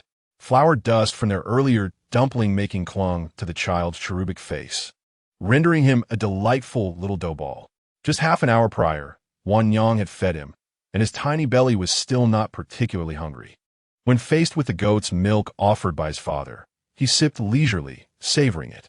At the dining table, Zhao's father and Xiao Meng unexpectedly poured themselves a cup of wine, exchanging no words as they sipped gently and took bites of their meal. Wan Yang's newly prepared braised meat was met with their enthusiasm, quickly disappearing into their eager stomachs. As dinner concluded, dusk began to settle in. The Lantern Festival on New Year's Eve was an indispensable tradition, featuring a variety of lanterns, acrobatics, riddle guessing, and dragon dances to herald the arrival of the new year. With the canal's opening becoming increasingly stable, it brought significant prosperity to the town, promising this year's festival to be even more vibrant than in years past. And they planned to venture out to witness it. Zhao's father, however, displayed little interest in these festivities and took his tea and wine to visit Uncle Wu, their neighbor. They did not press him to stay. As long as he was not left alone at home, that was sufficient. Wan Yang cradled the little one and entered the room. Adorning both herself in thick cotton jackets. She placed his favorite cashmere hat upon his head, transforming him into an adorable little round bundle. Before stepping outside, Xiao Meng wrapped the child in his embrace. Beneath his own head rested a tiny one, with bright, curious eyes wide open, gazing at the world outside. The child remained quiet and still, nestled comfortably within the folds of his father's clothing, with the collar slightly adjusted to shield him from the biting wind. With one arm supporting the little one, he took Wanyang's hand and stepped out. In the narrow alley, each household diligently cleared the snow from their doorsteps, leaving only a thin layer of frost in the center, while piles of accumulated snow lined the sides, nearly reaching their calves. As they exited, the festive spirit of New Year's Eve enveloped them. Every home displayed couplets, remnants of firecrackers littered the doorways, and those with better means hung bright red lanterns from their eaves. Children, having finished their evening meals, clutched small firecrackers, occasionally setting off one or two.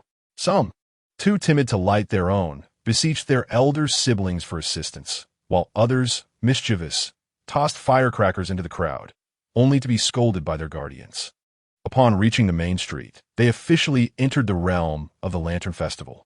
The thoroughfare was aglow with lights, bustling with throngs of people weaving through the festivities. The long street was adorned with an array of lanterns and radiant young maidens, holding exquisite and charming flower lanterns, laughed and chatted joyously. Among the crowd, a few daring suitors sought to express their affections to Wanyang. Despite being married and a mother, she retained an air of youthful charm interlaced with hints of maturity. They contemplated approaching Wanyang to declare their feelings, but upon closer inspection, they noticed the tall figure of Xiao Meng beside her, cradling the little one in his arms, while holding Wanyang's hand, clearly indicating a family outing. The child, reveling in the sights, had never encountered such a spectacle before. Enthralled by the street performers, he joined in the cheers, unbothered by the strain on his little voice.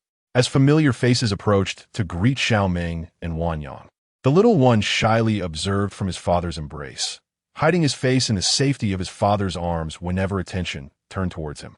It was not fear that drove him to conceal himself, but rather a desire to keep his face untouched as both parents were present, allowing him to bask in a sense of protected authority. Throughout the evening, the child's head remained nestled in Xiao Meng's embrace, twisting and turning, his long hair becoming tousled like a little beggar's. After wandering for an hour, despite his eagerness to play, sleepiness began to overwhelm him. He yawned repeatedly and soon fell asleep in his father's arms. Noticing that her little one had drifted off, Wanyang lost her desire to continue wandering. Xiao Meng purchased a few items that Wanyang cherished before they made their way home. Upon their arrival, they found that Xiao Fu had yet to return from Uncle Wu's house next door. On the other side, two elderly men, both of a similar age and belonging to the grandfather generation, conversed about the events of the past year. The Wu family experienced a rather subdued New Year celebration this year. The elderly couple had only one son, who had yet to return home due to unforeseen circumstances. Their nearly one-year-old grandson was seen only once, leaving the couple with a profound sense of sorrow. Was life truly so hectic that he could not even return home for the new year? It seemed likely that he remained at his in-laws in the county. Prompting a bitter smile, Zhao's father listened quietly, occasionally offering words of encouragement. As the clock struck midnight, the couple stayed up to welcome the new year, preparing the dumplings they had made earlier in the day. At this moment, Zhao's father returned home. Xiao Meng stepped outside to set off firecrackers to celebrate the new year. Gradually, the sound of firecrackers filled the town, with the air thick with the scent of gunpowder. Having indulged a bit too much in alcohol at the Wu household, Zhao's father found the dumplings a perfect way to satiate his hunger. After finishing his meal, he retreated to his room and presented a red envelope to Wanyang before lying down, slightly inebriated. As for Xiao Meng, he had no such envelope. Staying up through the night did not necessarily mean staying awake until dawn. After a long day, the couple prepared a bowl of hangover remedy for Zhao's father and then returned to their room to rest. Just as they laid down, Xiao Meng produced a red envelope for Wanyang. She was pleasantly surprised to receive envelopes from both her father and elder brother after her marriage. A warm feeling enveloped her, as her life remained unchanged just as it had always been. Chapter 51. Spring Festival. Having stayed up late the night before, the couple slept in late this morning, still entwined in each other's embrace. The little one had been firmly placed between them by his father the previous night, and the partition that had separated them was finally gone. Under the large quilt, the three of them felt quite comfortable, free from the cramped sensation of the previous night. This comfort was largely thanks to Xiao Meng, who had gone out on New Year's Eve to buy a sizable quilt. When he returned, Wan Yang was preoccupied with serving dishes and did not notice what he had brought back. It was only later, upon entering their room, that she discovered a gigantic quilt, larger than their bed, providing ample coverage for the three of them. Wan Yang was momentarily taken aback. Who would have thought he had gone out for such a purpose? She initially believed he was merely speaking whimsically. However, this truly aligned with Xiao Meng's character. He never spoke without intent. Wan Yang felt a sense of admiration for him, now sandwiched between the two most important people in her life. It was an overwhelming warmth. Previously, one side was manageable, but now she found herself nestled against a large furnace on one side and a round, warm bundle on the other. By midnight, she was genuinely hot, perspiring on both her chest and back, especially since both father and son liked to snuggle close to her, intensifying the heat. She managed to extend a hand to cool off, but before long, Xiao Meng pulled her back under the covers, with one large and one small body flanking her. Wan Yang's figure was nearly obscured by the two of them. One might not realize that three people were sleeping in the bed without a careful look. Fortunately, both father and son had decent sleeping postures, as they did not drape their limbs all over her, or else the situation would have been quite unbearable. The embrace is indeed tight, yet Xiao Meng does not sleep heavily. If Wan Yang feels any discomfort, she shifts restlessly, and the man beside her, having grown accustomed to her movements, instinctively adjusts to ensure her comfort in his arms. There are both advantages and disadvantages to this arrangement. At this moment, Zhao's father remains in slumber, having indulged in a bit of wine the previous night. Even after consuming the hangover tea brewed by Wan Yang, he has yet to awaken. The Xiao family courtyard is enveloped in tranquility, devoid of any sound.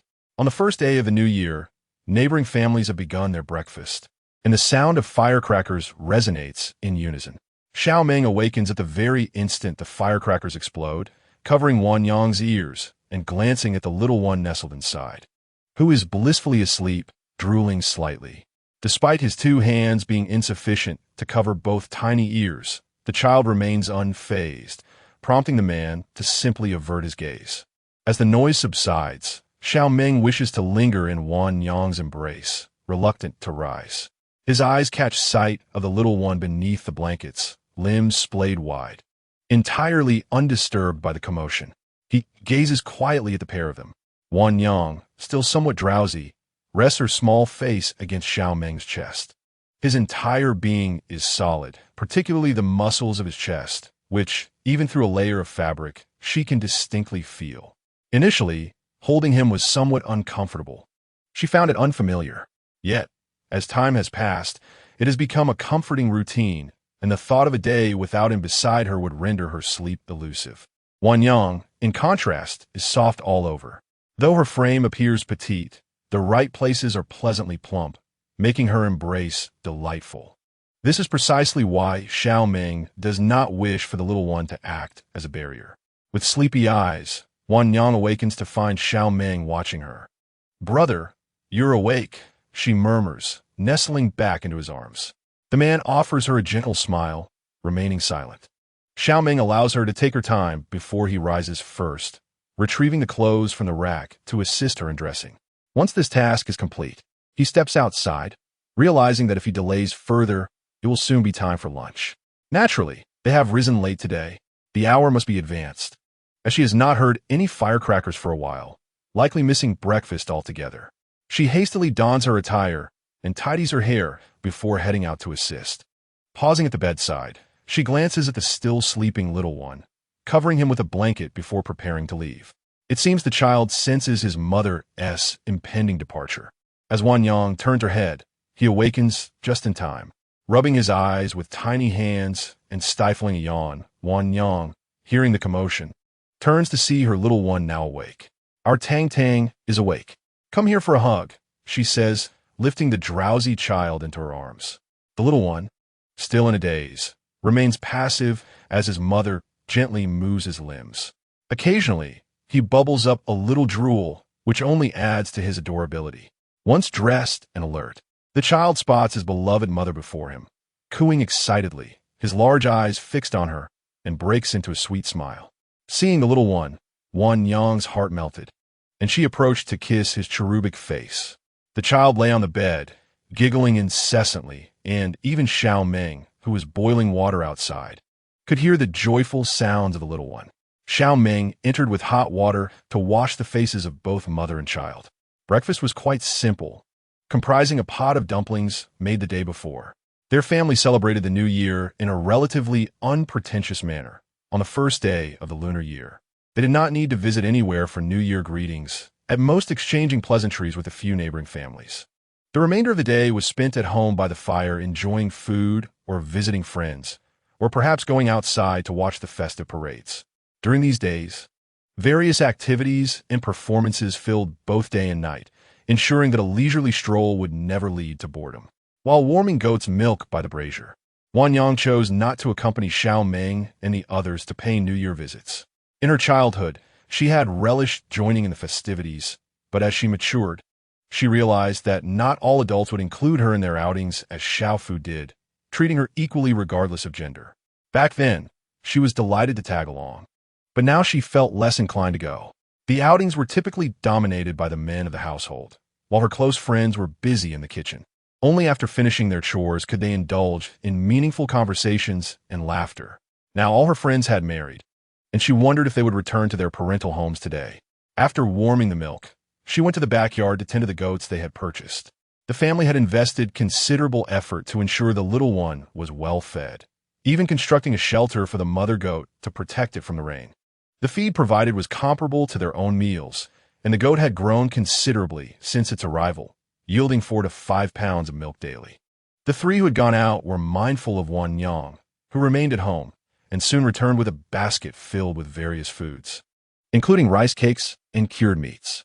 The little one, with his chubby hands, clutched a steamed bun larger than his face, nibbling on it with abandon, leaving it smeared with drool, while a small pocket held red envelopes and candies. Upon returning home and seeing his mother, he chuckled and continued to munch, prompting Wan Yang to feel disinclined to take him, as he was rather messy. Xiao Meng, however, felt little concern. Their little one was relatively clean compared to others. He wiped the child's mouth with his sleeve, which was not pristine but acceptable. After watching the child gnaw on the bun for a while, Xiao Meng could no longer tolerate it and decided to intervene. He snatched the bun from the little one's hands and discarded it.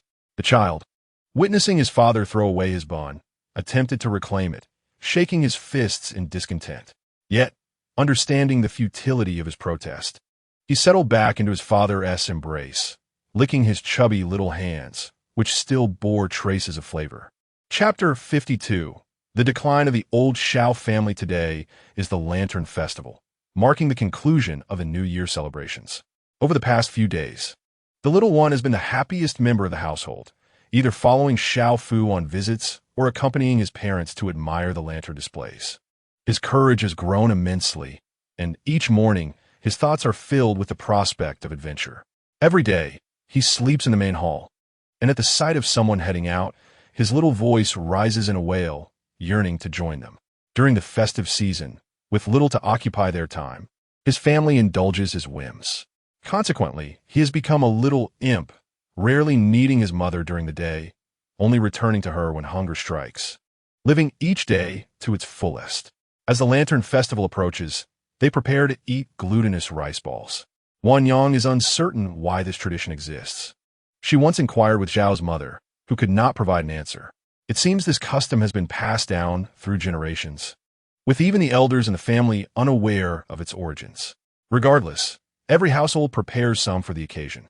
Wan Yang speculates that the term yuan in the Lantern Festival signifies the consumption of round foods, symbolizing reunion. The glutinous rice balls will take center stage this evening, and there is no rush to prepare them, as they only need to be ready by nightfall. Last year's supply of glutinous rice remains untouched, and this year, Xiao Meng has purchased more. Wan Yang examines her preserved glutinous rice from the previous year. It is still in good condition, free from any unpleasant odor or pests. However, the men in the household have opted for new rice, and she intends to use it instead. The old rice will be repurposed to feed the chickens and sheep. Xiao Meng grinds the glutinous rice along with roasted sesame and peanuts into a fine powder using the family mill to achieve a finer texture. Wan Yang instructs Xiao Meng to grind it several more times. Their family does not have a particular fondness for sweets, so the filling contains only a modest amount of sugar. They knead the glutinous rice flour with water to form a dough, wrapping it around the filling, akin to making dumplings, though the rice balls are smaller and do not require decorative patterns. After completing these preparations, Xiao Meng carries the little one, freshly fed, outside for a stroll. The streets are alive with the festive spirit of the spring festival. Upon reaching a corner, the atmosphere shifts ominously. A group of men clad in gambling attire is mercilessly beating a man who is already on the brink of death. The onlookers merely gawk and whisper, yet none intervene. What a farce! Who would dare to stop such a scene? It is well known that those who owe money to gambling dens are not upstanding citizens. Having such a person in one's family inevitably leads to dire consequences, often culminating in either ruin or death. It is perhaps better to perish outside in such a manner.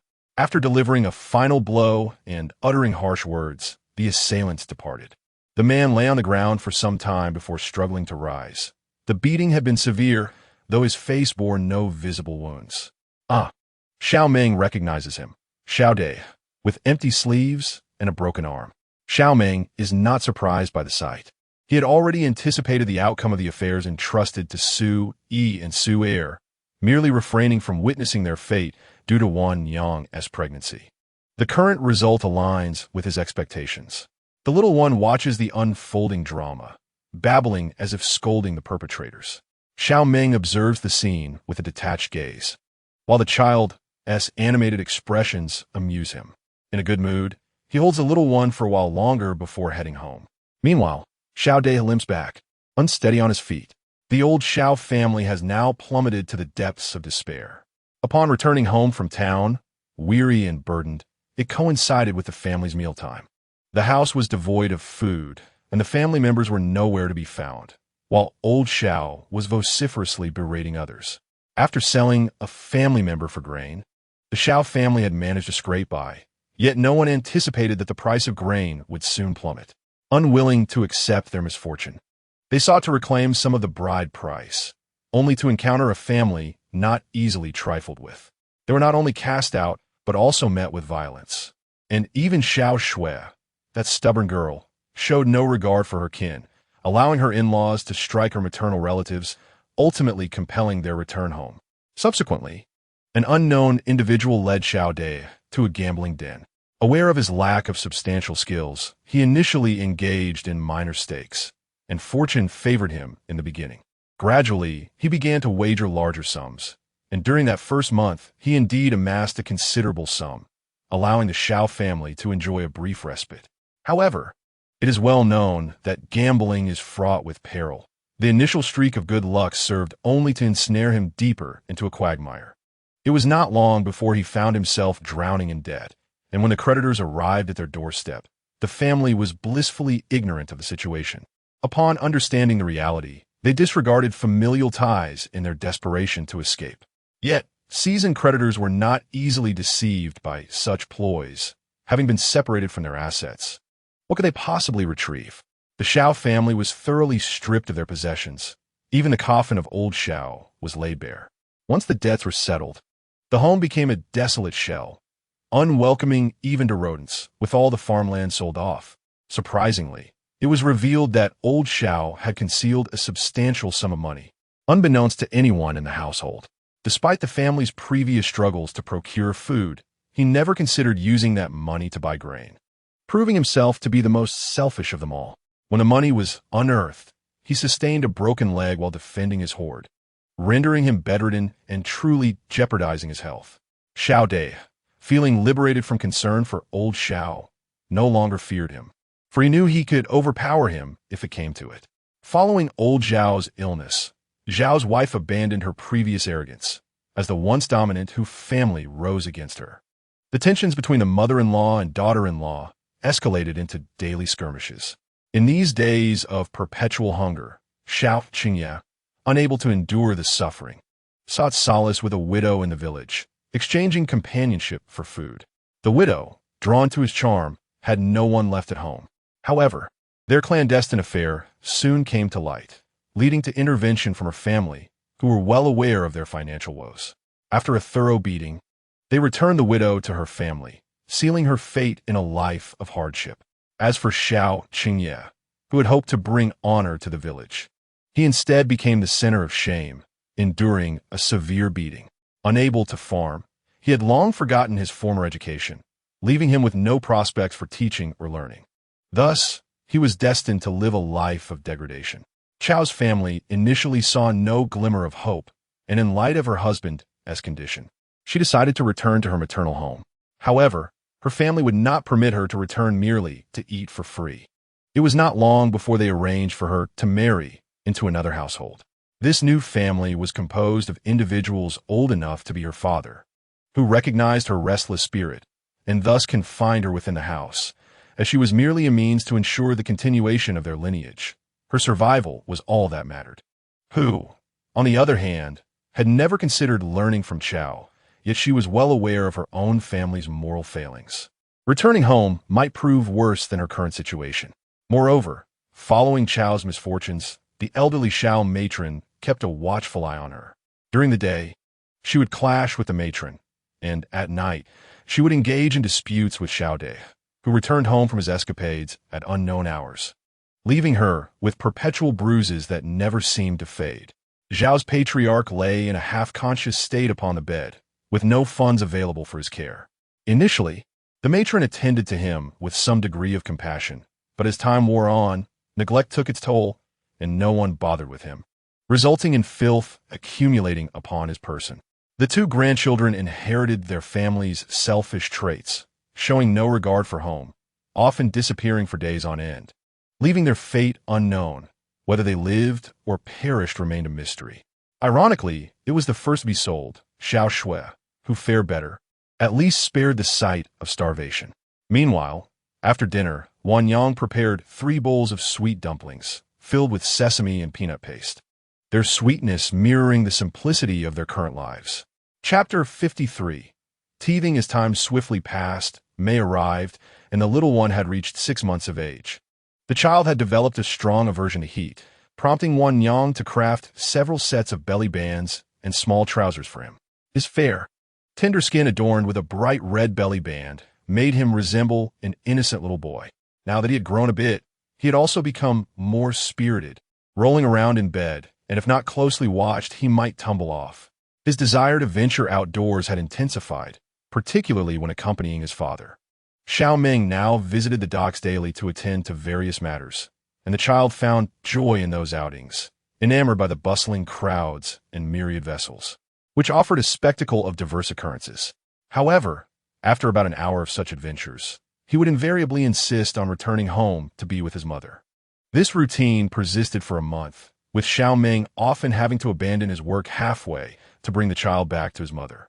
Xiao Meng, feeling helpless, wished to assist Wan Yang in caring for their child, yet the little one clung to the idea of being with his mother. No amount of coaxing or entertaining could distract him from his singular focus, seeking his mother. Caring for him was relatively effortless for Wan Yang. The child was not particularly demanding. Although he enjoyed being held by his mother, he did not require her constant presence. As long as he could see her within his line of sight, he could contentedly play by himself without fussing. In the mornings, Xiao Meng would take him out, and in the afternoons, when Zhao's father returned from the meat market, he also enjoyed taking the child to visit neighbors. As a result, Wan Yang found herself with more leisure time. She began to engage in some of her favorite activities, including creating the embroidered bags that Boss Lin had previously requested. Every evening, the family gathers for their most complete meal of the day. In the mornings, Zhao's father departs early to sell meat, rarely dining at home. Lunchtime depends on whether Xiao Meng returns. Sometimes he arrives punctually, while other times he is late. Wan Yang has prepared a meal for the 4 of them, And although the two men of the household have significantly improved their culinary skills over the past year, they still cannot match Wan Yang's exquisite cooking. The standard dinner at home consists of 2 dishes and a soup. The little one is the most joyous at this hour, babbling incessantly. During mealtimes, he can no longer sit still in his cradle. At 6 months old, he has sprouted his first tiny teeth and is ready for solid foods. Wan Yang has prepared several vegetarian and meat dishes, ultimately concluding that he favors the meat. Just like his father, this evening, she has cooked a bowl of soft pork congee enriched with some greens. As long as the family is present, feeding the little one typically does not fall to her. Xiao Meng, with one hand wielding a small spoon and the other cradling the child, finds that the little one enjoys the taste immensely. He lifts his head toward his father, opening his mouth wide, eagerly stretching his neck, asking for more before the next bite even arrives. Seeing his son relish the food, Zhao's father's appetite perks up as well, and he beams with pride, exclaiming, "Oh, my little Tang Tang eats so heartily and is so capable." Life in the town is manageable, though some children resist mealtime. However, in their family, the grandparents do not have to chase after him. He is quite obedient. Hearing his name, the little one glances up at his grandfather, offering a sweet smile.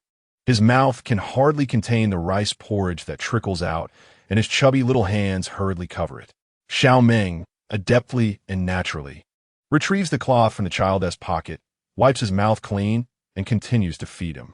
The little one has grown accustomed to his mother calling his name, and he is quite familiar with his nickname, Tang Tang.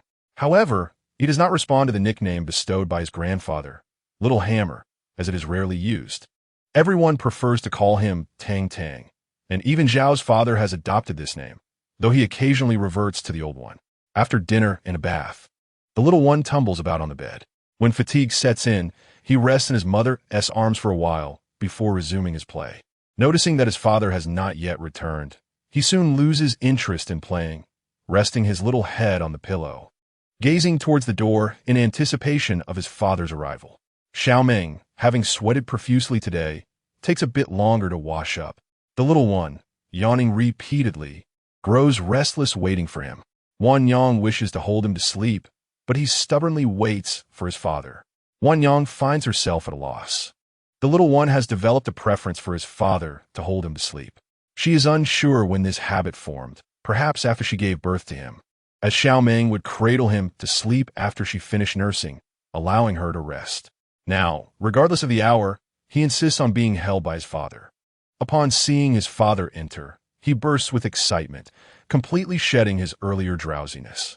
As Xiao Meng lay down on the bed, the little one instinctively crawled onto his father's chest, pressing his tiny hands and feet close, feeling a profound sense of safety in the rhythm of Xiao Meng's heartbeat. Before long, he fell into a deep slumber. Xiao Meng gazed affectionately at the sleeping child resting on his chest. During Wan Yang's pregnancy, he had prepared himself to be a good father, yet the child's arrival shattered his earlier promises. He had nearly lost the one he cherished, leaving him uncertain on how to face this new reality. Although Wan Yang was no longer in danger, he struggled to fulfill his earlier commitments. Eventually, he came to understand that he could not blame the child for his own fears. The little one was a precious gift from his beloved. Gradually, he began to appreciate the responsibilities of fatherhood, which extended far beyond mere provision.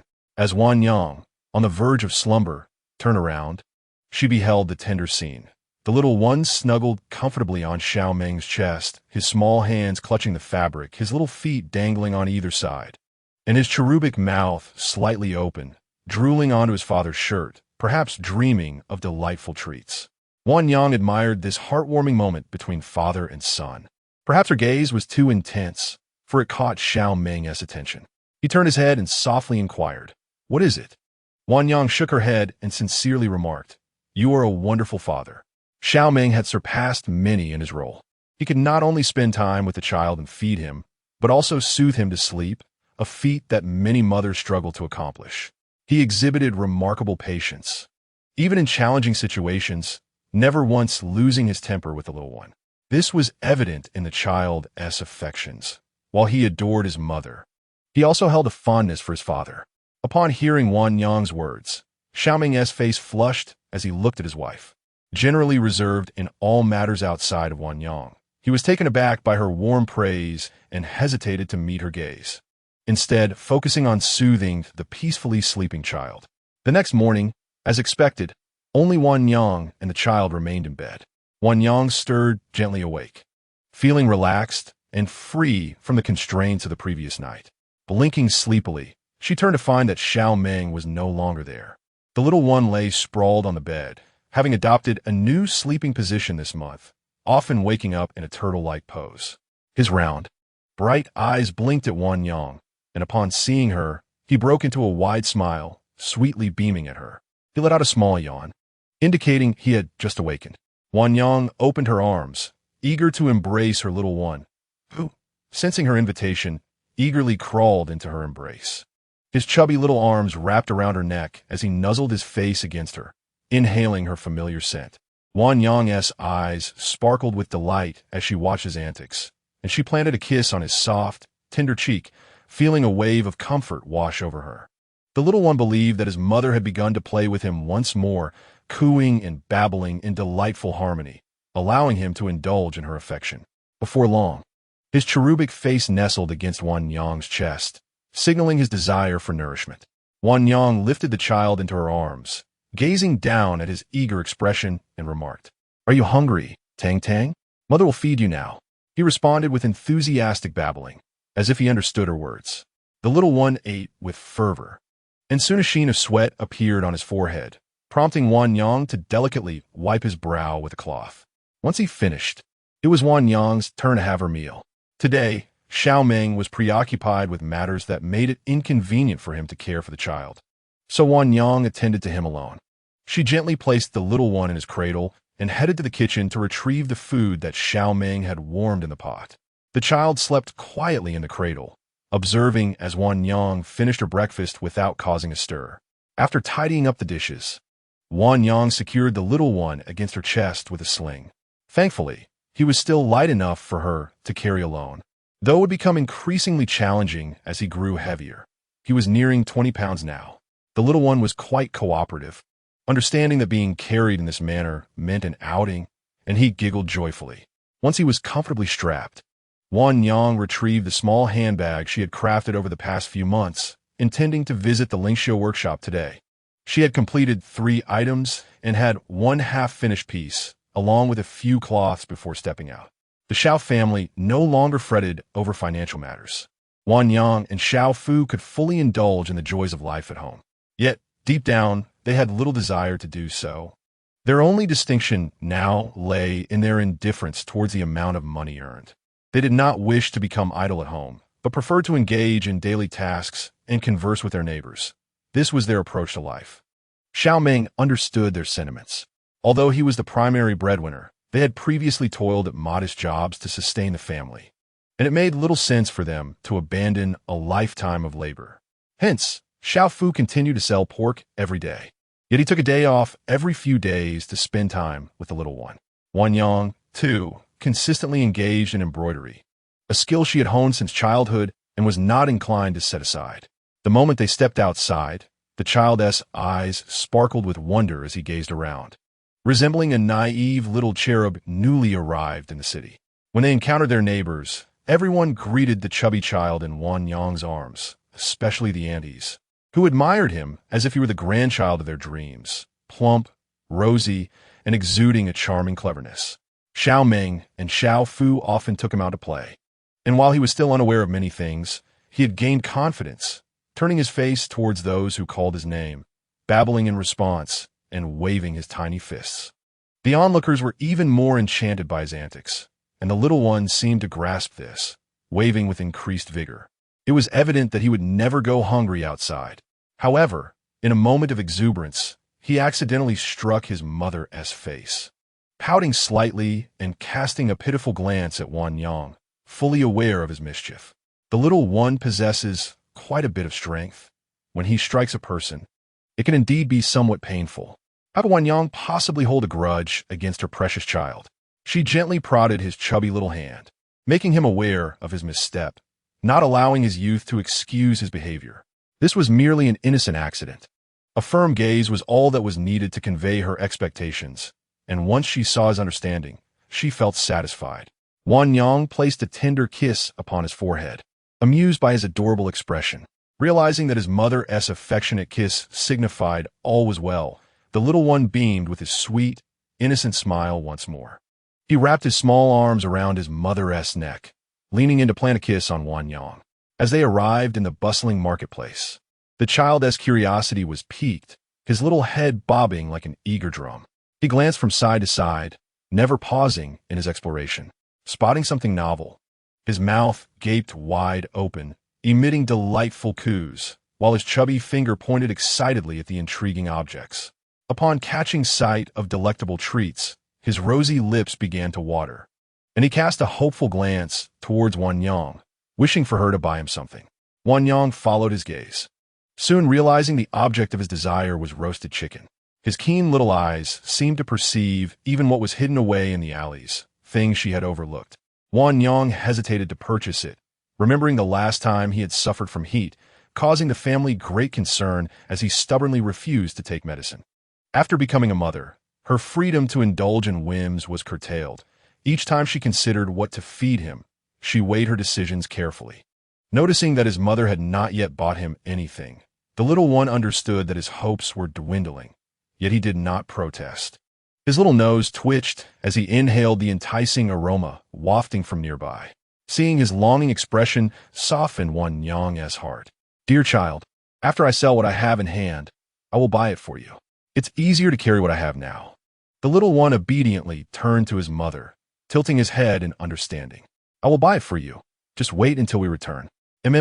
He responded in his sweet, baby voice, displaying an impressive ability to read the room. Once he sensed that his mother would indeed buy it for him, he promptly turned his face away from the enticing sight, redirecting his little finger towards the front. The Ling embroidery shop had also resumed its activities, though they were not selling cotton as before. Most of their revenue now came from the sale of exquisite embroidery, appealing to the ladies. Wan Yang carried her little one into the shop, but today, Mr. Lin was absent. The female clerk, noticing Wan Yang's arrival, quickly approached her. "Miss Lin is here." Though they had addressed her as Miss for several years, even after her marriage, they continued to use the same title. "Yes. It has been quite some time since I last visited." Wan Yang greeted warmly, presenting the embroidery she had brought along for their inspection. "Please wait a moment. I shall fetch Miss Lin." Over the years, Wan Yang had conducted business with Lin Yun, and today, having brought new items, the clerk felt it best to consult her before determining the pricing. As Wan Yang held her little one, they waited together in the shop, occasionally entertaining him. The child spotted the embroidery hanging on the wall, babbling in delight, glancing back at his mother with bright eyes, as if to say, "It looks just like what we create at home." Chapter 55. Waiting for father before long, the sound of footsteps grew closer. Upon hearing a sound, the little one immediately turned to look, spotting two figures who regarded him with vigilance. Lin Yin was in the backyard organizing goods when she was informed by a staff member that Wan Yang had arrived. She hurriedly tidied up her belongings. "Wan Yang is here." Then she noticed the little one nestled in Wan Yang's arms. Realizing it was the first time she was seeing the child since learning of her pregnancy, she felt a pang of desire. "Would you let your auntie hold you?" Reaching out, she longed to embrace the child, who appeared so obedient in Wan Yang's embrace, unable to resist the urge to hold him. As the newcomer approached closer, the child's expression turned sour, glaring at the approaching figure with a fierce, innocent demeanor. He waved his tiny fists, brows furrowed, lips pursed, his round little face blushing with indignation. When the person attempted to pick him up, he began to twist his chubby and agile little body, kicking his legs in protest, emitting soft, yet resolute sounds of dissent, warning others to keep their distance. Observing the scene, Wan Yang hurriedly reassured the little one. "Our Aunt Lin just wants to hold you. We must be polite." She watched the small figure, brimming with energy. The child continued to flail and protest for a while, but gradually ceased upon hearing his mother's words. However, he still refused to let anyone hold him. As he did not know her, no way. Wan Yang apologized to Lin Yun. "This little one has quite a stubborn temperament. It's only the first day he has seen you, and he doesn't want to let you hold him." Lin Yin not only understood, but also found herself growing fonder of him. After all, a child should be like this, resolutely refusing to be held by strangers, thus avoiding potential troubles. It's perfectly fine. I quite like him this way. After chatting for a while, Wan Yang showed her the embroidery pieces she had brought today. Lin Yin took one glance and immediately adored the items, especially a small handbag. She offered a generous price, delighted to acquire it, and promptly displayed it in a prominent spot in the shop. After selling the embroidered goods, Wan Yang lingered in the store for a while longer, particularly discussing the impact of the previous snow disaster on the business. The most noticeable change during this time was the little one. Although he still wouldn't let Lin Yin hold him, he allowed her to touch him now, no longer wearing the fierce expression he had before. Yet, he remained somewhat wary. Lin Yin had just purchased some lactose in the shop and intended to offer it to him. The little one was eager to taste it, almost drooling, yet he refused to take it, even when it was placed in his tiny hand. Unable to do anything further, Wan Yang retrieved the candy to give it to him later. However, the little one quickly accepted the candy from his mother, gripping it tightly in his small paws, licking it with his tiny tongue. Lin Yin watched the child's actions in astonishment. What difference did it make? The candy was still the same. Merely the giver had changed. You little rascal. She couldn't help but pinch his chubby cheek. Realizing he had accepted the candy, the child ceased to resist her, contentedly savoring the sweetness from his palm, resembling a little squirrel, his cheeks puffing up further. After a while, other customers arrived at the shop, prompting Wan Yang to announce her departure. I'll be leaving now. The little one chimed in with a soft farewell. Lin Yin smiled and replied, all right, do come by again when you have the time. While not forgetting about the little one, Tang Tang, remember to come with your mother next time. Wan Yang gently grasped the little one's arm and waved lightly, saying goodbye. As they exited the shop, the little fellow's short legs wobbled back and forth, happily gnawing on candy. The small piece of lactose was just enough for him to finish, and the mild sweetness prompted Wan Yang to sample a few pieces herself, relishing the subtle dairy flavor, which was entirely wholesome. The little one cherished it, savoring each bite and delightfully squinting his big eyes in enjoyment. Upon reaching the street corner where he wished to buy roasted chicken, without waiting for Wan Yang to act, he eagerly pointed and chirped to remind his mother. Quite impressively, he had remembered the place despite having spent a considerable time at the embroidery shop. Wan Yang, observing the clever little one, resolved not to forget the promises made to him, for he had a remarkable memory. She playfully tapped his little head as they approached the roasted chicken stall. A young couple operated the stall, and their business was thriving. In no time, they were nearly sold out. As they reached the stall, the young female vendor approached and inquired, "What would you like to buy, madam?" Besides roasted chicken, they also sold sweet potatoes cooked in the oven. Wan Yang noticed the other offerings looked delightful and smiled, saying, "I would like 1 roasted chicken and 6 roasted sweet potatoes." The sweet potatoes, fragrant and sweet, tempted her as well. 1 for herself and 1 for the little one would suffice, leaving the remaining 4 for Xiao Meng and Xiao Fu at home to enjoy a change in flavor. The young wife efficiently packed Wan Yang's order while her husband tended to the fire behind the stall, leaving the lighter tasks to his wife. In a short while, the items were neatly packaged, pristine, much like their stall, which was impeccably clean. On the way home, the little one's eyes remained fixated on the roasted chicken in Wan Yang's hands, clearly yearning for a taste.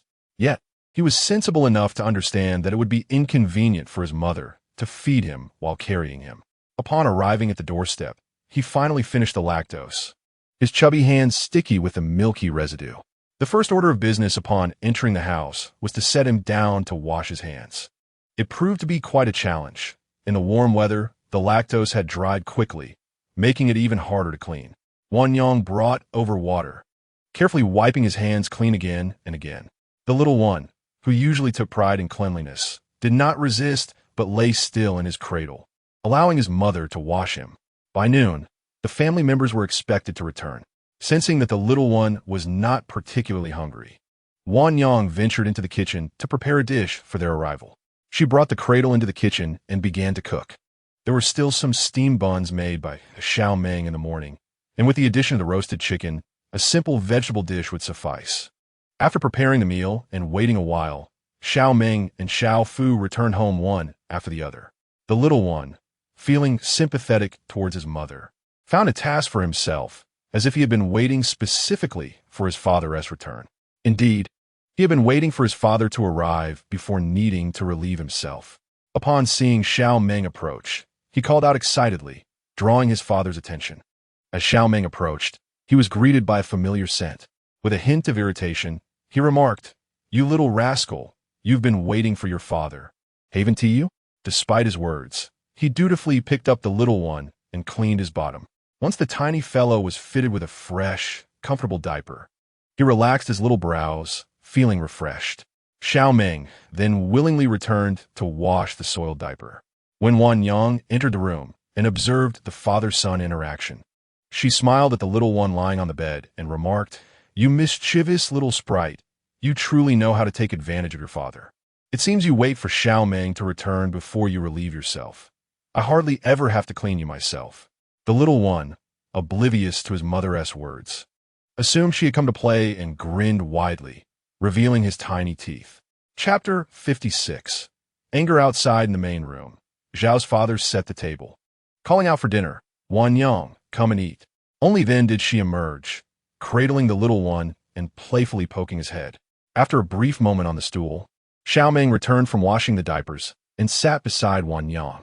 No sooner had he settled than he lifted the little one from Wan Yang's arms. It had become customary for Xiao Meng to hold his son during meals, a routine that had taught the child that to eat, he must be in his father's embrace. He reached out his little arms toward Xiao Meng, perched on his father's lap. He pointed with certainty at the roast chicken he wished to eat. Initially, Xiao Meng ignored him, handing the chopsticks to his wife. The little one, sensing his father's indifference, pointed again at the desired morsel, wriggling his soft body and patting his father's large hand that rested on his tiny belly. Realizing that his father was unyielding, he turned his pleading gaze toward his mother. Wan Yang found his frustrated expression amusing. After holding back his desires since morning, the little fellow had shown remarkable patience. Just as she was about to assist him, Xiao Meng interjected, "You eat yours, and I will feed him." Though Xiao Meng was aware of the little one's movements, his focus remained on his wife. The child seemed to understand that his father would not help him. And just when he finally summoned his mother, she was thwarted by his father's interference. His face, round and rosy, scrunched up in displeasure, tiny fists clenched tightly, and his lively little feet came to a halt. His breathing quickened, and his little chest heaved as he emitted soft whines of complaint. He was truly upset. Xiao Meng appeared oblivious to the fact that the child was quite angry, and he continued at a leisurely pace. Wan Yang watched the scene unfold without intervening. After a considerable effort, Xiao Meng managed to tear the roast chicken into pieces and brought it to the little one's mouth, only to be met with a defiant turn of the head. The child refused to eat, his anger stemming from the earlier neglect. He no longer wished to sit in his father's lap, calling out to his mother and reaching out his small arms, wanting to escape his father's embrace. At that moment, he felt no affection for his father, bad dad. Xiao Meng, not wanting to disrupt his wife's meal, softened his tone and said, "All right, I understand you're eager. I'll feed you now." After a few gentle words, the little one, though still indignant, eventually forgave his father. Observing the tantalizing morsels of meat at the edge of his lips, particularly those that he cherished, he could not afford to display any displeasure. In truth, he yearned to indulge, tempted by the aroma. With a small step down, he knew he had to seize the moment, otherwise his father might soon remove it, leaving him with nothing. He opened his tiny mouth and stretched his neck, his expression revealing his delight as he savored the flavors. Even before swallowing, he eagerly requested more from his father. Once finished, they could discuss it further. Xiao Meng understood that the little one, upon encountering delectable food, would become a tad greedy. Just a glance at him made it evident that he had yet to swallow what was in his mouth. He was aware of the rules, to finish what he had before moving on.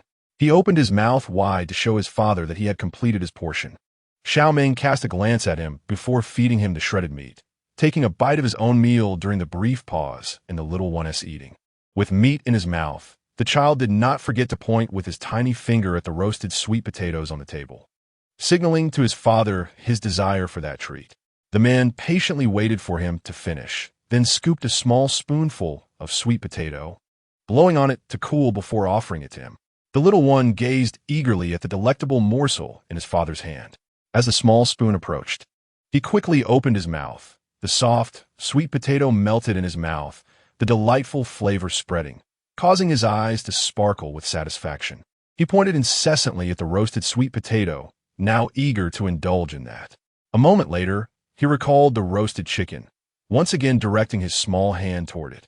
Xiao Meng found himself oscillating between the two dishes. Being so young, the child could not consume too much meat, as it would be hard to digest. And the roasted sweet potato, if overindulged, could lead to discomfort.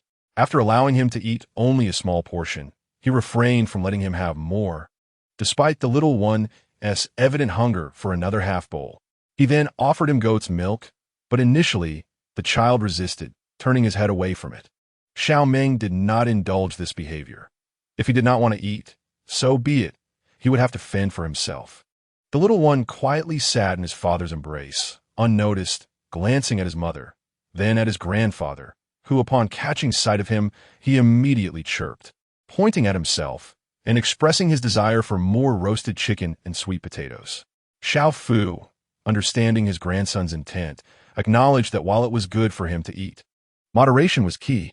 He gently spoke to the little one, suggesting that he could have more tomorrow. Realizing that his grandfather was not inclined to act, the child resigned himself slowly to his fate.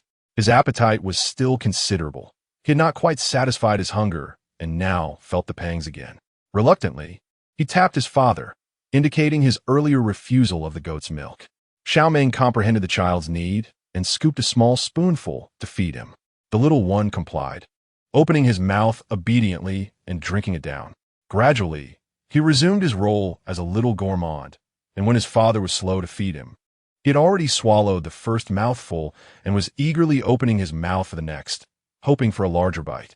Xiao Meng, while feeding him, quickly finished his own meal. By the time Wan Yang had completed hers, he had nearly finished as well. The little one was now satiated, nestled comfortably in his father's embrace. Wan Yang and Xiao Fu busied themselves with tidying up the dishes, while Xiao Meng continued to attend to the little one. Gently resting the little one on his shoulder, he adjusted to find a comfortable position, his palms slightly curved as he tenderly patted the child's back, maintaining a gentle rhythm. The little one nestled comfortably in his father's embrace, cherishing this moment devoid of any distractions. With rosy cheeks, he occasionally emitted soft whimpers, his tiny hands gripping his father's clothing, unable to encircle his father's thick neck, resorting instead to clutching at the fabric. As Xiao Meng continued his rhythmic patting, soon the little one let out a small burp, its sound reminiscent of a kitten's mew. Xiao Meng paced back and forth in the main room, while the child's drowsiness deepened, prompting Wan Yang and Xiao Fu to soften their movements. The little one's eyelids gradually descended, and his grip on the fabric loosened. He soon drifted into a gentle slumber, softly snoring. Xiao Meng continued his pacing, waiting until the child was sound asleep before carefully laying him down in the room for a restful night.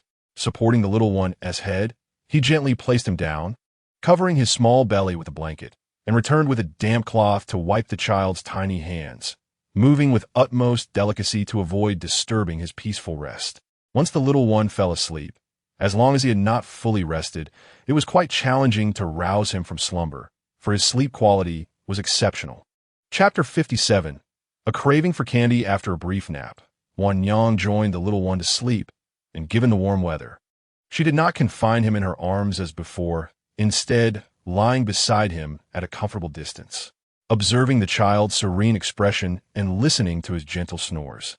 She too succumbed to drowsiness. After finishing his work outside, Xiao Meng entered and reclined beside the bed, fanning the mother and child with a hand fan, closing his eyes to rest. The room was enveloped in silence, devoid of any noise, save for the rhythmic breathing of the family of three. The little one was the first to awaken, his round eyes slowly opening as he turned to gaze at his still sleeping parents. Quietly, he cautiously rolled over, using both hands and feet to crawl towards Wan Yang. His movements, though still somewhat clumsy and slow, reflected his determination. With his little bottom raised, he gradually inched closer, finally burying himself into his mother's embrace, his tiny hands clutching at her clothing, remaining still, feeling satiated but no longer wishing to sleep, his eyes wide open, watching his mother intently. After a while, feeling a pang of hunger, the little one yearned to nurse from Wanyang, yet despite his efforts, he found it challenging to reach her. Leaning against her, he remained still, enduring the discomfort of his empty belly. Xiao Meng, having worked tirelessly all morning, was exhausted and, after helping to fan the mother and child for a good while, had only just begun to rest when he hardly noticed the little one stirring. Wanyang was known for her ability to sleep soundly, with Xiao Meng typically rising at night to attend to the feeding, resulting in her not being easily awakened. Thus, the little one bore the brunt of his hunger, growing increasingly aware with age. Even with a rumbling tummy, he refrained from waking his sleeping parents, his eyes fixed on them, silently wishing for their prompt awakening so that he might be fed. Perhaps it was the intense gaze of the little one that stirred Xiao Meng from his slumber, as he felt an inexplicable sensation of being watched. Gradually awakening from his dreams, he turned to behold the source of his observation, his little child, who, upon seeing his father awake, wore a face of both joy and a hint of grievance. In an effort to not disturb Wanyang, who lay sleeping between them, Xiao Meng gently scooped up his child. The little one willingly nestled in his father's embrace, and once outside, began to babble cheerfully, all the while patting his own small belly to emphatically convey his hunger. He was very, very hungry, observing the animated gestures of his child. Xiao Meng immediately comprehended the little one's desires. Just a moment, I shall feed you shortly. Instead of seeking out Wanyang, he pivoted towards the kitchen. Where the midday goat's milk awaited consumption, he retrieved a bowl of milk and settled the little one on his lap for stability. The child sat obediently, clutching his own garment, and with each spoonful that Xiao Meng offered, he eagerly took a bite, demonstrating an understanding of his father's hard work by not urging him as he usually did. Yet, despite his patience, the little one seemed to wish to devour the spoon itself, a testament to his ravenous state. Before long, the bowl of goat's milk was nearly emptied. Satisfaction radiated from the little one's face as he gazed up at his father, a picture of bliss. Indeed, with both parents by his side, and ample food to fill his belly, what more could signify happiness? After their nourishing meal, Xiao Fu, who had been resting in the room, awoke. With all three members of the household ready for their afternoon nap, Xiao Meng felt the boredom of solitude in the hall and soon joined them in their slumber. Upon the arrival of Xiao Fu, the well-fed child greeted him with cheerful babbles. This month, Xiao Meng had been particularly busy, entrusting the care of his little one to Xiao Fu. The child, accepting this arrangement, nestled into his grandfather's arms, watching his father's retreating figure with curiosity. Xiao Fu, feeling remorseful for not being able to assist with lunch today, kindly said, "Tang Tang, Grandpa will take you out." At this, the little one's earlier reluctance vanished, for he was especially sensitive to the notion of play. His round, dark eyes sparkled in response to his grandfather's invitation. With the child's enthusiastic affirmation, Xiao Fu promptly prepared to venture outside, grabbing a bamboo water bottle and a small spoon. "We shall set off now," he announced. The little one pointed eagerly ahead, his excitement palpable as they departed. Even after leaving the house, his joyous, melodic voice could be heard echoing down the street. When Wanyang awoke, she found the house empty, left to engage in the few chores that occupied her time.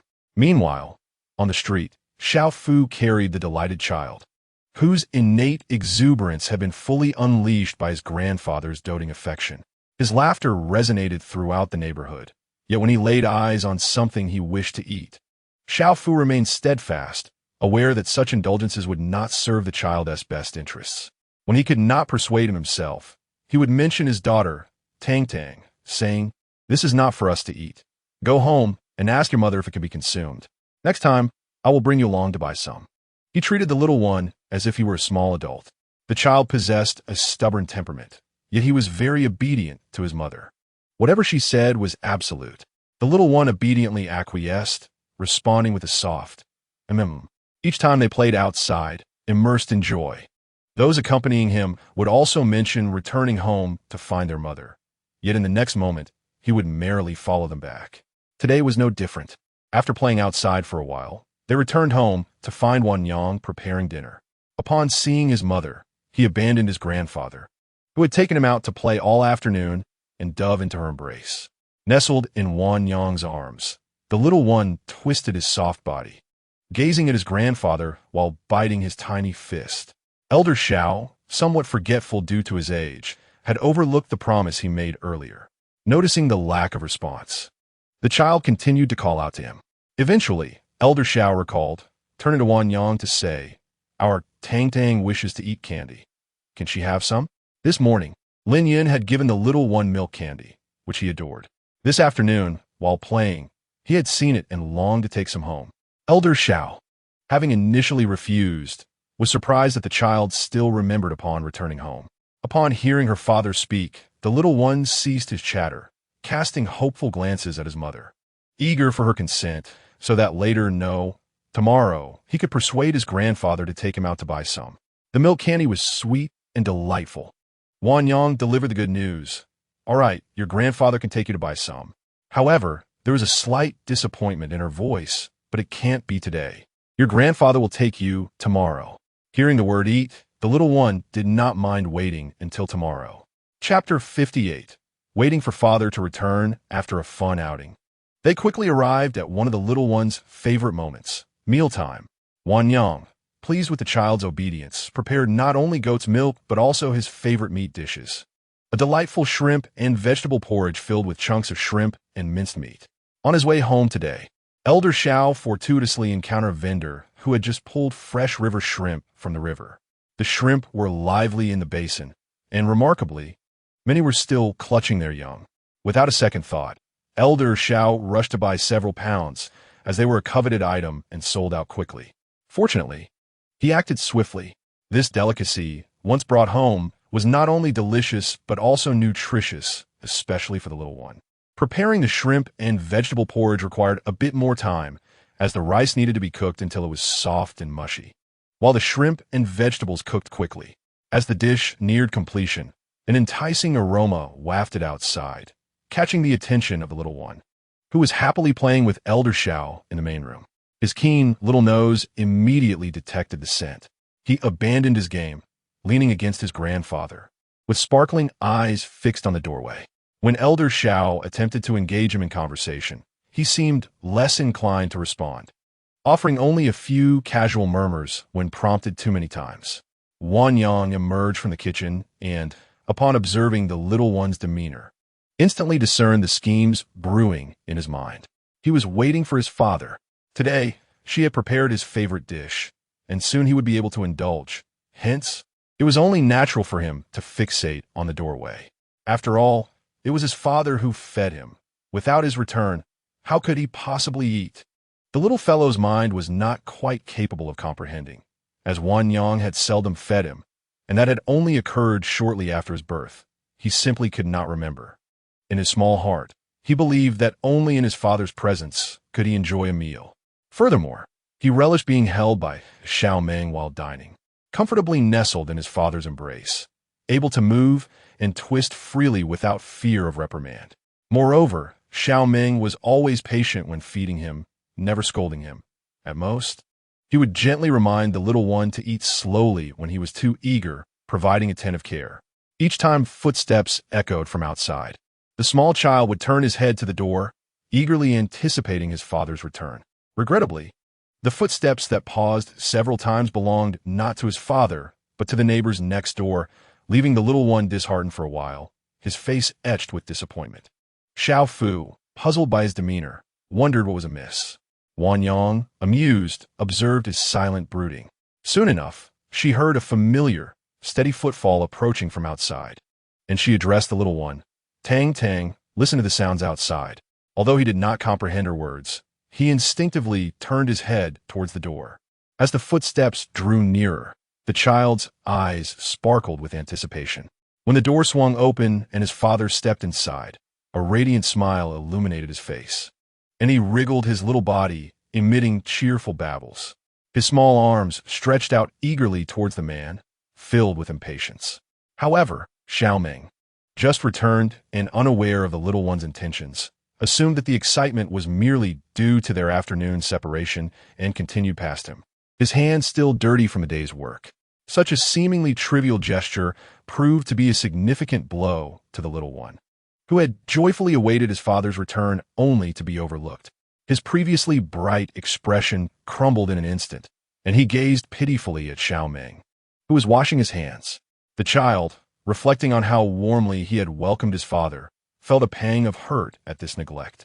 He had never encountered such treatment before and was on the verge of tears. Witnessing this, Wan Yang could hardly bear to see her child in such distress. Once Xiao Meng had finished washing up, she gently urged, "Elder brother, why not pick up Tang Tang?" Xiao Meng, slightly perplexed, noted that the little one had never behaved in such a manner before. Usually, he was inseparable from his mother. Nevertheless, he heeded Wan Yang's suggestion, drying his hands before lifting the sulking child into his arms. Upon feeling his father's attention, the little one reached out with his chubby hands, clutching the fabric of Xiao Meng's collar. He quickly reverted to his former cheerful self, and it was remarkable how swiftly his expressions transformed. With his tiny fingers pointing towards the dining table, he wished for his father to carry him over to sit, complying with the little one's wishes. Xiao Meng cradled him and walked him to the table. Seated at the dining table, the little one obediently remained in place. Yet his incessant turning of the head towards the kitchen betrayed his greedy heart. Wan Yang observed him with amusement, although he could not articulate his desires. He executed the commands with unparalleled finesse. Noticing his eagerness, she promptly emerged from the kitchen with his shrimp porridge.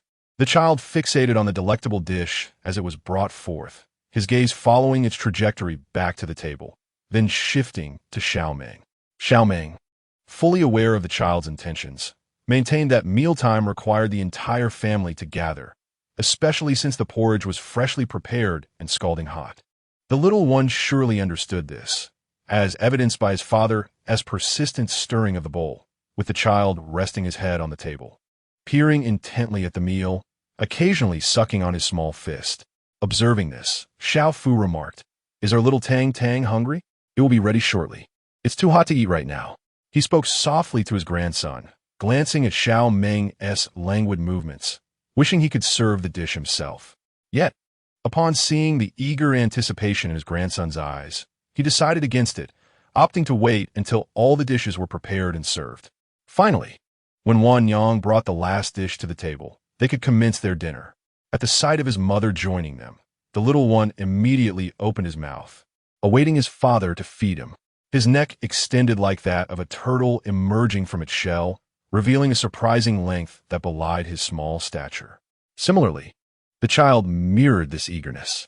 Xiao Meng finally fed the long-awaited porridge to the famished little one, who eagerly opened his mouth to receive the paternal offering. Reluctant to release the spoon, he clung tightly with his two tiny teeth. Xiao Meng shot him a glance, prompting the child to reluctantly let go. A second later, as the taste of the porridge hit his palate, his eyes widened, sparkling with curiosity. The child had never encountered such a flavor before. It was a delightful first experience.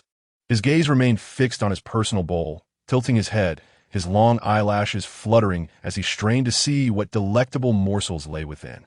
Xiao Meng gently pulled him back, cautioning that he was on the verge of colliding with the table. The child, tempted to sulk, quickly forgot his displeasure when Xiao Meng offered another spoonful of porridge, and his irritation dissipated. As he savored the shrimp nestled within the porridge, he ground it between his little teeth, his eyes sparkling with delight, each mouthful revealing an ever more delicious and fresh taste. In moments of joy, he emitted cheerful sounds, his small palms clapping in expression of his fondness. Chapter 59. Overindulgence. This evening, the little one feasted particularly heartily. After a midday meal of milk, he ventured out to play, likely famished from his activities. As he ate, he showed no sign of stopping, continuously indulging in the delectable offerings before him. Xiao Meng was aware that the little one had not consumed much during the afternoon meal, so he generously offered him a bit more at dinner. However, this tiny creature's appetite resembled an insatiable abyss. No matter how much he was fed, he showed no signs of being full. Sensing something amiss, Xiao Meng halted his feeding. The little one, oblivious to his father's cessation, continued to gape expectantly for more. It was not until a resounding burp escaped him that everyone at the dining table paused, turning their attention to him, not understanding the source of the noise. The little one quickly covered his mouth, only to find his father, mother, and grandfather all gazing at him, causing his cheeks to flush with shyness. After a brief moment, still yearning for more food, Xiao Meng unceremoniously consumed the remaining spoonfuls of porridge. Witnessing his meal vanish in an instant, the little one felt the sting of impending tears. Just as he was about to cry, another loud burp interrupted him, stifling his sobs, yet the burps persisted, one after another. Xiao Meng, taking a few bites of his own meal, lifted the little one into his arms while gently rubbing his small belly. The child, now slowly realizing he had overeaten, nestled in his father's embrace, devoid of energy. This development rendered the entire family unable to continue their meal. Wan Yang stepped in to take over the belly rubs, while Xiao Fu fanned the little one to ease his discomfort. After a series of burps, the child gradually felt better, the sounds becoming softer and more spaced apart. His little head drooped against Xiao Meng's shoulder, drifting towards slumber. Wan Yang gently roused him, prompting the little one to rub his eyes with tiny fists and emit a delicate yawn. She pinched his cheeks, encouraging him to perk up as bath time awaited, and a slumbering child would be difficult to wash without waking him. With teary eyes, the little one gazed at his mother, bewildered by her insistence on waking him when all he desired was to sleep. Noticing he was unlikely to doze off anytime soon, she headed to the kitchen to prepare water for his bath. Although awake, the little one still felt drowsy, his head drooping repeatedly until his father gently lifted it. In a state of drowsy confusion, he was carried back to the room and undressed. It was only upon entering the bath that he fully awakened, chirping joyfully. The little one adored bath time, particularly the joy of splashing water. Upon finding himself in the fragrant bath, his drowsiness evaporated. His tiny hands eagerly played with the water, watching it trickle through his fingers in a delightful repetition. As soon as his body touched the water, his little legs kicked vigorously, splashing water everywhere. Those tasked with bathing him soon found themselves soaked. After several gentle admonitions from Xiao Meng, the child finally learned to temper his exuberance. Though he still moved his arms and legs in the water, his actions became much more subdued, ensuring that no one got drenched. With the warm weather upon them, the little one enjoyed playing outside each day. To prevent the onset of prickly heat, a pot of mugwort water was specially prepared for his baths. The little one, diminutive in size, could almost be covered by a single hand of his father. Before long, he was all washed and clean.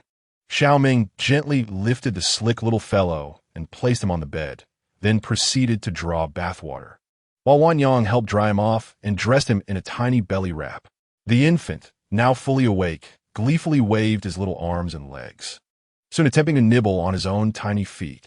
Fortunately, he had just been bathed, rendering him clean from head to toe, including his little toes. Wan Yang tried to intervene, but could only do so temporarily. Once left unattended, the little one resumed his foot-nibbling endeavor. Wan Yang could only intermittently wash his chubby feet, allowing him to indulge in his clean foot feast. At 6 months old, he could sit up for a while, and each day, morning, noon, and night, they practiced sitting with him, supporting his little head as he honed his posture.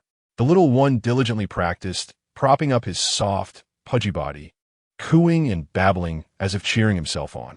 "Our Tang Tang is doing splendidly," Wan Yang praised without hesitation, observing her son's earnest efforts. Upon hearing his mother call his name, he exerted even more effort. Eventually, his little body, weary from exertion, collapsed onto the bed, having expended all his energy.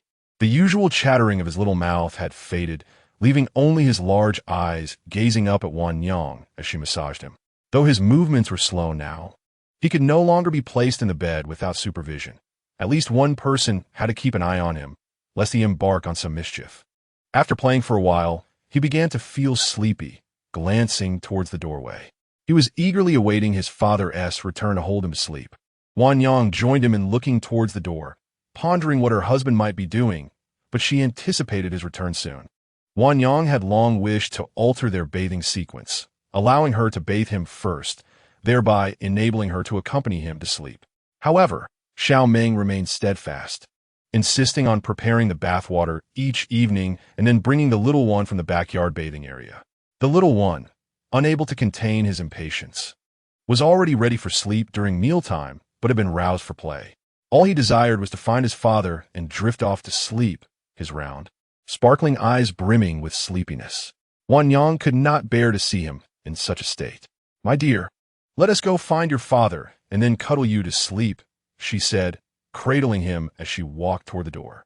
Just then, Xiao Meng returned, noticing his wife holding the little one, and assumed she had some task in mind. "I'm looking for you," she replied, placing the infant into his arms. Xiao Meng received the child and informed Wan Yang, "I prepared the bathwater. It's ready for use." Observing the little one nearly asleep on his shoulder, she took her clothes and headed for the bath. As Xiao Meng walked around the room with the little one in his arms, gently patting his back, the infant soon succumbed to slumber, a subtle smile gracing his lips. Once he was certain the little one was asleep, he intended to place him on the bed for a more comfortable rest. However, the little one had a different perspective. There was no place more comforting than in his father's embrace. As Xiao Meng gently bent down to lay him on the bed, the little one's tiny hand remained firmly grasping the fabric of Xiao Meng's clothing. Though his grip was strong for such a small child, Xiao Meng knew that with a little effort, he could easily free the child's hand. Observing the situation, Xiao Meng chose not to resort to such measures. Instead, he continued to hold the little one in the room until the child's hand naturally relaxed, at which point he gently placed him back onto the bed. Chapter 60. The little one's dream. By the time Wan Yang returned from washing up, the little one was already softly snoring. In the early days after his birth, every time she saw him sleeping so still, she couldn't help but check on his breathing, fearing that something might happen while he slept. However, as he grew older and began to snore gently, that sound reassured them, indicating that he was well and sleeping soundly. Upon seeing Wan Yang return, Xiao Meng rose to take the towel from her hands, helping her dry her hair. This act had become a cherished routine between the couple. Whenever he was home, drying Wan Yang's hair after she washed it was his responsibility. Wan Yang's hair was long, having rarely been cut throughout her life. In Xiao Meng's memory, she had only cut it once, during the time of her mother-in-law's passing, and it had now grown back to its former length. Wan Yang did not pay much attention to her hair care, usually just washing it with a simple shampoo, unlike other girls who meticulously tended to their tresses. Perhaps due to her natural beauty, her hair remained lustrous and smooth despite her minimal care. It had improved significantly. Xiao Meng had purchased an array of shampoos and body washes for her, and though she was reluctant to use them, she felt compelled not to waste them. Despite her efforts, she could not finish them alone, as Xiao Meng would soon buy more, leaving her with half-used products. Seated by the bedside, Wan Yang admired the adorable sleeping posture of the little one, while Xiao Meng continued to help her with her hair. The scene was heartwarming. Feeling that her hair was sufficiently dried, she turned to Xiao Meng and softly said, "Elder brother, my hair is done. You should hurry and take a bath before the water cools." "All right, I'll go right away," he replied, but lingered a little longer to help her with her hair before departing. With the weather being warm, he could simply wash with well water, but Wan Yang disapproved, believing it too cold could be detrimental in the long run. Eventually, he switched to bathing in warm water, though it was merely a slight increase in temperature compared to the well water. Although Wan Yang spent her days primarily caring for the child, and both Xiao Meng and his father assisted her, she occasionally felt fatigued. Lying down beside the little one, she prepared to sleep. The child seemed to catch a whiff of his mother's scent, sweet and milky, and instinctively moved closer to her. After bathing, Xiao Meng returned casually dressed, picked up a fan, and settled down on the bed to rest. The temperature of the water Xiao Meng used for his bath was rather cool, leaving him feeling somewhat chilled even after his wash. Wan Yang turned to face him as he emerged from the bathroom. Before he could approach her, she had already nestled closer, wrapping her arms around him and closing her eyes in preparation for rest. The little one, sensing the absence of his mother and the familiar scent that accompanied her, instinctively rolled over towards Wan Yang. Consequently, both mother and child ended up pressing against Xiao Meng. It was only by the break of dawn that Xiao Meng managed to drift into a fitful sleep, despite having consumed a hearty dinner. The little one's digestion was remarkably efficient, and he typically required nourishment during the night. Tonight was no exception. At the appropriate hour, he stirred awake, his small belly signaling hunger and a need for milk. With tiny hands, he gently touched Wan Yang's face. Though she was not in a deep slumber, she could feel the delicate caress against her skin. Recognizing the familiar touch, she opened her eyes to find her little one already awake. During the day, the child exhibited considerable understanding, allowing Wan Yang to forego feeding him. However, this was not the case at night. When hunger struck, he would not remain silent as he did during daylight hours. Instead, he would use his small hands to alert his parents to his needs. Wan Yang had been asleep for a while, and although her eyes were now open, her mind was still clouded with drowsiness. After engaging in a silent play with her little one for a moment, she finally rose to feed him. Upon seeing his mother, the child immediately reached out his tiny hands, burying his face into the familiar visage of nourishment. Before long, he broke into a light sweat, and as Wan Yang cradled him while he nursed, she gently wiped the perspiration from his skin, aware that neglecting this could lead to him catching a chill. Just when she thought she could soon lull him back to sleep, unexpectedly, the little one regurgitated all the milk he had just consumed. His face turned crimson as the spilt milk stained everything around them. Wan Yang, startled by this sudden turn of events, frowned in concern and quickly patted the child's back. Xiao Meng returned from fetching water for Wan Yang to find this distressing scene. He strode over, placing the water on the bedside, and took the child into his arms. The little one's tear-filled eyes, adorned with long lashes glistening with droplets, conveyed his remorse. He emitted soft whimpers, clutching his father's clothing, his head hanging low as if he understood he had made a mess. Unable to locate a cloth for the child, Xiao Meng resorted to using his own garment to clean the little one's mouth, soothing him gently. "It's all right. We'll clean it up." The child seemed to comprehend. Resting his head against his father's shoulder, silent and clutching tightly to Xiao Meng's clothing, exuding a mix of innocence and guilt. Once the boy was comforted, Xiao Meng turned his attention to Wan Yang, observing that most of the milk had splattered onto her. "Wan Yang, you should change your clothes," he remarked with concern. Wan Yang glanced at herself and realized it was indeed time for a change of clothes, as her attire was speckled with the milk expelled by the little one. After changing into a fresh outfit, she also took the opportunity to replace the bed linens, which bore a few traces of the small one's previous mishap. Once Wan Yang was tidied up, the family of three settled back onto the bed. The little one, having been soothed by his father, now yearned for his mother, stretching out his tiny hands in a plea for her embrace. Wan Yang gathered him into her arms, his cheeks flushed as she continued to comfort him, saying, "Mother is fine. Our Tang Tang is a good boy. It's not your fault, and you didn't wish for this to happen." Suddenly, a flash of lightning streaked across the night sky, followed closely by a deafening clap of thunder. The rain, as if startled by the thunder, began to pour down in torrents, large droplets pattering against the roof tiles, creating a cacophony. Hearing the commotion, Xiao Meng rose to close the room's window and stepped outside to check if anything needed to be brought in. Upon entering, Wan Yang inquired, "Is the rain heavy outside? It sounds quite fierce." Xiao Meng returned to the bed, cradling the little one as he replied, "Yes, it's coming down quite hard. Just a short while ago, the yard was already gathering water. I had to clear the drainage. Let us sleep now. It's getting late." Yet the wind, rain, and thunder were quite tumultuous, making sleep elusive.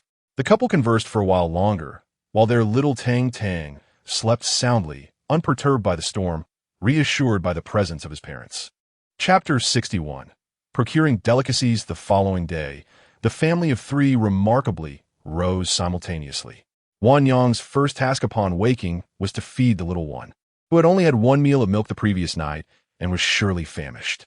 This morning, the little one nursed more calmly than he had the night before, pausing occasionally to gaze up at his mother. His condition was generally normal, primarily due to the timely comfort provided by Wan Yang and Xiao Meng the previous evening, who had reassured him and offered forgiveness after his transgression. Although the little one typically displayed considerable bravery and appeared fearless, matters concerning his parents were a different story. For breakfast, their family often enjoyed fried dough sticks, steamed buns, and soybean milk. In earlier times, Wan Yang would usually prepare breakfast herself, but now, she found herself cooking less frequently than Xiao Meng, who often ventured out to procure meals due to the hassle of early morning preparations. The bustling market had several vendors known for their delectable breakfast offerings, with the most renowned being Uncle Wu's establishment next door, celebrated for its authentic flavors. After rising, Xiao Meng set out to buy breakfast. Once mother and child had completed their morning routines, Xiao Meng returned with a bounty of food. Not only had he brought back Wan Yang's favorites, but he also selected several dishes that the little one adored, including meat porridge, fluffy eggs, and his beloved roast chicken. Wan Yang, recognizing her husband's thoughtful intentions, understood he was concerned that the little one might still be unsettled from the previous night's events. Thus, he had chosen a variety of his favorite treats, knowing well that the little one was an innocent little gourmand. Embracing Tang Tang, Wan Yang exclaimed, "Look, Tang Tang, see what your father has brought back for you to enjoy." She led him to the dining table to admire the delightful feast. The little one, upon seeing an abundance of his favorite foods, immediately felt his spirits lift. He raised his small hands, yearning to be lifted by his father, signaling that the preparations for mealtime were complete. After arranging the delicious offerings, Xiao Meng embraced the little one and presented him with a piece of his adored roasted chicken. The delectable flavor caused the child to squint his eyes in bliss, exclaiming how delightful it was. Meanwhile, he placed a dish of food that Wan Yang enjoyed in front of her, cautioning that it was still quite hot. His attentiveness was unwavering. Wan Yang savored her meal slowly, while the little one was already relishing his feast with gusto. It was evident that Wan Yang had fed him insufficient milk the previous night, perhaps only half of what he required. Now, the child was in high spirits, alternating between bites of roasted chicken and savory meat porridge, thoroughly enjoying his meal, even licking the remnants from his lips with his small hands. This time, Xiao Meng did not eat for himself first before feeding the child, but rather devoted the entire meal to ensuring the little one was satisfied and joyful. Wan Yang wished to finish her chicken soup dumplings swiftly, yet the dumplings, just out of the pot, proved to be quite challenging to consume quickly, leading to an accidental burn. "Take your time. No need to rush. I am not hungry. I can eat later," Xiao Meng reassured her, pouring a glass of cool water for her. Subsequently, Wan Yang dutifully focused on her own meal, recognizing that her assistance might only complicate matters for Xiao Meng. With fewer obligations than the previous day, Xiao Meng considered taking the little one outside to allow Wan Yang some much-needed rest at home. However, to his surprise, the child did not reach out to him. Sensing the reason, he inquired gently, "Tang Tang, do you not wish to go out and play with your father today?" The little one babbled for a while, but showed no inclination to leave. Realizing it was not meant to be, Xiao Meng relented, affectionately patting the child's head, saying, "Good boy, listen to your mother." The little one understood and responded with a soft affirmation. Xiao Meng then turned to Wan Yang, assuring her, "I will return shortly. If you tire, seek me out." Despite his intentions, he still harbored concerns about Wan Yang managing alone with the child. "Do not worry, big brother, I am aware," she replied. The little one was indeed quite obedient and rarely overexerted himself. After imparting a few final words of caution, Xiao Meng departed, hoping to complete his tasks swiftly and return home early. Within the home, the mother and son experienced a quiet day. After washing the little one's hands and face once more, Wan Yang ventured to the backyard to feed the sheep. The grass was readily available, as either Xiao Meng or his father would periodically bring back a large stack. Wan Yang found considerable enjoyment in this task, watching the sheep graze for an extended period, though she could not quite articulate why. Perhaps it was the sight of their munching jaws that captivated her. Observing his mother's enthusiastic feeding, the little one was stirred with excitement, pointing at the sheep and babbling as though he wished to join her in the endeavor. Once she finished the last bit of grass in her hand, Wan Yang found a safe blade for the little one to hold and crouched down to let him feed the sheep. His chubby little hand grasped the grass tightly, presenting it to the sheep before him. The lamb nibbled on the grass held by the little one, eliciting a joyous cackle from him, laughter so exuberant that it obscured his eyes. The mother and child lingered in the backyard, feeding the sheep for quite some time before departing. Wan Yang felt a wave of relief upon seeing the little one, nearly unchanged from his usual self, a clear indication that he was well. She strolled around the house with him in her arms, pondering what tasks might be at hand, eventually finding her way to the storage room in the backyard. There, she discovered 2 empty jars, which she used annually for pickling. With the heat of the season, a touch of acidity was invigorating.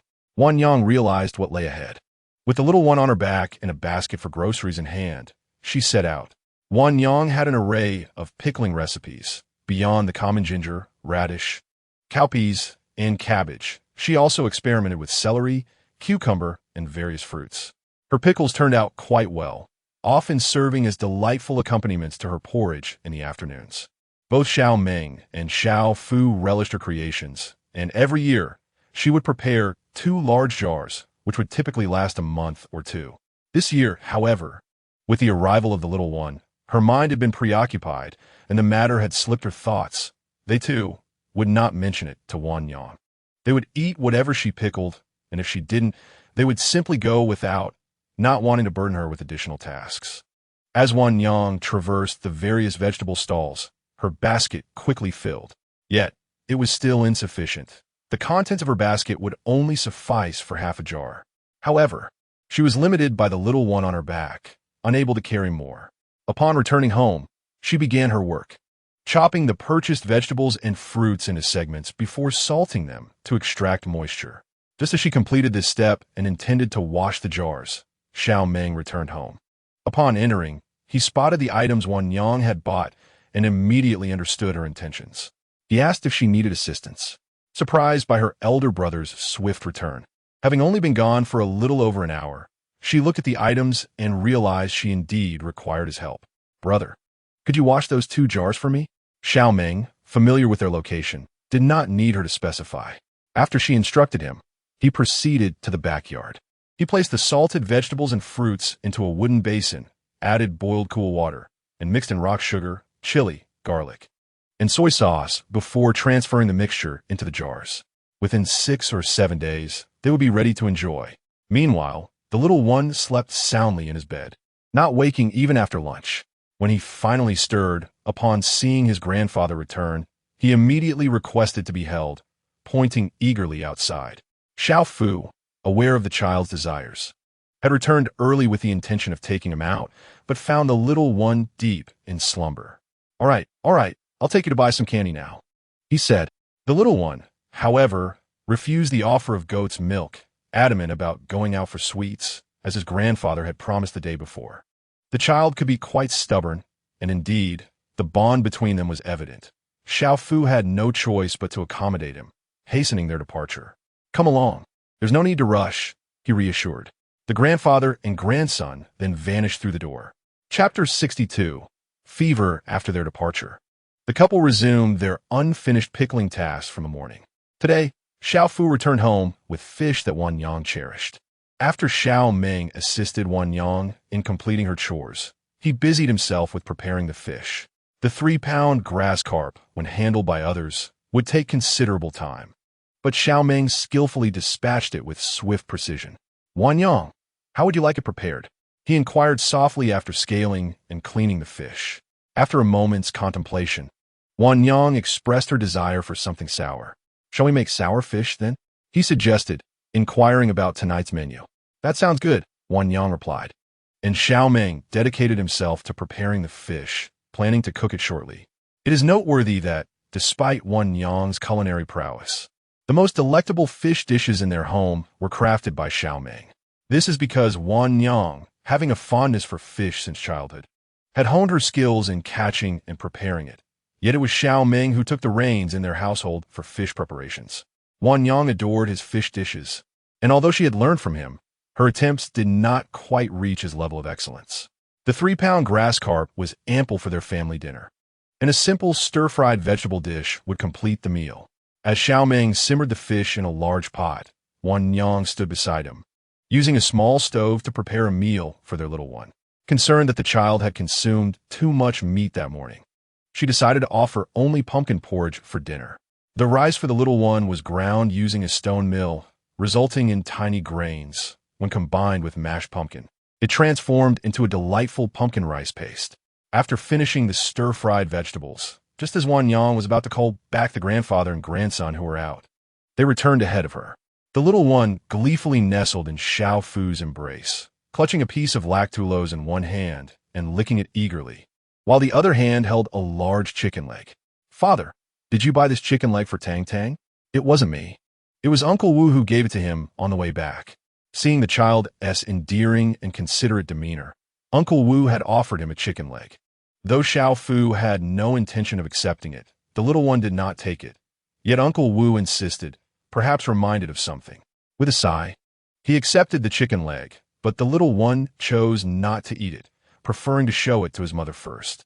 Entering the kitchen, Wan Yang ladled a bowl of the freshly prepared sour fish for Xiao Fu, asking him to deliver it to Uncle Wu next door. If she went herself, they likely would not accept it, but Xiao Fu was different. "All right," he said, handing the little one back to Wan Yang and carrying the fish next door. The little one returned to his mother's arms, lifting the chicken leg before her to show. Wan Yang helplessly patted the child's head. She had intended for him to have something light for dinner, yet he had managed to procure such a substantial chicken leg on his own. It seems he can never go hungry, no matter where he is. When Xiao Fu returned, the family gathered to dine. The fish was fragrant, tangy, and spicy, stimulating their appetites. The little one's nose detected the delightful aroma, and he pointed eagerly at the sour fish on the table, expressing his desire to partake. Xiao Meng coldly refused, saying, "No, you cannot have this. It's too sour and spicy for you right now." Undeterred, the little one continued to point, pleading for a taste. "Absolutely not," Xiao Meng reiterated. Wan Yang swallowed her bite of fish and gently reassured the child. "What your father says is true. Our Tang Tang cannot have this yet, but when you grow up, you will be able to enjoy it with us." The maternal figure has also turned her back, leaving no glimmer of hope. It is certain that his father would not indulge him, for Wan Yang has stated that the subservient Xiao Meng would certainly heed her commands. Zhao's father is no different. Throughout his life, he has always acquiesced to Wan Yang's desires when it comes to matters of righteousness. Yet, in a moment of pity for the small child, Xiao Meng tore off a couple of pieces of chicken leg to feed him. The little one was delighted. He continued to eat his meal. The pumpkin rice porridge was sweet and soft, much to the child's liking, with his tiny tongue stained by the color of the pumpkin. After the meal, his father, having let out a satisfying burp, insisted on taking his grandfather outside for a stroll, as the evening was still young. As June approached, Wan Yang would still cover herself with a light blanket at night, ensuring it reached at least her navel, while the two men beside her needed no such covering. Xiao Meng slept bare-chested, clad only in a pair of underpants. The small child was similarly attired, wearing merely a belly band and tiny shorts. After nursing him in the middle of the night, Wan Yang would cover him with a blanket, only for him to kick it off shortly thereafter. Observing that he had managed well sleeping this way for several days, Wan Yang allowed it to continue. Thus, a peculiar scene unfolded. In the midst of the three, only Wan Yang was covered by a blanket, while the two men on either side wore pitifully scant clothing, as if they belonged to completely different worlds. Yet, the bond among the three was palpable, unmistakably portraying them as a united family. Both father and son relished sleeping close to Wan Yang in the center. The bed was spacious enough to accommodate them all, yet both men unconsciously leaned towards the warmth of her presence. The elder rested his head just above her, while the younger tightly grasped his mother's garment with his small hand. However, the little one became somewhat restless during the night. Wan Yang, as was her custom, awoke at the usual hour, only to find the child still asleep, a rarity, as he typically awakened her with his calls. Quickly, she sensed something was amiss. His small face bore an unusual flush, and his brow was furrowed in discomfort. Upon touching his forehead, she found it warm to the touch, prompting him to awaken. She called to the man beside her, "Elder brother, Tang Tang has a fever."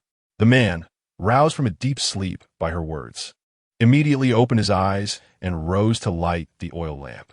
With the room illuminated, they discovered the child's condition had worsened. His little face was now flushed red. Wan Yang, seeing the distress of her child, hurried to find a cloth, dampening it to wipe his forehead and neck. Xiao Meng stepped out to retrieve a jar of wine, mixing it with water to help cool the child down. After several rounds of this, The little one struggled to open his eyes. His small face displayed discomfort as he looked at his parents, reaching out for a comforting embrace. Xiao Meng gathered him into his arms, soothing his back in an attempt to comfort him. The little one, though tearful, remained quiet, casting a pitiful gaze at his parents. Wan Yang continued to wipe his brow, hoping to reduce his fever swiftly. Meanwhile, in the adjacent room, Zhao's father heard the commotion and came to investigate. Finding their door wide open, he hurriedly inquired, "Wan Yang, what has happened?" "Father, Tang Tang has a fever." "Ah, Tang Tang has a fever," he exclaimed, rushing inside to see the child's listless demeanor. Without casting blame, he assisted Wan Yang in changing the water. After implementing these measures, the little one's complexion improved significantly. Yet it was evident that he still felt quite unwell. He languidly nestled in Xiao Meng's embrace, silent and listless. The trio watched the little one with hearts full of concern. Xiao Meng, noticing the slight improvement, suggested, "I shall take him to the clinic." The others promptly agreed. Xiao Fu, recognizing the need for privacy, stepped outside to allow them to change, waiting at the door. Wan Yang dressed the little one while donning a garment of her own. Xiao Meng, swift in his actions, had already cradled the little one, awaiting her. Observing their emergence, Xiao Fu followed behind. "Father, we can manage this. You stay at home," Wan Yang gently interjected. "Please prepare something for Tang Tang to eat, as we shall return shortly." Anticipating his reluctance, she rephrased her request. It was late at night, and the little one had not eaten anything. Surely he would be famished upon their return. Upon hearing this, Xiao Fu immediately acquiesced, hastening to the kitchen.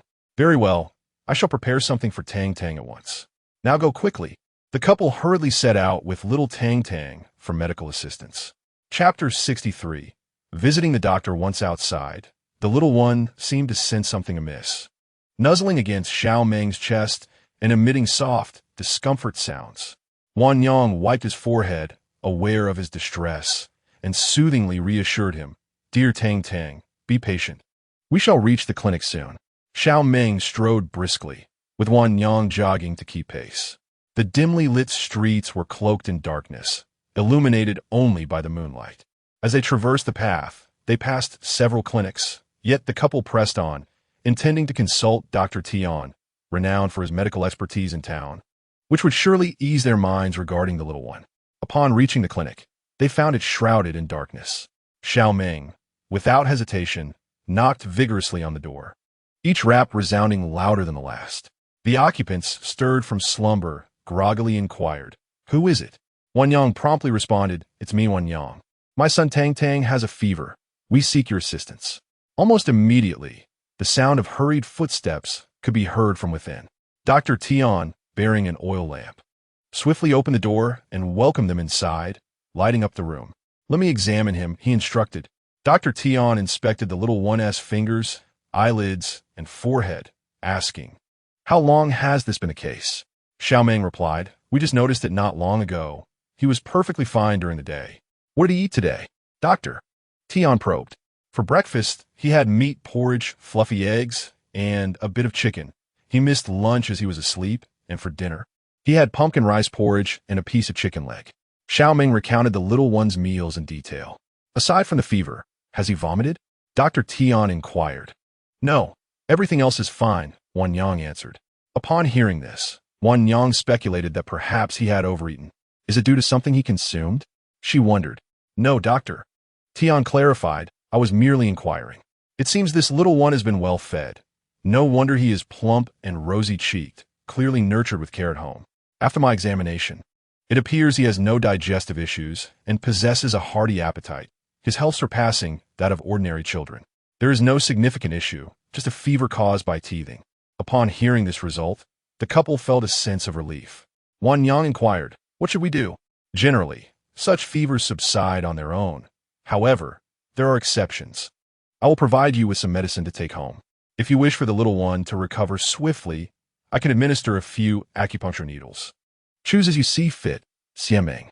The couple exchanged glances simultaneously. "Dr. Tian, please give him the acupuncture," Xiao Meng spoke up. Dr. Tian instructed them to sit on the bed and proceeded to fetch the silver needles. Wan Yang, being delicate, cradled the little one while Xiao Meng held his hands and feet. The small needle was swiftly inserted into the child, who winced in discomfort and squirmed slightly. Xiao Meng quickly restrained him. Wan Yang gently patted his back, soothingly saying, "It doesn't hurt, Tang Tang. It will be over soon." As more needles were inserted, the child's discomfort gradually intensified. He opened his eyes drowsily and saw an unfamiliar old man needling him, while his father held him still. "It will be over soon. Just bear with it," she reassured. Feeling aggrieved, the child closed his eyes and nestled into his mother's embrace, remaining still. Before long, Dr. Tian had completed the acupuncture. "Such a good child," he remarked, noting that the little one was the first not to cry during the procedure. The couple sat quietly by the child's side, occasionally comforting him. Dr. Tian organized his belongings at the counter.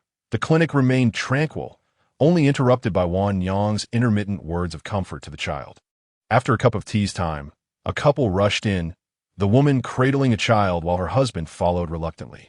Upon entering, the woman hurriedly called for the doctor, anxious to have her child examined, a sentiment easily understandable. However, the husband's demeanor was quite the opposite. He begrudgingly found a chair to sit in, starkly contrasting with his wife's anxious expression. Dr. Tian was accustomed to such situations. As a physician, one cannot rest as long as patients arrive, even at night. So he remained composed in his response. "Let me see the child," he instructed. The woman quickly handed her child to Dr. Tian. After examining the child, Dr. Tian's expression turned grave. The child's condition was quite concerning. "Why did you wait until now to bring him in?" he inquired, a hint of irritation in his tone. The woman, hearing the doctor's words, became anxious but was at a loss for a response. Observing her distress, Dr. Tian refrained from further comment, merely advising, in the future, be more attentive in caring for the child. At that moment, the idle man spoke up. "It's not your fault. You don't work. Yet you can't even look after the child properly. What use are you?" The woman's emotions erupted instantly. She had been suppressing her frustration for too long and retorted loudly, "I do all the work inside and outside the house. Your mother only knows how to be a bystander. When you return, she barely lifts a finger, yet she thinks herself diligent. I swear she is lazier than a dung beetle. At least a dung beetle knows to gather dung to eat, while your mother can't even manage to have a warm meal." Upon hearing his wife speak ill of his mother, the man erupted in indignation. "How dare you disparage my mother, your mother-in-law? You are utterly unfilial." The woman, feeling a chill from his harsh words, became even more incensed. "Unfilial? How can you utter such a thing? I have devoted months to caring for your mother after her leg injury, while your sister has done nothing to assist." The man, though lacking a retort, defended himself, asserting, "My sister is merely young and ignorant. Besides, that is your duty. You call her young and naive? Such excuses are unique to your family. Your sister is just like your mother, indulging herself while inciting discord. No wonder she remains unmarried," the woman countered. "If she is too young, what of you? Have you cared for your mother?" He replied, "As a man, it is inconvenient for me, especially since I must work to provide." "What a convenient excuse. Your earnings do not benefit me. Since entering your household, I have not seen a single coin. All the money is under your mother's control." He persisted in his defense, claiming, "The money is with my mother for our collective good." "Then go live with your mother," she exclaimed in a fit of rage, her resentment towards his family boiling over. Today, she had planned an outing and entrusted their child to her mother-in-law temporarily. However, her sister-in-law managed to get the child's clothes wet and did not assist in changing him. When she returned, the clothes were nearly dry. Fortunately, their son, now over 2 years old, could express himself, and she quickly changed him. Later that evening, she noticed her son was slightly feverish and planned to take him to the doctor. Yet, her in-laws vehemently opposed her, fearing the expense. Overwhelmed by their numbers, she could only cool her child with water, which proved ineffective as the fever intensified. The child's consciousness began to wane, prompting her to insist on visiting the physician, only to be met with further resistance as they claimed, "Let him sweat it out." Seizing an opportunity, the woman bolted from the house and rushed her son to the clinic. She had come into this family with hopes of a harmonious life, but now she realized they were unworthy of her kindness, a family of scoundrels. Your family is nothing but a bunch of worthless scum, she shouted, her pent-up grievances erupting into fury. After enduring so much over the years, she could tolerate mistreatment of herself but would not stand for it against her child. Upon hearing her words, the man raised his hand as if to strike her. Chapter 64. The Clinic. Observing the escalating situation, Wan Yang quickly covered the child's ears. However, as their shouts grew louder, the little one in her arms began to stir, his brows furrowing as if awakening. Wan Yang wished for peace, but the tension was palpable. With a dark expression, Xiao Meng approached and delivered a kick to the man, silencing the chaos instantly. The man, now on the ground, glared up at Xiao Meng, cursing, "What business is it of yours? I did not strike your wife." Xiao Meng cast a fleeting glance at him and remarked, "You have disturbed my son's slumber. Please, be quiet." The subtle menace in his voice suggested he would not hesitate to retaliate. The man, recognizing the formidable presence of Xiao Meng, whose stature surpassed his own, felt a twinge of apprehension and refrained from further provocation. However, upon seeing his wife, he could not resist uttering a harsh threat. "I will deal with you when we return home." Upon hearing this, Xiao Meng halted his steps, his cold gaze sweeping over the man. The latter fell silent. The woman approached Xiao Meng, expressing her gratitude. "Thank you for your assistance earlier." She then turned to Wan Yang, apologizing, "I am truly sorry for waking your child." With that, she hurried off to check on her own offspring. Upon seeing her child covered in needles, her heart ached with regret for having allowed her temper to flare in her earlier confrontation with the man. "Doctor, how's my child?" she implored. If you had arrived, even a moment later, the consequences could have been dire. Overwhelmed with guilt, she lamented, "If only I had brought him in sooner. This might have been avoided." Meanwhile, the man, nursing the pain from Xiao Meng's kick, could no longer contain himself. "Doctor, you must save my son. I will pay whatever it takes." Despite his abrasive demeanor, he was not devoid of humanity. This was his only child, a boy, and he could not bear the thought of his lineage extinguished. The woman couldn't help but scoff inwardly. "Did I not hear your mother claim it was not serious? And now, you listen to her? Let me remind you, should anything happen to the child, your mother and sister will bear the brunt of the blame." With that, she fell silent. After this incident, she resolved not to labor under the pretense of civility any longer. If provoked, she would not hesitate to retaliate fiercely. Her maternal family had 3 brothers ready to support her. In the past, her willingness to acquiesce had emboldened them, but she would no longer tolerate such disrespect. Dr. Tian, undistracted by their quarrel, focused intently on administering treatment. Observing the child's breathing stabilize, he administered an Ngong Huangwan. Although the situation had improved slightly, there remained a risk of subsequent high fever, so he advised them to stay overnight for observation.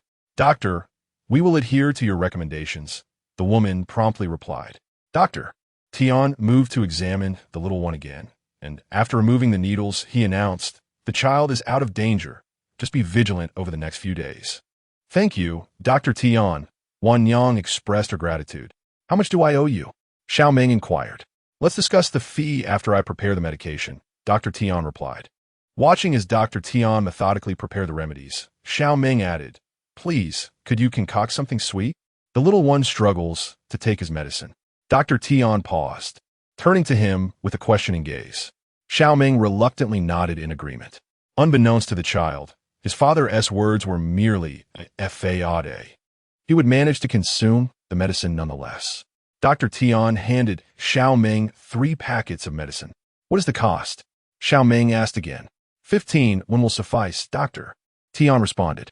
His fees were primarily for the medicine, considerably less than other clinics in town. Wan Yang meticulously examined the spots from the injections to ensure there was no further bleeding before dressing the little one. The child had already drifted into a peaceful sleep. Xiao Meng cradled the little one back from Wan Yang's embrace. The child, sensing the change in arms, tightly grasped his father's clothing. Their pace slowed considerably on the way home, as Xiao Meng held the little one securely, ensuring that the child felt no jostling. The couple walked leisurely, noticing that some vendors had already risen, lighting their lamps to prepare breakfast. Zhao's father had long since prepared food for his grandchild, eagerly awaiting their return at the door. Upon catching sight of them in the alley, he hurriedly ran up to inquire, "How is Tang Tang?" "Father, Tang Tang is fine," Xiao Meng reassured him. "That's good to hear," Zhao's father replied, his heart racing with worry over their prolonged absence, fearing something might have gone amiss. Once home, Zhao's father presented the prepared food, saying, "I made everything for him." Wan Yang gently roused the sleeping child, wishing for him to eat something after a night without nourishment. "You must eat a little, then you can take your medicine." The little one, still weary, was initially inclined to express his displeasure at being awakened. Yet, upon seeing his mother, his expression transformed into a delightful smile, showing no resentment for the disturbance. "Tang Tang, shall mother feed you a little?" Wan Yang asked. The child, unsure how to respond, noticed his father holding a bowl of food and understood what mother meant. Wan Yang adjusted the child's position, and Xiao Meng, blowing on the warm food, began to feed him. Due to a fever, the little one's appetite was somewhat diminished today, despite the couple's attentive feeding. He could not finish the bowl of vegetable and lean meat porridge, leaving a considerable amount uneaten. Zhao's father had already begun brewing medicine in the kitchen. The couple wished for their child to remain awake long enough to take his medicine, so they engaged him in playful banter while sitting on the bed. The medication would not take long to prepare, approximately half an hour. Zhao's father devotedly tended to the concoction, eager to see his grandchild. Yet understanding that the child needed his parents at this moment, he refrained from intruding. Once the medicine was ready, he filled a small bowl and brought it to Xiao Meng. Noticing the new bowl in his grandfather's hand, the little one assumed it was another treat. When Xiao Meng offered the medicine, he obediently opened his mouth. After a few sips, he found the taste peculiar. Though slightly sweet, it was rather strange. Nevertheless, when Xiao Meng offered it again, he complied, albeit with a pitiful glance at Wan Yang, pointing at the bowl and murmuring, his gaze pleadingly fixed upon her. Wan Yang kissed his little head, reassuring him, "Be good, drink it all, and you'll feel better." The child seemed to understand, and, nestled in his mother's arms, drank eagerly until the bowl was empty. Afterward, Wan Yang wiped the child's body with warm water, having worked up a sweat. Once cleaned, the little one closed his eyes, and as soon as Xiao Meng held him, he swiftly fell back to sleep. Wan Yang glanced at Zhao's father standing at the door and said, "Father, you should go back to sleep now. Dawn is approaching." "All right," he replied. Wan Yang returned to her room, where Xiao Meng moved aside to allow her to rest. Gently stroking the little one's head, he noticed the warmth had diminished. It seemed the fever would soon subside. "Go to sleep. I will keep watch over him. Remember to wake me in an hour," he said as he cradled the child. "All right, rest quickly." Wan Yang slowly lay down and soon drifted off. Xiao Meng securely placed their son against his chest, watching him sleep, and refrained from waking Wan Yang, spending the night in this tender embrace. Chapter 65. Days of Happiness. The following morning, Wan Yang awoke to bright daylight. Instantly, she turned to her side.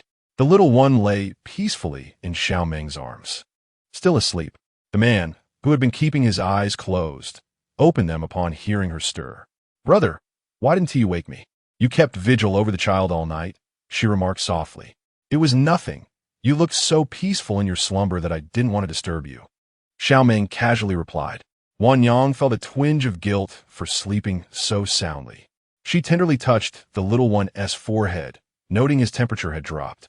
"Then please hand me Tang Tang. You should take some time to rest." "No need. I can continue to hold him and sleep," Xiao Meng insisted. "It's not conducive for you to sleep while holding him. Please let me take him. I am comfortable holding him. It doesn't trouble me." Wan Yang, recognizing his determination, could only respond, "Then, brother, do rest well. I will call you when it's time for breakfast. Take your time. I am in no hurry." "Very well." After completing her morning routine, Wan Yang entered the kitchen to find her father preparing medicine for the little one. "Father, why are you up so early? It was quite late when you returned last night, and you were busy for so long." Her father shrugged, chuckling. As one ages, sleep becomes elusive. "I thought I might as well rise early. I noticed you all were still asleep, so I began brewing the child's medicine." He intended to finish the medicine before heading out for breakfast, but just as Wan Yang awoke, she offered, "Father, what would you like me to buy? I can go out now. Cooking might take too long, especially since we have no vegetables left." I want to prepare something delicious for the little one. But it seems I must venture out and buy some food as well, she explained. Her father was never particular about food, as long as it was edible. He was content. I am fine with anything. You decide what to buy. All right, then I shall go. Go ahead. Wan Yang set out with her basket. Her first stop was Uncle Wu's breakfast shop, where she ordered the establishment's renowned offerings. Uncle Wu, I would like 3 servings of wontons for bowls of tofu pudding, and 10 large buns, please. Seeing Wan Yang arrive, Uncle Wu promptly began preparing her order. Just a moment. I'll have it ready for you shortly, he assured her, swiftly packing the items into her basket. Wan Yang, was there something happening at your home last night? Uncle Wu inquired, noting that typically breakfast preparations commenced at this hour. Yet the lights in her home had remained on, indicating activity until they had departed. Wan Yang explained to Uncle Wu that their little Tang Tang had a fever last night. Understanding the situation, he remarked on the lights being kept on throughout the night. Expressing concern, is everything all right now? Yes, he's fine now. I've come out specifically to buy some treats for him. Hearing this, Uncle Wu felt relieved. The little one often visited their home, bringing much joy to the elderly couple.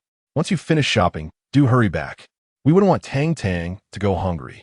Not wishing to disturb Wan Yang further, he urged her to return quickly for the sake of the little one.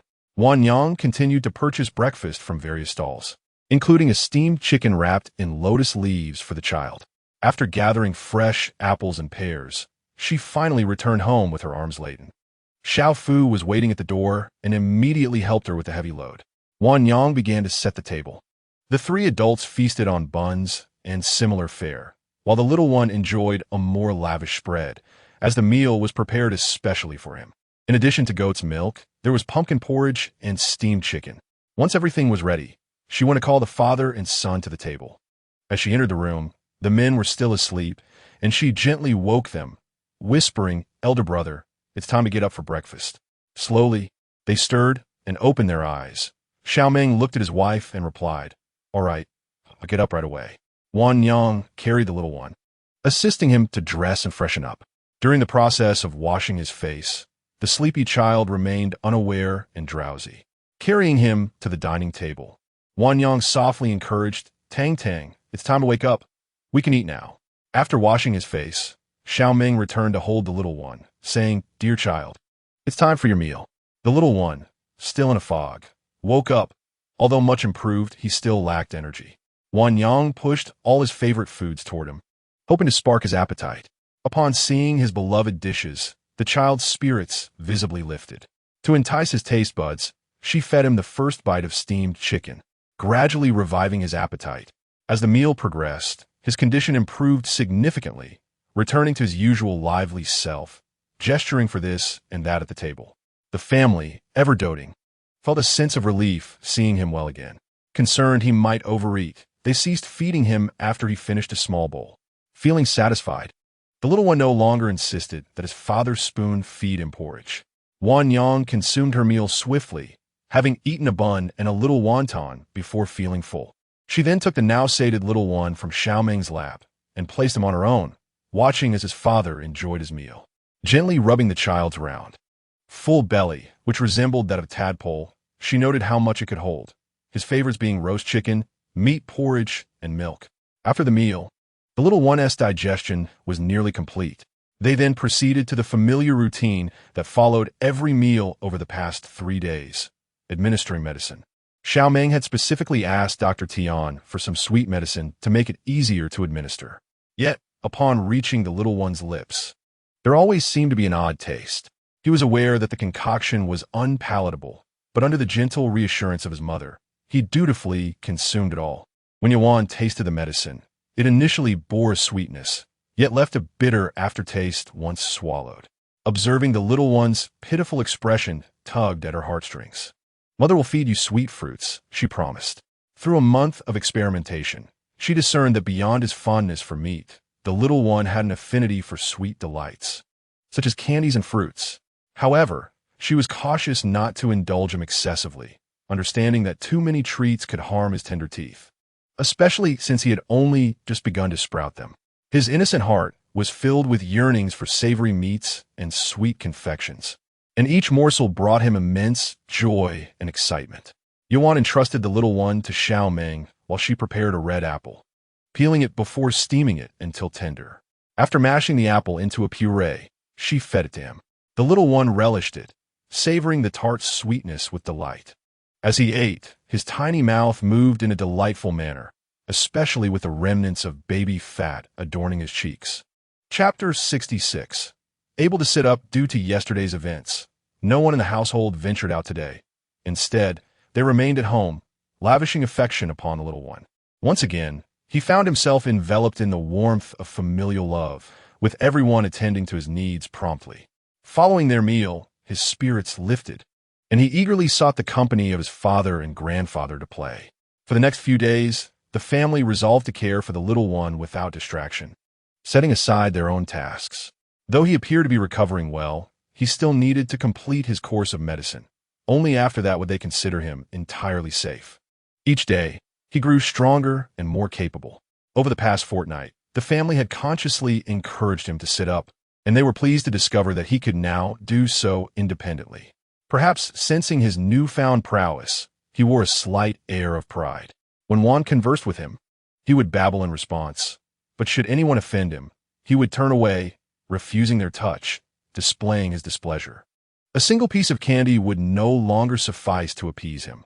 Only two might earn him a second thought, revealing his budding temperament. His mischievous spirit was blossoming.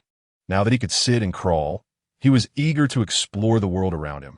Previously, he had been unable to touch intriguing objects, but now he seized every opportunity to investigate, reaching out to grasp and nibble at everything within reach. If someone took away his toy, a frown would crease his brow, though he remained unperturbed by his mother's actions. When Xiao Meng and his father took away the toy he was enjoying, he merely furrowed his little brow but generously allowed them to have it. Yet, if this happened repeatedly, his frustration would mount, and he would express his displeasure. It was time for the little one to enjoy his daily outing. As he sat in his cradle, his tiny head spun around in search of his father. But upon failing to spot him, he stretched out his little hands, beckoning Juan to hold him. Seated to one side, Wan Yang gently lifted him and asked softly, "What is it, Tang Tang?" The little fellow's babbling left her somewhat perplexed until his chubby little finger pointed towards his dining chair, and understanding dawned upon her. It was not yet time for another meal, as they had only just finished breakfast. "I will take you to find your father right away," she assured, cradling the child as she made her way to the backyard. Xiao Meng was seated by the well, washing clothes, an endeavor originally intended for Wan Yang, but he had taken it upon himself to allow her to spend time with their little one. Upon seeing his father, the child erupted in excitement, calling out animatedly and reaching out for a hug. Xiao Meng, having heard the commotion of his wife and son approaching, glanced up briefly before returning to his task. Wan Yang approached him and softly suggested, "Elder brother, perhaps you could take Tang Tang out to play for a while." She was well aware of the child's intentions. "In a moment, I will take him out," Xiao Meng replied, having nearly finished washing, with only Wan Yang's clothing left to tend to. Fearing that the little one might grow impatient, Wan Yang looked at her brother and said, "Elder brother, it's fine. I can wash the clothes myself." "No worries. It will be done shortly," he reassured her. Thus, Wan Yang found herself waiting with the child while he continued his chore. As she observed her husband's large hands meticulously washing her intimate garments, a blush crept across her cheeks. The child, mistaking the activity for play, babbled eagerly, attempting to join in. Leaning over the basin, he nearly toppled in, prompting Wan Yang to struggle to keep him secure. Just in time, Xiao Meng, ever vigilant, swiftly lifted the little one, giving his rear a gentle pat to calm him before returning him to Wan Yang, his hands now soapy and unsuitable for holding the child. Cradling Tang Tang, Wan Yang gently admonished, "You must not do that again. If your father or I cannot hold you, you might get hurt. Do you understand?" The child, seemingly aware of his recent misjudgment, buried his face in her neck, wearing an expression of remorse. Recognizing his understanding, Wan Yang continued, "It's all right. Neither your father nor I are angry with you. Just remember this for the future," as she comfortingly patted his small back.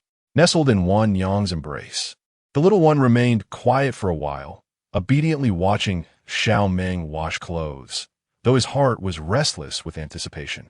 His eyes sparkled with eagerness. "How about you play with your mother for a bit?" Wan Yang suggested, smiling. This little one was so endearing that they found it hard to scold him, let alone punish him, especially since he was usually quite sensible. Once again, Wan Yang squatted by the basin, allowing him to play. The child, fond of water, yet mindful of his previous misstep, was careful not to splash his parents. Instead, he busily scooped water, laughing joyfully all the while. He played cautiously, ensuring that his clothes remained dry. Wan Yang cupped water in her hands, pouring it over his little hands, which elicited even more delighted laughter from him. Each time she poured water, the little one erupted in joyous giggles. The little one mimicked his mother, placing a small scoop of water in Wan Yang's palm, chuckling joyfully alongside her. Wan Yang became utterly engrossed in their playful antics. The mother and son were so absorbed in their merriment that they lost all sense of the world around them. Xiao Meng, who was washing clothes, felt an inexplicable warmth in his heart as he observed their happiness. The desolation he had felt since returning home faded away. The pair continued their play until Xiao Meng had finished washing and hanging the clothes, engaging in their watery games while he watched from the side. After a considerable time, as the sun began to shine more intensely, the mother and son finally reached their fill of play. Once Wan Yang noticed that the man had completed his chores, she handed the little one over to Xiao Meng, mindful not to forget her child's needs. "Brother, please take Tang Tang out to play," she requested. Just as Xiao Meng was about to take the child, the little one resisted, clinging tightly to Wan Yang's neck, filled with attachment. Despite having just enjoyed playful moments with her, he now desired only his mother, disregarding his father as presence. The excursion plan for the morning was abandoned. The little one only wished to stay close to Wan Yang. Throughout the morning, the child remained glued to Wan Yang, imitating her every action. However, carrying him proved inconvenient. So Xiao Meng took on all responsibilities, allowing Wan Yang to simply enjoy the company of her child. Nevertheless, the little one remained well-behaved. While Wan Yang sat on a stool beside him, he nestled in his cradle, playing with his tiny hands and feet. Often, when Wan Yang was alone with him, she would choose to entertain him on the bed, embroidering at its edge while he played quietly with the stuffed toy Xiao Meng had bought for him. When fatigue overcame him and he grew sleepy, not seeing his father, he would lean against Wan Yang and drift off to sleep. Yet this only occurred during the day. At night, he insisted upon his father's presence. Chapter 67. A desire for father's treats, Xiao Meng prepared lunch alone, opting for lighter fare to suit the warm weather. He cooked stir-fried lotus slices, smashed cucumbers, and a plate of spicy stir-fried meat, along with a small bowl of bone porridge and goat milk for the little one. The staple was large steamed buns, and Xiao Meng also prepared a pot of mung bean soup, cooling it in the well. The now-sitting little one displayed a bit of defiance toward his father today, unwilling to be held and insisting on sitting and eating by himself, persistently pushing Xiao Meng away. However, the house lacked a suitable chair for him. The usual seats were without backs, making it dangerous for the child to sit on them. Xiao Meng did not indulge him, stating firmly, "There is no chair for you at home. Tang Tang, please wait a moment. We will soon buy you a chair." Wan Yang explained to the child. Fearing further mischief, Xiao Meng placed the little one on the long bench he was using. As soon as he sat down, the child found himself dwarfed by the dining table, his view obstructed. The little one's vision darkened, revealing only the table legs, completely blocking his sight of the enticing food. Pouting his lips in resignation, he shamelessly turned to his father, seeking a comforting embrace. Xiao Meng, setting aside past grievances, once again embraced him. Aware that he had recently acted a tad petulantly, he obediently listened to his father, taking a bite whenever his father offered. If his father did not feed him, he merely gazed at him with a pitiful look. However, after a short while, the little one transformed again, unable to resist the allure of food. Observing his father devouring steamed buns with great enthusiasm, his big, round eyes widened in awe. Such rapid consumption must indicate exquisite taste. He too desired a taste. With tiny hands, he pointed at the large bun in his father's grasp, expressing his wish for a piece. Xiao Meng broke off a small piece from the bun at the table and placed it in the child's mouth. The little fellow immediately opened wide and began to chew, though he felt it paled in comparison to the porridge he usually enjoyed. Glancing at his father, who continued to consume the bun with gusto, he noticed that his father was nearing the end of the substantial morsel. The small head, lost in thought, once again pointed at the bun, signaling his desire to have some. Xiao Meng offered another piece, but the little one tightly closed his mouth, refusing to accept it. Believing the child had lost interest, Xiao Meng placed the morsel into his own mouth. However, the seemingly indifferent child soon resumed pointing at the bun in his father's hand. Xiao Meng, observing him, noted the increased urgency in his gestures, hoping his father would quickly grasp the situation. With a sigh, Xiao Meng tore off a piece of his own bun for the child, who seemed to require the specific morsels from his father's hand. The little one was satisfied, savoring the bun from his father's grasp, concluding that it indeed tasted better. Wan Yang watched the father-son duo with amusement, finding their antics quite humorous. This clever little one seemed to fear that the bun he was offered was not the same as his father's, persistently seeking to eat from Xiao Meng's hand. His expressions clearly indicated that he believed the bun his father held was superior. After finishing, the little one pointed again, requesting more from his father. Xiao Meng indicated that the bun was taken from the table, placing one in an empty bowl before him. Yet still, the little one only desired what was in his father's hand. Tang Tang, is the one in father's hand delicious? Wan Yang asked once again. The little one, not comprehending, could only respond with babbles. Xiao Meng's father then instructed his son, let Tang Tang eat from your hand. Xiao Meng couldn't help but feel a tinge of envy at his son's desire for the morsels he held. The little one, observing his mother and grandfather engaged in conversation, eagerly joined in, babbling a plethora of sounds, though none could decipher his words. Even though the steamed bun had little flavor, the little one relished it, joining in the communal meal with great enthusiasm, consuming bite after bite, while barely touching his meat porridge. When he had eaten his fill, Xiao Meng gently placed him in the cradle in the courtyard and fetched a bowl of cooled mung bean soup. He first served Wan Yang before finally attending to himself. Spotting yet another delicacy, the little one immediately called for Xiao Meng to hold him. Pointing at the mung bean soup in Xiao Meng's bowl, the father hesitated, wavering between the decision to share. The child, noticing his father's gaze, leaned closer to the soup, once more gesturing towards his father. This time, did you see clearly? The little one is still worried that his father is unaware. Xiao Meng turned to his wife and inquired, shall we let him have a taste? Just a few spoonfuls will suffice. He shouldn't consume too much. Wan Yang, gazing at her little glutton, acquiesced. She had just sampled a bite herself. Finding the temperature quite agreeable, a sip or two should pose no issue. The little one regarded his father with suspicion, uncertain if he would indeed be allowed to partake. He had intended to voice a few words, but Xiao Meng had already resumed conversing with Wan Yang. Xiao Meng carefully ladled a spoonful from the bowl, ensuring it contained minimal bean dregs, and offered it to him. The little one saw the broth, and, like when he drank milk, held it in his mouth before slowly swallowing it. It was delectable, sweet, and powdery, perhaps even more delightful than his goat's milk. After 3 small spoonfuls, he was no longer given any. The little one complied, not making a fuss when Xiao Meng refused him. At home, when he desired something to eat but was denied, he would chirp for a while. However, as long as he was permitted to taste, he would not protest if denied further. They did not indulge in meticulous child-rearing. Often, whatever they ate, the little one would eat as well, and he adapted rather well, sometimes relishing their meals even more. Then came the moment he dreaded most, taking medicine. When Xiao Meng fed him, the little one, this time, decisively swallowed a large mouthful. Tang Tang, shall we take smaller sips? Wan Yang cautioned, fearing he might choke. The little one remained unchanged, gulping down heartily. After the meal, Xiao Meng stepped outside and did not return for quite some time, bringing back several pieces of wood. Wan Yang followed him to the backyard, curious to ask, Elder brother, why did you purchase so many boards? Xiao Meng produced a saw and replied, I intend to make a chair for that little creature. He had specifically ventured out in the afternoon, wandering around the town, but found no suitable chair.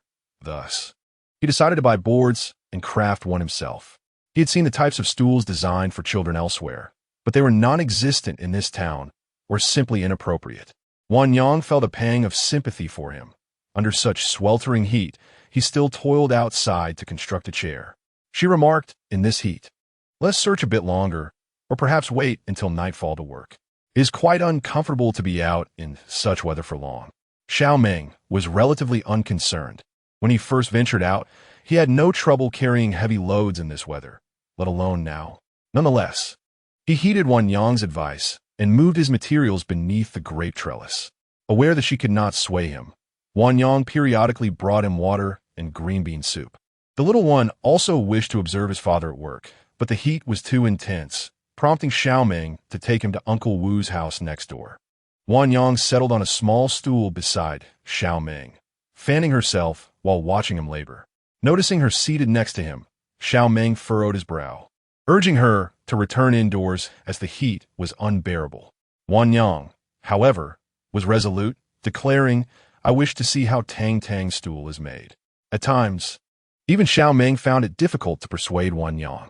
"Come sit over here," he suggested, wanting to switch places with her, as it was cooler where he was, shielded entirely by the grapevines above. Chapter 68. Refusal of vegetables. In recent days, the family has been gathered at home. The little one, delighted by the presence of his family, occasionally seeks out his parents for playtime, and after tiring himself out with them, he directs his grandparents to join in as well.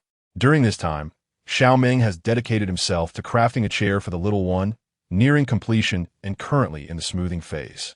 Concerned for him, the family has made every effort to ensure he eats and drinks well, resulting in a noticeable gain in weight, his complexion soft and plump, resembling that of small piglet.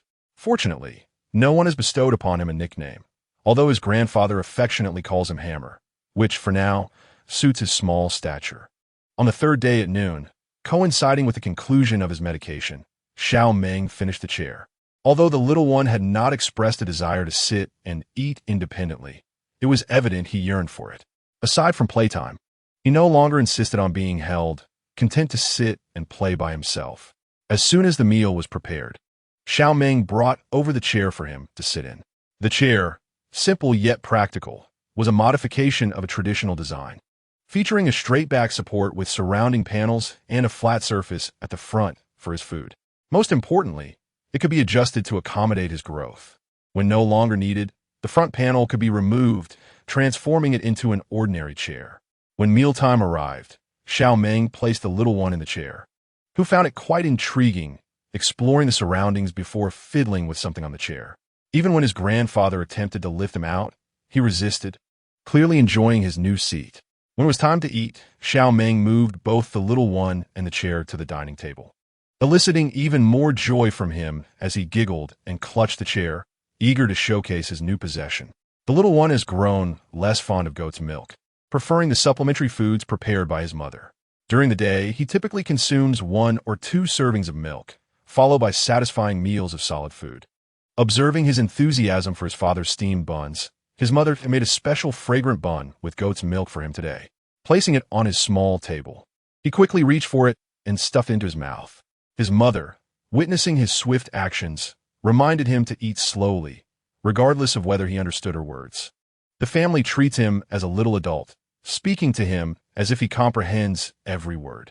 Today, his mother prepared a savory pork and vegetable porridge for him. Upon reflection, she noted that while the little one is generally an adventurous eater, there is one item he adamantly refuses: vegetables, unless they possess a hint of sweetness. He categorically rejects them. The last time she made vegetable and lean pork porridge, he tasted it and, displeased with the flavor, promptly spat out the vegetables. In the past, everything was fine, but it is only this month that things have changed. Could it be that his sense of taste was previously dulled? The little one even dug out vegetables from his mouth to show his father, signaling him not to consume that particular food. Today, Wan Yang specifically prepared some sweet vegetable hearts for him, believing that the little fellow would enjoy them. He sat quietly in his seat, diligently nibbling on the steamed buns made by Wan Yang, while Xiao Meng had gone to the kitchen and had yet to return. Zhao's father attempted to feed him a bite, but the little one refused. Wan Yang took the small bowl from Zhao's father's hands, only to find that neither of them was wanted. The father and daughter were perplexed by this behavior. Now the child no longer needed his father to hold him while eating. Why did he refuse their feeding? Ordinarily, he would demand their assistance. It seems they overlooked a crucial detail. Whenever they attempted to feed him, Xiao Meng was absent, leaving them no choice but to do so. After all, would they let him go hungry? That was out of the question. The little one was quite clever, after all. When he saw his father return, he pointed at the bowl, requesting to be fed. Wan Yang, who had not eaten, watched as the man fed the child, wondering if he would consume today's vegetable porridge. The moment the little one received the spoon from his father, he immediately released the steamed bun he had been eating, and indeed, a small piece of his tiny front tooth had worn down. Wan Yang closely observed the child as he had just swallowed some porridge. When he raised his little eyebrows, he dug out a piece of vegetable heart. Was Wan Yang's attempt a failure? Did he not enjoy it? The little one examined it, seeming to recognize the item. Yet it appeared different. After contemplating for a moment, he placed the dug-out vegetable heart into his mouth. Wan Yang felt a glimmer of hope. The little one chewed on it and detected a hint of sweetness, swallowing it down. Wan Yang felt relieved. In the future, she would simply purchase vegetables with a touch of sweetness. However, she also felt some concern, as during certain seasons, sweet vegetables would not be available, and greens would not consistently possess a sweet flavor.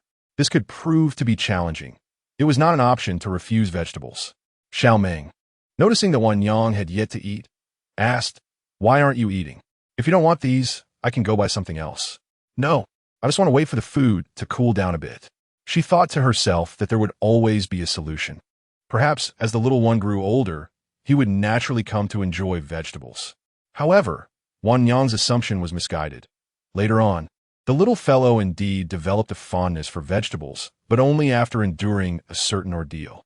Today, he relished a steamed bun, refusing to let go of it even after the meal, continuing to gnaw on it with his tiny milk teeth, his saliva glistening and mixed with bits of the bun. The couple feared that he might overeat and suffer discomfort later, so they hesitated to give him more.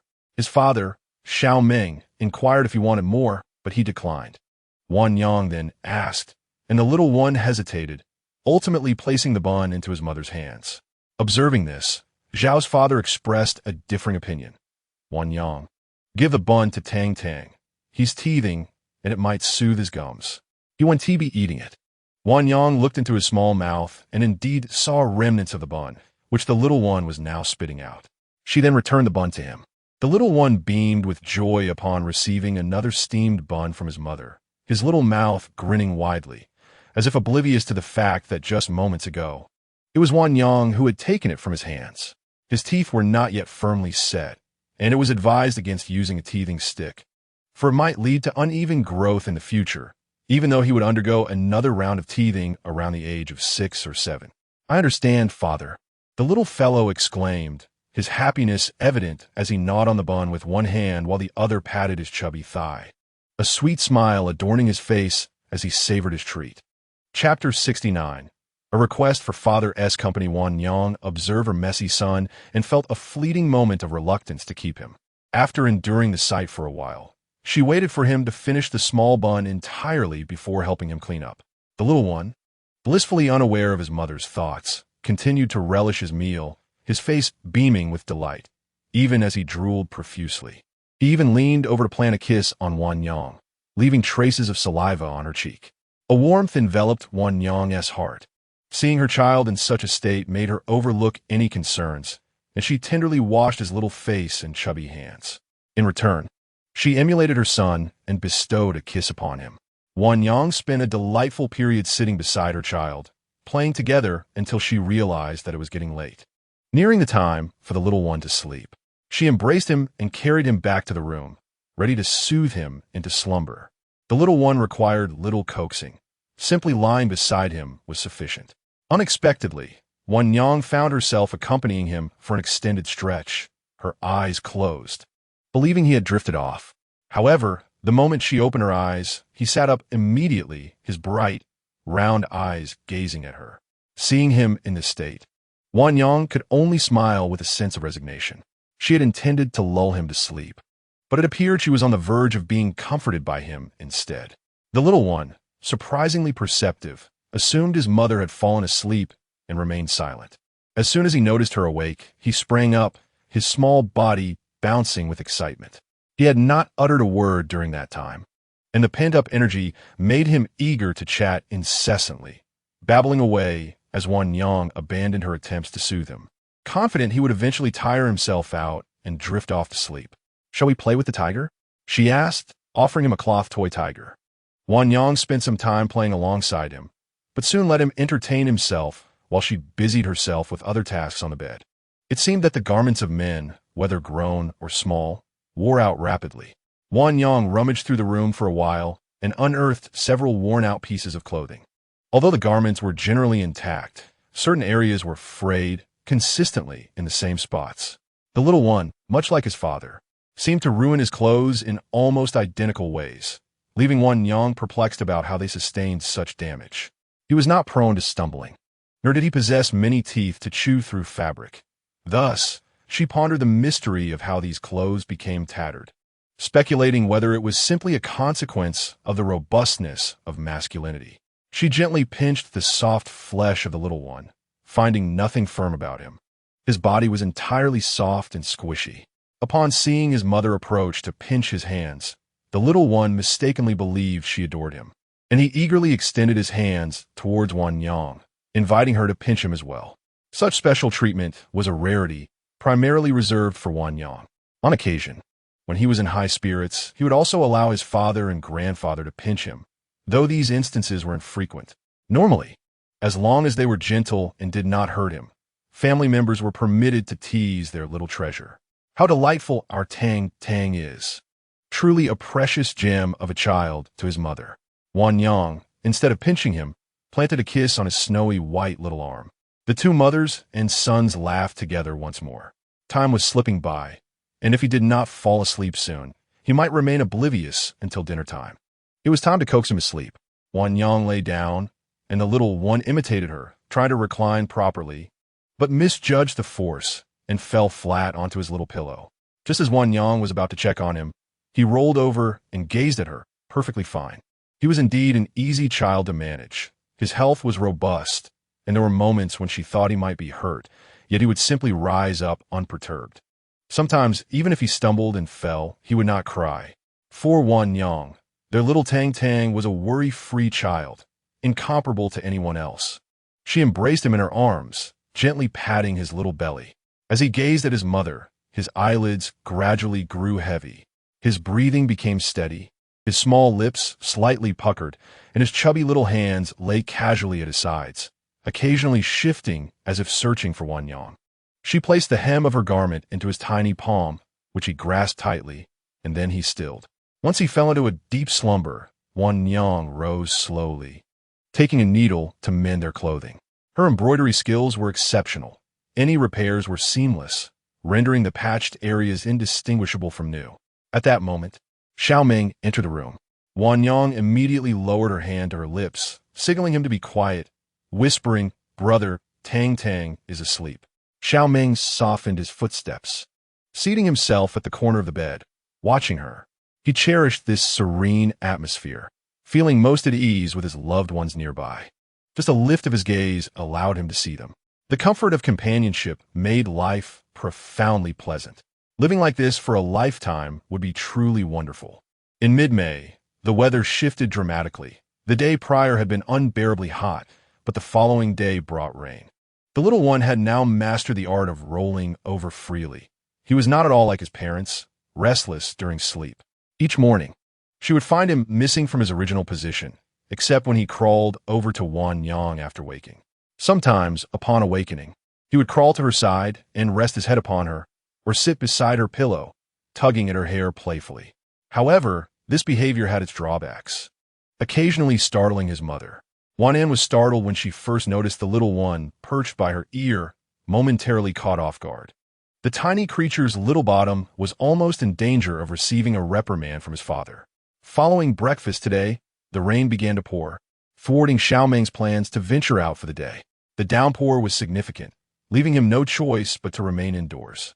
The little one had never witnessed such a torrential rain before, curiously observing from his cradle, unfazed by the thunderclaps and flashes of lightning above. He expressed a desire to be held by his father, extending his small hand towards the outdoors. Now is not the time to go out. It's pouring rain.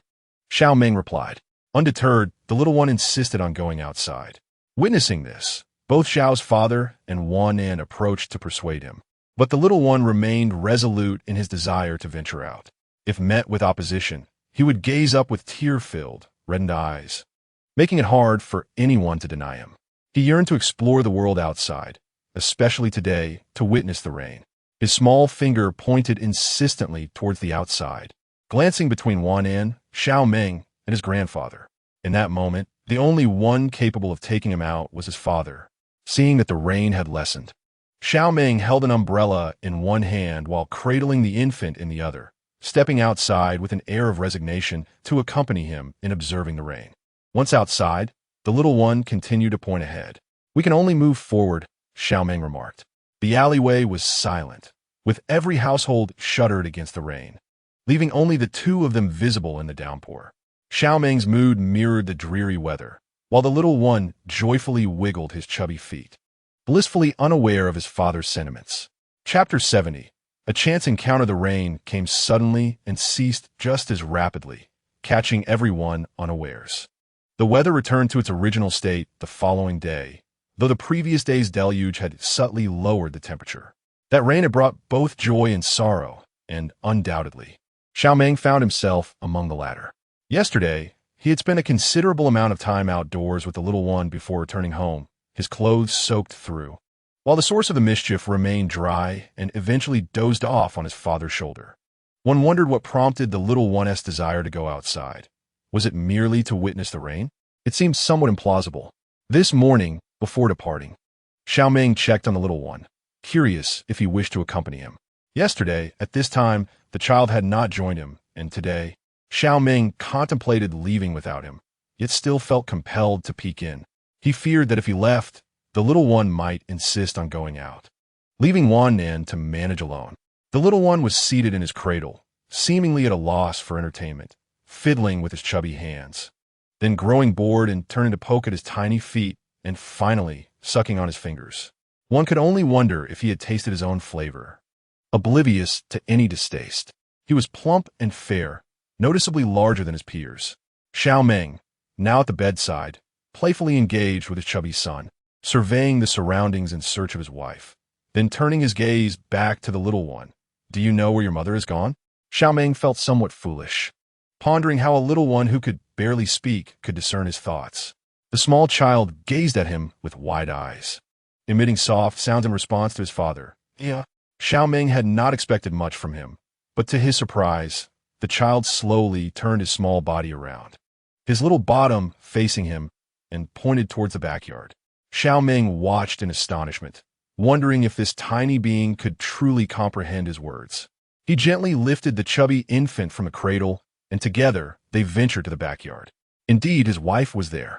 Glancing down at his son, who was sucking on his fingers, Xiao Meng felt a surge of pride. The child was indeed remarkable, inheriting his father's exceptional qualities. Had the little one been privy to his father's inner musings, he would surely have assured him that he was overthinking it. After all, at not even 7 months old, how could he possess such understanding? He was no prodigy. Our little Tang Tang was certainly a bit more astute and clever than other children, but not to such an extent.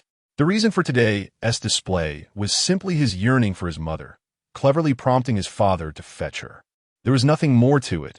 It was entirely Xiao Meng's overactive imagination. Wang Yang had stepped into the backyard to relieve herself when she noticed a few ripe grapes on the vine, intending to pick them for the little one to taste. However, the trellis was too high for her to reach. Just as she was about to find a stool, she heard the child's voice. Tang Tang has come with his father to find his mother. Wang Yang's observation was indeed accurate. The little one looked at his mother, grinning widely, revealing his 4 tiny teeth, his voice sweet and cherubic.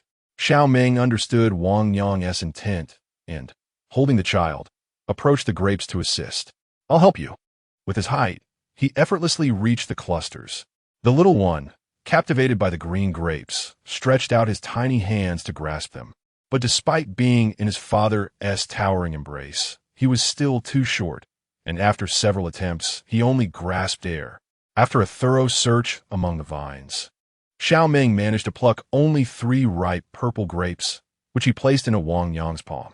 Having rained heavily just the day before, the grapes were pristine, and Wang Yang promptly peeled one, feeding the succulent flesh to the little one.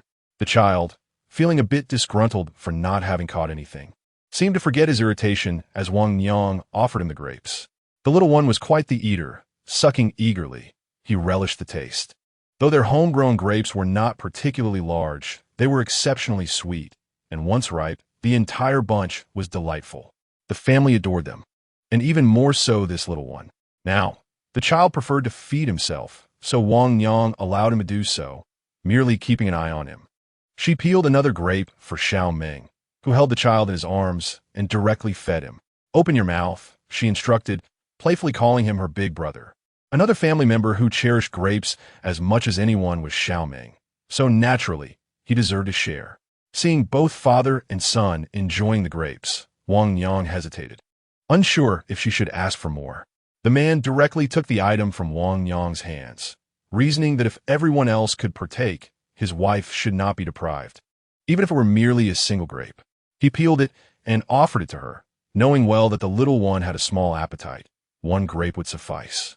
Observing his rationale, Wang Yang feared he was unaware of their son's true appetite, as that solitary grape would only serve as an appetizer.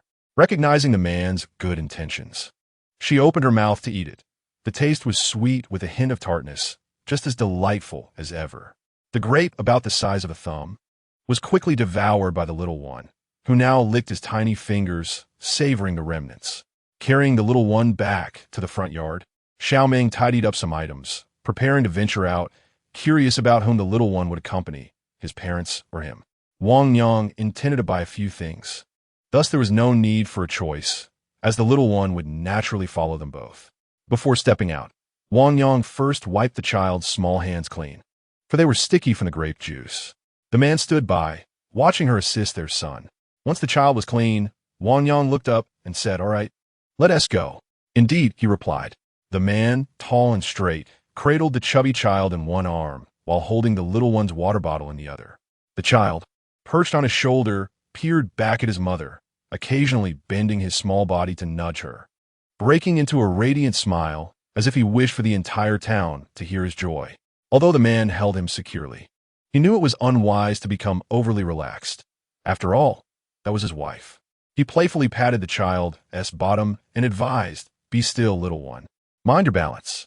Tang Tang was instructed to hold onto his father's clothing and refrain from moving about. Wang Yang concurred with Xiao Meng's words, concerned for their child's safety. The little one, having been cautioned, settled down, though his curious gaze frequently darted back to his mother, anxious that she might wander off. Upon arriving at the bustling market, Xiao Meng inquired, "Wang Yang, what do you wish to purchase?" "I intend to buy a bell for our little one," she replied.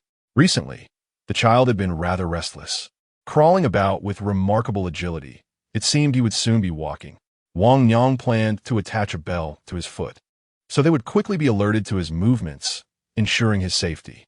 Xiao Meng decided against heading to the dock just yet, opting instead to accompany Wang Yang as she gathered the necessary items. The bell was available at various stalls along the market street, and Wang Yang strolled leisurely, selecting a suitable one for their child, with the father following closely behind. Suddenly, a commotion erupted ahead, merely a yard away, and they recognized the individuals involved. It was the couple they had encountered at the medical hall a few days prior. The woman had summoned her family for support, and the raised voices stemmed from a dispute regarding the sick child from that day. Wang Yang, intrigued, decided to pause and observe. The little one, too, was captivated by the spectacle, stretching his neck to catch a glimpse. Xiao Meng, however, showed little interest in such matters, preferring to ignore the unfolding drama that did not concern him or his family. Yet, seeing his wife and son engaged, he willingly stood by them, listening as the quarrel between the two families escalated in volume. An elderly woman, presumably the mother-in-law, pointed an accusing finger at the daughter-in-law, vehemently proclaiming, "Let me tell you, marrying my son is a stroke of fortune for you. Over such a trivial matter, you dare to create such a commotion." The woman, ignoring her tirade, clutched her child, seeking to distance herself from her. The old woman attempted to seize her, but was intercepted by the woman's sister-in-law, who admonished, "Speak properly, will you? Do you still wish to resort to violence?" Two more sisters-in-law joined to restrain her, asserting, "With all of us here, how dare you treat our sister-in-law this way?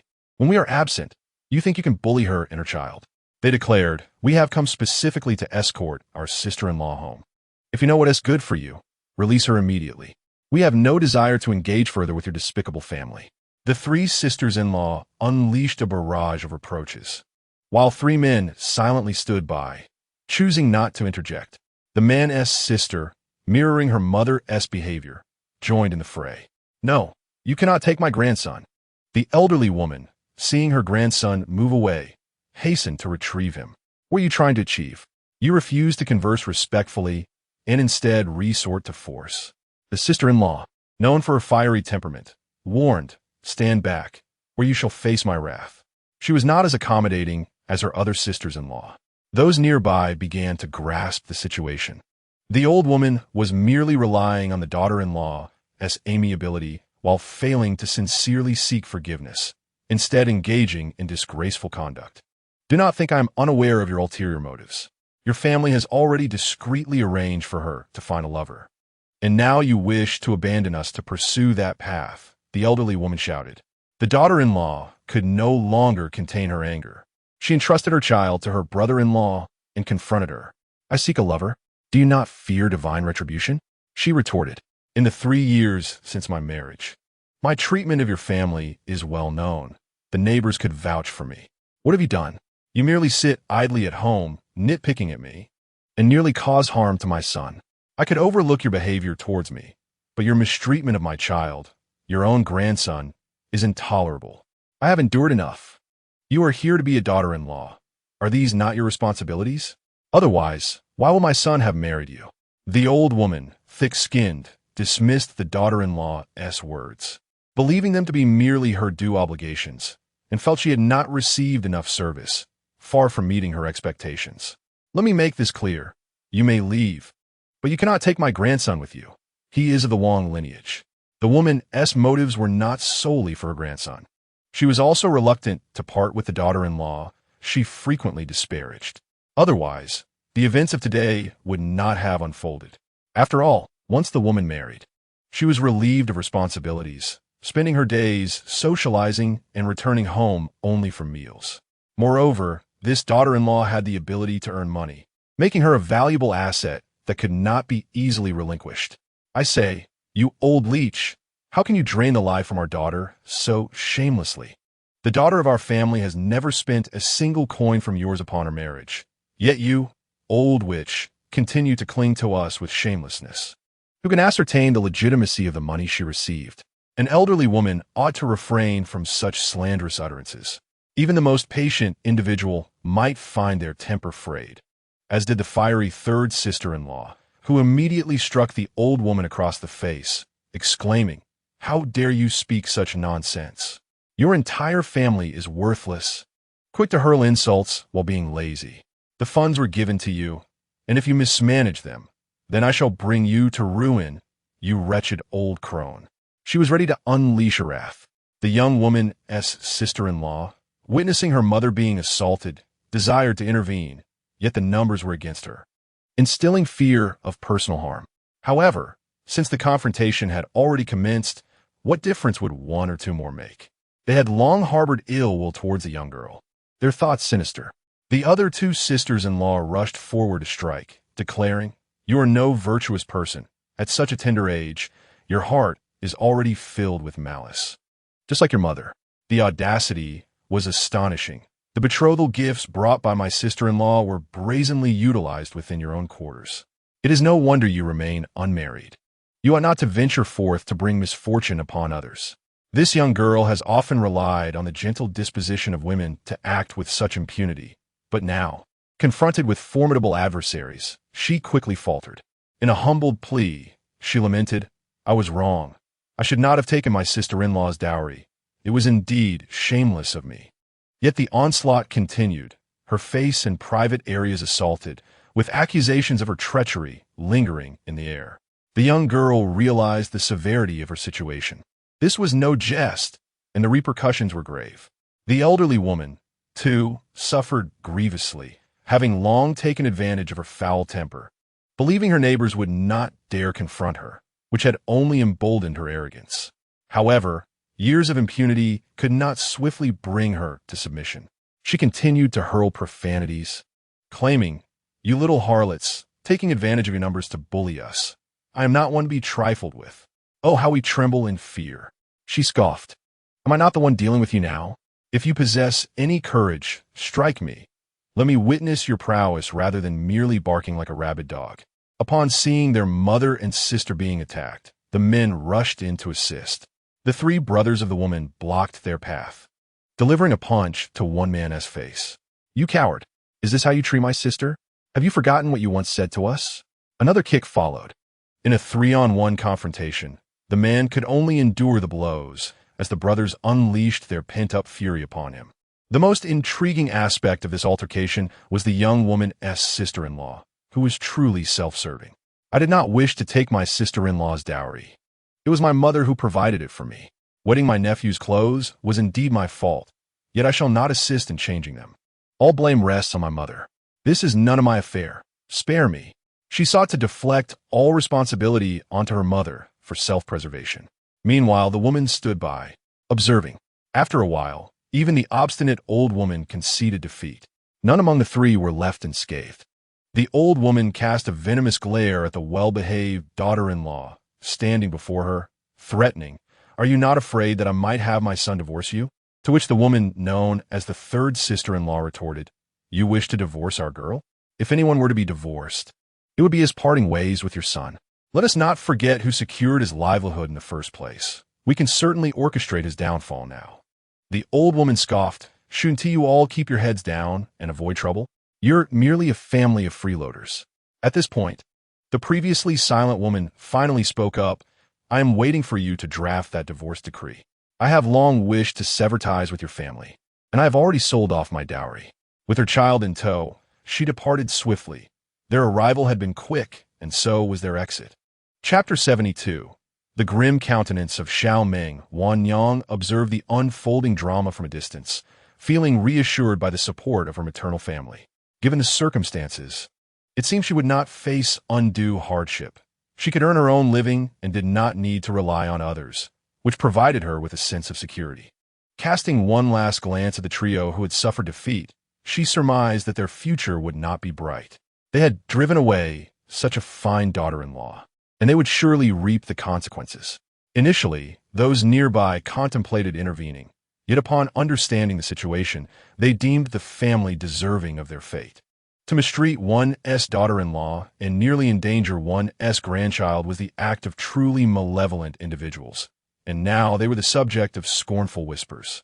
Even with their thick skin, the trio could not withstand such humiliation, hastily rising to leave. Those who had witnessed the scene began to recount the family's disgrace to others who had only heard half the story or were previously unaware. Following this incident, the family would be tarnished with a notorious reputation. The man seeking a new wife would likely find it impossible to secure a partner better than his former spouse, while the girl would also struggle to find a suitor, especially considering her audacity as a sister-in-law, coupled with her dubious reputation. As for the old woman, her nature was unlikely to change. She would continue to blame others for her misfortunes. If she persisted in her ways, a bleak future awaited her. Moreover, it was rumored that the man's livelihood had been secured through the assistance of the woman's family, which would now sour their relations, jeopardizing his prospects. In conclusion, one could only say that they had brought this upon themselves. "Brother, let us depart," Xiao Meng suggested to the companion beside him. Having witnessed the commotion, they still had errands to run. The little one, perched upon his father's shoulder, seemed oblivious to the unfolding drama, his large, glistening eyes fixed intently on the spectacle. Xiao Meng carried him away, though the child appeared slightly displeased, his small nose wrinkling in discontent as he continued to gaze back at the scene they were leaving behind. It was a mystery from whom this little one had inherited his curious disposition. Neither parent was known for meddling in others' affairs. His character was certainly more optimistic and proactive than theirs, which was precisely what they hoped for, wishing not for him to rise above others. but simply to grow up safely and happily. Unbeknownst to the young one, the earlier unpleasantness was soon forgotten, and he began to play joyfully, exploring with wide-eyed wonder, taking in sights that his taller father could easily see. Due to his diminutive stature, there were numerous occasions when Wan Yang would take him out for leisure, yet he often found himself gazing at the backs of others. Thus, when his biological father took him out, the little one felt immense joy, for he no longer had to peer at the backs of strangers. Of course, he also cherished the outings with his mother, though they lacked the abundance of sights that his father's excursions provided. Nevertheless, there were distinct advantages to being accompanied by his mother. When Wan Yang brought the little fellow out and encountered something that piqued his interest, she would pause to explain it to him, a luxury his father seldom afforded. As his father strode purposefully forward, the child, upon spotting something delightful and intriguing, would wish to linger a moment longer, yet his father had already carried him away. Occasionally, if the child earnestly desired to stop and observe, his father would oblige, but that was the extent of it, lacking the attentiveness and nurturing explanations his mother offered. While strolling through the marketplace, Wan Yang eventually found herself at the Leaf family's general store, where she hoped to find something suitable. As they passed by the shop, Granny Lee called out to them, "Wan girl, what are you looking to purchase?" Seated at the entrance, she had observed them browsing various stalls for quite some time, yet they had not made any purchases. Wan Yang approached with a smile and replied, "Granny Lee, I am in search of a footbell for my child. I have been looking for a while, but have yet to find a suitable one." Granny Lee, noticing the little one in Xiao Meng's arms, thought that the child was indeed nearing the stage of walking and would benefit from the bell. Remembering something, she said, "Wait a moment. I believe I have one at home. Let me have a look. You two come inside, so the little one doesn't get too much sun," she added, playfully engaging with him. The child, eager to please, responded with a sweet smile. Seeing such an adorable child smile at her brought Granny Lee great joy as she went to search for the bell. The mother and son were quite pleased, though Xiao Meng, the husband and father, appeared somewhat displeased. It seemed that Granny Lee, perhaps due to her advanced age, had forgotten where she had placed the item, as she rummaged through the store for quite some time, without success. "I apologize, one girl. My memory is not what it used to be. I clearly had it here before, but now I cannot find it. Please wait a moment." "It's all right, Granny Lee. We are in no hurry. Take your time," Wan Yang reassured her. With a sigh, Granny Lee called out to the backyard, "Anzi, come help Grandma find something." "What is it that you can't find this time?" inquired Lian as he ran back from the yard. "Wan Yang is looking for a footbell, and I have been unable to locate it. Come and see where it might be." Lian turned to the entrance, where the family of 3 stood neatly together. Wan Yang was the first to greet Lian with a warm smile, saying, "Lian, could you please assist us in finding this item?" Her tone was gentle and cordial. "Not a problem. It's a trivial matter," he replied cheerfully. Xiao Meng remained tightly by Wan Yang's side, saying nothing, his expression somewhat sour. Fortunately, with the sharp memory of youth, Lian swiftly found the item that Granny Lee had been searching for after only a brief while. Upon seeing that her grandson had located it, Granny Lee took it from him and presented it to Wan Yang, saying, "Wan Yang, take a look. Is this suitable?" Wan Yang examined the item and found it to be quite exquisite. The little bell was finely crafted, with a core that could be adjusted to fit. "Liepa's bells are delightful. How much for 2? "These bells are inexpensive. Just take them for the little one." Liepa gently declined Wan Yang's offer for payment. "No, Liepa, I cannot accept your gifts without recompense. Please just take them, Wan Yang." Lian interjected. Xiao Meng placed a silver coin on the counter, cradling the little one in his arms while holding Wan Yang's hand as they departed. Upon seeing the silver on the counter, Liepa considered chasing after them, realizing she had given too much. Lian called out to his grandmother, aware that even if she caught up with them, Xiao Meng would refuse to accept it. "I must give it to them," Liepa insisted, unwilling to take advantage of others. "It's all right, they won't mind. If they're a chance later, we can repay them then." Liepa gazed at the trio, who had already walked quite a distance, and reluctantly yielded to her grandson's reasoning. Lian stood at the door, watching the happy family fade away, and felt a warmth in his heart. Suddenly, Liepa slapped him on the back, exclaiming in frustration, "When will you find a granddaughter-in-law and give me a grandchild to hold?" Lian, feeling the conversation had turned to him, mumbled with a hint of uncertainty. I'll find one soon. You must give me time, right? Time? Look at Wanya. She already has a child, and you don't even have a wife. Hurry up, or you know what will happen. Understood, Grandma. I don't think you do. How many times have I told you? Your future wife is still just a shadow. Chapter 73. Brother, my foot is numb. After walking for a while, Xiao Meng slowly came to a stop with Wanyang. Observers might perceive his demeanor as a sign of insecurity. However, the reality was more complex. Imagine if before marrying your wife, another man harbored feelings for her. Yet she remained unaware. How would you react if you encountered him? Furthermore, you would be uncertain whether that fellow's feelings had truly faded. Would you confront him in front of your wife? Unlikely, as it would only embarrass her. If one were to retaliate, it would need to be discreet, under the cover of darkness. At that moment, there was nothing to be done but to leave quickly, especially since they were near the young man's establishment. Regardless of his faith in his wife's loyalty, the thought of her encountering him was unsettling. Men, when faced with such situations, might seek peaceful coexistence. Yet now was not the time. It would be wise to wait until that man married and had children before reassessing the situation. On their way back, the couple strolled leisurely, purchasing a few items along the way. Aren't you going to the dock? Wanyang inquired. Xiao Meng had originally planned to attend to matters there, but he decided against it. I want to go. I'll accompany you home. Those affairs can wait. Today, your presence is far more important. The little one had been following his parents for quite some time and had fallen asleep on his father's shoulder. His cherubic face was adorably plump, framed by long, thick eyelashes reminiscent of a little girl. His chubby hands clutched his father's clothing, the tiny fingers curled up, revealing 5 little dimples on the back of his hand.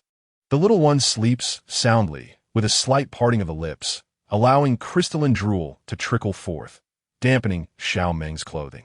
Upon returning home, Xiao Meng gently placed the child in the cradle, where the little one stirred slightly before succumbing once more to slumber, soft snores emanating from him. Wanyang approached with a handkerchief to wipe the child's mouth. She stood before Xiao Meng and softly instructed him to lower his head. Given his towering height, she struggled to reach him while standing, so he obliged, bending down so she could carefully clean him. Every day, Wanyang meticulously tended to the child, ensuring he remained pristine, though the drool from his small mouth bore no odor. The increased consumption of food could leave a slight scent in the areas where it had dried. Uncertain of what had transpired, as Wanyang finished her task and began to depart, Xiao Meng instinctively embraced her. His large frame enveloped her petite form entirely. Wanyang, taken aback, remained still in his embrace, reciprocating with her own arms. The man held her for quite some time without a word. She, too, sometimes yearned for such solace amidst her troubles. Previously, it was Xiao Mu, and now it was Xiao Meng. She speculated that perhaps her elder brother was facing his own challenges. However, the embrace lingered far too long, causing her to break the silence. Brother, is it done? She inquired, peeking out from his arms. Xiao Meng looked down at her. Wanyang, feeling a flush of embarrassment, admitted, my feet have gone numb. Upon hearing this, he carried her to the bed, removed her shoes, and began to massage her feet. The sensation of numbness in her feet was quite unpleasant. After a considerable time, he lifted his head to ask, do you feel better now? Much better, she nodded in response. As she relaxed, Wanyang gradually leaned against the headboard and drifted into slumber. Xiao Meng gently laid her flat, covering her abdomen with a blanket.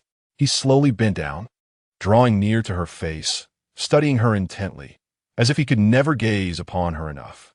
Gradually, he straightened up, his eyes lingering on her visage, a faint smile gracing his lips. In approximately an hour and a half, noon would arrive. Today, Xiao Meng had procured a grass carp, which he was now preparing, meticulously filleting a boneless piece for the child's porridge. While he busied himself in the kitchen, the mother and child remained nestled in their peaceful slumber. When Xiao Meng finished preparing the meal, he noted the room was still enveloped in silence. Upon entering, his gaze first fell upon the large bed, where Wanyang lay undisturbed in sleep. Meanwhile, the little one in the cradle had awakened, promptly sitting up upon spotting his father, only to find that Xiao Meng was not attending to him, but rather to his mother. The child, feeling neglected, called out once more to his father. Xiao Meng cast a glance at him and lifted him into his arms. "Hold your tongue for now. Let us rouse your mother first. Wanyang, wake up!" He called softly, but received no response. The little one, tugging at his father's large hand, wished to descend and play with Wanyang. Xiao Meng gently placed the child down, momentarily refraining from rousing Wanyang, allowing her to indulge in a little more slumber. He sat at the bedside, observing her serene visage. The little one gradually crawled over to Wanyang, straightening his petite form to gaze at his mother alongside his father. After a while of watching her, boredom set in, and he felt the pull of sleep himself. With his tiny hands propped against the ground, he slowly leaned down, eventually nestling beside Wanyang. Yet, sleep eluded him.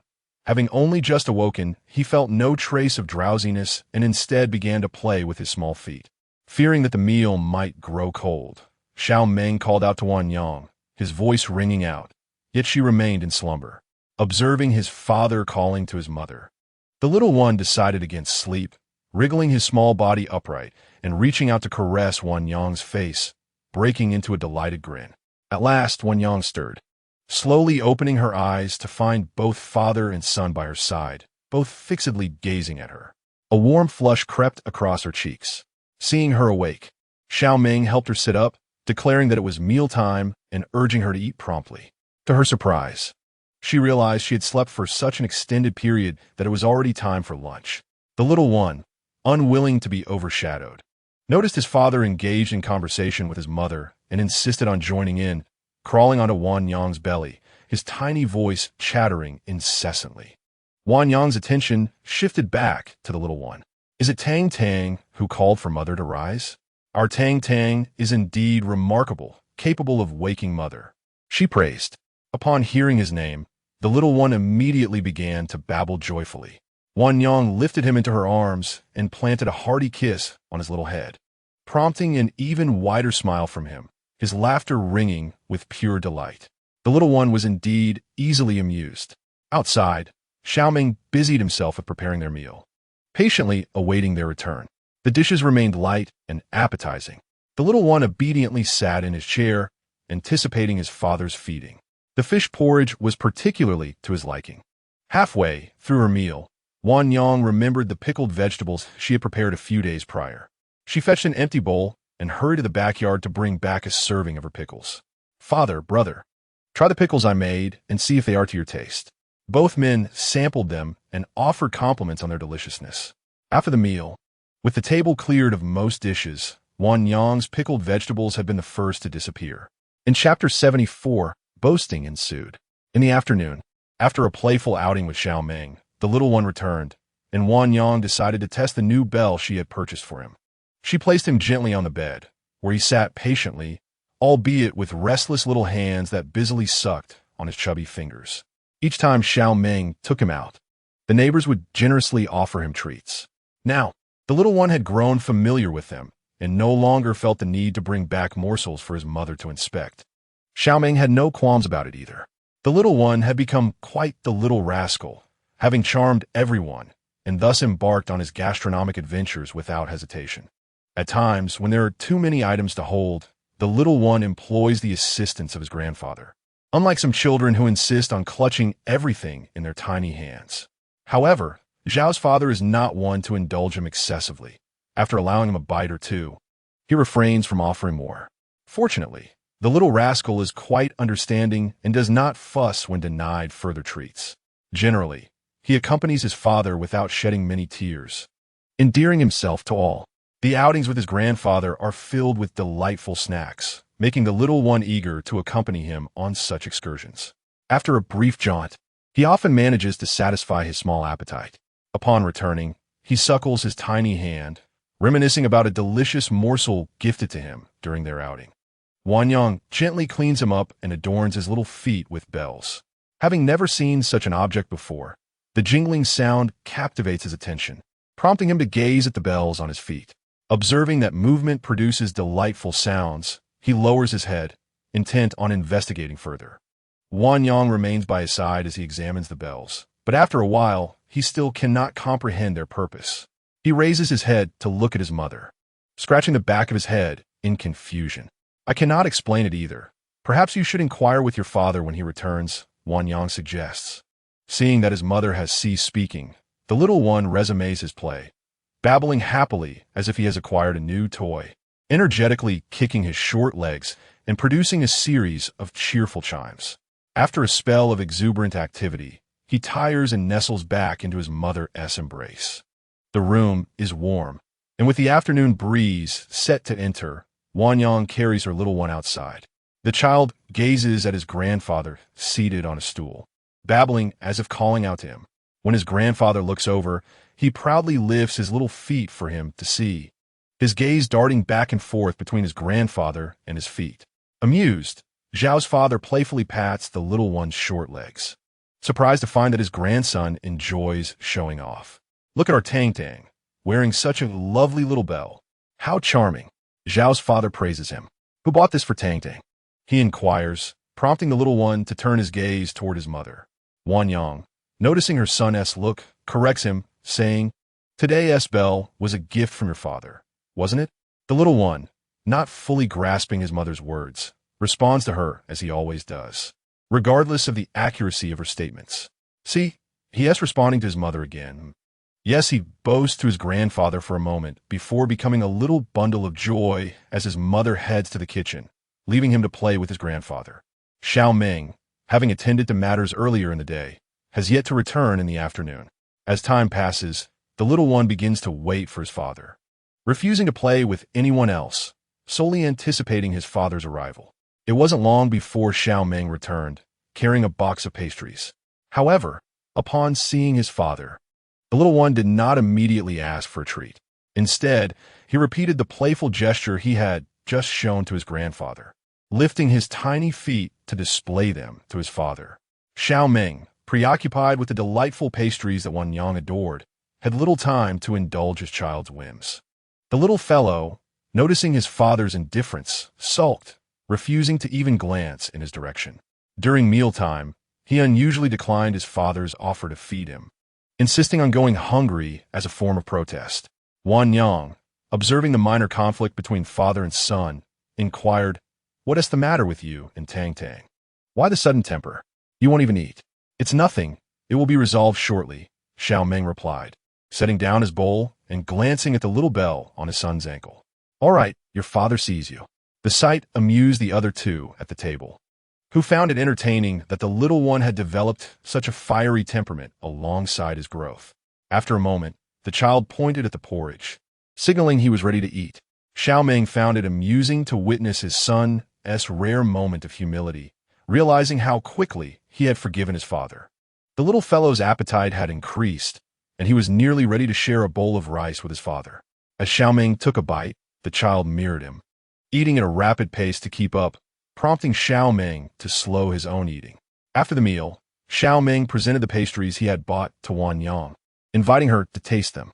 In town, several vendors sold jasmine cakes, yet only one made them exceptionally well, which happened to be Wanyang's favorite. However, this vendor was quite erratic, only setting up his stall according to his mood, making it difficult to find him. Given their popularity, the cakes would sell out almost immediately. Today, Xiao Meng's luck prevailed, allowing him to purchase the very last portion. As soon as the little one spotted the delectable treats, his excitement was palpable. He wriggled in his seat, his eyes sparkling with delight as he fixated on the pastries. With his chubby fingers, he began to point eagerly. Xiao Meng, amused yet firm, stated, Just wait a moment. I will give some to your mother first. The little one obediently sat still, patiently awaiting his turn after Wanyang and then his grandfather, before finally receiving his share. Cradling the jasmine cake in both hands, the child gazed at the pastel green and white delicacies, intrigued as he had never seen anything like them before. Leaning in, he took a sniff. Oh, it smells sweet. Without hesitation, he took a bite, savoring the delightful sweetness and floral aroma, thoroughly enjoying his treat. Settled in his cradle, he focused entirely on relishing his portion of jasmine cake, oblivious to the remnants in the pot. Being small, the piece Xiao Meng had given him took a while to finish, and by the time he was done, the dining table was cleared, every morsel having been consumed by his father. The little one licked the crumbs off his hands and extended his hand for his father to help him wash. Whenever his father was around, the little one would seek him out for any matter. Chapter 75. Unhappiness the next morning, while Wan Yang and the little one were still asleep. A dock worker came over with urgent business that required Xiao Meng's attention. After changing his clothes, Xiao Meng gazed at the two sleeping figures, softly waking Wan Yang. Wan Yang, I have matters to attend to today. I've left breakfast in the pot. Remember to eat when you wake up. Whenever Xiao Meng's usual schedule changed, he would inform Wan Yang immediately to spare her the worry. All right, I understand, elder brother. Come back early, she replied, still hazy with sleep. Okay, if I'm not back by mealtime, don't wait for me, he said, kissing her forehead before hurriedly departing. Once awake, Wan Yang found herself unable to return to slumber, turning to gaze at the little one, who slept peacefully. In his slumber, he resembled his father, Xiao Meng, with his tiny hands resting naturally at his sides, and his cherubic face resembling a ripe peach. His little mouth was slightly parted, occasionally making soft smacking sounds. Wan Yang quietly rose, tidying her hair before opening her vanity box to retrieve a mirror. She slowly brushed her long hair, casually arranging it into a bun and adorning it with one or two simple accessories. Had Xiao Meng been present, he would surely have found her beautiful, albeit somewhat plain. However, Wan Yang preferred not to adorn herself with an abundance of jewelry. Feeling it cumbersome, simplicity was her choice. Xiao Meng appreciated her appearance, yet assumed that her modest accessories implied her disinterest in the more elaborate pieces he had previously purchased for her. Consequently, he acquired numerous items over time, filling her jewelry box to the brim and ultimately needing to buy 2 additional boxes to accommodate her collection. Wan Yang had mentioned this to him, but Xiao Meng remained resolute, professing to heed her wishes while continuing to buy more. Soon enough, he would have to procure a larger chest to hold her treasures. Wan Yang did not place heavy importance on wealth, as long as the household was adequately provided for, ensuring that everyone was well fed and warm, and having enough funds for medical care when illness struck, she was content. She wore a white jade bracelet on her wrist, and Xiao Meng had gifted her a beautifully crafted golden-laid jade bracelet, which appeared quite valuable. However, as she often carried the little one, the bracelet remained tucked away at the bottom of her chest. She went outside to freshen up, allowing breakfast to cool. Upon returning to the room, she found the little one awake, sitting up with his small hands rubbing his eyes, yawning repeatedly. Upon seeing his mother, he immediately extended his arms for a hug. Wan Yang helped him get dressed and was prepared to carry him outside when the little one patted her hand and pointed to his feet. Wan Yang retrieved the bell he had worn all day yesterday, shaking it in front of him. Do you want to wear the bell again today, Tang Tang? The little one responded with an enthusiastic, all right, let me help you put on your little bell, she said, as he obediently raised his tiny feet, making it easier for his mother to adorn him. Can we go outside now? He inquired after she had fastened it securely. Wan Yang finished speaking, and the little one wrapped his small arms tightly around her. The little one seated at the dining table turned his small head, searching for his father. After a while of fruitless searching, a hint of disappointment shadowed his cherubic face. Wan Yang, noticing the child's melancholic demeanor, gently inquired, Tang Tang, are you thinking of your father? He has gone out for work, but will return shortly. How about your mother feeds you today? The little fellow remained silent, obediently allowing his mother to spoon-feed him. For quite some time, his father had been the one to feed him during meals, and with Xiao Meng's sudden absence today, he found it a bit difficult to adjust. Once Wan Yang had filled the little one's belly, she finally attended to her own meal. The child, perhaps sensing the absence of both his father and grandfather, clutched onto Wan Yang's clothing as she ate. Witnessing his distress, she thought perhaps a delightful treat might lift his spirits. However, after just having eaten, the little one could not indulge in the jasmine cake bought the previous day without feeling overly full. A bit of fruit might suffice. Thus, she took him to the backyard to check if the grapes had ripened. Upon searching, Wan Yang indeed found some ripe grapes, albeit not many, just enough for the little one to satisfy his craving. With a morsel to munch on, the child's spirits visibly brightened. Since there were no pressing matters at home, Wan Yang decided to take the little one out for some leisure, looking for delicious fruits and pastries to buy for him. Once they stepped outside, the child's mood gradually lifted, his face adorned with a sweet, endearing smile. Today was market day, bustling with visitors from nearby villages who came to trade goods. The streets were teeming with people, and stalls lined both sides, filled with vendors selling their wares. The little one, suddenly surrounded by so many individuals, felt a surge of excitement, his short legs bouncing with glee. This season was ripe for fruits and vegetables, and he was treated to a vibrant array of produce that usually adorned their table. Wan Yang, carrying her child on her back, meandered through the crowd, pausing to examine items of interest for both herself and her little one. The child, undaunted by the throngs, responded with delight to those who admired his charm. Accompanying her son on such errands had its advantages. Amiable vendors often offered discounts, allowing the small child to assist his mother in a unique way. Wan Yang purchased an assortment of fruits and pastries suitable for her little one while also enjoying the everyday hustle and bustle around them. After a while, as they approached the family butcher shop, Wan Yang took her child to visit his grandfather. On this market day, Xiao Fu had specially slaughtered a large pig, and most of it had already been sold. From a distance, the child spotted his grandfather and immediately called out with his high-pitched voice, "Ah!" attempting to gain Xiao Fu's attention. However, amidst the cacophony of the crowded market, his voice was soon drowned out, and Xiao Fu did not hear him. As they drew closer, within about 10 paces, Xiao Fu finally recognized his beloved grandson's call, abandoning his stall to hasten out and greet him. Upon seeing his grandfather approach, the little one reached out his tiny hands, yearning to be held. Yet, as Xiao Fu opened his arms, he hesitated, realizing he was covered in pig hair and blood. To avoid soiling his grandson, he gently suggested, "Tang Tang, let us wait until we get home before I hold you." The little one waited for a while, but when his grandfather did not pick him up, he lowered his small hands and withdrew them. Wan Yang glanced at the customers waiting to purchase meat outside their shop and urged, "Father, please hurry. The people are waiting for you to cut the meat." Xiao Fu turned back to glance at her, responding, "All right, you and Tang Tang, be careful. There are many people today." Wan Yang, cradling the little one, strolled slowly through the crowd into the butcher's shop. As soon as the little one entered, he was captivated by the sound of his grandfather chopping pork, his eyes fixated on the scene before him. A customer, noticing the chubby child, casually inquired, "Xiao Butcher, is this little chub yours?" The little one's size earned him yet another nickname. While continuing to chop meat, Xiao Fu proudly answered the customer's question. "Indeed, he is my little grandson, well-nourished. Wouldn't you say?" The customer sincerely responded, "You've raised him well. He is plump and adorable. I've never seen a more delightful little one."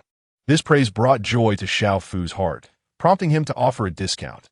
2 Jin and 3 Liang, and that will suffice. The customer, pleasantly surprised by Xiao Fu's generosity, thanked him. "Thank you, Xiao Butcher." Initially, the atmosphere was quite normal, but it gradually shifted. Chapter 76. Selling pork with grandfather. Wan Yang carried the little one around for quite a while, her arms laden with various goods, and she was already quite exhausted, especially since the little one had been restless in her embrace, eager to watch his grandfather butcher the meat. The child showed no fear at all. His big eyes were glued to his grandfather's large cleaver, unwavering in their attention. If he were older, he surely would have rushed over to learn a few tricks from his grandfather. After finishing with the current batch of customers, Xiao Fu found a stool and placed the little one atop it, securing him with a strap around his tiny belly. It was cooler inside, so he had placed the child in the shop, but the little one was unwilling to stay put. He insisted on remaining behind the butcher's counter, just like his grandfather. Thus, customers entering the shop saw not only a butcher wielding a large knife amid the blood and gore, but also a soft and adorable little figure. Upon noticing new customers, the little one began to babble enthusiastically, cheerfully greeting them on behalf of his grandfather. Regular patrons, charmed by the delightful child, bent down to exchange a few words with him, playfully engaging him. The small child, buoyed by the presence of his mother and grandfather, was entirely unperturbed, continually chattering in a language that others could hardly comprehend. Yet, this did not deter him from his enthusiastic output. That day, Xiao Fu was particularly joyful. Ever since the little one arrived, a smile had not left his lips. The child, clever and observant, watched intently for a while, and even assisted his grandfather. When he saw customers approaching to buy meat, he pointed excitedly at the unsold cuts, encouraging them to make a purchase. The customers, charmed by his eagerness and the child's lovely demeanor, paused to engage in conversation with him. As soon as someone spoke to him, the little one babbled a few words before he began pointing at his grandfather's pork, urging the person to make a purchase. The customer, observing his gestures, expressed his confusion. "Do you want me to sell pork?" The child replied affirmatively. Not understanding, the customer turned to Xiao's father and asked, "What is your child saying?" Xiao's father, smiling shyly, explained the child's intent. "My grandson would like you to buy some pork." Rather than being annoyed, the customer praised the little one, exclaiming, "This child is quite remarkable, knowing how to assist your grandfather in selling pork at such a young age." The customer, who was well off, decided to buy a few more pounds of pork in consideration of the child's earnestness, instructing, "Xiao Butcher, please give me an additional 2 pounds." The customer, charmed by the clever child, remarked, "Your grandson is surely destined for greatness." He gave Xiao's father a thumbs up. Xiao's father humbly accepted the compliment, saying, "I appreciate your kind words. As long as he is safe and sound, everything is negotiable." He also offered the customer a favorable price. Before leaving, the customer expressed his reluctance to say goodbye to the little one, saying, "Little one, I'm leaving now. I hope to see you again next time. I wish to encounter such an adorable child again." The little one responded with a cheerful "ah." Indeed, the child had successfully helped his grandfather make several sales. Observing the child's enthusiastic efforts, others were more than willing to give him a little credit. After a brief respite, a group of customers arrived together. While Xiao's father assisted with cutting the meat, Wan Yang went inside to wash some items. This group of customers had traveled a long distance from the town, and their ox cart was nearing its departure time. In their haste, Xiao's father prioritized cutting their meat, and the customers placed their money on the cutting board. As he glanced at the money while chopping, he wrapped the meat once it was ready. After handing over the meat, he allowed each customer to leave while ensuring he collected the money on the cutting board, which he confirmed was indeed there, before placing it in a basket. However, when Xiao's father returned with the meat for the customers, the little one became agitated, incessantly chattering to the customer and attempting to snatch the meat from his grandfather's hands. Seeing his grandson in such a state, Xiao's father approached, asking, "Tang Tang, what is the matter? Do you want some meat? I saved a tender piece for you. I will prepare it for you when we get home." He assumed the little one desired the piece he was holding. Meanwhile, the customer appeared somewhat uneasy and anxious, urging, "Hurry up and give me the pork. I need to get home." Yet, as soon as Xiao's father stepped away, the little one began to wail in his soft, infantile voice. Wan Yang hurried out to investigate, noticing that the child's behavior was quite out of the ordinary. Upon seeing his mother, the little one immediately ceased his fussing, pointing at the meat in his grandfather's hand and then at the meat on the cutting board. Wan Yang quickly grasped the situation and examined the items the child was pointing at. Indeed, there was meat on the board, but there was also money placed on it. Women are often more observant, and she soon discovered the reason behind the child's distress. Wan Yang turned to Xiao's father and asked, "Father, did that lady pay?" "It should have been given, as they were in urgent need. Initially, I intended to hand it to them one by one, but instead, they placed everything on the chopping board and left after receiving the meat." While he was chopping the meat, he glanced over, and the payment was nearly satisfactory. Wan Yang directly inquired of the matron, "Have you paid?" The matron appeared slightly flustered, but soon retorted confidently, "I have paid." "Where's your money?" Wan Yang asked, pointing to the 2 piles of silver on the chopping board. The others had placed their payments into the basket after receiving meat from Xiao Fu. The matron lowered her gaze at the silver before her and pointed ahead. "Say, isn't it right here? Hurry and weigh my meat." The vendor accompanying her was displeased and promptly reclaimed the money, declaring, "This is my money. I purchased 3 jin of pork, which amounts to 31. The matron then glanced at the second pile of silver, and another woman hurriedly rushed to the front, seizing the money. "Where's your money?" Wan Yang asked. The matron, looking at the table that had no coins left, began to act unreasonable, insisting, "Regardless, I gave you the money. Now hurry and give me the meat." "Madam, you purchased only half a jin of meat. There is no excess of 5 when here. You all took my money and put it in the basket, so of course, it is gone. We can never take your money. My father places the exact amount of money into the basket corresponding to the weight of meat given. In the end, both matron and aunt claimed the last 2 piles of money as theirs. Regardless of the argument, it was evident that this matron had not paid. The matter involved the other 2 aunts, who were from the same village. They were well aware of her penchant for taking advantage. Their expressions soured as they realized they needed to return home, and any further delay would mean a long walk back. Consequently, both aunts spoke up. I was right behind you and did not see you pay. Indeed, I did not see it either. You may have taken small advantages in the village, but now you do not even want to pay for your purchases. The matron, attempting to cause a scene, saw the 2 behind her clarify her actions and directed her ire towards them, knowing that Wan Yang's father wielded a large cleaver and was not one to provoke lightly. We are all from the same village. How can you say such things about me? We simply cannot tolerate this. If you have no money, do not eat meat. Having been taken advantage of by her before, they felt a pang of regret, vowing never to allow her to gain any further benefit at their expense. The 2 pushed past her, declaring, "Boss, this is our money for the meat." "Very well. Exchange the meat for the money."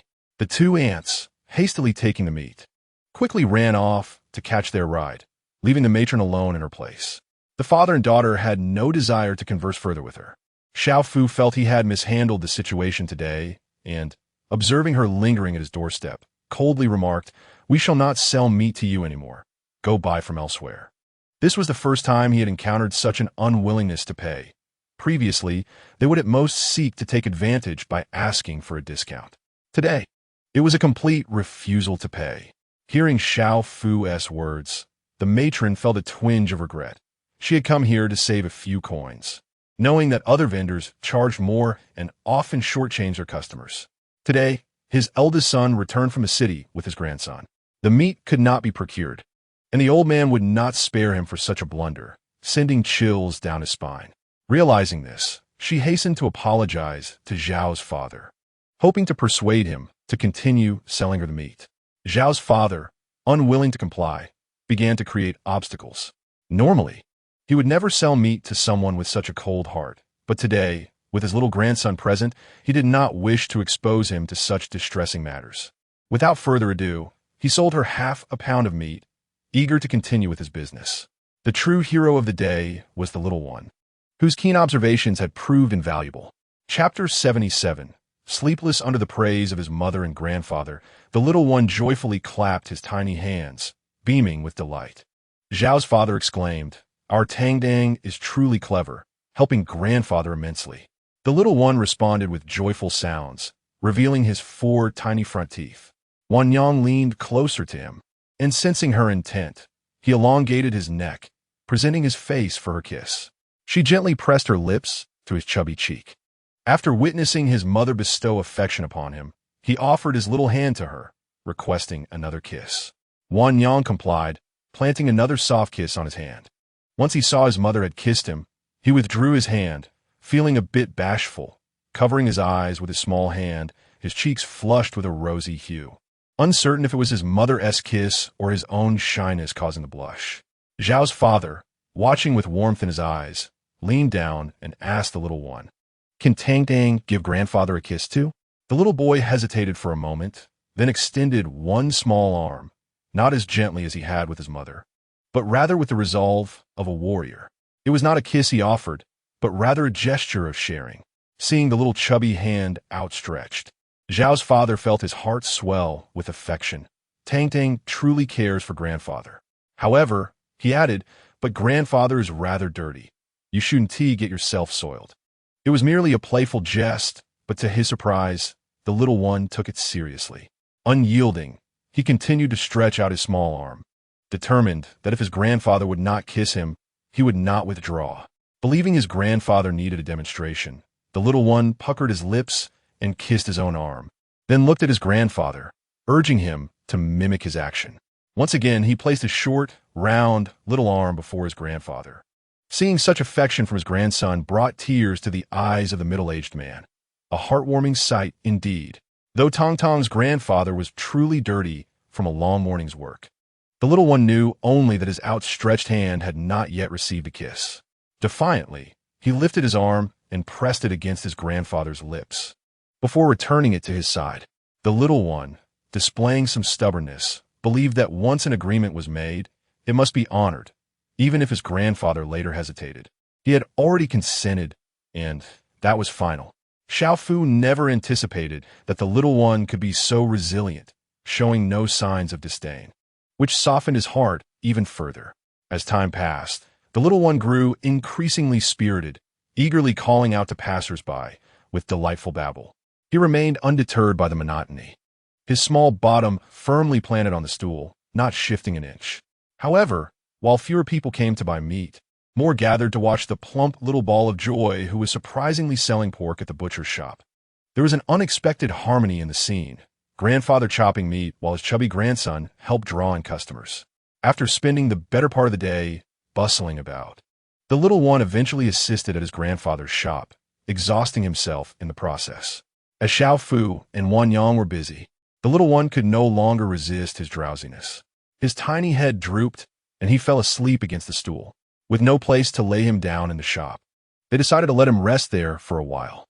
The sounds from outside did not disturb his slumber. The little one was blissfully dreaming. Customers arriving to purchase meat instinctively lowered their voices upon seeing the sleeping child.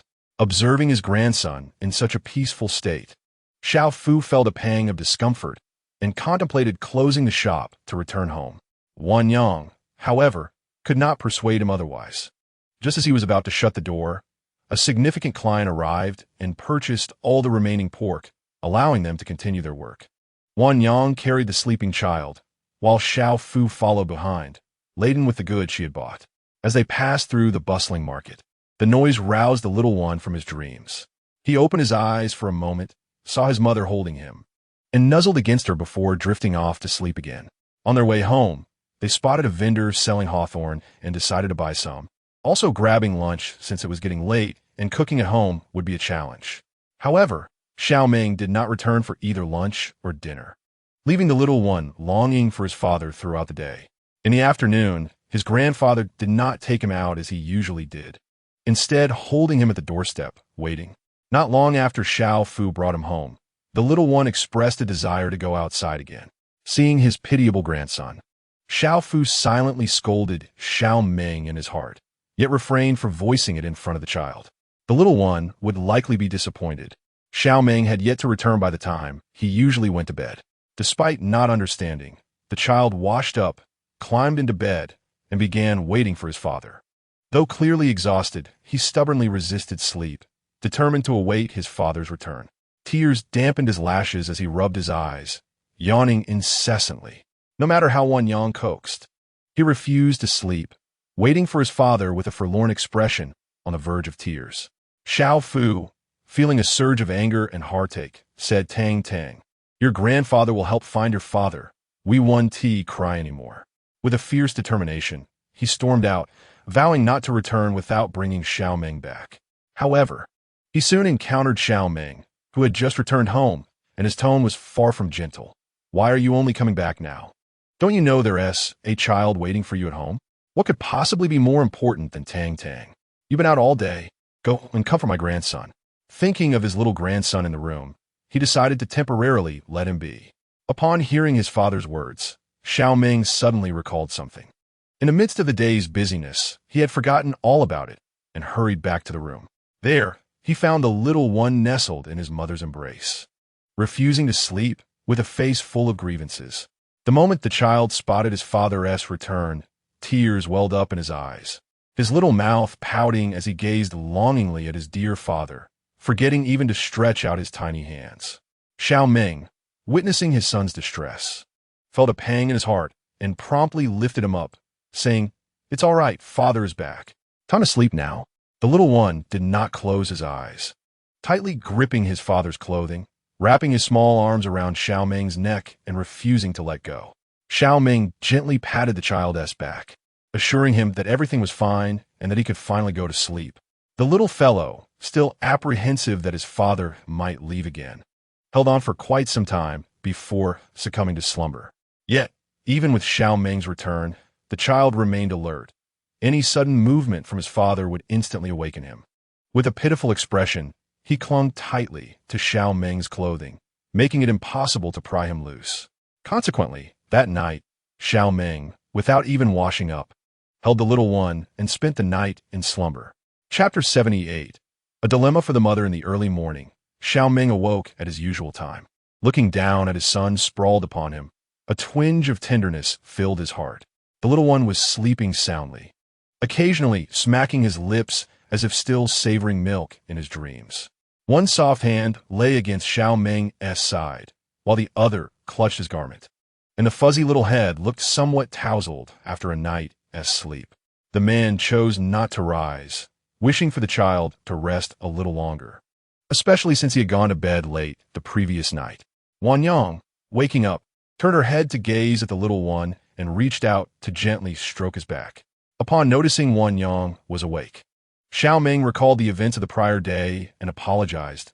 Wanyang, I was in the wrong yesterday. I allowed this little one to suffer. Wanyang hesitated, her hand pausing as she met his gaze, saying, It is not your fault. This matter falls upon me. The situation yesterday arose primarily because of me. Since the child's birth, Xiao Meng, feeling a deep sense of compassion for him, had taken on the nighttime care almost entirely, which led to the little one's reluctance to accept anyone else at night, only wanting his father. Such long-established habits cannot be altered overnight.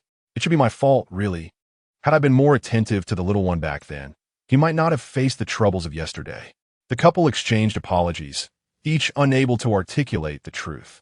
Neither was at fault, for both were deeply connected to the child and had contributed significantly to his arrival into the world. Wanyang leaned her head against her husband's shoulder. The little one stirred awake, moving his small head, his round, bright eyes slowly opening, still clouded with the haze of sleep. Upon seeing both his father and mother beside him, he immediately squeezed in between them. After lying quietly for a while, he finally got up, perhaps recalling the events of the previous night. His little mouth puckered in a slight pout of grievance. It's all right, father is back. Wanyang reassured the little one. The little one nestled back into his father's embrace, lingering there for quite some time before finally rising. As Xiao Meng gazed outside, he noticed the sky had brightened considerably. Time was slipping away, prompting him to lift the little creature from his arms. After relishing the comfort of his father, the child stretched his tiny limbs, raising his chubby little hands before slowly lowering them, followed by an adorable yawn that revealed his tiny tongue. Confirming that both parents were present, he began to tumble about on the bed, his lively demeanor a stark contrast to the pitiful state he had been in the previous night. He rolled from side to side, his little bottom wiggling cutely. Spotting his small tiger toy, he immediately gathered it into his arms, beaming with joy. After playing for a while, a thought struck him, and he babbled towards his parents. Upon noticing their attention, he proudly lifted the toy for them to see. This morning, everyone had risen late, so Xiao Meng, already prepared, took the little one out to fetch breakfast. Before long, the child returned, gnawing on a small steamed bun. During mealtime, the little one refused to sit in his favorite chair, insisting that his father hold him while feeding him. His chubby hands appeared clumsy, yet were remarkably nimble. Upon seeing the crumbs from the bun fall onto his father's clothing, he diligently picked them up one by one and popped them into his mouth. Observing this, Xiao Meng found it unsanitary, especially since he hadn't bathed or changed clothes all day, and he brushed the crumbs on the floor, denying the child any more. The little one, seeing his father's actions, clutched the hem of his shirt, tears welling in his eyes as he looked up at him. After the events of the previous day, the child felt somewhat vulnerable. Enough of that, just eat. The man finally managed to find a crumb on himself and fed it to the little one, which quelled the tears. After the meal, the child snuggled tightly against his father's side, following him wherever he went.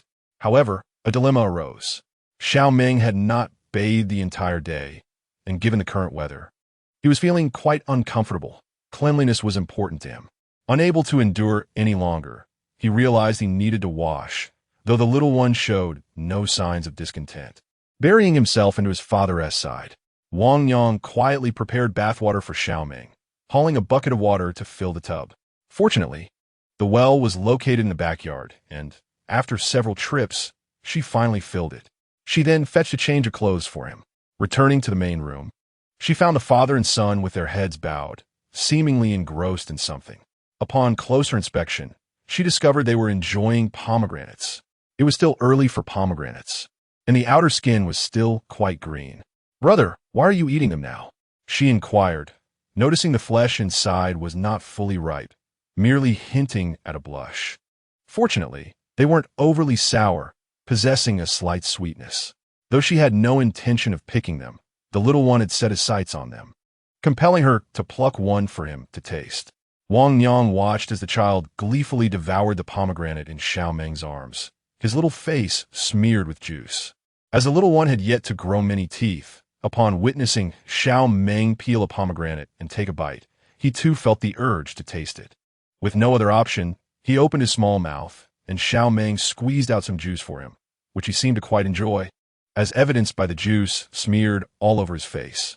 When the little one saw his mother approaching, he raised his tiny arm, holding up a pomegranate seed that his father had just given him. Wang Yang looked at her delighted child and accepted it gratefully, saying, "Thank you, Tang Tang." The flavor was neither exquisite nor repugnant. Upon observing his mother partake in the fruit, the little one eagerly offered her more pomegranate, while his father continued to feed him. Wang Yang cradled the little one in her arms, reflecting on his stable demeanor, and softly said, "Elder brother, you may take a bath now. I have already prepared the water. I will take care of Tang Tang." While Wang Yang's words were innocuous, they made her feel somewhat uncomfortable. Yet the man, feeling a twinge of concern, inquired, "Are you truly all right alone?" "I am," Xiao Meng replied as he stood up. "I will be out shortly." Once Xiao Meng departed, the little one remained oblivious to his absence, but as Wang Yang attempted to clean his tiny face, he burst into tears. "What is wrong, Tang Tang? Your father is just taking a bath and will join you shortly. Please don't cry." Wang Yang gazed at her son with a heart full of compassion. "All right, let us go find your father." She carried the little weeper in search of Xiao Meng. Standing at the doorway, she pointed inside, saying, "Your father is in there. He will be out soon." Inside, Xiao Meng, hearing the commotion, hastened his actions and called out, "Wang Yang, what is wrong with Tang Tang?" "It's nothing," Wang Yang reassured him. However, the little one was not placated. Upon hearing his father's voice, he relentlessly pounded on the doorframe, crying pitifully, "Wah, wah, wah." Wang Yang felt anxious, trying to console her child, but to no avail, he continued to weep. Hearing his son's cries was distressing for Xiao Meng as well, and he decided to forego his reluctance, saying, "Wang Yang, you may come in." Although his voice was soft, Wang Yang heard him clearly. Reluctantly, she dismissed the idea of entering. Xiao Meng, thinking she hadn't heard, repeated his request. The little one cried even louder upon hearing his father's voice. With a determined heart, Wang Yang carried her son into the room. Upon entering, she wished to close her eyes, but realized she was holding her child and opened them once more. The little one was truly putting his mother in a difficult position. She wished to look away, yet the room contained a stool, and she found herself facing the scene before her. The little one raised his head to see his father clearly, while his mother shrank behind his small frame, unable to bear the sight. In the end, both mother and child had flushed cheeks. Chapter 79.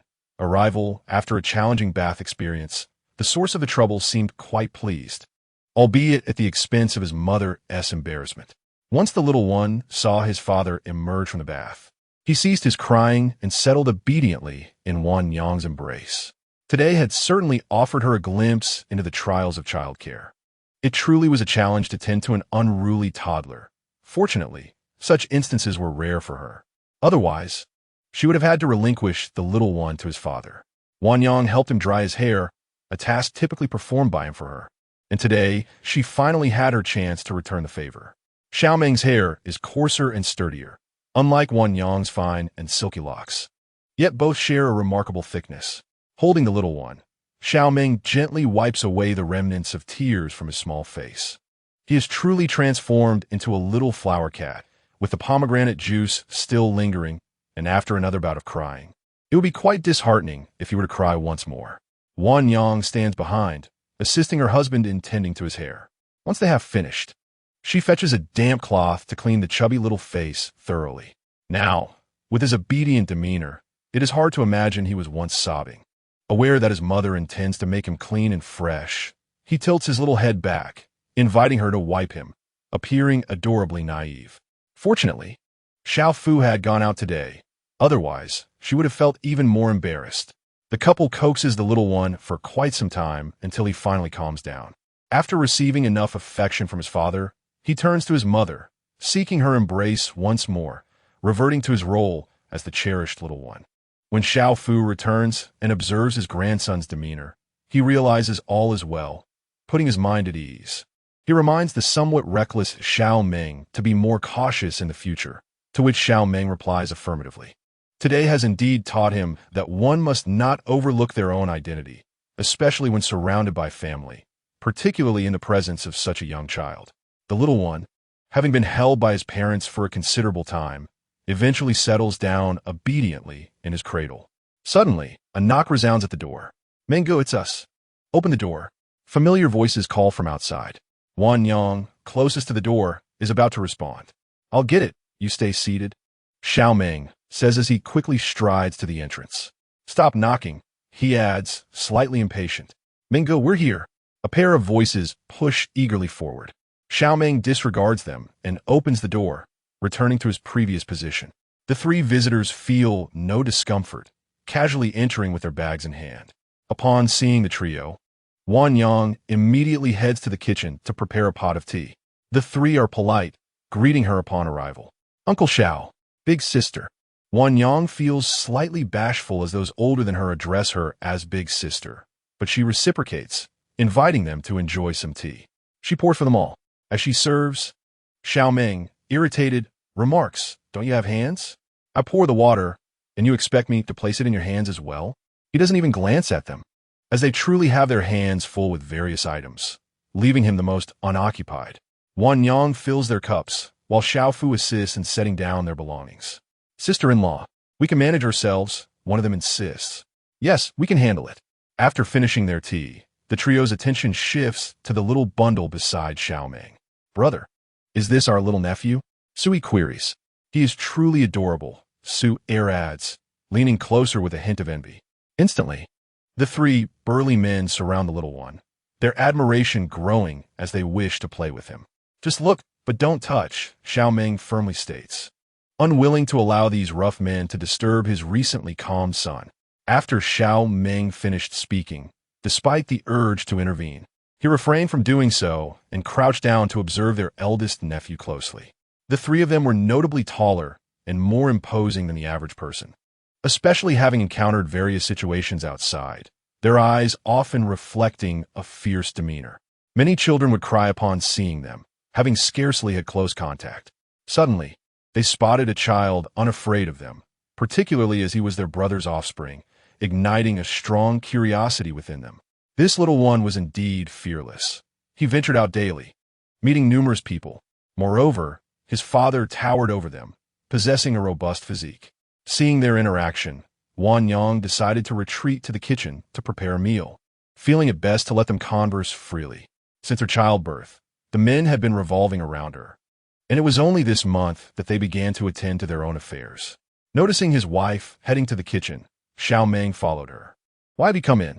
Wan Yang questioned, surprised to see him when he should have been outside with them. "I came to assist you," he replied. "No need for that. I can manage alone. You should go outside and keep them company and watch over Tang Tang," she insisted firmly, urging him to leave. "I want tea cook. I'll just go out and buy some steamed buns and whip up a few simple dishes." "They're not picky," he suggested, trying to lighten her burden. Meanwhile, outside, little Tang Tang was left alone to confront three unfamiliar faces after his father departed. Though he felt no fear, the sight of the three strange men smiling at him caused a flicker of anxiety. Clutching his cloth tiger tightly, he remained vigilant, wary that Su, Yi, and the others might snatch him away.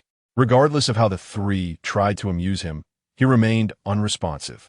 Eventually, feeling their attempts were becoming bothersome, the little one lay down, burying his head into a small pillow, his little bottom facing them.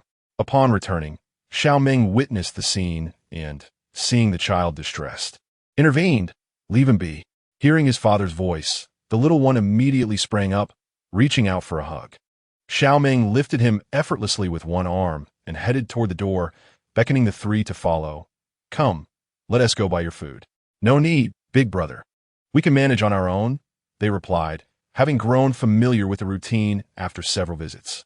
"No more chatter," he retorted, bemused by the notion of accompanying them when he could be at home with his wife. Was he really expected to attend to them as if they were lost boys? Seeing his father taking him out, the little one beamed, letting out delightful sounds. "The little nephew finally speaks," the three remarked, having heard nothing from him since their arrival, mistakenly believing he was yet to find his voice. For robust men moved swiftly, and had it not been for the presence of a small child, one might have assumed they were on their way to a brawl. The little one, thrilled by the prospect of being taken out for treats, waved his small hands and legs, his cherubic face illuminating with a sweet smile. Spotting something delectable, he began pointing eagerly. Xiao Meng glanced down and gently said, "Wait a moment, we'll buy your mother's favorite first, and then we'll get you something." The three men, taken aback by their brother's tender tone, felt as though they were witnessing a side of him they had never known. This is merely an ordinary occurrence, yet profoundly subverts their expectations. Chapter 80. To their astonishment, the trio gazed at the little one, growing increasingly fond of him. He was obedient and sensible, and most importantly, unafraid of them. They endeavored to engage him in conversation, particularly Su Er, who was quite excessive in his attempts. Despite Xiao Meng's admonitions, he continued to lean in, speaking to the child. The little one, however, ignored him, turning his tiny head to the side. Undeterred by this, Su Er persisted, following the child to the other side with a cheerful grin, bringing his face closer. The child, annoyed by his antics, buried his entire little face into his father's chest. As his fluffy hair fluffed up from the constant rubbing, he resembled a small lion. Xiao Meng, unable to bear it any longer, scolded, "Stop bothering him.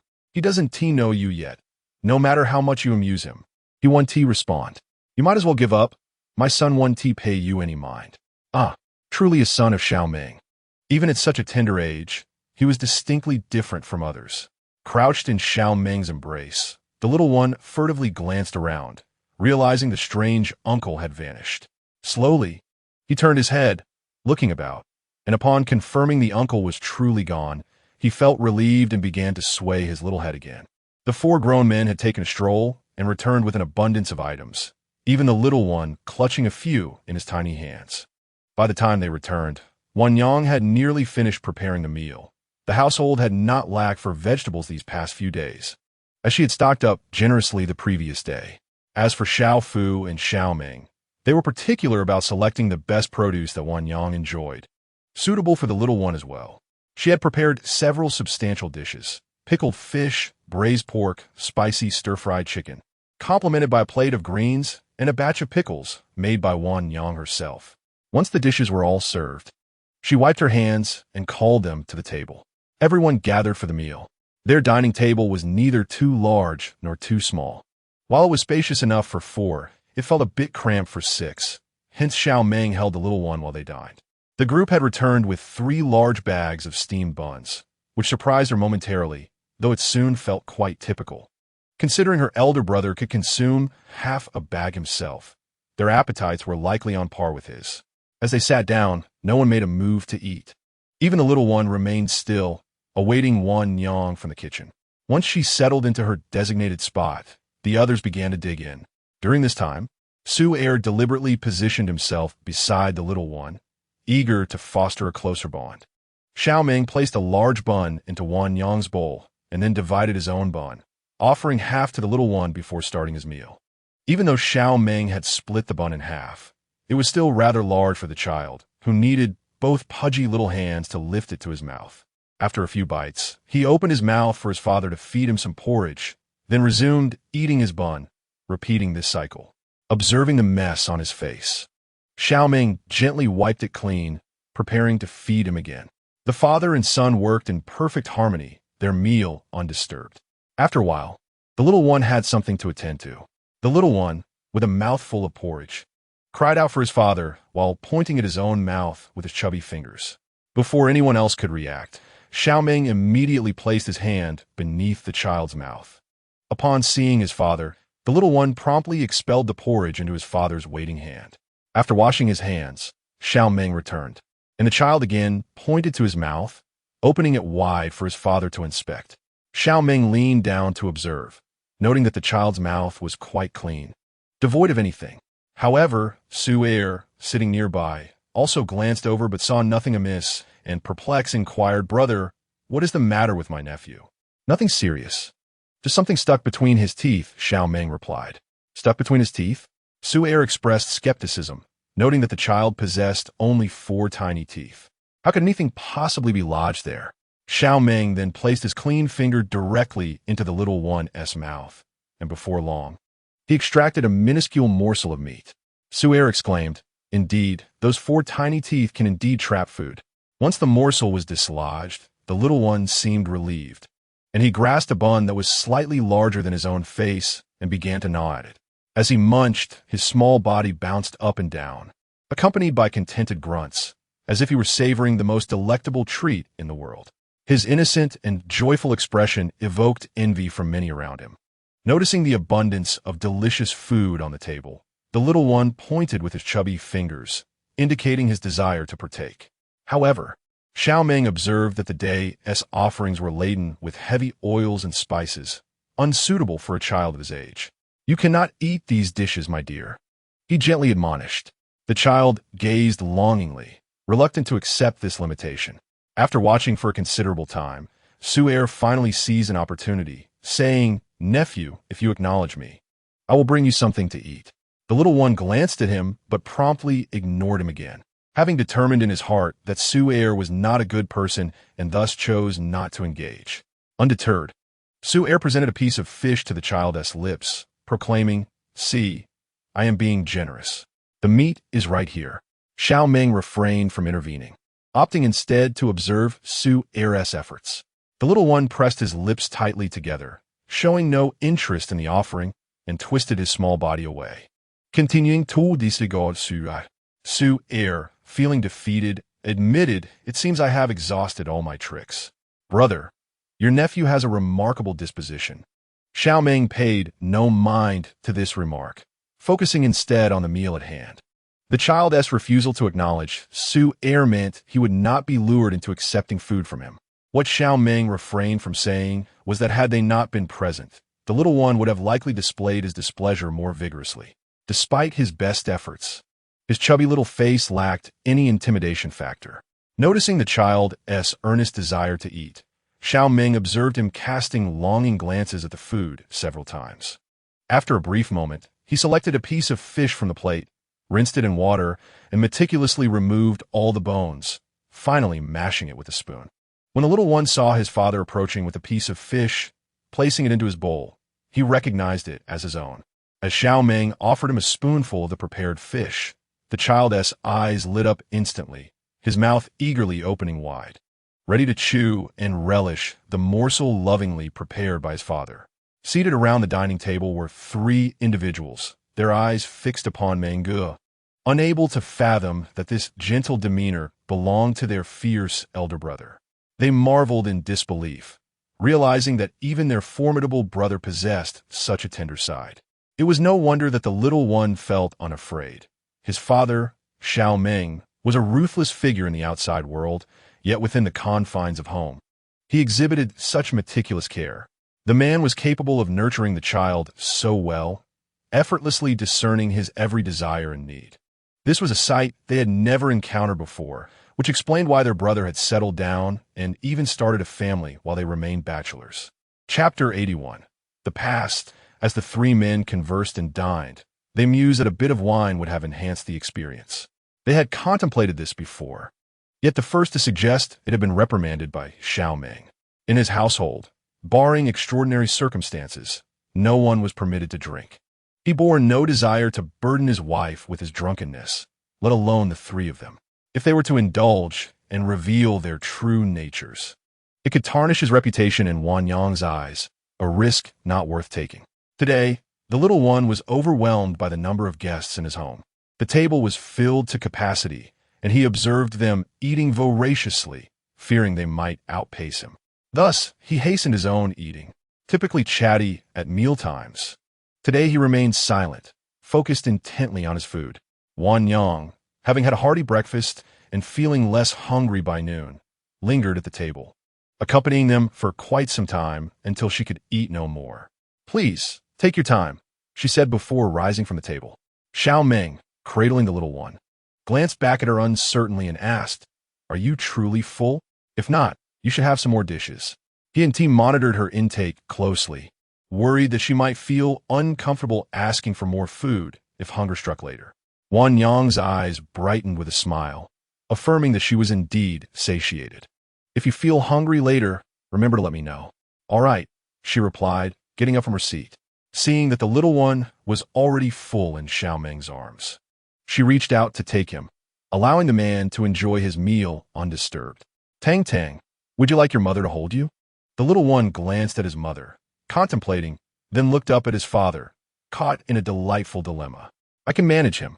He won't hinder my meal," the man assured, effortlessly holding the child.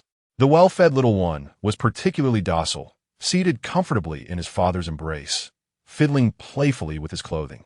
Observing his son's affectionate demeanor, Wan Yang felt a twinge of sadness.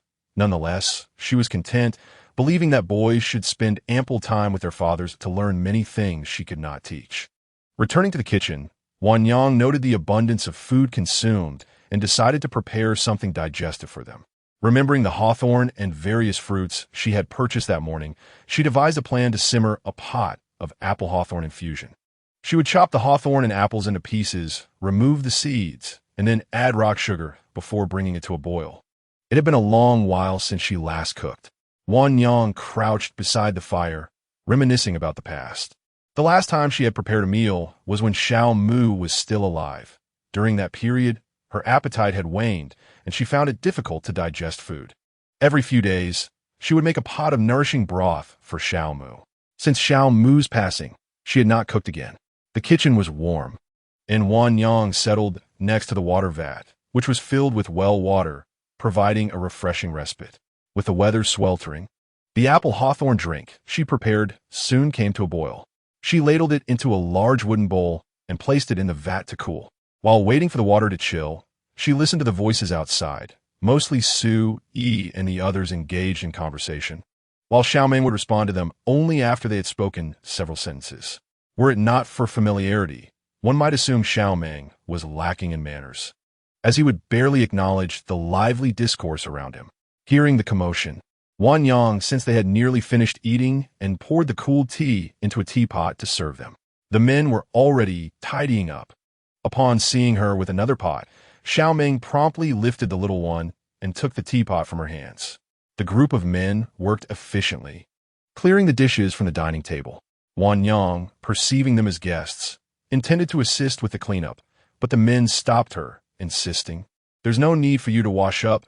You've already prepared the meal, which is more than enough. Please sit and rest." The others echoed in agreement. "Indeed, sister-in-law, we can handle this. Mengu is right. If you don't let us do any work, we'll feel embarrassed to come back next time." These men were farmers, acutely aware that the feast Wan Yang had prepared was lavish, something they could scarcely have imagined in the past.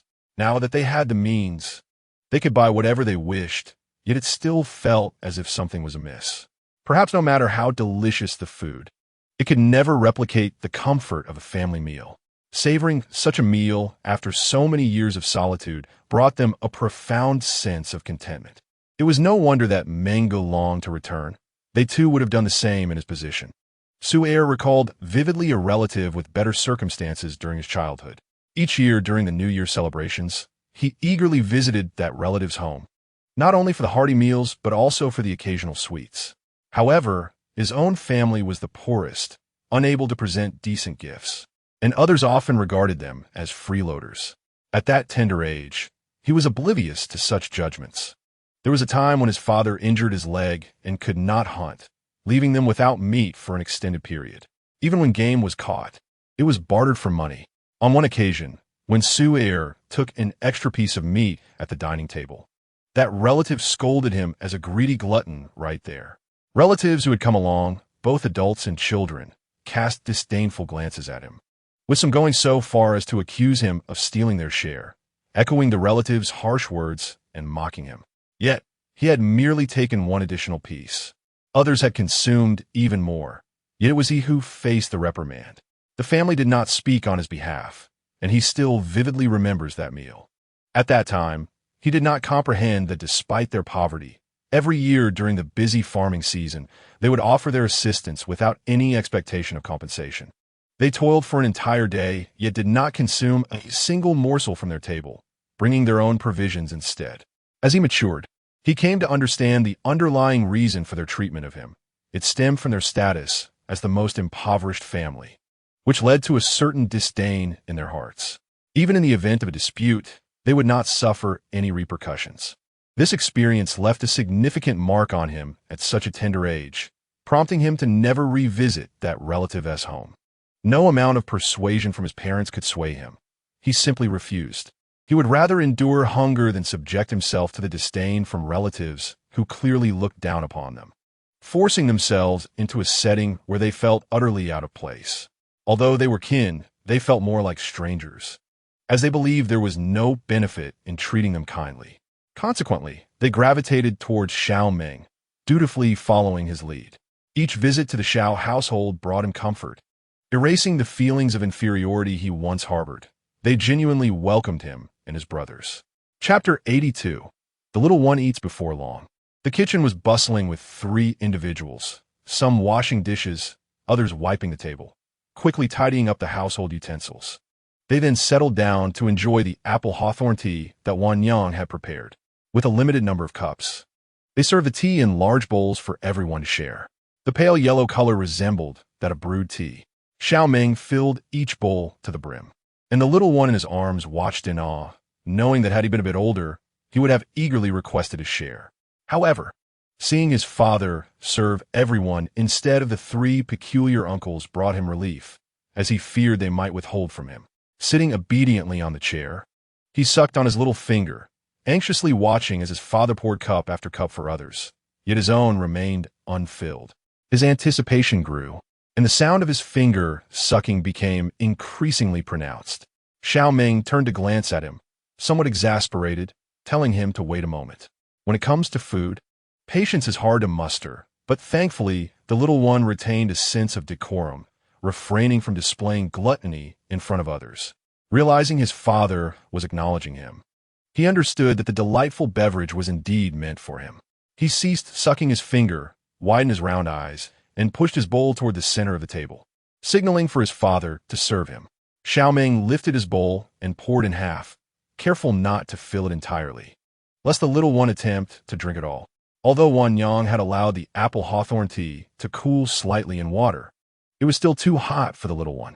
Xiao Meng refrained from letting him drink it right away, instead sitting beside him to blow on it to cool it down. The little fellow, already snuggled against his father, watched as Xiao Meng blew on the tasty drink, and he tilted his head, puffing his cheeks to mimic his father, resembling a little goldfish inflating its cheeks. However, the little one was too vigorous, having only 4 incisors, and inadvertently blew some of his own saliva into the mix. Xiao Meng was momentarily perplexed as to whether he was there to assist or to create mischief. In any case, it was he who drank it, and upon realizing this, he felt little concern. He cradled the little one in his arms, ceasing his own blowing, and placed the small bowl in front of the child, allowing him to blow on his own. Xiao Meng decided to leave him be, but the family members were captivated, sipping apple hawthorn water while watching him. The sight of the little one's earnest efforts for a taste was both delightful and amusing.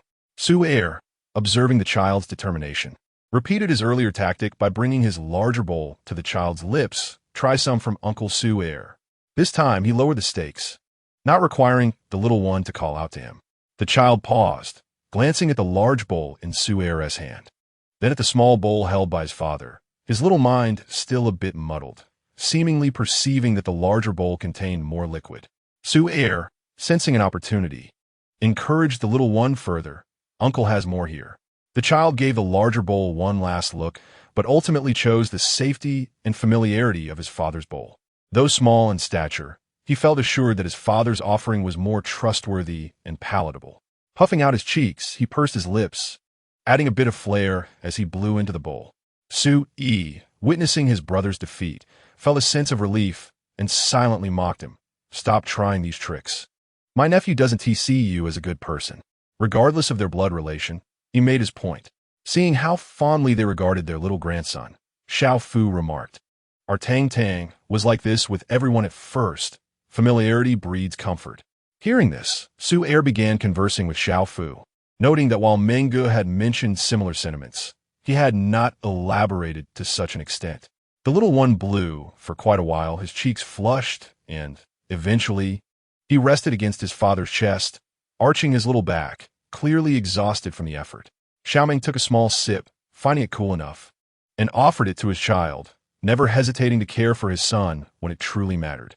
The weary little one, upon seeing his father drink, was instantly revitalized. His earlier fatigue forgotten, eyeing the small bowl before him, he pouted eagerly, his little mouth trembling with anticipation.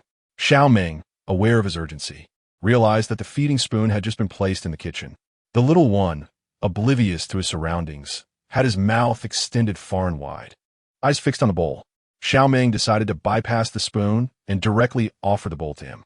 The little one, spotting the approaching bowl, swiftly embraced it with both hands and began to drink eagerly. After tasting it, he found the sweet and sour flavor delightful, and he immersed himself in the rhythm of drinking, his little head barely lifting, filled only with the sounds of his enthusiastic swallowing, reminiscent of a piglet at mealtime. Fortunately, Xiao Meng had the foresight not to pour too much. The little one finished the bowl of apple hawthorn water in no time, and after draining it, he reluctantly licked the bottom with his tiny tongue before finally setting the bowl down. In a humorous twist, after finishing his drink, he imitated others by taking a deep breath. Wan Yang watched her son eat, and everyone present was charmed by his antics, smiling with crescent-shaped eyes at him. The little fellow, noticing the attention and smiles directed at him, was puzzled by their reactions, oblivious to the fact that it was indeed him who sparked their amusement. He joined in their laughter, his recent enjoyment of the delightful beverage amplifying his joy. His innocent, sweet laughter was infectious, particularly as his still missing teeth were visible. Subsequently, Wan Yang brought over some pastries to treat them. The little one felt an itch of excitement, gazing at the 3 platters of delicacies that looked utterly delectable. Our little Tang Tang could hardly suppress his saliva. Xiao Meng, aware of his son's nature, gently reminded him, You can only have a little. Tang Tang replied eagerly, As long as I can eat, anything is fine. Xiao Meng chuckled softly, You little glutton, while playfully huffing, yet instinctively cradling the boy in his arms. He took a piece of pastry from each platter, breaking off a small morsel to feed him. Seeing the treats in his father's hands, the little one remained seated like a tiny mountain of meat, reaching out his small hand to touch the pastry, patiently waiting for his father to serve him. After satisfying his hunger, when his father declared that there were no more pastries, he complied, even though there were still some on the table. He nestled comfortably in Xiao Meng's embrace, preparing to drift off to sleep. The sight of so many delicious treats planted a seed of joy in his little heart. He believed that with a large family, there would always be ample delectable offerings. Thus, whenever guests visited, he would be filled with delight, knowing that his parents would surely bring back tasty treats for him to enjoy. Most importantly, his father, mother, and grandfather would always set aside a portion just for him, never neglecting him in favor of their guests. This made him not only happy, but also welcoming towards visitors, for he was, after all, the cherished baby of the household, forever held dear by his parents and grandfather. Chapter 83. I bet the little one feigned sleepiness, intentionally lowering his voice. Xiao Meng recognized that his son had not found a comfortable sleeping position, so he gently enveloped him in his arms, cradling his small frame entirely. With half-closed eyes, the little fellow glanced at his father, rubbed his eyes, and then settled into his father's embrace, falling soundly asleep. The 3 adults observed in amazement as their nephew peacefully slumbered, recalling the usual antics children display before bedtime. They were astonished at how well Xiao Meng could soothe the child, as their nephew quickly succumbed to sleep in his arms. The adults resumed their conversation, while Xiao Meng remained still, holding the little one until he was deeply asleep, at which point he would reposition him for greater comfort. However, The little one had a slight quirk. When sleeping in his father's arms, he preferred to lie on his stomach, a pose that pressed against his abdomen and hindered his breathing. Despite efforts to alter this habit, it could not be changed. Adjustments to his sleeping position could only occur once he was in a deeper slumber. Nevertheless, compared to other children, Tang Tang was already quite well-behaved and understanding. Xiao Meng observed that the little one had nearly drifted into slumber, so he rose steadily and carefully cradled the child back to the room, gently placing him back onto the bed to continue his sleep. After laying him down, he softly patted the child's belly, coaxing him to rest peacefully. In truth, the little one often found solace in Xiao Meng's embrace. Regardless of the circumstances, whenever Xiao Meng was home, the child would seek him out for comfort when drowsiness took hold. In matters of sleep, the little one had an undeniable affinity for his father, surpassing even that for his mother. As the three of them sensed that the time had come to take their leave, Xiao's father did not insist upon their stay. Having 1 or 2 guests was manageable, as there remained a spare room, but accommodating 3 would be rather cramped. The Xiao residence, while larger than those surrounding it, only boasted 3 bedrooms. The backyard lacked the added structures that many neighbors had constructed. Thus, although the house appeared spacious, it was not suited for hosting numerous guests.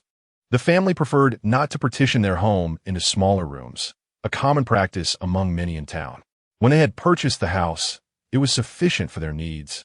But as children grew and started families of their own, the space became inadequate, necessitating either extensions or conversions of existing rooms.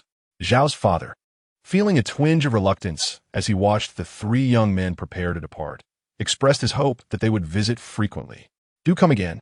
Next time, make sure to visit us at home," he urged. Su Yi replied, "Understood, Uncle Xiao. You needn't see us off." Su Er added, "Indeed, Uncle Xiao. The dishes prepared by Annie are simply delightful. I shall certainly return." Xiao Meng stood at the door and turned to Wan Yang, saying, "I will accompany them for a short distance. I shall return shortly." "Go ahead," she replied. Once the 4 had walked away, Wan Yang and Zhao's father returned inside. Accompanying them, Xiao Meng cast a few glances back at the trio, sensing that their visit was not merely a social call. There must be an underlying purpose. Su Er, with a hint of guilt in his smile, confessed, "You've seen through us, big brother. It's not appropriate to discuss this here. Let us speak by the docks." Thus, the matter unfolded. Su Er recounted the entire situation to Xiao Meng. The issue, though not monumental, carried weight, as it involved an individual of some prominence. Their merchant ship had recently profited handsomely due to a snowstorm, and the once stalwart Qian shipping fleet sought to stake a claim in their success, despite having contributed nothing. They audaciously desired to share the profitable routes. While the concept may seem straightforward, the ensuing complications were far from trivial. Even merely sharing the routes would necessitate payments to the authorities. Moreover, how would they divide the safety of their journeys? The surrounding merchant vessels were well aware that their fleet was the most secure. Should any incident arise, would they expect the others to lead the way? The docking stations they frequented were constructed at their own expense. Should any goods be damaged, would they bear the cost? In truth, mingling with such individuals would only invite trouble. Were it not for their connections, Su Er would have confronted them long ago. It was simply unacceptable to presume upon shared routes. He held no interest in such dishonorable gains. Money left carelessly on the ground was of more value to him than such dealings. It was not merely a financial matter. They rarely collaborated with other merchant vessels, let alone with those of such dubious character. They insisted on having Mengu speak with them, as none of the 3 were capable. Thus, they returned to seek his counsel. Xiao Meng sat on a chair, lost in thought, while the trio refrained from interrupting, believing he was devising strategies. In truth, his contemplation was far from tactical. After a considerable period of reflection, Xiao Meng resolved that he must venture out. He had not conducted an external inspection since his return, though he held great trust in Su Yi and the others. One could never predict whether the recent profits might incite unforeseen troubles. A personal visit would undoubtedly bring him greater peace of mind. Xiao Meng began assigning tasks. Su Yi, Zhou Ping, you shall depart first to investigate the financial background of the Qian family. Be cautious not to let the fleet get entangled in any troubles. We shall devise our next steps upon my arrival. Su Er, noticing that the other two had been assigned duties, inquired, "Then what shall I do, Meng Ge?" Xiao Meng regarded him solemnly and replied, "After I leave, you will take over my responsibilities in Yunxi town, overseeing all maritime operations." Upon hearing this, Su Er felt an overwhelming weight of pressure. Managing a single fleet was already taxing, and now he was expected to oversee all fleets and land transport. The thought alone was daunting. Seeing Xiao Meng's serious demeanor, Su Er's voice softened. "Meng Ge, I cannot handle this. Perhaps you could assign Zhou Ping or my elder brother instead. I would prefer to accompany you to Jiangzhou County." Xiao Meng responded, "They are too preoccupied to accompany me. You must remain here to monitor the fleet." Reluctantly, Su Er consented. In matters of significance, his elder brother Zhou Ping was indeed more capable, so he acquiesced. Su Er then posed a question. "Meng Ge, are you not coming with us?" Xiao Meng replied, "You go ahead. I will join you shortly." Noticing the waning daylight and having completed the task allocations, he deemed it unnecessary to linger. Before departing, he reminded Su Er, "Stay here and remember to look after the household." Su Er immediately affirmed, "Rest assured, Meng Ge, I will take good care of sister-in-law and the others." Even if Xiao Meng had not mentioned it, he would have assisted regardless. As the group watched Xiao Meng leave, Su Er asked the others, "When do you think Meng Ge will depart?" Su Er, recognizing their leader's clarity of purpose, predicted, "We will leave tonight. Meng Ge will likely set out by tomorrow at the latest." Zhou Ping opposed this, arguing, "No, you do not understand Meng Ge. He will not leave tomorrow." The brothers were unconvinced, challenging his assertion. "Then when do you propose he will depart?" "Surely not in 3 to 5 days. Su Er interjected, "You are married. So, of course, you wouldn't comprehend." Zhou Ping chuckled. "Are you suggesting that I understand any better? You are unmarried as well. We are all still single. So let us not cast stones." Zhou Ping declared, "If you doubt me, wait and see if Meng Ge departs tomorrow." They decided to wager on it. Zhou Ping would bet on tomorrow, while Su Er would bet on the day after. The stakes were not monetary. The loser would be obliged to launder the winner's garments. Zhou Ping accepted the wager, and Su Er insisted, "Elder brother, you must bear witness for us." Su Er remarked, "Such a hasty decision. I fear my brother may not be reliable." Chapter 84. I await your return. Xiao Meng hastened home, remaining silent during dinner as he fed the little one. His mind was preoccupied with how to convey this matter to Wan Yang, and he spent the entire evening pondering how to articulate his thoughts. Wan Yang noticed that her elder brother was lost in thought, hardly uttering a word throughout the night. Observing his hesitance as he gazed at her, she realized the matter was related to her. She waited patiently, but even as the little one drifted into slumber, he remained silent. As she fanned the child, she acknowledged how sensitive he was to heat. On scorching nights, he would sweat profusely, soaking his garments. Once the little one was sound asleep, Wan Yang turned to see the man, still leaning against the headboard, his gaze fixated on a distant point. In a gentle tone, she inquired, "Elder brother, it is quite late. Why do you not retire for the night?" Xiao Meng, startled by her voice, momentarily lost his focus but soon regained his composure. Extinguishing the oil lamp beside the bed, Wan Yang closed her eyes, waiting for a while, but when she reopened them, the man remained motionless, staring at the ceiling. Unable to contain herself any longer, she directly asked, "Elder brother, is there something you wish to discuss with me?" Xiao Meng met her gaze, his silence prompting her to await his response. After a brief pause, he inhaled deeply and spoke slowly. "I must depart for a considerable time." Wan Yang's eyes flickered slightly, though she endeavored to maintain her calm demeanor. In a soft voice, she asked, "When will you leave? Where are you going? For how long?" Xiao Meng, looking into her eyes, felt a surge of guilt. His departure would leave many responsibilities for her to shoulder alone. He replied quietly, "I will set off the day after tomorrow to Jiangzhou County to attend to some business matters.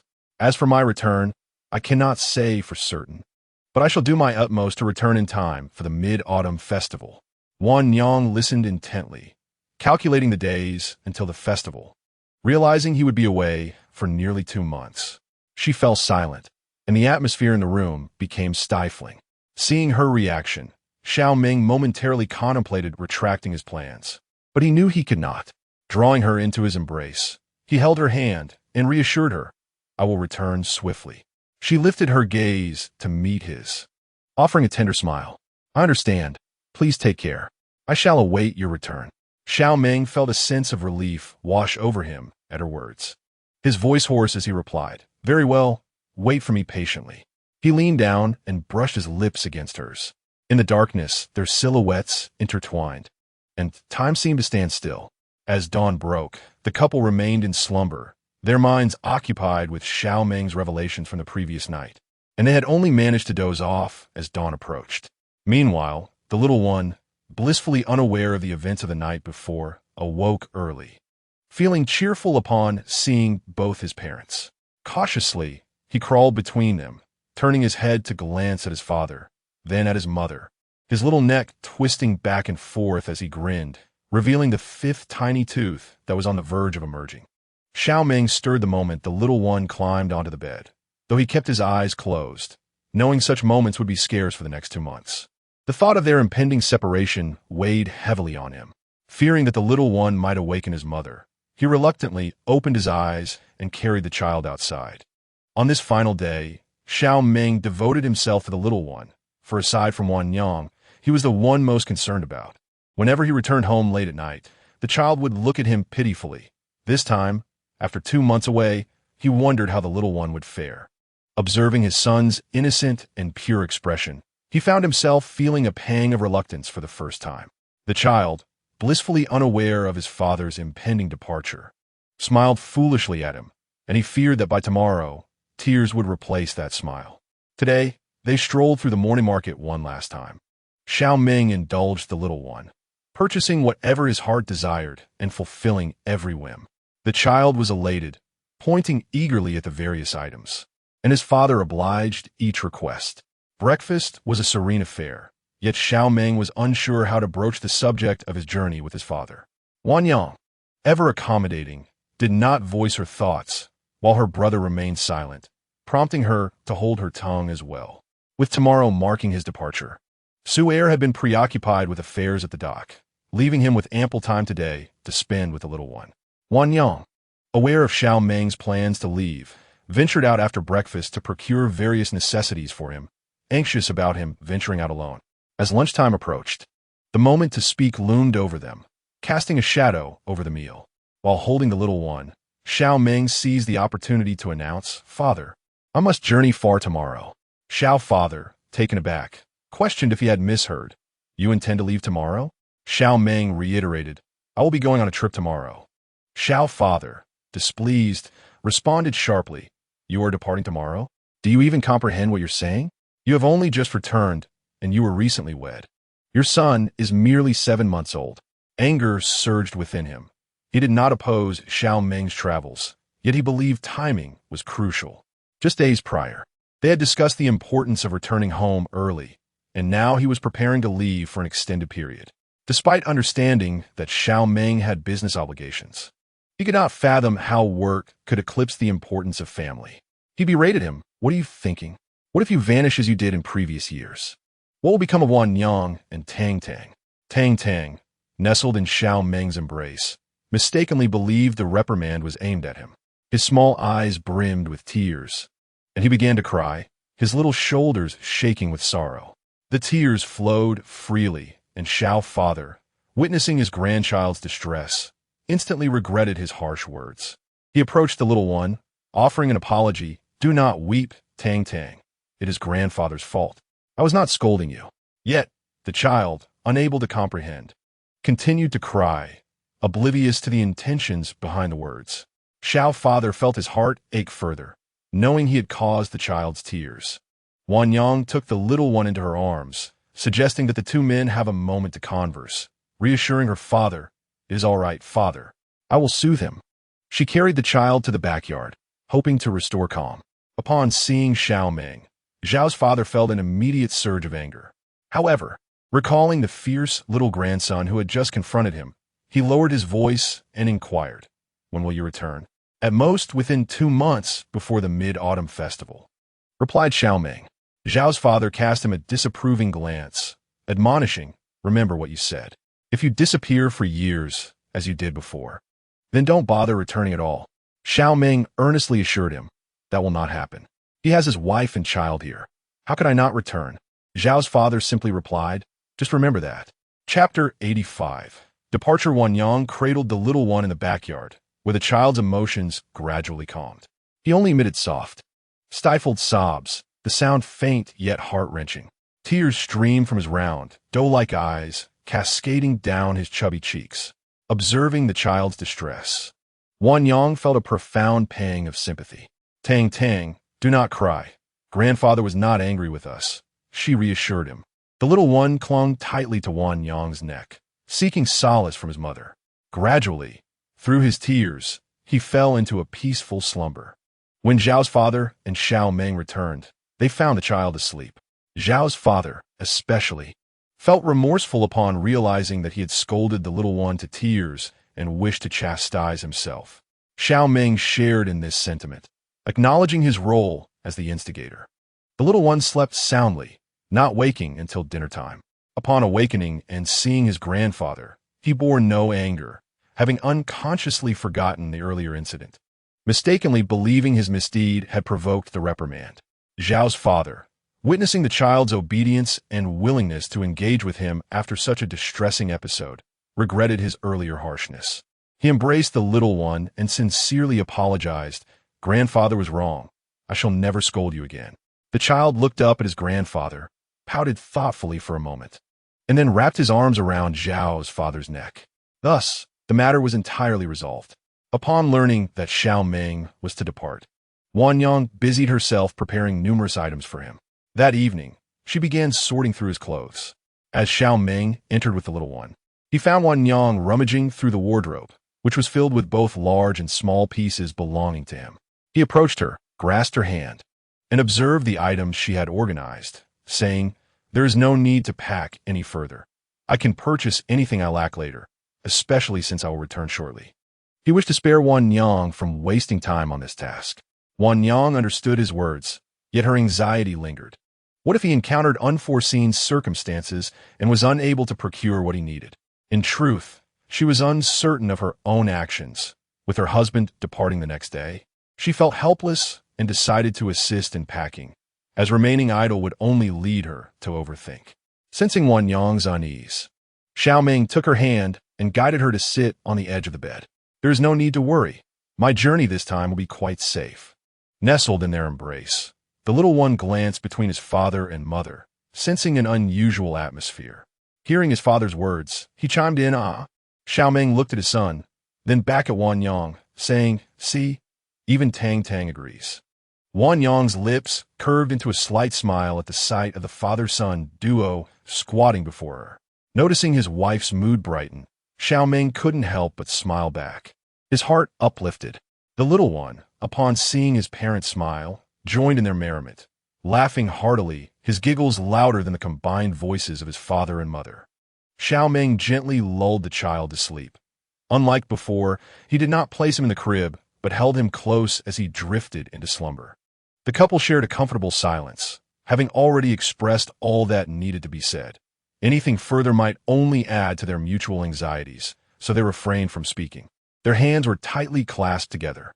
At the break of dawn the next day, Wan Yang rose early, intending to prepare her husband's favorite beef dish. She had procured the beef just the night prior, initially planning to prepare it immediately, but her husband had insisted otherwise. Thus, she resolved to rise early instead. With the heat of the day making cooking cumbersome, Wan Yang opted to concoct a beef sauce, which would not only last longer, but also be convenient to carry. Xiao Meng had intended to leave that evening, but the departure of the ship had been rescheduled for that morning, leaving him with no choice but to depart at dawn. Concerned about time, he quickly boiled a generous bowl of noodles to accompany the beef sauce. The sauce was a bit spicy, unsuitable for the little one, so Wan Yang took him from Xiao Meng's arms and cradled him herself. While Xiao Meng ate, Wan Yang inspected the child's belongings, ensuring nothing was amiss. She managed to prepare 3 large bundles for him, having already streamlined the contents. The original amount was far too much for him to carry alone. Wan Yang wished she could pack everything he might need.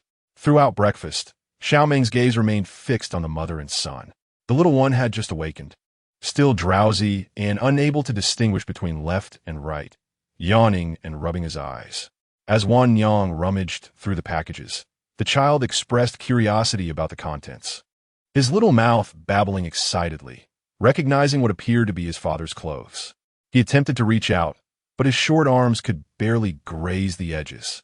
Xiao Meng finished his meal quickly, washed his dishes, and returned to the room. He strapped the 3 large bundles onto his back and took the child from Wan Yang's arms. Aware that time was slipping away, he headed for the door with the little one in his embrace, with Wan Yang trailing behind. Upon reaching the doorway, they paused, and Wan Yang took the child back in her hold. The little one, oblivious to the circumstances, delightedly switched between his parents' arms, his innocent face beaming with joy. Xiao Meng pinched the child's chubby hand and, regardless of whether the little one could comprehend, softly admonished him. "Remember to listen to your mother while I'm away. And don't be naughty." The child gazed up at his father with wide, innocent eyes, tilting his head in curiosity. He then turned to Wan Yang, pursing his lips and saying, "Take care of yourself at home. I'll be back soon." Wan Yang nodded, reminding him, "Be cautious out there. And remember to eat on time." Xiao Meng silently absorbed her words, and once she finished, he gathered both her and the child into his arms, lowering his head to leave a warm kiss on her cheek. With a deep, reluctant voice, he whispered, "I am leaving." Carrying 3 large parcels, he turned and strode out. The little one in Wan Yang's arms, noticing his father had left, wondered why he wasn't taken out to play today. He twisted his small body to look at his mother, but found her gaze fixed on the departing father. The little one, not comprehending, wished to join in the fun. He chirped a couple of sounds at Wan Yang, and upon catching her attention, pointed with his chubby finger towards his father, indicating his desire to go as well. Wan Yang grasped the tiny hand he extended, bringing him back, and softly explained to the confused little one, "Father has gone out for a bit. Let's wait for his return at home." The child remained puzzled. Wan Yang gently patted the little one's head, her eyes lingering on the distant figure, feeling an immediate emptiness in her heart. Xiao Meng, aware that Wan Yang was watching him from behind, refrained from looking back, fearing that if he did, he would be unwilling to leave the mother and child. Xiao Fu awaited him at the corner of the alley, having come out today specifically for them to have a meaningful conversation. As Xiao Meng approached, his father took one of the parcels from his hands, and silence enveloped them as they walked together. It was only when they boarded the boat that Xiao Fu uttered a single sentence to Xiao Meng: "Return early and take care." Xiao Meng replied with a simple mm. Sitting on the boat, he watched as Yunxi Town receded into the distance. Chapter 86. The Days Without Father, Part 1. The house fell into a profound silence. This morning had been hectic, and Wan Yang had not had the opportunity to prepare breakfast for the little one. Mealtime had long since passed, yet the child remained calm. Wan Yang placed him in the cradle and spoke softly, "Mother will prepare your meal. Can you wait here for me? Tang Tang?" The little one was usually quite obedient, so Wan Yang felt it was fine to leave him alone for a while. I will be good," he replied. Wan Yang hastened her movements, heating goat's milk and pumpkin porridge on the small stove before returning to the little one. He was indeed well behaved, maintaining his sitting position and waiting quietly for his mother's return. After spending some time with him, she went back to the kitchen to boil water for the noodles she and Xiao Fu would eat, leaving half of the beef sauce she had prepared for Xiao Meng. The noodles, once cooked, were set aside in cold water, and she focused on feeding the little one first, as her own appetite had waned. Upon seeing his meal arrive, the little one became somewhat excited, twisting his head to survey his surroundings before pausing. He remembered that his father was not at home, having just left. Wan Yang lifted him out and placed him in a chair. She could not manage to feed him as Xiao Meng did, holding him in one arm. Although the little one was typically very good at meal times, always sitting quietly in his father's embrace, today he was even more compliant while being fed by Wan Yang. Sitting up straight, he clutched his little shirt tightly, taking a bite whenever his mother offered him food. Unlike when his father was present, where a slight delay in feeding would prompt him to babble insistently for Xiao Meng to hasten his pace, today he simply enjoyed his meal with quiet patience. The little one took a bite, while Wan Yang patiently waited for him to finish before offering him another morsel. Noticing that his mother hadn't eaten, the child, when presented with food, refrained from opening his mouth. Instead, he pushed the small spoon towards her, expressing his desire for her to eat. Wan Yang understood his intention. her eyes sparkling with amusement. Mother will eat after Tang Tang is full, she reassured him. The child, however, persisted, nudging the spoon toward his mother, insisting, "Come on, mother. Have a bite." Wan Yang obliged, taking a small mouthful of his food. Once he saw his mother partake, he resumed his meal with gusto. The reason behind his behavior was twofold. Firstly, he had observed that after his father fed him a bite, he would also eat. Unlike today, when Wan Yang was solely feeding him without partaking herself. Secondly, the little one held a deep affection for his mother. He was content to enjoy his favorites. Yet he could not bear the thought of her missing out. Feeding the child was not a daunting task. After Wan Yang had fed him a little more than half a bowl of pumpkin puree, she offered him some sheep's milk, which filled his little belly. However, when she presented the milk with a spoon, he rejected it, reaching out to grasp the bowl instead. Having seen Xiao Meng directly feed him apple hawthorn water from a bowl days prior, he now preferred to drink independently. Cradling the bowl in his hands and gulping down the liquid, Wan Yang noticed how tightly he held the bowl, fearing the milk might spill, so she allowed him to drink in this manner, helping to regulate his pace.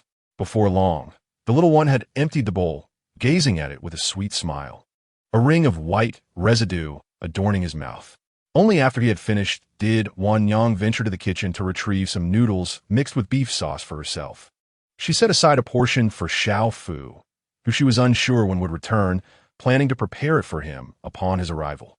The freshly made beef sauce wafted a delightful aroma, and the little one leaned over his chair, his tiny nose twitching as he sought the source of the enticing scent. His gaze eventually landed on his mother's bowl, his eyes fixated on it, clearly tempted yet remaining silent and refraining from pointing. He recognized that this was his mother's meal, not his own, and strove to suppress his drooling.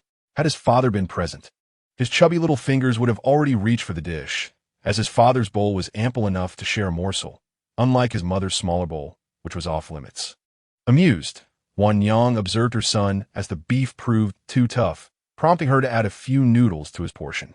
The child, taken aback by this unexpected delight, lifted his head in surprise and opened his mouth wide in anticipation. After a few bites, Wan Yang ceased feeding him, knowing he was already satiated and that overeating would lead to discomfort. Having tasted the flavor, the little one decided against asking for more, opting instead to play in his chair. Once Wan Yang finished her meal, Xiao Fu returned home. He had lingered for a while, standing still and gazing towards the direction of the departing boat. Initially, Wan Yang had intended to accompany Xiao Meng to the dock, but with the little one in tow, it proved inconvenient, and she chose to see him off from home instead. As Wan Yang engaged with her child, Xiao Fu returned carrying a large bag filled with his favorite treats. Fearing that the little one might cause a commotion tonight, preparations were made in advance, just in case the food proved beneficial for the child. "Father, you're back," Wan Yang greeted, cradling the little one and waving to Xiao Fu. "I'm back." After responding to Wan Yang's inquiry, he turned his attention to the child. Has Tang Tang had enough to eat? The little one, feeling quite full, raised his head and replied, "Yes, I'm full." "You're full, and your grandfather has bought you some other delicious treats. If you get hungry later, your mother can give them to you." The child responded with an ah. Xiao Fu emerged from the kitchen, bringing forth a large bowl of noodles adorned with meat sauce, and began to devour them heartily. Meanwhile, the little one, playing alongside his mother, caught a whiff of the enticing aroma and noticed that his grandfather was eating again. His small hands touched his little belly, still satiated, and upon witnessing his grandfather enjoying the delectable noodles, he returned to his play. Today, there was no one to take him outside for entertainment. After a while of playing at home, he began to succumb to drowsiness. His tiny body swayed, eyes half open, gaze becoming hazy, as his small hands drooped weakly by his sides. The child's head gradually drooped, nearly resting upon his little chest. Wan Yang gently lifted him, whispering, "Tang Tang, dear, let mother carry you to the room for a nap." The little one, gazing with sleepy eyes at his mother, nestled against her neck and fell asleep without resistance. After placing the child on the bed, Wan Yang too felt fatigued. She had hardly slept over the past 2 nights and had risen early that morning, leaving her sleep deprived. She slipped off her shoes, quietly lying down beside the little one, turning to watch him in peaceful slumber, sprawled out in a carefree manner. Listening to the gentle snores of the child, she gradually closed her eyes. Outside, Xiao Fu noticed that the mother and child had returned to their room and instinctively lowered his voice. After finishing his meal, he washed the bowl he had used and closed the door, preparing to make a trip to the butcher shop. He had no intention of opening the shop for the next 2 months. Otherwise, Wan Yang would be left to manage the little grandson alone, which would be quite exhausting, especially with that mischievous boy absent from home. Chapter 87. The Days Without the Father, Part 2. Wan Yang awoke after half an hour. Glancing at the little one still asleep beside her, she hesitated, contemplating whether to rouse him. After all, he had rested well today, but with Xiao Meng absent, it would be even more challenging to soothe him to sleep during the nights ahead. Resolutely, she gently tapped the child's shoulder, calling softly, "Tang Tang, Tang Tang. It's time to wake up." Noticing a response from the little one, she continued, "It's almost lunchtime. We must eat." The child, still with closed eyes, yawned and drifted back to sleep. "Tang Tang, we must rise," she urged. Slowly, the little one opened his eyes, seeing it was his mother waking him. Pouting slightly, he appeared somewhat displeased and lacking energy, still wanting more sleep. Upon seeing him awake, Wan Yang immediately scooped him up. He rested against her shoulder, already on the verge of slumber once more. Wan Yang was aware that her son was fatigued. Typically, he required at least an hour's sleep. Yet today he had only dozed for half an hour before she roused him. How could the little one not feel tired? She took a damp cloth and gently washed his face, which rejuvenated him somewhat, alleviating his desire to sleep. It was not her intention to be unkind, but rather a necessity driven by concern for how her little one would fare this evening. She recalled the previous night when Xiao Meng returned late, and the child stubbornly refused to sleep, leaving her at a loss for solutions. She could only hope that time would pass slowly today, allowing them both to adjust. Otherwise, it would be a trial for them. Lunch was brought back by Zhao's father, consisting of her favorite wontons and chicken congee for the little one. As the afternoon temperature dipped slightly, Zhao's father proposed taking the child out for a bit. "Wan Yang, I'll take Tang Tang out for a while." This while could very well stretch into an entire afternoon. "All right, father," she replied.